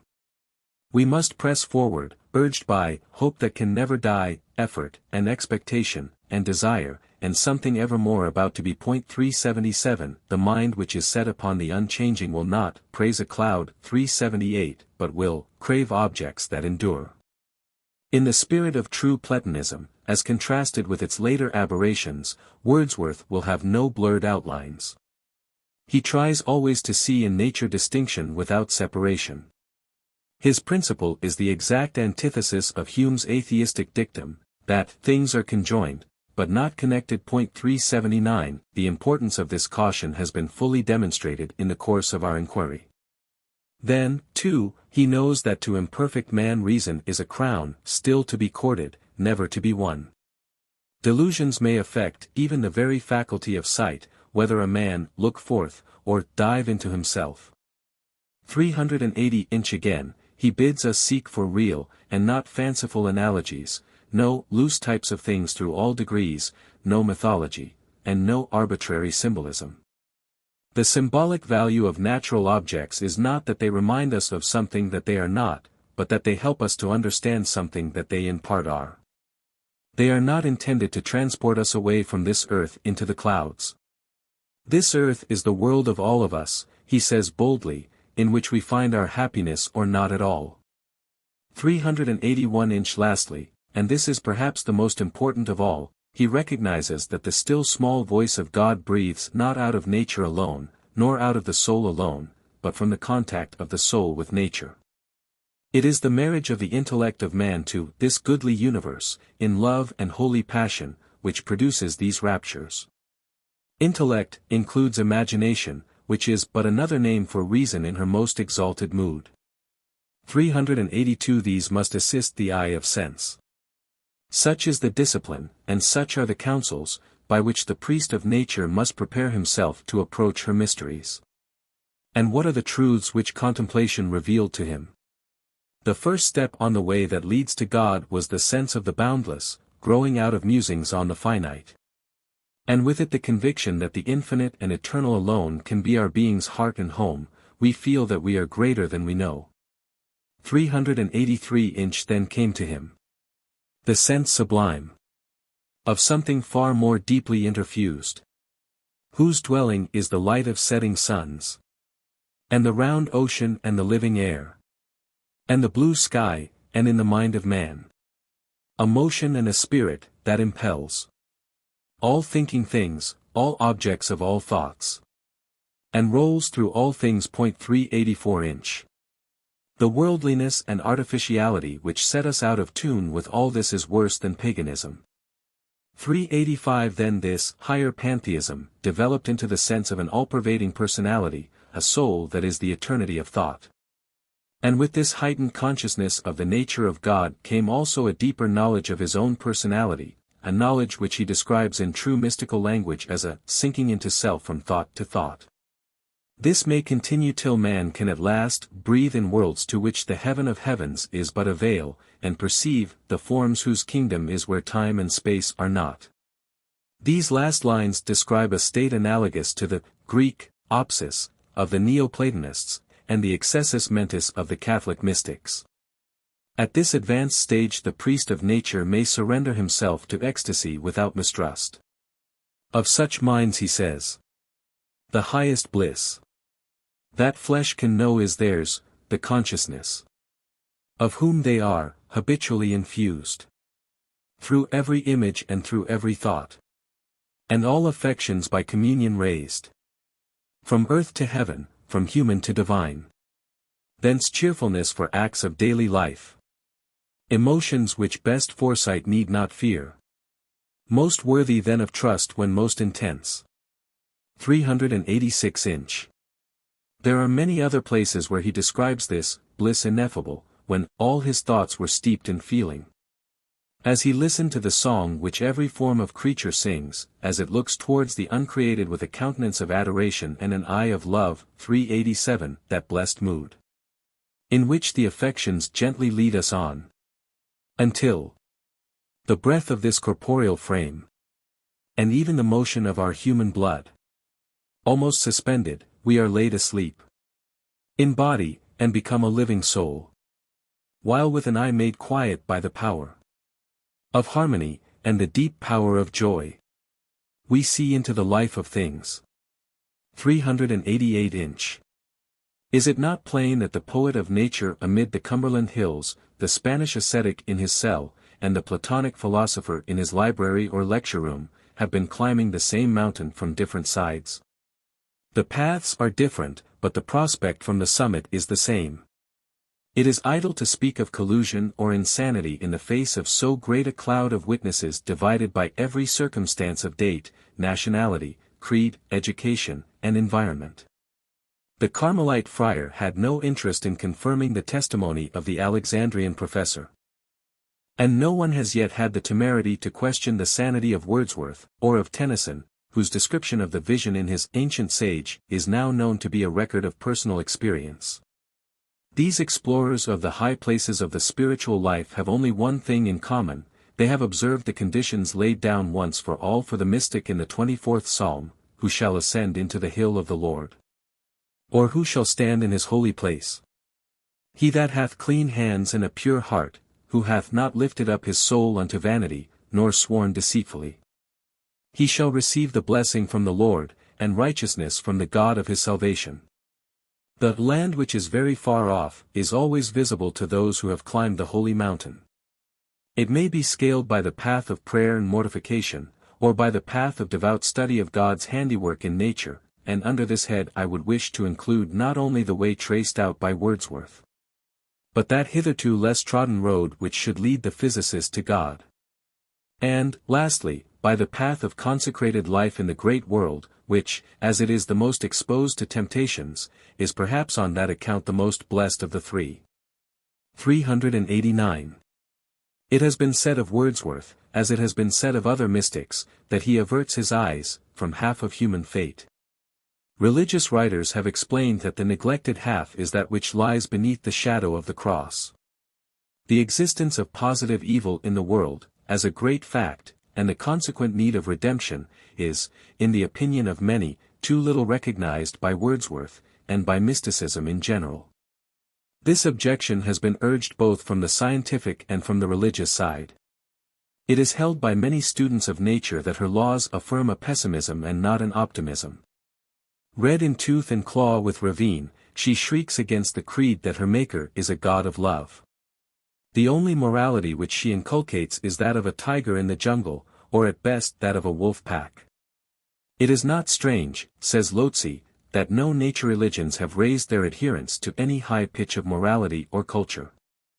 390. The answer to this is that nature includes man as well as the brutes, and the merciful and moral man as well as the savage. Physical science, at any rate, can exclude nothing from the domain of nature. And the Christian may say with all reverence that nature includes, or rather is included by, Christ, the Word of God, by whom it was made. And the Word was made flesh to teach us that vicarious suffering, which we see to be the law of nature, is a law of God, a thing not foreign to his own life, and therefore for all alike a condition of perfection. Not a reductio ad absurdum of existence. The reductio ad absurdum is not of nature, but of selfish individualism, which suffers shipwreck alike in objective and in subjective religion. It is precisely because the shadow of the cross lies across the world, that we can watch nature at work with admiration, hope, and love, instead of with horror and disgust. The religious objection amounts to little more than that mysticism has not succeeded in solving the problem of evil, which no philosophy has ever attacked with even apparent success. It is, however, with some reason that this difficulty has been pressed against the mystics. For they are bound by their principles to attempt some solution, and their tendency has been to attenuate the positive character of evil to a somewhat dangerous degree. But if we sift the charges often brought by religious writers against mysticism, we shall generally find that there lies at the bottom of their disapproval a residuum of medieval dualism, which wishes to see in Christ the conquering invader of a hostile kingdom. In practice, at any rate, the great mystics have not taken lightly the struggle with the law of sin in our members, or tried to heal slightly the wounds of the soul. 391. It is quite true that the later mystics have been cheerful and optimistic. But those who have found a kingdom in their own minds, and who have enough strength of character, to live by reason and not by opinion, as Whichcote says, in a maxim which was anticipated by that archenemy of mysticism, Epicurus, are likely to be happier than other men. And, moreover, Wordsworth teaches us that almost, if not quite, every evil may be so transmuted by the faculty which abides within the soul, that those interpositions which would hide and darken may become contingencies of pomp, and serve to exalt her native brightness. Even as the moon, rising behind a thick and lofty grove, turns the dusky veil into a substance glorious as her own, so the happy warrior is made more compassionate by the scenes of horror which he is compelled to witness. Whether this healing and purifying effect of sorrow points the way to a solution of the problem of evil or not, it is a high and noble faith, the one and only consolation which we feel not to be a mockery when we are in great trouble. These charges, then, do not seem to form a grave indictment against the type of mysticism of which Wordsworth is the best representative. But he does fall short of the ideal held up by St. John for the Christian mystic, in that his love and sympathy for inanimate nature were, at any rate in his poetry, deeper than for humanity. And if there is any accusation which may justly be brought against the higher order of mystics, as opposed to representatives of aberrant types, I think it is this, that they have sought and found God in their own souls and in nature. But not so often in the souls of other men and women. Theirs has been a lonely religion. The grand old maxim, vides frat rem, vides dominum tuum, has been remembered by them only in acts of charity. But in reality the love of human beings must be the shortest road to the vision of God. Love, as St. John teaches us, is the great hierophant of the Christian mysteries. It gives wings to contemplation and lightens the darkness which hides the face of God. When our emotions are deeply stirred, even nature speaks to us with voices unheard before. While the man who is without human affection is either quite unmoved by her influences, or misreads all her lessons. The spiritualizing power of human love is the redeeming principle in many sordid lives. Teutonic civilization, which derives half of its restless energy from ideals which are essentially anti-Christian, and tastes which are radically barbarous, is prevented from sinking into moral materialism by its high standard of domestic life. The sweet influences of the home deprive even mammon worship of half its grossness and of some fraction of its evil. As a schoolmaster to bring men and women to Christ, natural affection is without a rival. It is in the truest sense a symbol of our union with Him from whom every family in heaven and earth is named. It is needless to labor a thesis on which nearly all are agreed, but it may be worth pointing out that, though St. Paul felt the unique value of Christian marriage as a symbol of the mystical union of Christ and the Church, this truth was for the most part lost sight of by the medieval mystics, who as monks and priests were, of course, cut off from domestic life.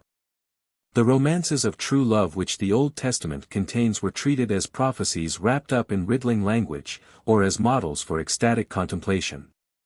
Wordsworth, though his own home was a happy one, does not supply this link in the mystical chain. The most noteworthy attempt to do so is to be found in the poetry of Robert Browning, whose mysticism is in this way complementary to that of Wordsworth. 392 He resembles Wordsworth in always trying to see the infinite in things, but considers that little else, than the development of a soul, is worth study. This is not exactly a return to subjective mysticism, for Browning is as well aware as Goethe that if a talent grows best in solitude, a character is perfected only in the stream of the world. With him the friction of active life, and especially the experience of human love, are necessary to realize the divine in man. Quite in the spirit of St. John he asks, how can that course be safe, which from the first produces carelessness to human love? Do not cut yourself from human weal, there are strange punishments for such as do so. 393 Solitude is the death of all but the strongest virtue, and in Browning's view it also deprives us of the strongest inner witness to the existence of a loving Father in heaven.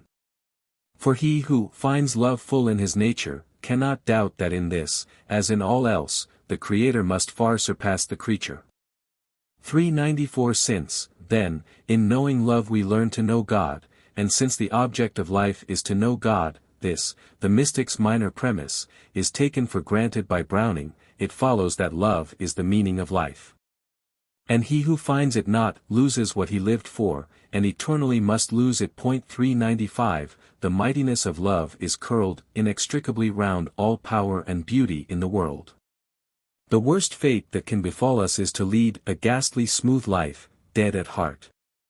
396 inch. Especially interesting is the passage where he chooses or chances upon Eckhart's image of the spark in the center of the soul, and gives it a new turn in accordance with his own mysticism.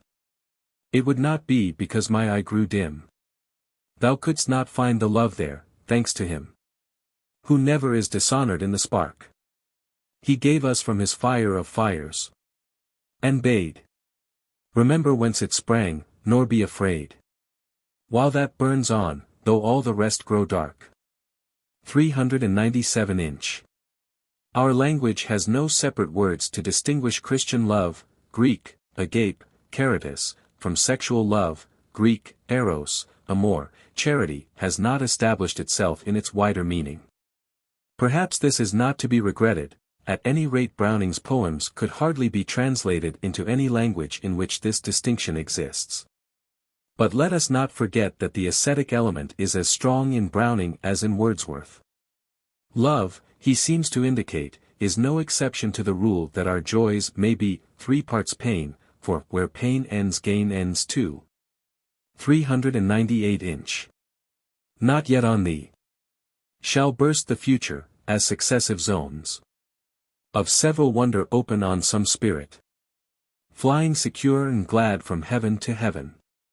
But thou shalt painfully attain to joy, while hope and fear and love shall keep thee man. 399 inch. He even carries this law into the future life, and will have none of a joy which is crystallized forever. Felt imperfection is a proof of a higher birthright. 400. If we have arrived at the completion of our nature as men, then begins anew a tendency to God. This faith in unending progress as the law of life is very characteristic of our own age. For it assumes a questionable shape sometimes, but Browning's trust in real success through apparent disappointments, a trust even based on the consciousness of present failure, is certainly one of the noblest parts of his religious philosophy. I have decided to end my survey of Christian mysticism with these 2 English poets. It would hardly be appropriate, in this place, to discuss Carlyle's doctrine of symbols, as the clothing of religious and other kinds of truth. His philosophy is wanting in some of the essential features of mysticism, and can hardly be called Christian without stretching the word too far.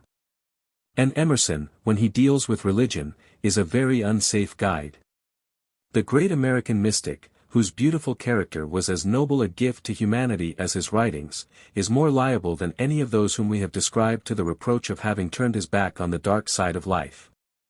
Partly from a fastidiousness which could not bear even to hear of bodily ailments, partly from the natural optimism of the dweller in a new country, and partly because he made a principle of maintaining an unruffled cheerfulness and serenity. He shut his eyes to pain, death, and sin, even more resolutely than did Goethe. The optimism which is built on this foundation has no message of comfort for the stricken heart. To say that evil is only good in the making, is to repeat an ancient and discredited attempt to solve the great enigma. And to assert that perfect justice is meted out to individuals in this world, is surely mere dreaming. Moreover, we can hardly acquit him of playing with pantheistic mysticism of the Oriental type, without seeing, or without caring, whither such speculations logically lead.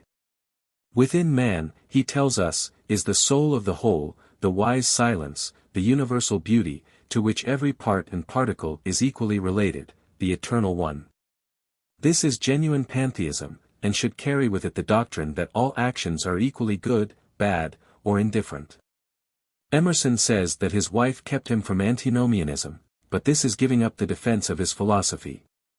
He also differs from Christianity, and agrees with many Hegelians, in teaching that God, the Oversoul, only attains to self-consciousness in man.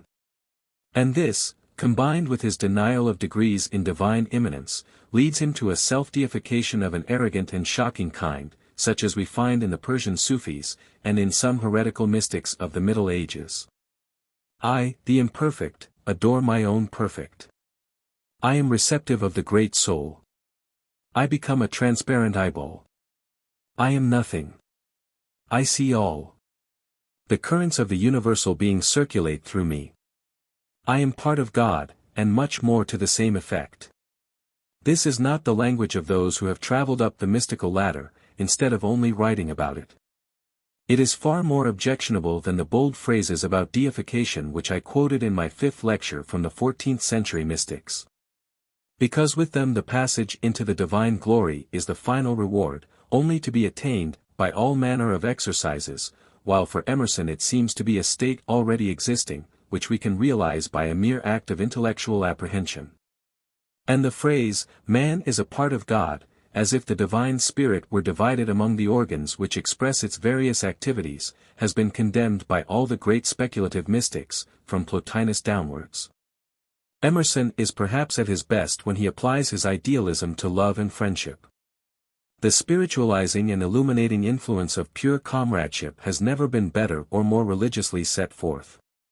And though it is necessary to be on our guard against the very dangerous tendency of some of his teaching, we shall find much to learn from the brave and serene philosopher whose first maxim was, "Come out into the azure.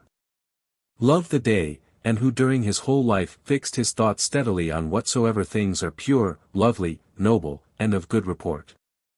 The constructive task which lies before the next century is, if I may say so without presumption, to spiritualize science, as morality and art have already been spiritualized. The vision of God should appear to us as a triple star of truth, beauty, and goodness. 402 These are the 3 objects of all human aspiration, and our hearts will never be at peace till all 3 alike rest in God.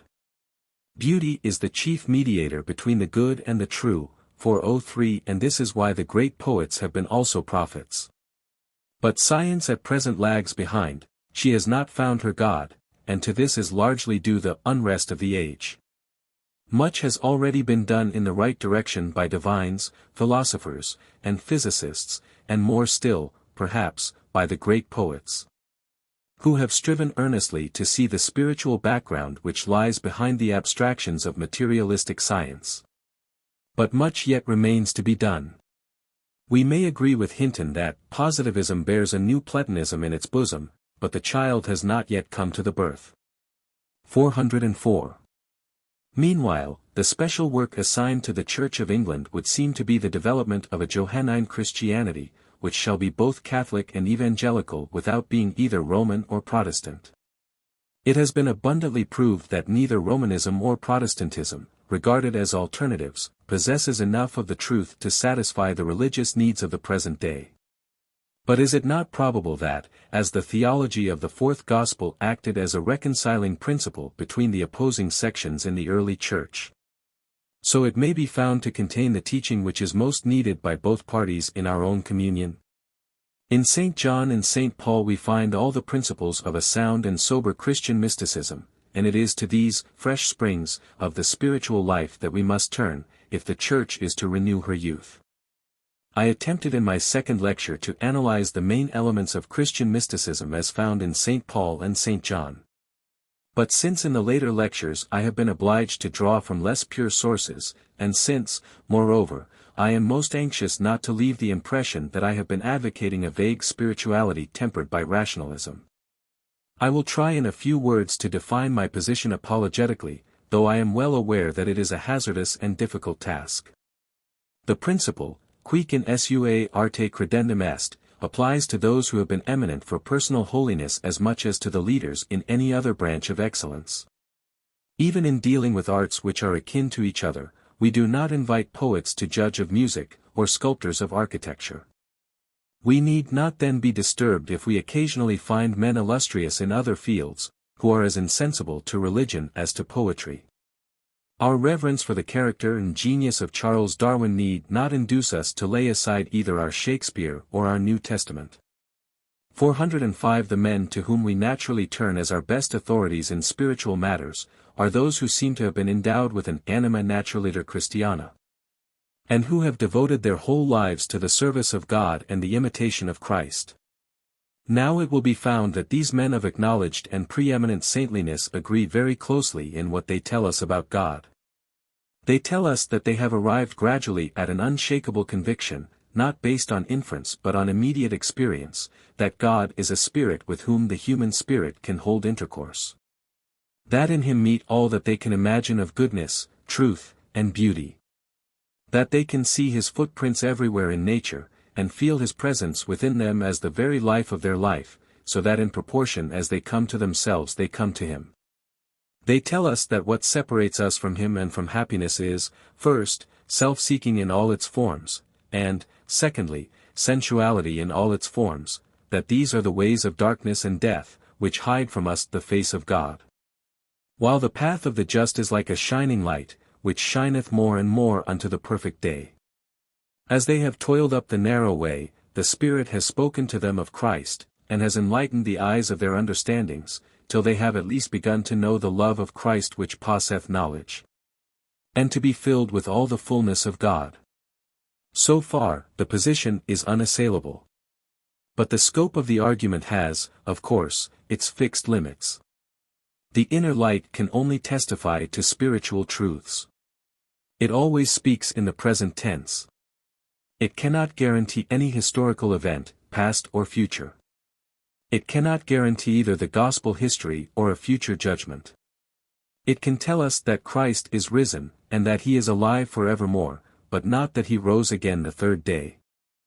It can tell us that the gate of everlasting life is open, but not that the dead shall be raised incorruptible. We have other faculties for investigating the evidence for past events.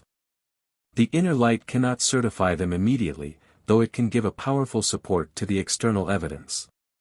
For though we are in no position to dogmatize about the relations of the temporal to the eternal, one fact does seem to stand out, that the two are, for us, bound together. If, when we read the Gospels, the Spirit itself beareth witness with our spirit, that here are the words of eternal life, and the character which alone in history is absolutely flawless, then it is natural for us to believe that there has been, at that point of time, an incarnation of the Word of God himself.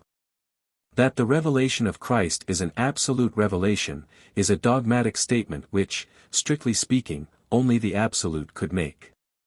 What we mean by it is that after 2,000 years we are unable to conceive of its being ever superseded in any particular. And if anyone finds this inadequate, he may be invited to explain what higher degree of certainty is within our reach. With regard to the future life, the same consideration may help us to understand why the Church has clung to the belief in a literal second coming of Christ to pronounce the dooms of all mankind. But our Lord himself has taught us that in that day and that hour lies hidden a more inscrutable mystery than even he himself, as man, could reveal. There is one other point on which I wish to make my position clear. The fact that human love or sympathy is the guide who conducts us to the heart of life, revealing to us God and nature and ourselves, is proof that part of our life is bound up with the life of the world. And that if we live in these our true relations we shall not entirely die so long as human beings remain alive upon this earth. The progress of the race, the diminution of sin and misery, the advancing kingdom of Christ on earth, these are matters in which we have a personal interest. The strong desire that we feel, and the best of us feel it most strongly, that the human race may be better, wiser, and happier in the future than they are now or have been in the past, is neither due to a false association of ideas, nor to pure unselfishness. There is a sense in which death would not be the end of everything for us, even though in this life only we had hope in Christ.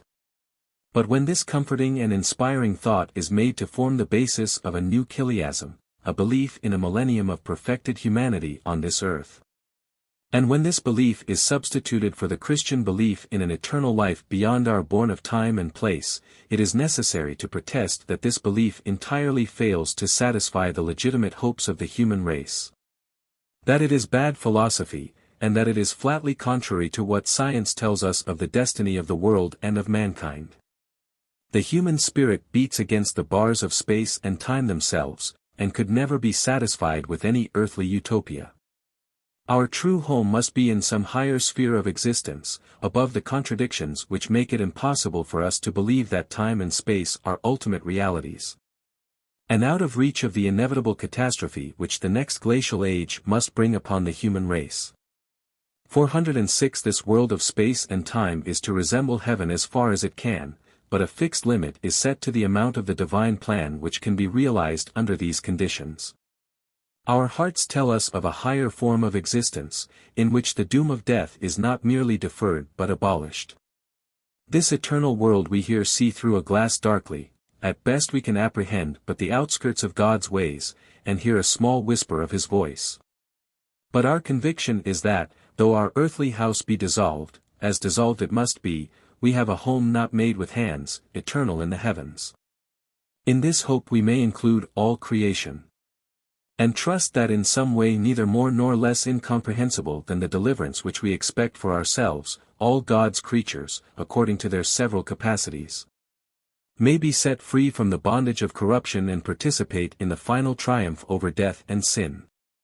Most firmly do I believe that this faith in immortality, though formless and impalpable as the air we breathe, and incapable of definite presentation except under inadequate and self-contradictory symbols, is nevertheless enthroned in the center of our being, and that those who have steadily set their affections on things above, and live the risen life even on earth, receive in themselves an assurance which robs death of its sting, and is an earnest of a final victory over the grave. It is not claimed that mysticism, even in its widest sense, is, or can ever be, the whole of Christianity. Every religion must have an institutional as well as a mystical element. Just as, if the feeling of immediate communion with God has faded, we shall have a dead church worshipping a dead Christ, as Fox the Quaker said of the Anglican Church in his day. So, if the seer and prophet expel the priest, there will be no discipline and no cohesion. Still, at the present time, the greatest need seems to be that we should return to the fundamentals of spiritual religion. We cannot shut our eyes to the fact that both the old seats of authority, the infallible Church and the infallible Book, are fiercely assailed, and that our faith needs reinforcements. These can only come from the depths of the religious consciousness itself, and if summoned from thence, they will not be found wanting. The impregnable rock is neither an institution nor a book, but a life or experience. Faith, which is an affirmation of the basal personality, is its own evidence and justification. Under normal conditions, it will always be strongest in the healthiest minds. There is and can be no appeal from it. If, then, our hearts, duly prepared for the reception of the divine guest, at length say to us, "This I know, that whereas I was blind, now I see," we may, in St. John's words, have confidence towards God. The objection may be raised, but these beliefs change, and merely reflect the degree of enlightenment or its opposite, which every man has reached. The conscience of the savage tells him emphatically that there are some things which he must not do. And blind obedience to this categorical imperative has produced not only all the complex absurdities of taboo, but crimes like human sacrifice, and faith in a great many things that are not. Perhaps we are leaving behind the theological stage, as we have already left behind those superstitions of savagery. Now the study of primitive religions does seem to me to prove the danger of resting religion and morality on unreasoning obedience to a supposed revelation, but that is not my position. The two forces which kill mischievous superstitions are the knowledge of nature, and the moral sense, and we are quite ready to give both free play, confident that both come from the living Word of God. The fact that a revelation is progressive is no argument that it is not divine. It is, in fact, only when the free current of the religious life is dammed up that it turns into a swamp, and poisons human society. Of course we must be ready to admit with all humility, that our notions of God are probably unworthy and distorted enough. But that is no reason why we should not follow the light which we have, or mistrust it on the ground that it is too good to be true. Nor would it be fair to say that this argument makes religion depend merely on feeling. A theology based on mere feeling is, as Hegel said, as much contrary to revealed religion as to rational knowledge. The fact that God is present to our feeling is no proof that He exists. Our feelings include imaginations which have no reality corresponding to them. No, it is not feeling, but the heart or reason, whichever term we prefer, which speaks with authority. By the heart or reason I mean the whole personality acting in concord, an abiding mood of thinking, willing, and feeling. The life of the spirit perhaps begins with mere feeling, and perhaps will be consummated in mere feeling, when that which is in part shall be done away. But during its struggles to enter into its full inheritance, it gathers up into itself the activities of all the faculties, which act harmoniously together in proportion as the organism to which they belong is in a healthy state. Once more, this reliance on the inner light does not mean that every man must be his own prophet, his own priest, and his own savior. The individual is not independent of the church, nor the church of the historical Christ. But the church is a living body, and the incarnation and atonement are living facts still in operation. They are part of the eternal counsels of God. And whether they are enacted in the abyss of the divine nature, or once for all in their fullness on the stage of history, or in miniature, as it were, in your soul and mine, the process is the same. And the tremendous importance of those historical facts which our creeds affirm is due precisely to the fact that they are not unique and isolated portents, but the supreme manifestation of the grandest and most universal laws. These considerations may well have a calming and reassuring influence upon those who, from whatever cause, are troubled by religious doubts. The foundation of God standeth sure, having this seal, the Lord knoweth, and is known by them that are his. But we must not expect that religious difficulties will ever cease. Every truth that we know is but the husk of a deeper truth. And it may be that the Holy Spirit has still many things to say to us, which we cannot bear now. Each generation and each individual has his own problem, which has never been set in exactly the same form before. We must all work out our own salvation, for it is God who worketh in us. If we have realized the meaning of these words of St. Paul, which I have had occasion to quote so often in these lectures, we cannot doubt that, though we now see through a glass darkly, and know only in part, we shall one day behold our eternal Father face to face, and know him even as we are known. Appendix A. Definitions of Mysticism and Mystical Theology. The following definitions are given only as specimens. The list might be made much longer by quoting from other Roman Catholic theologians, but their definitions for the most part agree closely enough with those which I have transcribed from Corderius, John a Jesu Maria, and Gerson. 1. Corderius.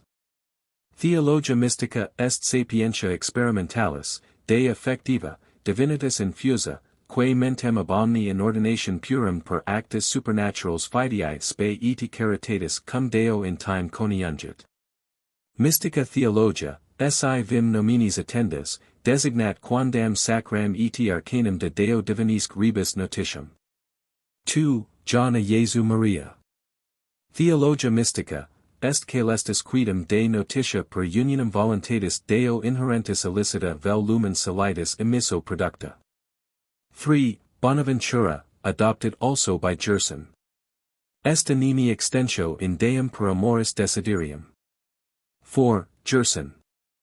Theologia mystica est motio anagogica in Deum per amorem fervidum et purum. Aliter sic. Theologia mystica est experimentalis cognitio habita de Deo per amoris unitivi complexum. Aliter sic, est sapientia, id est sapida notio habita de Deo, dum ei supremus apex effectivi potentii rationalis per amorem iungitur et unitor. 5. Scaramelli. La theologia mystica experimentale, secondo il sua atto principali e più proprio, e una notizia pura di Dio che anima di ordinario richieve nella caligine luminosa, o per di meglio nel chiaro oscuro di un alta contemplation. Insien con un amore experimentale si intimo, che la fa perdir tutta a se stessa per unirla e transformarla in Dio. 6. Ribbet. La théologie mystique, au point de vue subjectif et expérimental, nous semble pouvoir être défini, en attraction surnaturelle et passive de l'âme vers Dieu, provenant d'une illumination et d'un embracement intérieurs. Que préviennent la réflexion, surpassant l'effort humain, et pouvant avoir sur le corps un retentissement merveilleux et irrésistible. Au point de vue doctrinal objectif, la mystique peut se définir, la science que traite de phénomènes surnaturels, que préparent, accompagnant, et suivant l'attraction passive de âmes vers Dieu et par Dieu, c'est à dire la contemplation divine.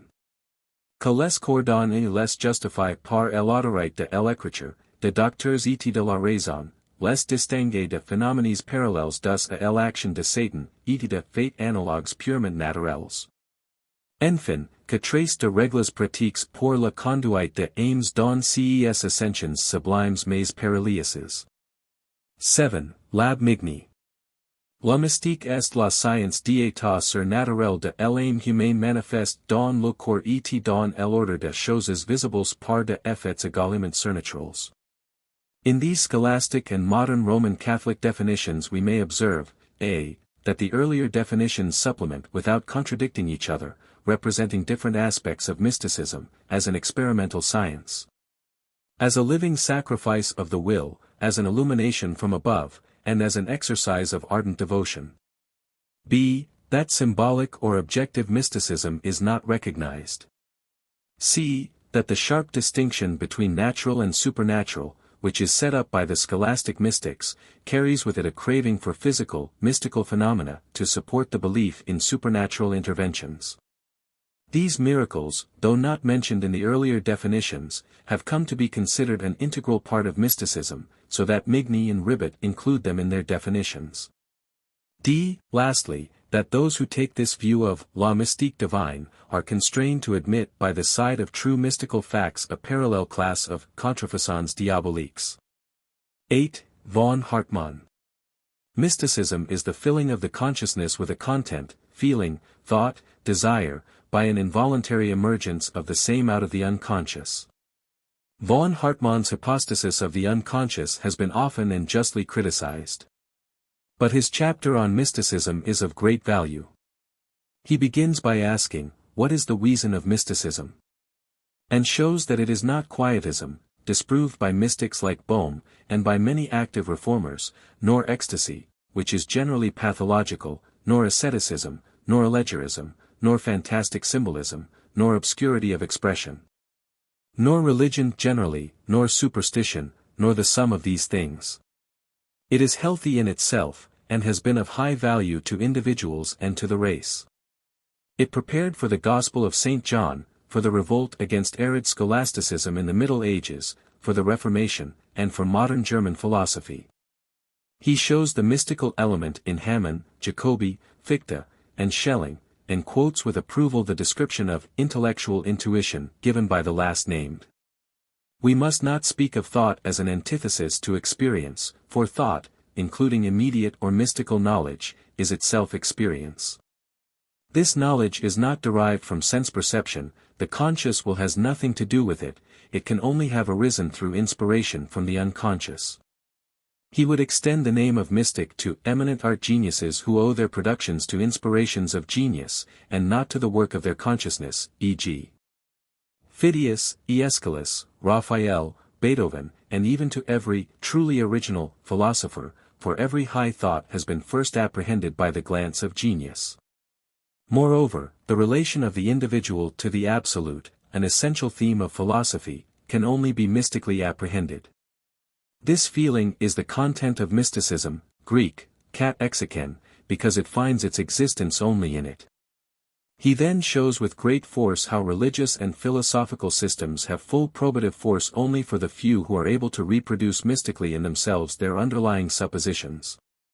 The truth of which can only be mystically apprehended.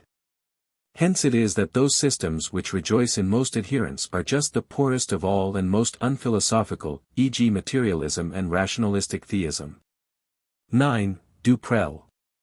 If the self is not wholly contained in self-consciousness, if man is a being dualized by the threshold of sensibility, then is mysticism possible, and if the threshold of sensibility is movable, then mysticism is necessary. The mystical phenomena of the soul life are anticipations of the biological process. Soul is our spirit within the self-consciousness, spirit is the soul beyond the self-consciousness. This definition, with which should be compared the passage from J. P. Richer, quoted in Lecture I, assumes that mysticism may be treated as a branch of experimental psychology. Duprel attaches great importance to somnambulism and other kindred psychical phenomena, which, he thinks, give us glimpses of the inner world of our ego, in many ways different from our waking consciousness. As the moon turns to us only half its orb, so our ego. He distinguishes between the ego and the subject. The former will perish at death. It arises from the free act of the subject, which enters the time process as a discipline. The self-conscious ego is a projection of the transcendental subject, and resembles it. We should regard this earthly existence as a transitory phenomenal form in correspondence with our transcendental interest. Conscience is transcendental nature. This last sentence suggests thoughts of great interest. Duprel shows how Schopenhauer's pessimism may be made the basis of a higher optimism. The path of biological advance leads to the merging of the ego in the subject. The biological aim for the race coincides with the transcendental aim for the individual. The whole content of ethics is that the ego must subserve the subject. The disillusions of experience show that earthly life has no value for its own sake, and is only a means to an end. It follows that to make pleasure our end is the one fatal mistake in life. These thoughts are mixed with speculations of much less value, for I cannot agree with Duprel that we shall learn much about higher and deeper modes of life by studying abnormal and pathological states of the consciousness. 10. Goethe. Mysticism is the scholastic of the heart, the dialectic of the feelings. 11. Noack. Mysticism is formless speculation. Noack's definition is, perhaps, not very happily phrased, for the essence of mysticism is not speculation but intuition.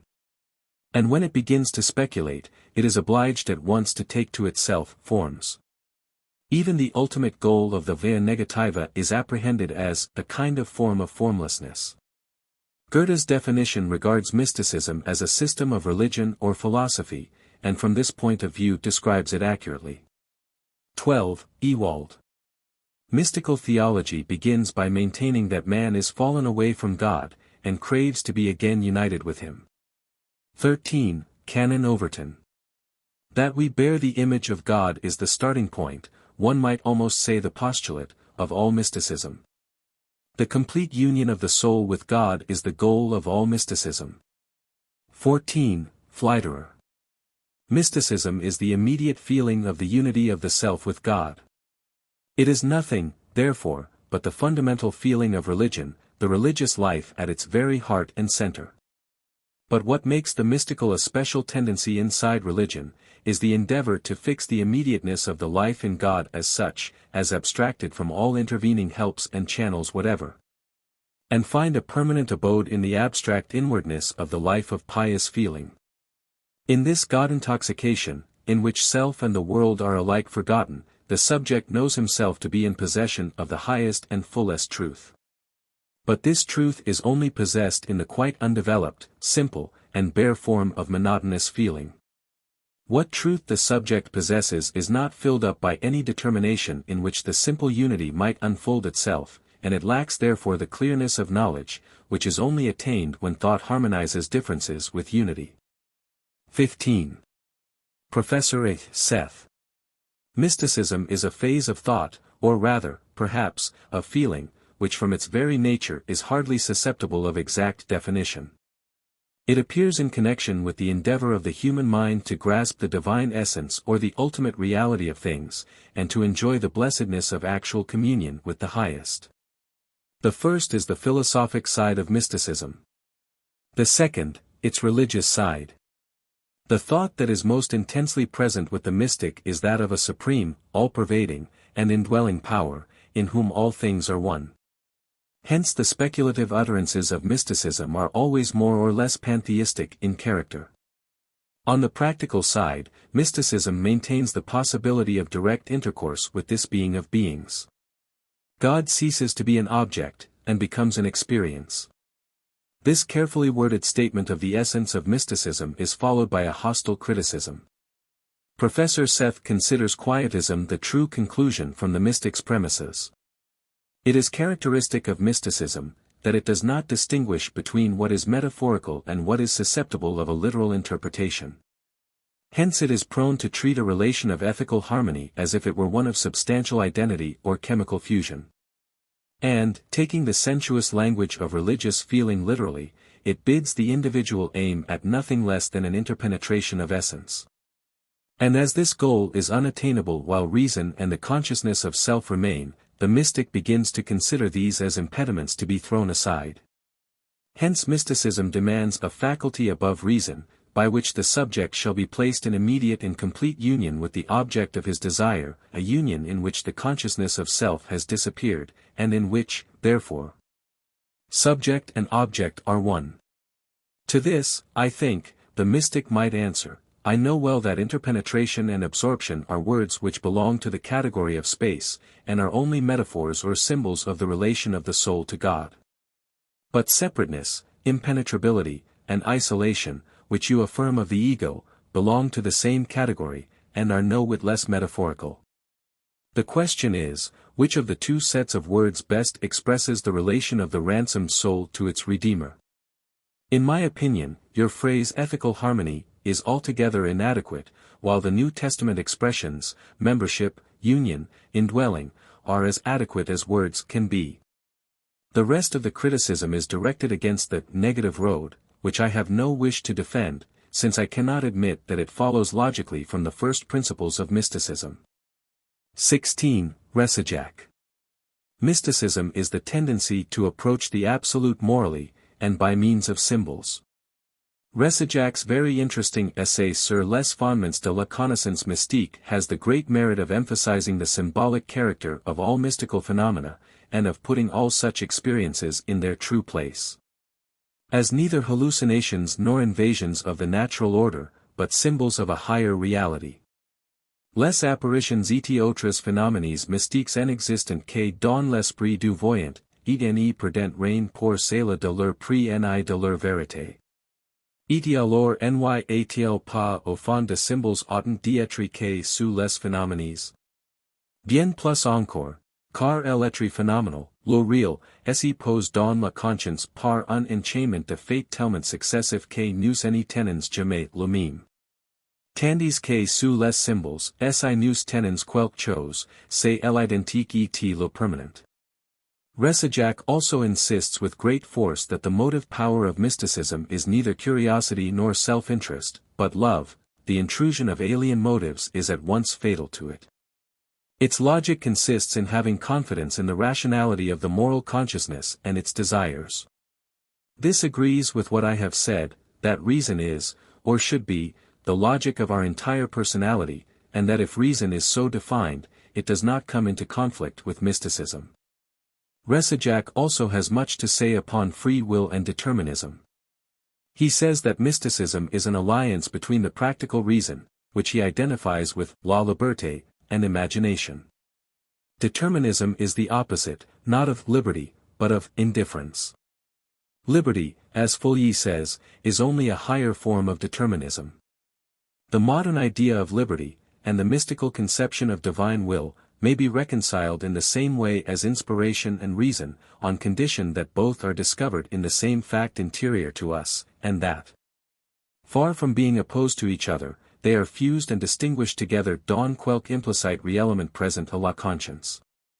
Resijak throughout appeals to Kant instead of to Hegel as his chief philosophical authority, in this differing from the majority of those who are in sympathy with mysticism. 17. Bonchit. Mysticism consists in giving to the spontaneity of the intelligence a larger part than to the other faculties. 18. Charles Kingsley. The great mysticism is the belief which is becoming every day stronger with me, that all symmetrical natural objects are types of some spiritual truth or existence. When I walk the fields, I am oppressed now and then with an innate feeling that everything I see has a meaning, if I could but understand it.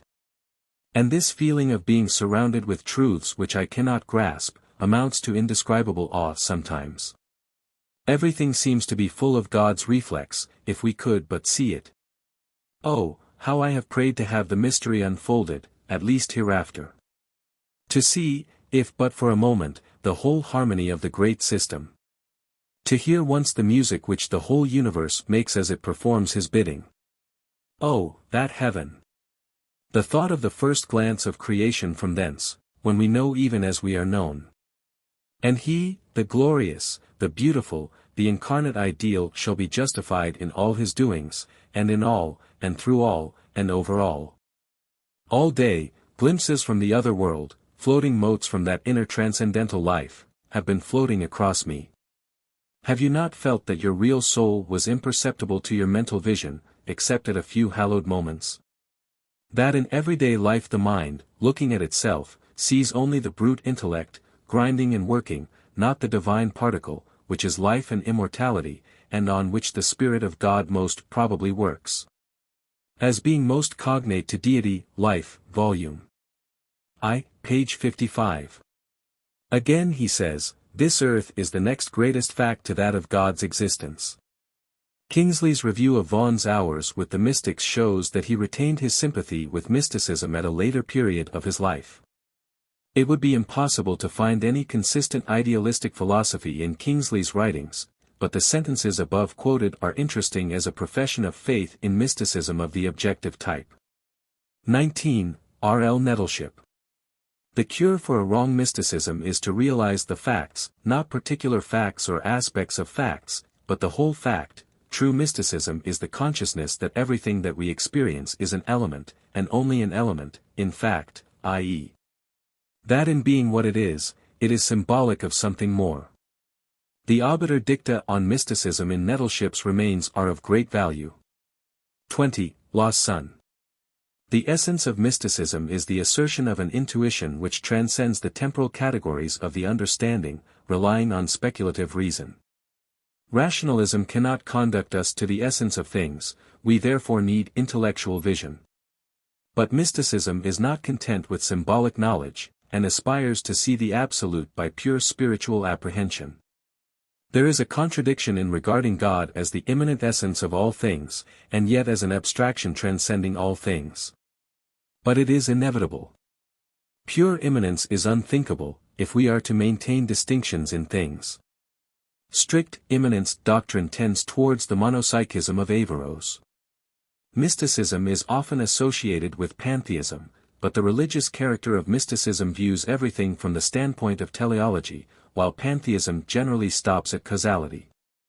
Mysticism, again, is often allied with rationalism, but their ground principles are different, for rationalism is deistic, and rests on this earth, being based on the understanding, as opposed to the higher faculty, the reason. Nothing can be more perverse than to accuse mysticism of vagueness. Its danger is rather an overvaluing of reason and knowledge. Mysticism is only religious so long as it remembers that we can here only see through a glass darkly. When it tries to represent the eternal adequately, it falls into a new and dangerous retranslation of thought into images, or into bare negation. Religion is a relation of person to person, a life, which in its form is an analogy to the earthly, while its content is pure relation to the eternal. Dogmatic is the skeleton, mysticism the lifeblood, of the Christian body. Since the Reformation, philosophy has taken over most of the work which the speculative mystics performed in the Middle Ages. Essay on the Essence and Value of Mysticism. 21. Nordau. The word mysticism describes a state of mind in which the subject imagines that he perceives or divines unknown and inexplicable relations among phenomena, discerns in things hints at mysteries, and regards them as symbols by which a dark power seeks to unveil, or at least to indicate, all sorts of marvels. It is always connected with strong emotional excitement. Nearly all our perceptions, ideas, and conceptions are connected more or less closely through the association of ideas. But to make the association of ideas fulfill its function, one more thing must be added, attention, which is the faculty to suppress one part of the memory images and maintain another part. We must select the strongest and most direct images, those directly connected with the afferent nerves. This Ribot calls adaptation of the whole organism to a predominant idea. Attention presupposes strength of will. Unrestricted play of association, the result of an exhausted or degenerate brain, gives rise to mysticism. Since the mystic cannot express his cloudy thoughts in ordinary language, he loves mutually exclusive expressions. Mysticism blurs outlines, and makes the transparent opaque. The Germans have two words for what we call mysticism, mystic and mysticismus, the latter being generally dyslogistic. The long chapter in Nordau's Degeneration, entitled Mysticism, treats it throughout as a morbid state. It will be observed that the last sentence quoted flatly contradicts one of the statements copied from Lassen's essay. But Nordau is not attacking religious mysticism, so much as that unwholesome development of symbolic science, falsely so called, which has usurped the name in modern France. Those who are interested in mysticism should certainly study the pathological symptoms which counterfeit mystical states, and from this point of view the essay in Degeneration is valuable.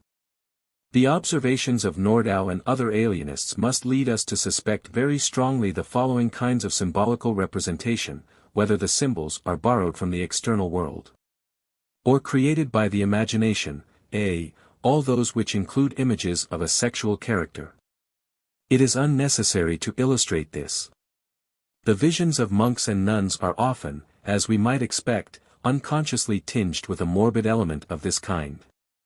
b. Those which depend on mere verbal resemblances or other fortuitous correspondences.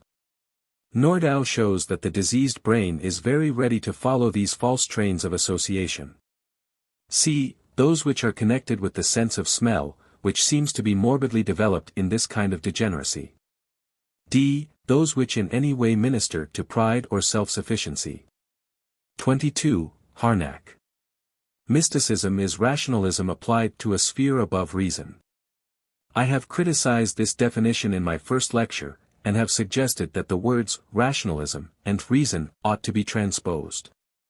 Elsewhere Harnack says that the distinctions between scholastic, Roman, German, Catholic, evangelical, and pantheistic mysticism are at best superficial. And in particular that it is a mistake to contrast scholasticism and mysticism as opposing forces in the Middle Ages. Mysticism, he proceeds, is Catholic piety in general, so far as this piety is not merely ecclesiastical obedience, that is, fides implicita. The Reformation element which is ascribed to it lies simply in this, that mysticism, when developed in a particular direction, is led to discern the inherent responsibility of the soul, of which no authority can again deprive it. The conflicts between mysticism and church authority, he thinks, in no way militate against both being Catholic ideals, just as asceticism and world supremacy are both Catholic ideals, though contradictory. The German mystics he disparages. I give no extracts from their writings, he says, because I do not wish even to seem to countenance the error that they expressed anything that one cannot read in Origen, Plotinus, the Areopagite, Augustine, Erigena, Bernard, and Thomas. Or that they represented religious progress. It will never be possible to make mysticism Protestant without flying in the face of history and Catholicism. A mystic who does not become a Catholic is a dilettante. Before considering these statements, I will quote from another attack upon mysticism by a writer whose general views are very similar to those of Harnack. 23. Hermann, Werker de Christen mit Gott. The most conspicuous features of the Roman Catholic rule of life are obedience to the laws of cultus and of doctrine on the one side, and Neoplatonic mysticism on the other. The essence of mysticism lies in this: when the influence of God upon the soul is sought and found solely in an inward experience of the individual. When certain excitements of the emotions are taken, with no further question, as evidence that the soul is possessed by God, when at the same time nothing external to the soul is consciously and clearly perceived and firmly grasped. When no thoughts that elevate the spiritual life are aroused by the positive contents of an idea that rules the soul, then that is the piety of mysticism. Mysticism is not that which is common to all religion, but a particular species of religion, namely a piety which feels that which is historical in the positive religion to be burdensome, and so rejects it. These extracts from Harnack and Hermann represent the attitude towards mysticism of the Richelian school in Germany, of which Bampton is another well-known exponent. They are neo-Kantians, whose religion is an austere moralism, and who seem to regard Christianity as a primitive Puritanism, spoiled by the Greeks, who brought into it their intellectualism and their sacramental mysteries. True Christianity, they say, is faith in the historic Christ. In the human Jesus, says Hermann, we have met with a fact, the content of which is incomparably richer than that of any feelings which arise within ourselves, a fact, moreover, which makes us so certain of God that our reason and conscience being judges, our conviction is only confirmed that we are in communion with Him. The mystic's experience of God is a delusion. If the Christian has learned how Christ alone has lifted him above all that he had even been before, he cannot believe that another man might reach the same end by simply turning inward upon himself. The piety of the mystic is such that at the highest point to which it leads Christ must vanish from the soul along with all else that is external. This curious view of Christianity quite fails to explain how our reason and conscience can detect the incomparable richness of a revelation altogether unlike the feelings which arise within ourselves. It entirely ignores the Pauline and Johannine doctrine of the mystical union, according to which Christ is not external to the redeemed soul, and most assuredly can never vanish from it. Instead of the "Lo, I am with you alway" of our blessed Lord, we are referred to history, that is, primarily, the four Gospels confirmed by a fifth, the united testimony of the first Christian community, Harnack, Christianity and history. We are presented with a Christianity without knowledge, gnosis, without discipline, without sacraments, resting partly on a narrative which these very historical critics tear in pieces, each in his own fashion, and partly on a categorical imperative which is really the voice of irreligious moralism, as Pfleiderer calls it.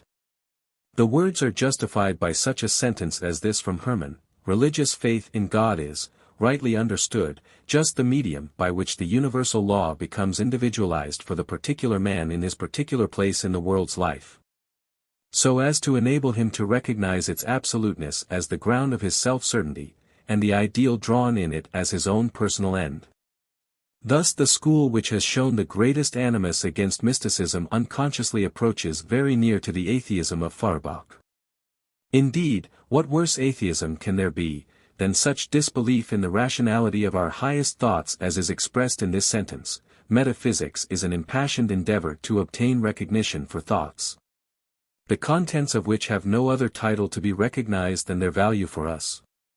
As if faith in God had any other meaning than a confidence that what is of value for us is the eternally and universally good and true.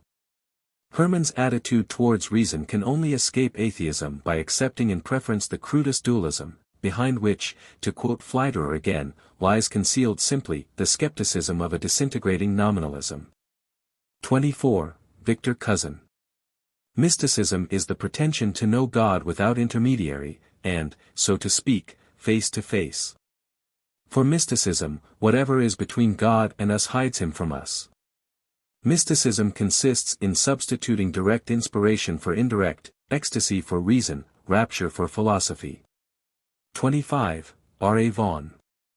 Mysticism is that form of error which mistakes for a divine manifestation the operations of a merely human faculty. This poor definition is the only one, except mysticism is the romance of religion, to be found in Hours with the Mystics, the solitary work in English which attempts to give a history of Christian mysticism. The book has several conspicuous merits. The range of the author's reading is remarkable, and he has a wonderful gift of illustration. But he was not content to trust to the interest of the subject to make his book popular, and tried to attract readers by placing it in a most incongruous setting. There is something almost offensive in telling the story of men like Toller, Suso, and Juan of the Cross, in the form of smart conversations at a house party. And the jokes cracked at the expense of the benighted mystics are not always in the best taste. Vaughan does not take his subject quite seriously enough. There is an irritating air of superiority in all his discussions of the lives and doctrines of the mystics, and his hatred and contempt for the Roman Church often warp his judgment. His own philosophical standpoint is by no means clear, and this makes his treatment of speculative mysticism less satisfactory than the more popular parts of the book. It is also a pity that he has neglected the English representatives of mysticism. They are quite as interesting in their way as Madame Guyon, whose story he tells at disproportionate length. At the same time, I wish to acknowledge considerable obligations to Vaughan, whose early death probably deprived us of even better work than the book which made his reputation. 26. James Hinton. Mysticism is an assertion of a means of knowing that must not be tried by ordinary rules of evidence, the claiming authority for our own impressions. Another poor and question-begging definition, on the same lines as the last. Appendix B. The Greek Mysteries and Christian Mysticism. The connection between the Greek mysteries and Christian mysticism is marked not only by the name which the world has agreed to give to that type of religion, though it must be said that, Greek, mysteria, is not the commonest name for the mysteries, Greek, orgia. Teletai, tela, are all, I think, more frequent, but by the evident desire on the part of such founders of mystical Christianity as Clement and Dionysius the Areopagite, to emphasize the resemblance. It is not without a purpose that these writers, and other Platonising theologians from the 3rd to the 5th century, transfer to the faith and practice of the Church almost every term which was associated with the Eleusinian mysteries and others like them. For instance, the sacraments are regularly, Greek, mysteria, baptism is, Greek, mystikon lautron, Gregory of Nyssa, unction, Greek, chrisma mystikon, Athanasius, the elements, Greek, mystis edode, Gregory Naz. And participation in them is, Greek, mystike metalepsis. Baptism, again, is, initiation, Greek, myesis, a baptized person is, Greek, memiemenos, Greek, mists, or, Greek, simists, Gregory New York. And Chrysostom. An unbaptized person is, Greek, amaidos. The celebrant is, Greek, Mysterion Lanthananton Mystagogos, Gregory New York, the administration is, Greek, paradosis, as at Eleusis. The sacraments are also, Greek, teledi, or, Greek, tela. Regular mystery words, as are, Greek, teleiosis, teleasthai, teleapoios, which are used in the same connection. Secret formulas, the notion of secret formulas itself comes from the mysteries, or, Greek, aperita. Whether the words, Greek, photismus, and, Greek, sphragus, in their sacramental meaning come from the mysteries seems doubtful. In spite of Hatch, Hibbert Lectures, page 295. Nor is the language of the mysteries applied only to the sacraments. Clement calls purgative discipline, Greek, ta katharsia, and, Greek, ta micra mysteria. And the highest stage in the spiritual life, Greek, epoptia. He also uses such language as the following, O truly sacred mysteries. O stainless light. My way is lighted with torches. And I survey the heavens and God. I am become holy while I am being initiated. The Lord is my Hierophant, etc. Protr. 12, 120. Dionysius, as I have shown in a note on Lecture 3, uses the mystery words frequently, and gives to the orders of the Christian ministry the names which distinguish the officiating priests at the mysteries. The aim of these writers was to prove that the Church offers a mysteriosophy which includes all the good elements of the old mysteries without their corruptions. The alliance between a mystery religion and speculative mysticism within the Church was at this time as close as that between the Neoplatonic philosophy and the revived pagan mystery cults. But when we try to determine the amount of direct influence exercised by the later paganism on Christian usages and thought, we are baffled both by the loss of documents and by the extreme difficulty of tracing the pedigree of religious ideas and customs.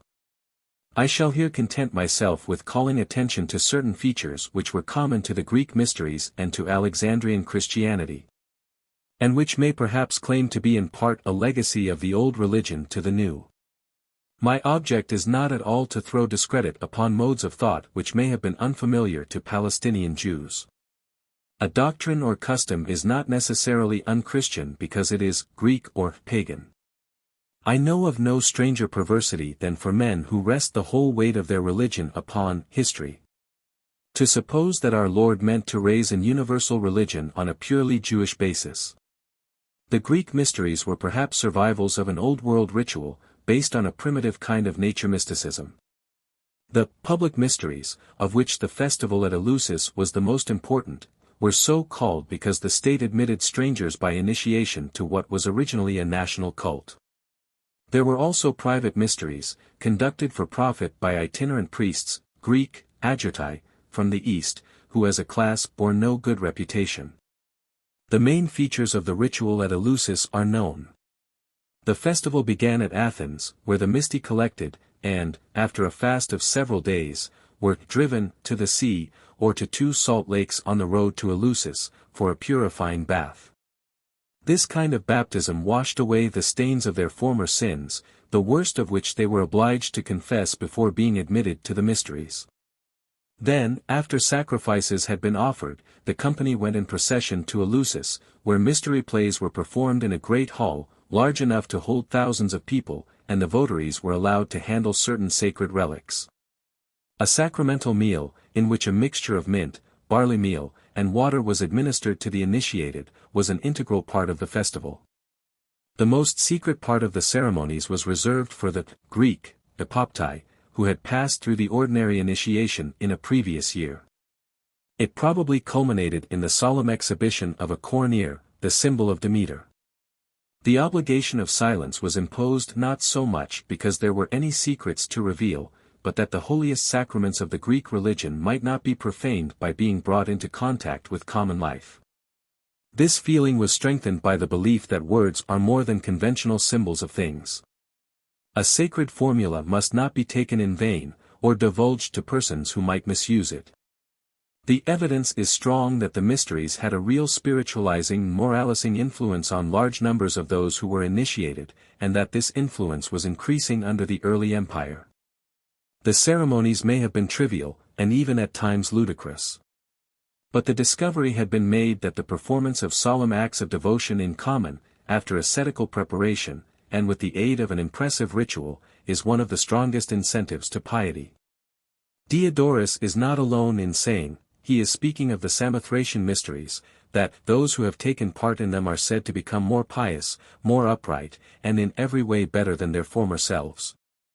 The chief motive force which led to the increased importance of mystery religion in the first centuries of our era, was the desire for salvation, Greek, soteria, which both with pagans and Christians was very closely connected with the hope of everlasting life.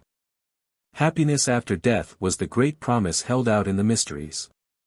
The initiated were secure of blessedness in the next world, while the uninitiated must expect to lie in darkness and mire after their death, cf. Plato, Phaedrus, 69. How was this salvation attained or conferred? We find that several conflicting views were held, which it is impossible to keep rigidly separate, since the human mind at one time inclines to one of them, at another time to another. A. Salvation is imparted by revelation. This makes it to depend upon knowledge, but this knowledge was in the mysteries conveyed by the spectacle or drama, not by any intellectual process.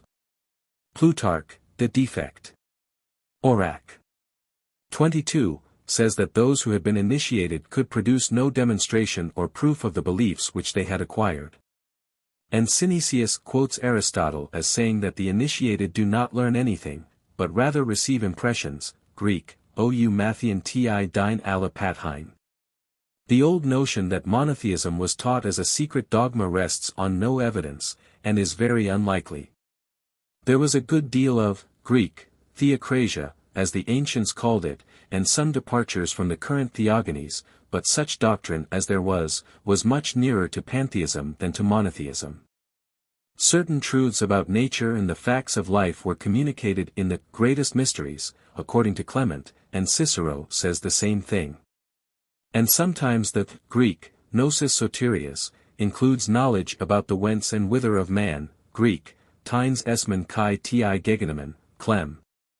Exc theod. 78. Some of the mystical formulae were no doubt susceptible of deep and edifying interpretations, especially in the direction of an elevated nature worship. B. Salvation was regarded, as in the Oriental religions, as emancipation from the fetters of human existence.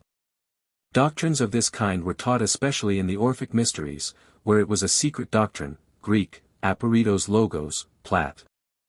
Phaedr. 62, that we men are here in a kind of prison, or in a tomb, Greek, sema tines to somainai tes psyches, os tethamines en to paranti, Plat. Crat. 400. They also believed in transmigration of souls, and in a Greek, kuklos tes genesios, rota fati et generationes. The Orphic life, or rules of conduct enjoined upon these mystics, comprised asceticism, and, in particular, abstinence from flesh. And laid great stress on, following of God, Greek, epesthai, or, Greek, akoluthein to theo, as the goal of moral endeavor. This cult, however, was tinged with Thracian barbarism. Its heaven was a kind of Valhalla, Greek, Mediaionios, Plat. Republic 2. 363, very similar was the rule of life prescribed by the Pythagorean Brotherhood, who were also vegetarians, and advocates of virginity. Their system of purgation, followed by initiation, liberated men from the grievous woeful circle, Greek, kiklou diexepton barapenthios argalioio, on a tombstone, and entitled them to a happy life with the gods. For the conception of salvation as deification, see Appendix C. Whether these sects taught that our separate individuality must be merged is uncertain.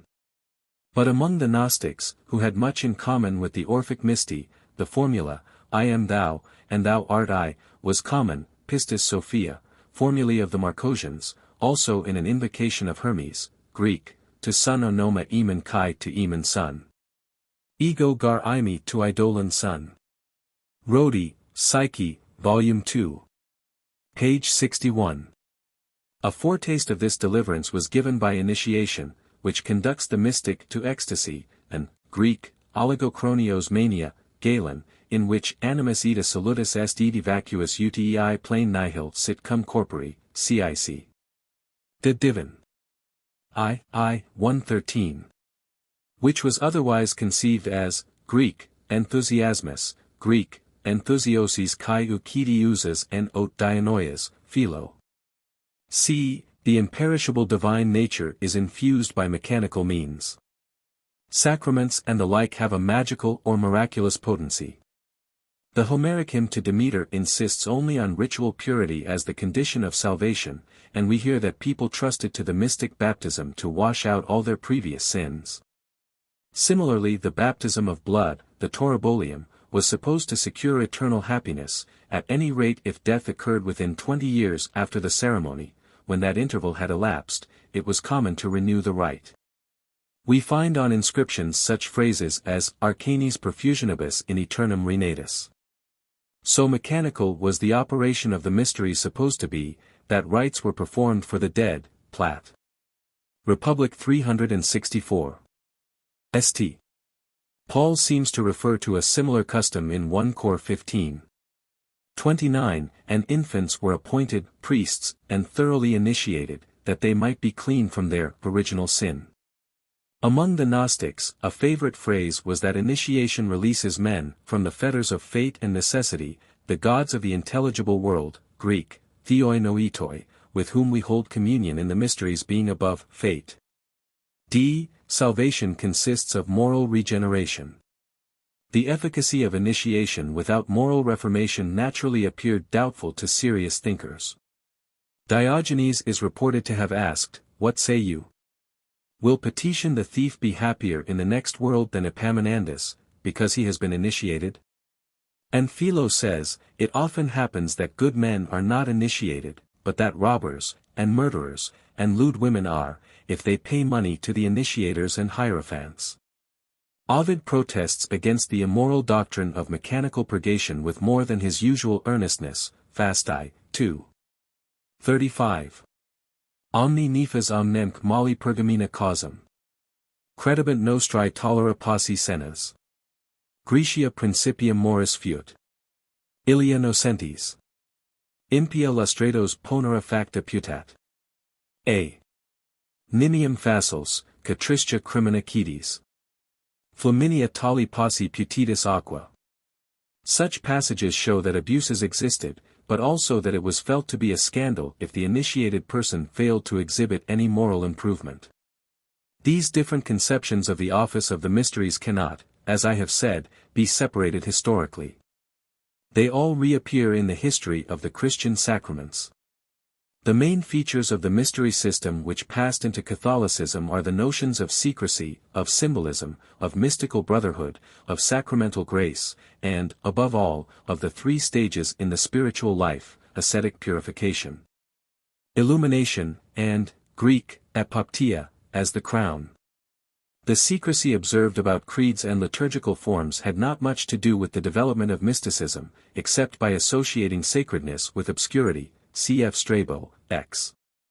467, Greek, he crypsis he mystique semipoiei to the ion, mimamin ten phison autoek fugasin ten aisthasin, a tendency which also showed itself in the love of symbolism. This certainly had a great influence, both in the form of allegorism, cf. Clem. Strom, I. 1. 15, Greek, esti de ha kai nixatai moihi graph. Parasitai de kai ganthanosa ipian kai epicryptomene ekphanai kai dixai syaposa, which Philo calls the method of the Greek mysteries, and in the various kinds of nature-mysticism. The great value of the mysteries lay in the facilities which they offered for free symbolical interpretation. The idea of mystical union by means of a common meal was, as we have seen, familiar to the Greeks. For instance, Plutarch says, non fos suave. Vivisection. Epic. 21, it is not the wine or the cookery that delights us at these feasts, but good hope, and the belief that God is present with us, and that He accepts our service graciously. There have always been two ideas of sacrifice, alike in savage and civilized cults: the mystical, in which it is a communion, the victim who is slain and eaten being himself the god, or a symbol of the god; and the commercial, in which something valuable is offered to the god in the hope of receiving some benefit in exchange. The mysteries certainly encouraged the idea of communion, and made it easier for the Christian rite to gather up into itself all the religious elements which can be contained in a sacrament of this kind. But the scheme of ascent from Greek, catharsis, to Greek, myesis, and from Greek, myesis, to Greek, epoptia, is the great contribution of the mysteries to Christian mysticism. Purification began, as we have seen, with confession of sin. It proceeded by means of fasting, with which was combined, Greek, agnia apo synusias, and meditation, till the second stage, that of illumination, was reached. The majority were content with the partial illumination which belonged to this stage, just as in books of Roman Catholic divinity, mystical theology is a summit of perfection to which all are not called. The elect advance, after a year's interval at least, to the full contemplation, Greek, epoptia. This highest truth was conveyed in various ways, by visible symbols dramatically displayed, by solemn words of mysterious import, by explanations of enigmas and allegories and dark speeches, cf. Orig, Cells. 7, 10, and perhaps by visions and revelations. It is plain that this is one of the cases in which Christianity conquered Hellenism by borrowing from it all its best elements, and I do not see that a Christian need feel any reluctance to make this admission. Appendix C. The doctrine of deification. The conception of salvation as the acquisition by man of divine attributes is common to many forms of religious thought. It was widely diffused in the Roman Empire at the time of the Christian Revelation, and was steadily growing in importance during the first centuries of our era. The Orphic mysteries had long taught the doctrine. On tombstones erected by members of the Orphic brotherhoods we find such inscriptions as these: Happy and blessed one. Thou shalt be a god instead of a mortal, Greek, albi kai makaris theos d sa antibrotoio. Thou art a god instead of a wretched man, Greek, theos ei alieno ex anthropo. It has indeed been said that deification was the idea of salvation taught in the mysteries, Harnack. To modern ears the word deification sounds not only strange, but arrogant and shocking. The Western consciousness has always tended to emphasize the distinctness of individuality, and has been suspicious of anything that looks like juggling with the rights of persons, human or divine. This is especially true of thought in the Latin countries. Deus has never been a fluid concept like Greek, theos. Saint Augustine no doubt gives us the current Alexandrian philosophy in a Latin dress. But this part of his Platonism never became acclimatized in the Latin-speaking countries. The Teutonic genius is in this matter more in sympathy with the Greek. But we are Westerns, while the later Greeks were half-Orientals, and there is much in their habits of thought which is strange and unintelligible to us. Take, for instance, the apotheosis of the emperors. This was a genuinely Eastern mode of homage, which to the true European remained either profane or ridiculous. But Vespasian's last joke, vo puto deus phio, would not sound comic in Greek. The associations of the word, Greek, theos, were not sufficiently venerable to make the idea of deification, Greek, theopoiesis, grotesque. We find, as we should expect, that this vulgarization of the word affected even Christians in the Greek-speaking countries. Not only were the barbarous people of Galatia and Malta ready to find theophanies in the visits of apostles or any other strangers who seemed to have unusual powers, but the philosophers, except the godless Epicureans, agreed in calling the highest faculty of the soul divine, and in speaking of the God who dwells within us. There is a remarkable passage of Origen, quoted by Harnack, which shows how elastic the word, Greek, theos, was in the current dialect of the educated. In another sense God is said to be an immortal, rational, moral being. In this sense every gentle, Greek, asteia, soul is God. But God is otherwise defined as the self-existing immortal being. In this sense the souls that are enclosed in wise men are not gods. Clement, too, speaks of the soul as training itself to be God. Even more remarkable than such language, of which many other examples might be given, is the frequently recurring accusation that bishops, teachers, martyrs, philosophers, etc. are venerated with divine or semi-divine honors. These charges are brought by Christians against pagans, by pagans against Christians, and by rival Christians against each other. Even the Epicureans habitually spoke of their founder Epicurus as a god. If we try to analyze the concept of Greek, theos, thus loosely and widely used, we find that the prominent idea was that exemption from the doom of death was the prerogative of a divine being, cf 1 Tim. 6:16, who only hath immortality, and that therefore the gift of immortality is itself a deification. This notion is distinctly adopted by several Christian writers. Theophilus says, ad autol. 2:27, that man, by keeping the commandments of God, may receive from him immortality as a reward, Greek, miston, and become God. And Clement, Strom. v. 10:63, says, to be imperishable, Greek, to me theirесthai, is to share in divinity. To the same effect Hippolytus, Philos, X. 34, says, thy body shall be immortal and incorruptible as well as thy soul. For thou hast become God. All the things that follow upon the divine nature God has promised to supply to thee, for thou wast deified in being born to immortality. With regard to later times, Harnack says that, after Theophilus, Irenaeus, Hippolytus, and Origen, the idea of deification is found in all the fathers of the ancient church, and that in a primary position. We have it in Athanasius, the Cappadocians, Apollinaris, Ephraim Cyrus, Epiphanius, and others, as also in Cyril, Sophronius, and late Greek and Russian theologians.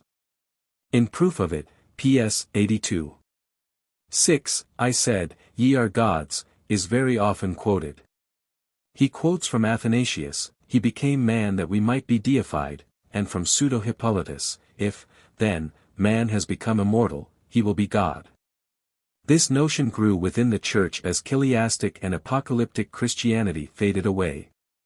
A favorite phrase was that the incarnation, etc., abolished death, and brought mankind into a state of incorruption, Greek, aphtharsia, this transformation of human nature, which is also spoken of as, Greek, theopoiesis, is the highest work of the Logos. Athanasius makes it clear that what he contemplates is no pantheistic merging of the personality in the deity, but rather a renovation after the original type.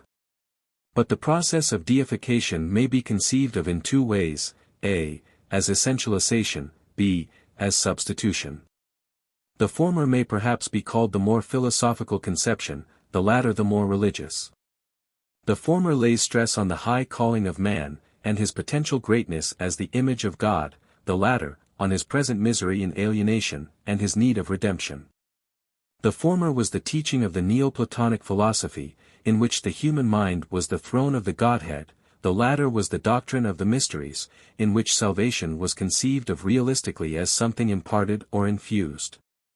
The notion that salvation or deification consists in realizing our true nature, was supported by the favorite doctrine that like only can know like. If the soul were not essentially godlike, Greek, theoides, it could never know God. This doctrine might seem to lead to the heretical conclusion that man is, Greek, homousios to patri, in the same sense as Christ. This conclusion, however, was strongly repudiated both by Clement and Origen. The former, Strom. 1674, says that men are not, Greek, meros theou kai to theo homousioi, and Origen, in Jo. 13:25, says it is very impious to assert that we are, Greek, homousioi, with the unbegotten nature. But for those who thought of Christ mainly as the divine logos or universal reason, the line was not very easy to draw. Methodius says that every believer must, through participation in Christ, be born as a Christ, a view which, if pressed logically, as it ought not to be, implies either that our nature is at bottom identical with that of Christ, or that the life of Christ is substituted for our own. The difficulty as to whether the human soul is, strictly speaking, divini particula ori, is met by Proclus in the ingenious and interesting passage quoted page 34. There are, he says, three sorts of wholes: 1, in which the whole is anterior to the parts; 2, in which the whole is composed of the parts; 3, which knits into one stuff the parts and the whole, Greek, he tois holois tamir suniphenosa. This is also the doctrine of Plotinus, and of Augustine. God is not split up among his creatures, nor are they essential to him in the same way as he is to them. Erigena's doctrine of deification is expressed, not very clearly, in the following sentence, de div nat 3. 9 est igiter participatio divini essentiae assumptio. Assumptio vero ius divini sapientiae fusio quae est omnium substantia et essentia, e quicunt in eis naturaliter intelligunter. According to Eckhart, the reason of God transforms the soul into itself by means of the spark or apex of the soul, equivalent to Plotinus, Greek, kentron psyches, enn. 6, 9. 8, which is so akin to God that it is one with God, and not merely united to him. The history of this doctrine of the spark, and of the closely connected word synteresis, is interesting. The word spark occurs in this connection as early as Tatian, who says, or 13, in the beginning the Spirit was a constant companion of the soul, but forsook it because the soul would not follow it. Yet it retained, as it were, a spark of its power, etc. See also Tertullian, De Anima, 41. The curious word synteresis, often misspelt synderesis, which plays a considerable part in medieval mystical treatises, occurs first in Jerome, on Ezek I. Quartanque ponent quam Greci vocant, Greek, synteresin, quae scintilla conscientia in cane quoque pector non extinguitur, e qua victi voluptatibus vel furor nos peccare sentimus. In scripturis, interdum vocari legimus spiritum. Cf. Rom. 8, 26, 2 Cor 2. 11, then we find it in Alexander of Hales, and in Bonaventura, who, Itinerare, c. 1, defines it as apex mentis seu scintilla, and more precisely, breviloquium, pars 2, c. 11 Benignissimus Deus quadruplex consulat ei adiutorium, silis et duplex naturae et duplex gratiae. Duplicem enim indidit rectitudinem ipsi naturi, videlicit unam ad rect iudicandum, e haec est rectitudo conscientia, alium ad rect valendum, e haec est synteresis, cuius est remurmurare contra malum et stimulare ad bonum. Hermann of Fritzlar speaks of it as a power or faculty in the soul, wherein God works immediately, without means and without intermission. Rosebrook defines it as the natural will towards good implanted in us all, but weakened by sin. Giseler says, this spark was created with the soul in all men, and is a clear light in them, and strives in every way against sin, and impels steadily to virtue, and presses ever back to the source from which it sprang.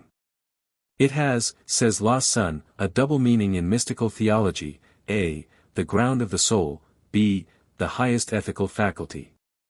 In Thomas Aquinas it is distinguished from intellectus principium, the former being the highest activity of the moral sense, the latter of the intellect. In Gerson, synteresis is the highest of the affective faculties, the organ of which is the intelligence, an emanation from the highest intelligence, which is God himself, and the activity of which is contemplation. Speaking generally, the earlier scholastic mystics regard it as a remnant of the sinless state before the fall, while for Eckhart and his school it is the core of the soul. There is another expression which must be considered in connection with the medieval doctrine of deification. This is the intellectus agens, or, Greek, nous poetikos, which began its long history in Aristotle, De Anima, 3. 5. Aristotle there distinguishes two forms of reason, which are related to each other as form and matter. Reason becomes all things, for the matter of anything is potentially the whole class to which it belongs. But reason also makes all things, that is to say, it communicates to things those categories by which they become objects of thought. This higher reason is separate and impassible, Greek, charistos kai amagis kai apaths. It is eternal and immortal, while the passive reason perishes with the body. The creative reason is immanent both in the human mind and in the external world, and thus only is it possible for the mind to know things. Unfortunately, Aristotle says very little more about his, Greek, nous poetikos, and does not explain how the two reasons are related to each other, thereby leaving the problem for his successors to work out. The most fruitful attempt to form a consistent theory, on an idealistic basis, out of the ambiguous and perhaps irreconcilable statements in the De Anima, was made by Alexander of Aphrodisias, about 200 AD. Who taught that the active reason is not a part or faculty of our soul, but comes to us from without, it is, in fact, identified with the Spirit of God working in us. Whether Aristotle would have accepted this interpretation of his theory may be doubted, but the commentary of Alexander of Aphrodisias was translated into Arabic, and this view of the active reason became the basis of the philosophy of Averroes. Averroes teaches that it is possible for the passive reason to unite itself with the active reason, and that this union may be attained or prepared for by ascetic purification and study. But he denies that the passive reason is perishable, not wishing entirely to depersonalize man.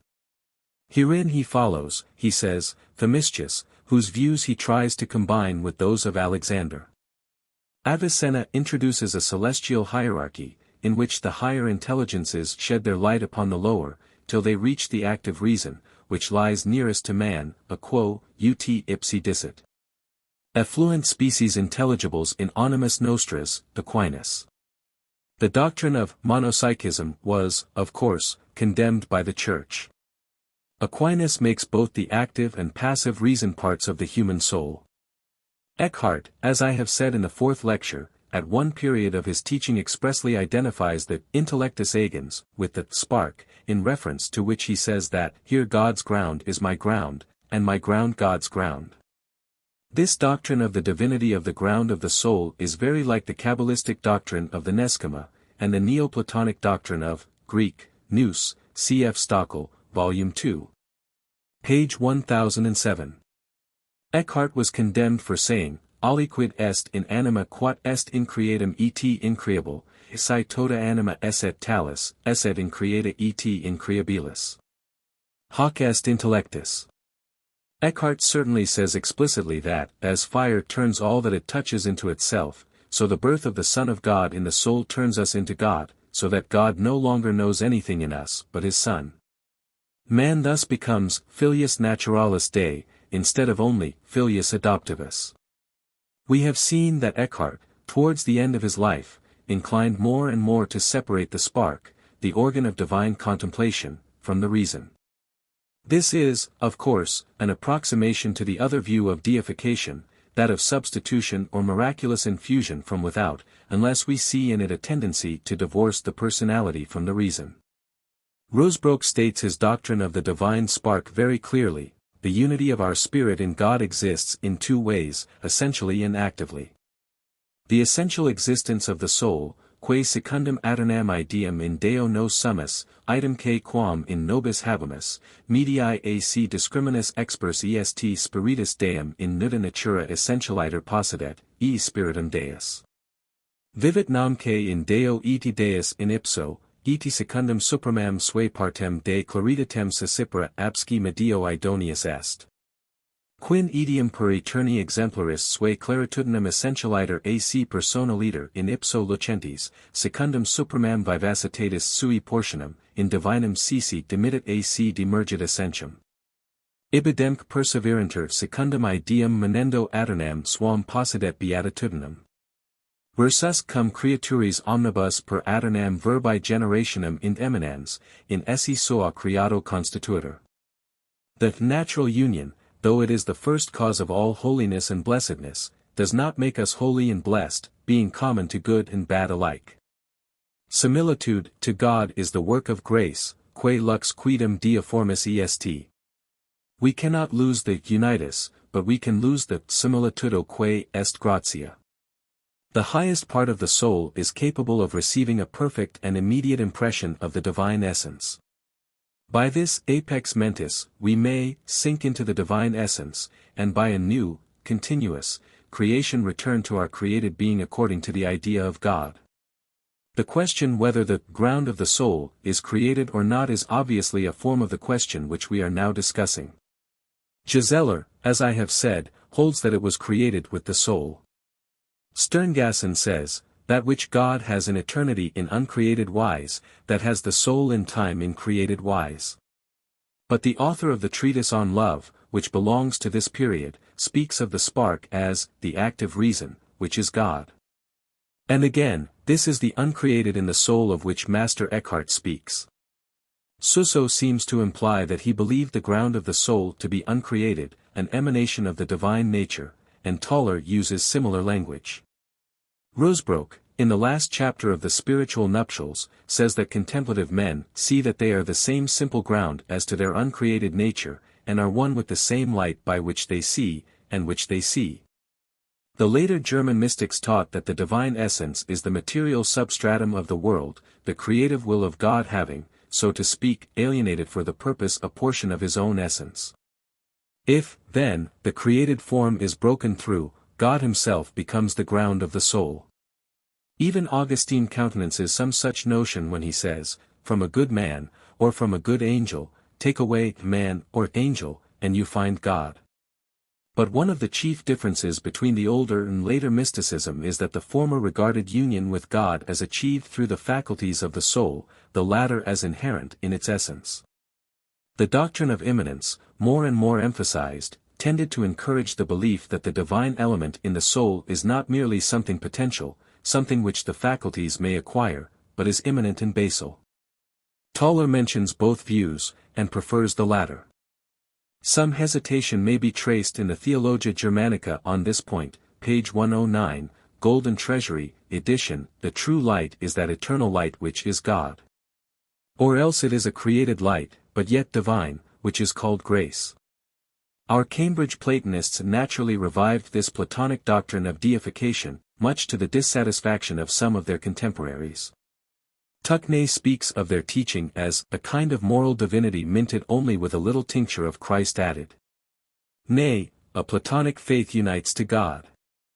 Notwithstanding such protests, the Platonists persisted that all true happiness consists in a participation of God, and that we cannot enjoy God by any external conjunction with him. The question was naturally raised, if man by putting on Christ's life can get nothing more than he has already, what good will it do him? The answer in the Theologia Germanica is as follows: this life is not chosen in order to serve any end, or to get anything by it, but for love of its nobleness, and because God loveth and estimeth it so greatly. It is plain that any view which regards man as essentially divine has to face great difficulties when it comes to deal with theodicy. The other view of deification, that of a substitution of the divine will, or life, or spirit, for the human, cannot in history be sharply distinguished from the theories which have just been mentioned. But the idea of substitution is naturally most congenial to those who feel strongly the corruption of man's heart, and the need of deliverance, not only from our ghostly enemies, but from the tyranny of self. Such men feel that there must be a real change, affecting the very depths of our personality. Righteousness must be imparted, not merely imputed. And there is a death to be died as well as a life to be lived. The old man must die before the new man, which is, not I but Christ, can be born in us. The birth of God, or Christ, in the soul, is a favorite doctrine of the later German mystics. Passages from the 14th century writers have been quoted in my 4th and 5th lectures. The following from Giseler may be added: God will be born, not in the reason, not in the will, but in the most inward part of the essence, and all the faculties of the soul become aware thereof. Thereby the soul passes into mere passivity, and lets God work. They all insist on an immediate, substantial, personal indwelling, which is beyond what Aquinas and the schoolmen taught. The Lutheran Church condemns those who teach that only the gifts of God, and not God himself, dwell in the believer, and the English Platonists, as we have seen, insist that an infant Christ is really born in the soul. The German mystics are equally emphatic about the annihilation of the old man, which is the condition of this indwelling divine life. In quietistic, nominalist, mysticism the usual phrase was that the will, or, better, self-will, must be utterly destroyed, so that the divine will may take its place. But Crashaw's "leave nothing of myself in me" represents the aspiration of the later Catholic mysticism generally. St. One of the Cross says, the soul must lose entirely its human knowledge and human feelings, in order to receive divine knowledge and divine feelings. It will then live, as it were outside itself, in a state more proper to the future than to the present life. It is easy to see how dangerous such teaching may be to weak heads. A typical example, at a much earlier date, is that of Mechthild of Hackborn, about 1240. It was she who said, "My soul swims in the Godhead like a fish in water." And who believed that, in answer to her prayers, God had so united himself with her that she saw with his eyes, and heard with his ears, and spoke with his mouth. Many similar examples might be found among the medieval mystics. Between the two ideas of essentialization and of substitution comes that of gradual transformation, which, again, cannot in history be separated from the other two. It has the obvious advantage of not regarding deification as an opus operatum, but as a process, as a hope rather than a fact. A favorite maxim with mystics who thought thus, was that, love changes the lover into the beloved. Louis of Granada often recurs to this thought. The best mystics rightly see in the doctrine of the divinity of Christ the best safeguard against the extravagances to which the notion of deification easily leads. Particularly instructive here are the warnings which are repeated again and again in the Theologia Germanica. The false light dreameth itself to be God, and taketh to itself what belongeth to God, as God is in eternity without the creature. Now, God in eternity is without contradiction, suffering, and grief, and nothing can hurt or vex him. But with God when he is made man it is otherwise. Therefore the false light thinketh and declareth itself to be above all works, words, customs, laws, and order, and above that life which Christ led in the body which he possessed in his holy human nature. So likewise it professeth to remain unmoved by any of the creature's works, whether they be good or evil, against God or not, is all alike to it, and it keepeth itself apart from all things, like God in eternity. And all that belongeth to God and to no creature it taketh to itself, and vainly dreameth that this belongeth to it. It doth not set up to be Christ, but the eternal God. And this is because Christ's life is distasteful and burdensome to nature, therefore it will have nothing to do with it. But to be God in eternity and not man, or to be Christ as he was after his resurrection, is all easy and pleasant and comfortable to nature, and so it holdeth it to be best. These three views of the manner in which we may hope to become partakers of the divine nature, are all aspects of the truth. If we believe that we were made in the image of God, then in becoming like Him we are realizing our true idea, and entering upon the heritage which is ours already by the will of God.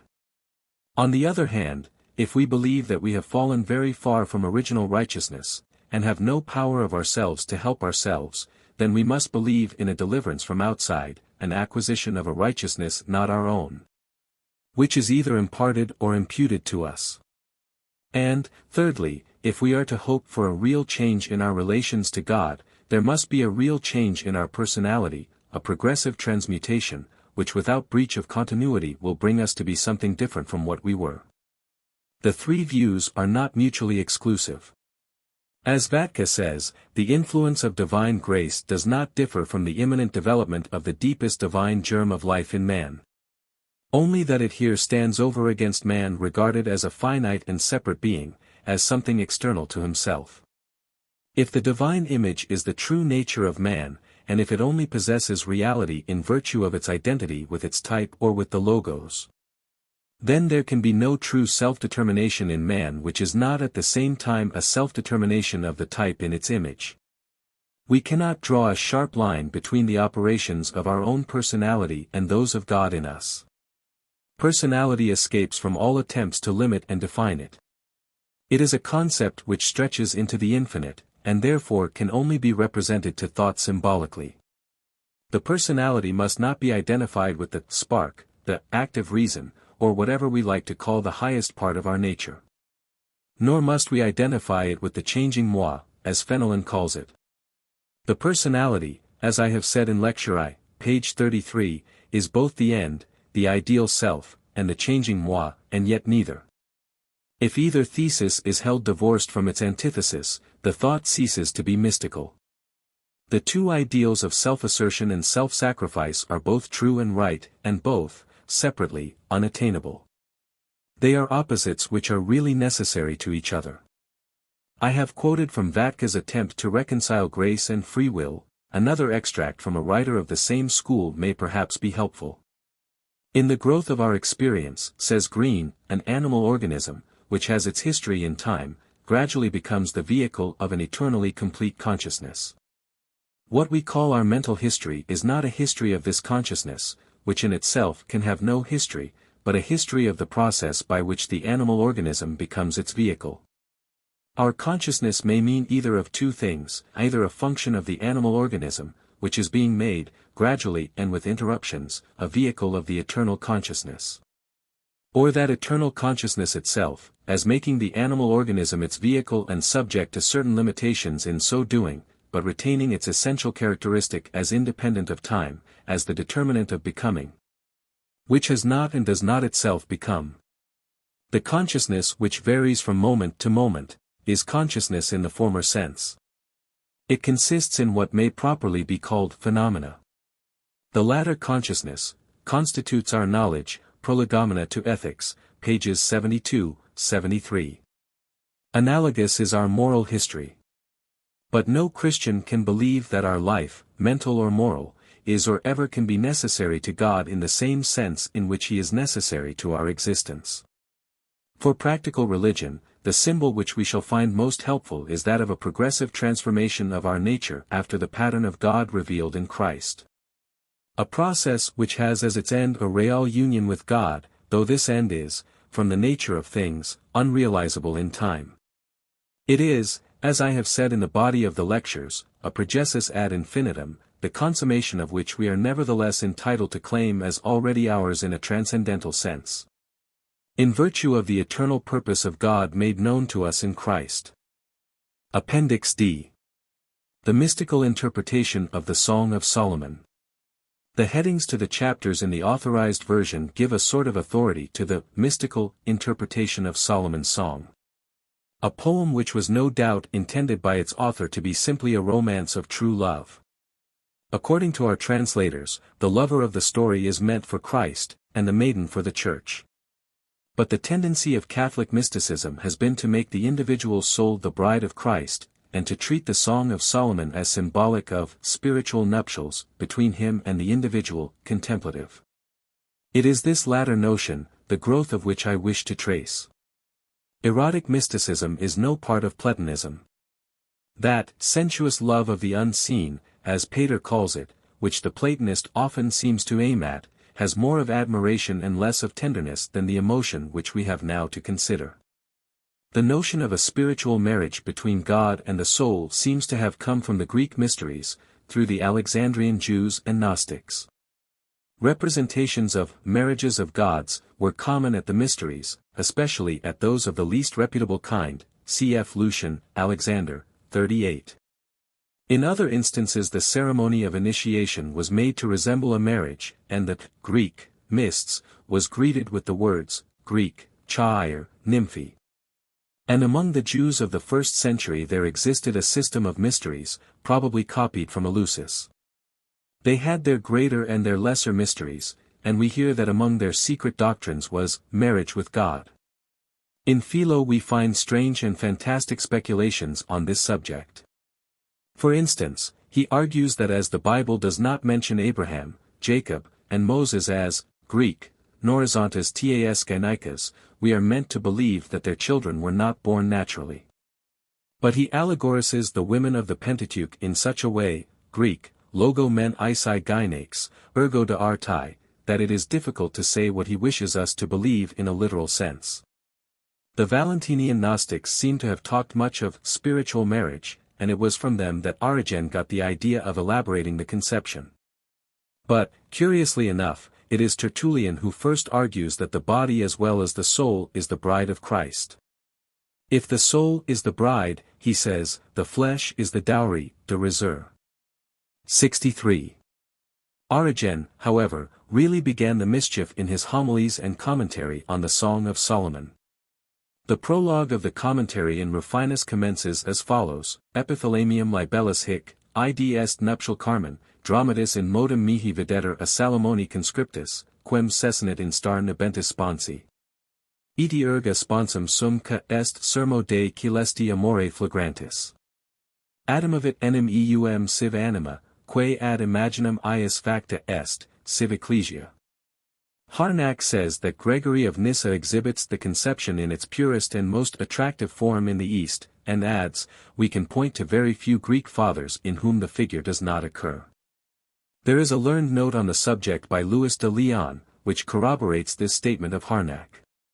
He refers to Chrysostom, Theodoret, Irenaeus, Hilary, Cyprian, Augustine, Tertullian, Ignatius, Gregory of Nyssa, Cyril, Leo, Photius, and Theophylact as calling Christ the bridegroom of souls.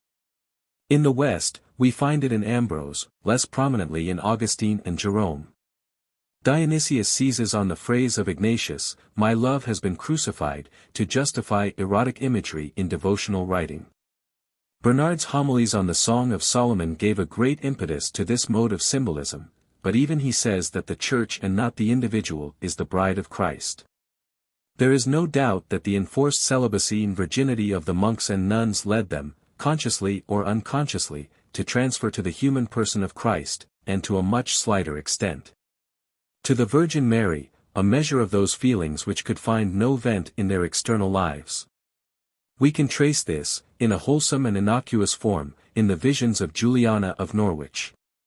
Quotations from Rusbrook's Spiritual Nuptials, and from Suso, bearing on the same point, are given in the body of the lectures. Good specimens of devotional poetry of this type might be selected from Crashaw and Quarles. A few specimens are included in Palgrave's Golden Treasury of Sacred Song. Fenelon's language on the subject is not quite so pleasing. It breathes more of sentimentality than of reverence. The contemplative, he says, desires un simple presence de Dieu purement amoureuse, and speaks to Christ always, comme elipaus a elipu. The Sufis or Mohammedan mystics use erotic language very freely, and appear, like true Asiatics, to have attempted to give a sacramental or symbolic character to the indulgence of their passions. From this degradation the mystics of the cloister were happily free, but a morbid element is painfully prominent in the records of many medieval saints, whose experiences are classified by Ribbott. He enumerates, 1. Divine touches, which Scaramelli defines as real but purely spiritual sensations, by which the soul feels the intimate presence of God, and tastes him with great delight. 2. The wound of love, of which one of his authorities says, Haec pena tam suavis est quat nulla sit in hac vita delectatio quae magis satisfaciet. It is to this experience that Cant 2:5 refers, Fulcite me floribus, stipate me malis, quia amore languio. Sometimes the wound is not purely spiritual, St. Teresa, as was shown by a post-mortem examination, had undergone a miraculous transverberation of the heart, important el servicat pres devinct ans a set blesher mortel. 3. Catherine of Siena was betrothed to Christ with a ring, which remained always on her fingers, though visible to herself alone. Lastly, in the Revelations of St. Gertrude we read, Feria tertia pasci dum communicatura desidererit ad domino ut per idem sacramentum vivificum renovare digneriter in anima ius matrimonium spirituale quat ipsi in spiritu erat desponsita per fidem et religionum. Nec non per virginalis pudicitiae integritatem, dominus blanda serenitate respondit, hoc, inquiens, indubitanter faciam. Sic inclinatus ad eam blandissimo affectu eam ad esse stringens osculum preduls animi ius infixit, etc. The employment of erotic imagery to express the individual relation between Christ and the soul is always dangerous. But this objection does not apply to the statement that the Church is the bride of Christ. Even in the Old Testament we find the chosen people so spoken of, cf. Isa live. 5, J 3. 14. Professor Shane thinks that the Canticles were interpreted in this sense, and that this is why the book gained admission into the canon. In the New Testament, St. Paul uses the symbol of marriage in Rom 7. 1-4, 1 Cor 11. 3, FV 23-33. On the last passage Canon Gore says, the love of Christ, the removal of obstacles to his love by atoning sacrifice, the act of spiritual purification, the gradual sanctification, the consummated union in glory. These are the moments of the divine process of redemption, viewed from the side of Christ, which St. Paul specifies. This use of the sacrament of marriage, as a symbol of the mystical union between Christ and the Church, which alone has the sanction of the New Testament, is one which, we hope, the Church will always treasure.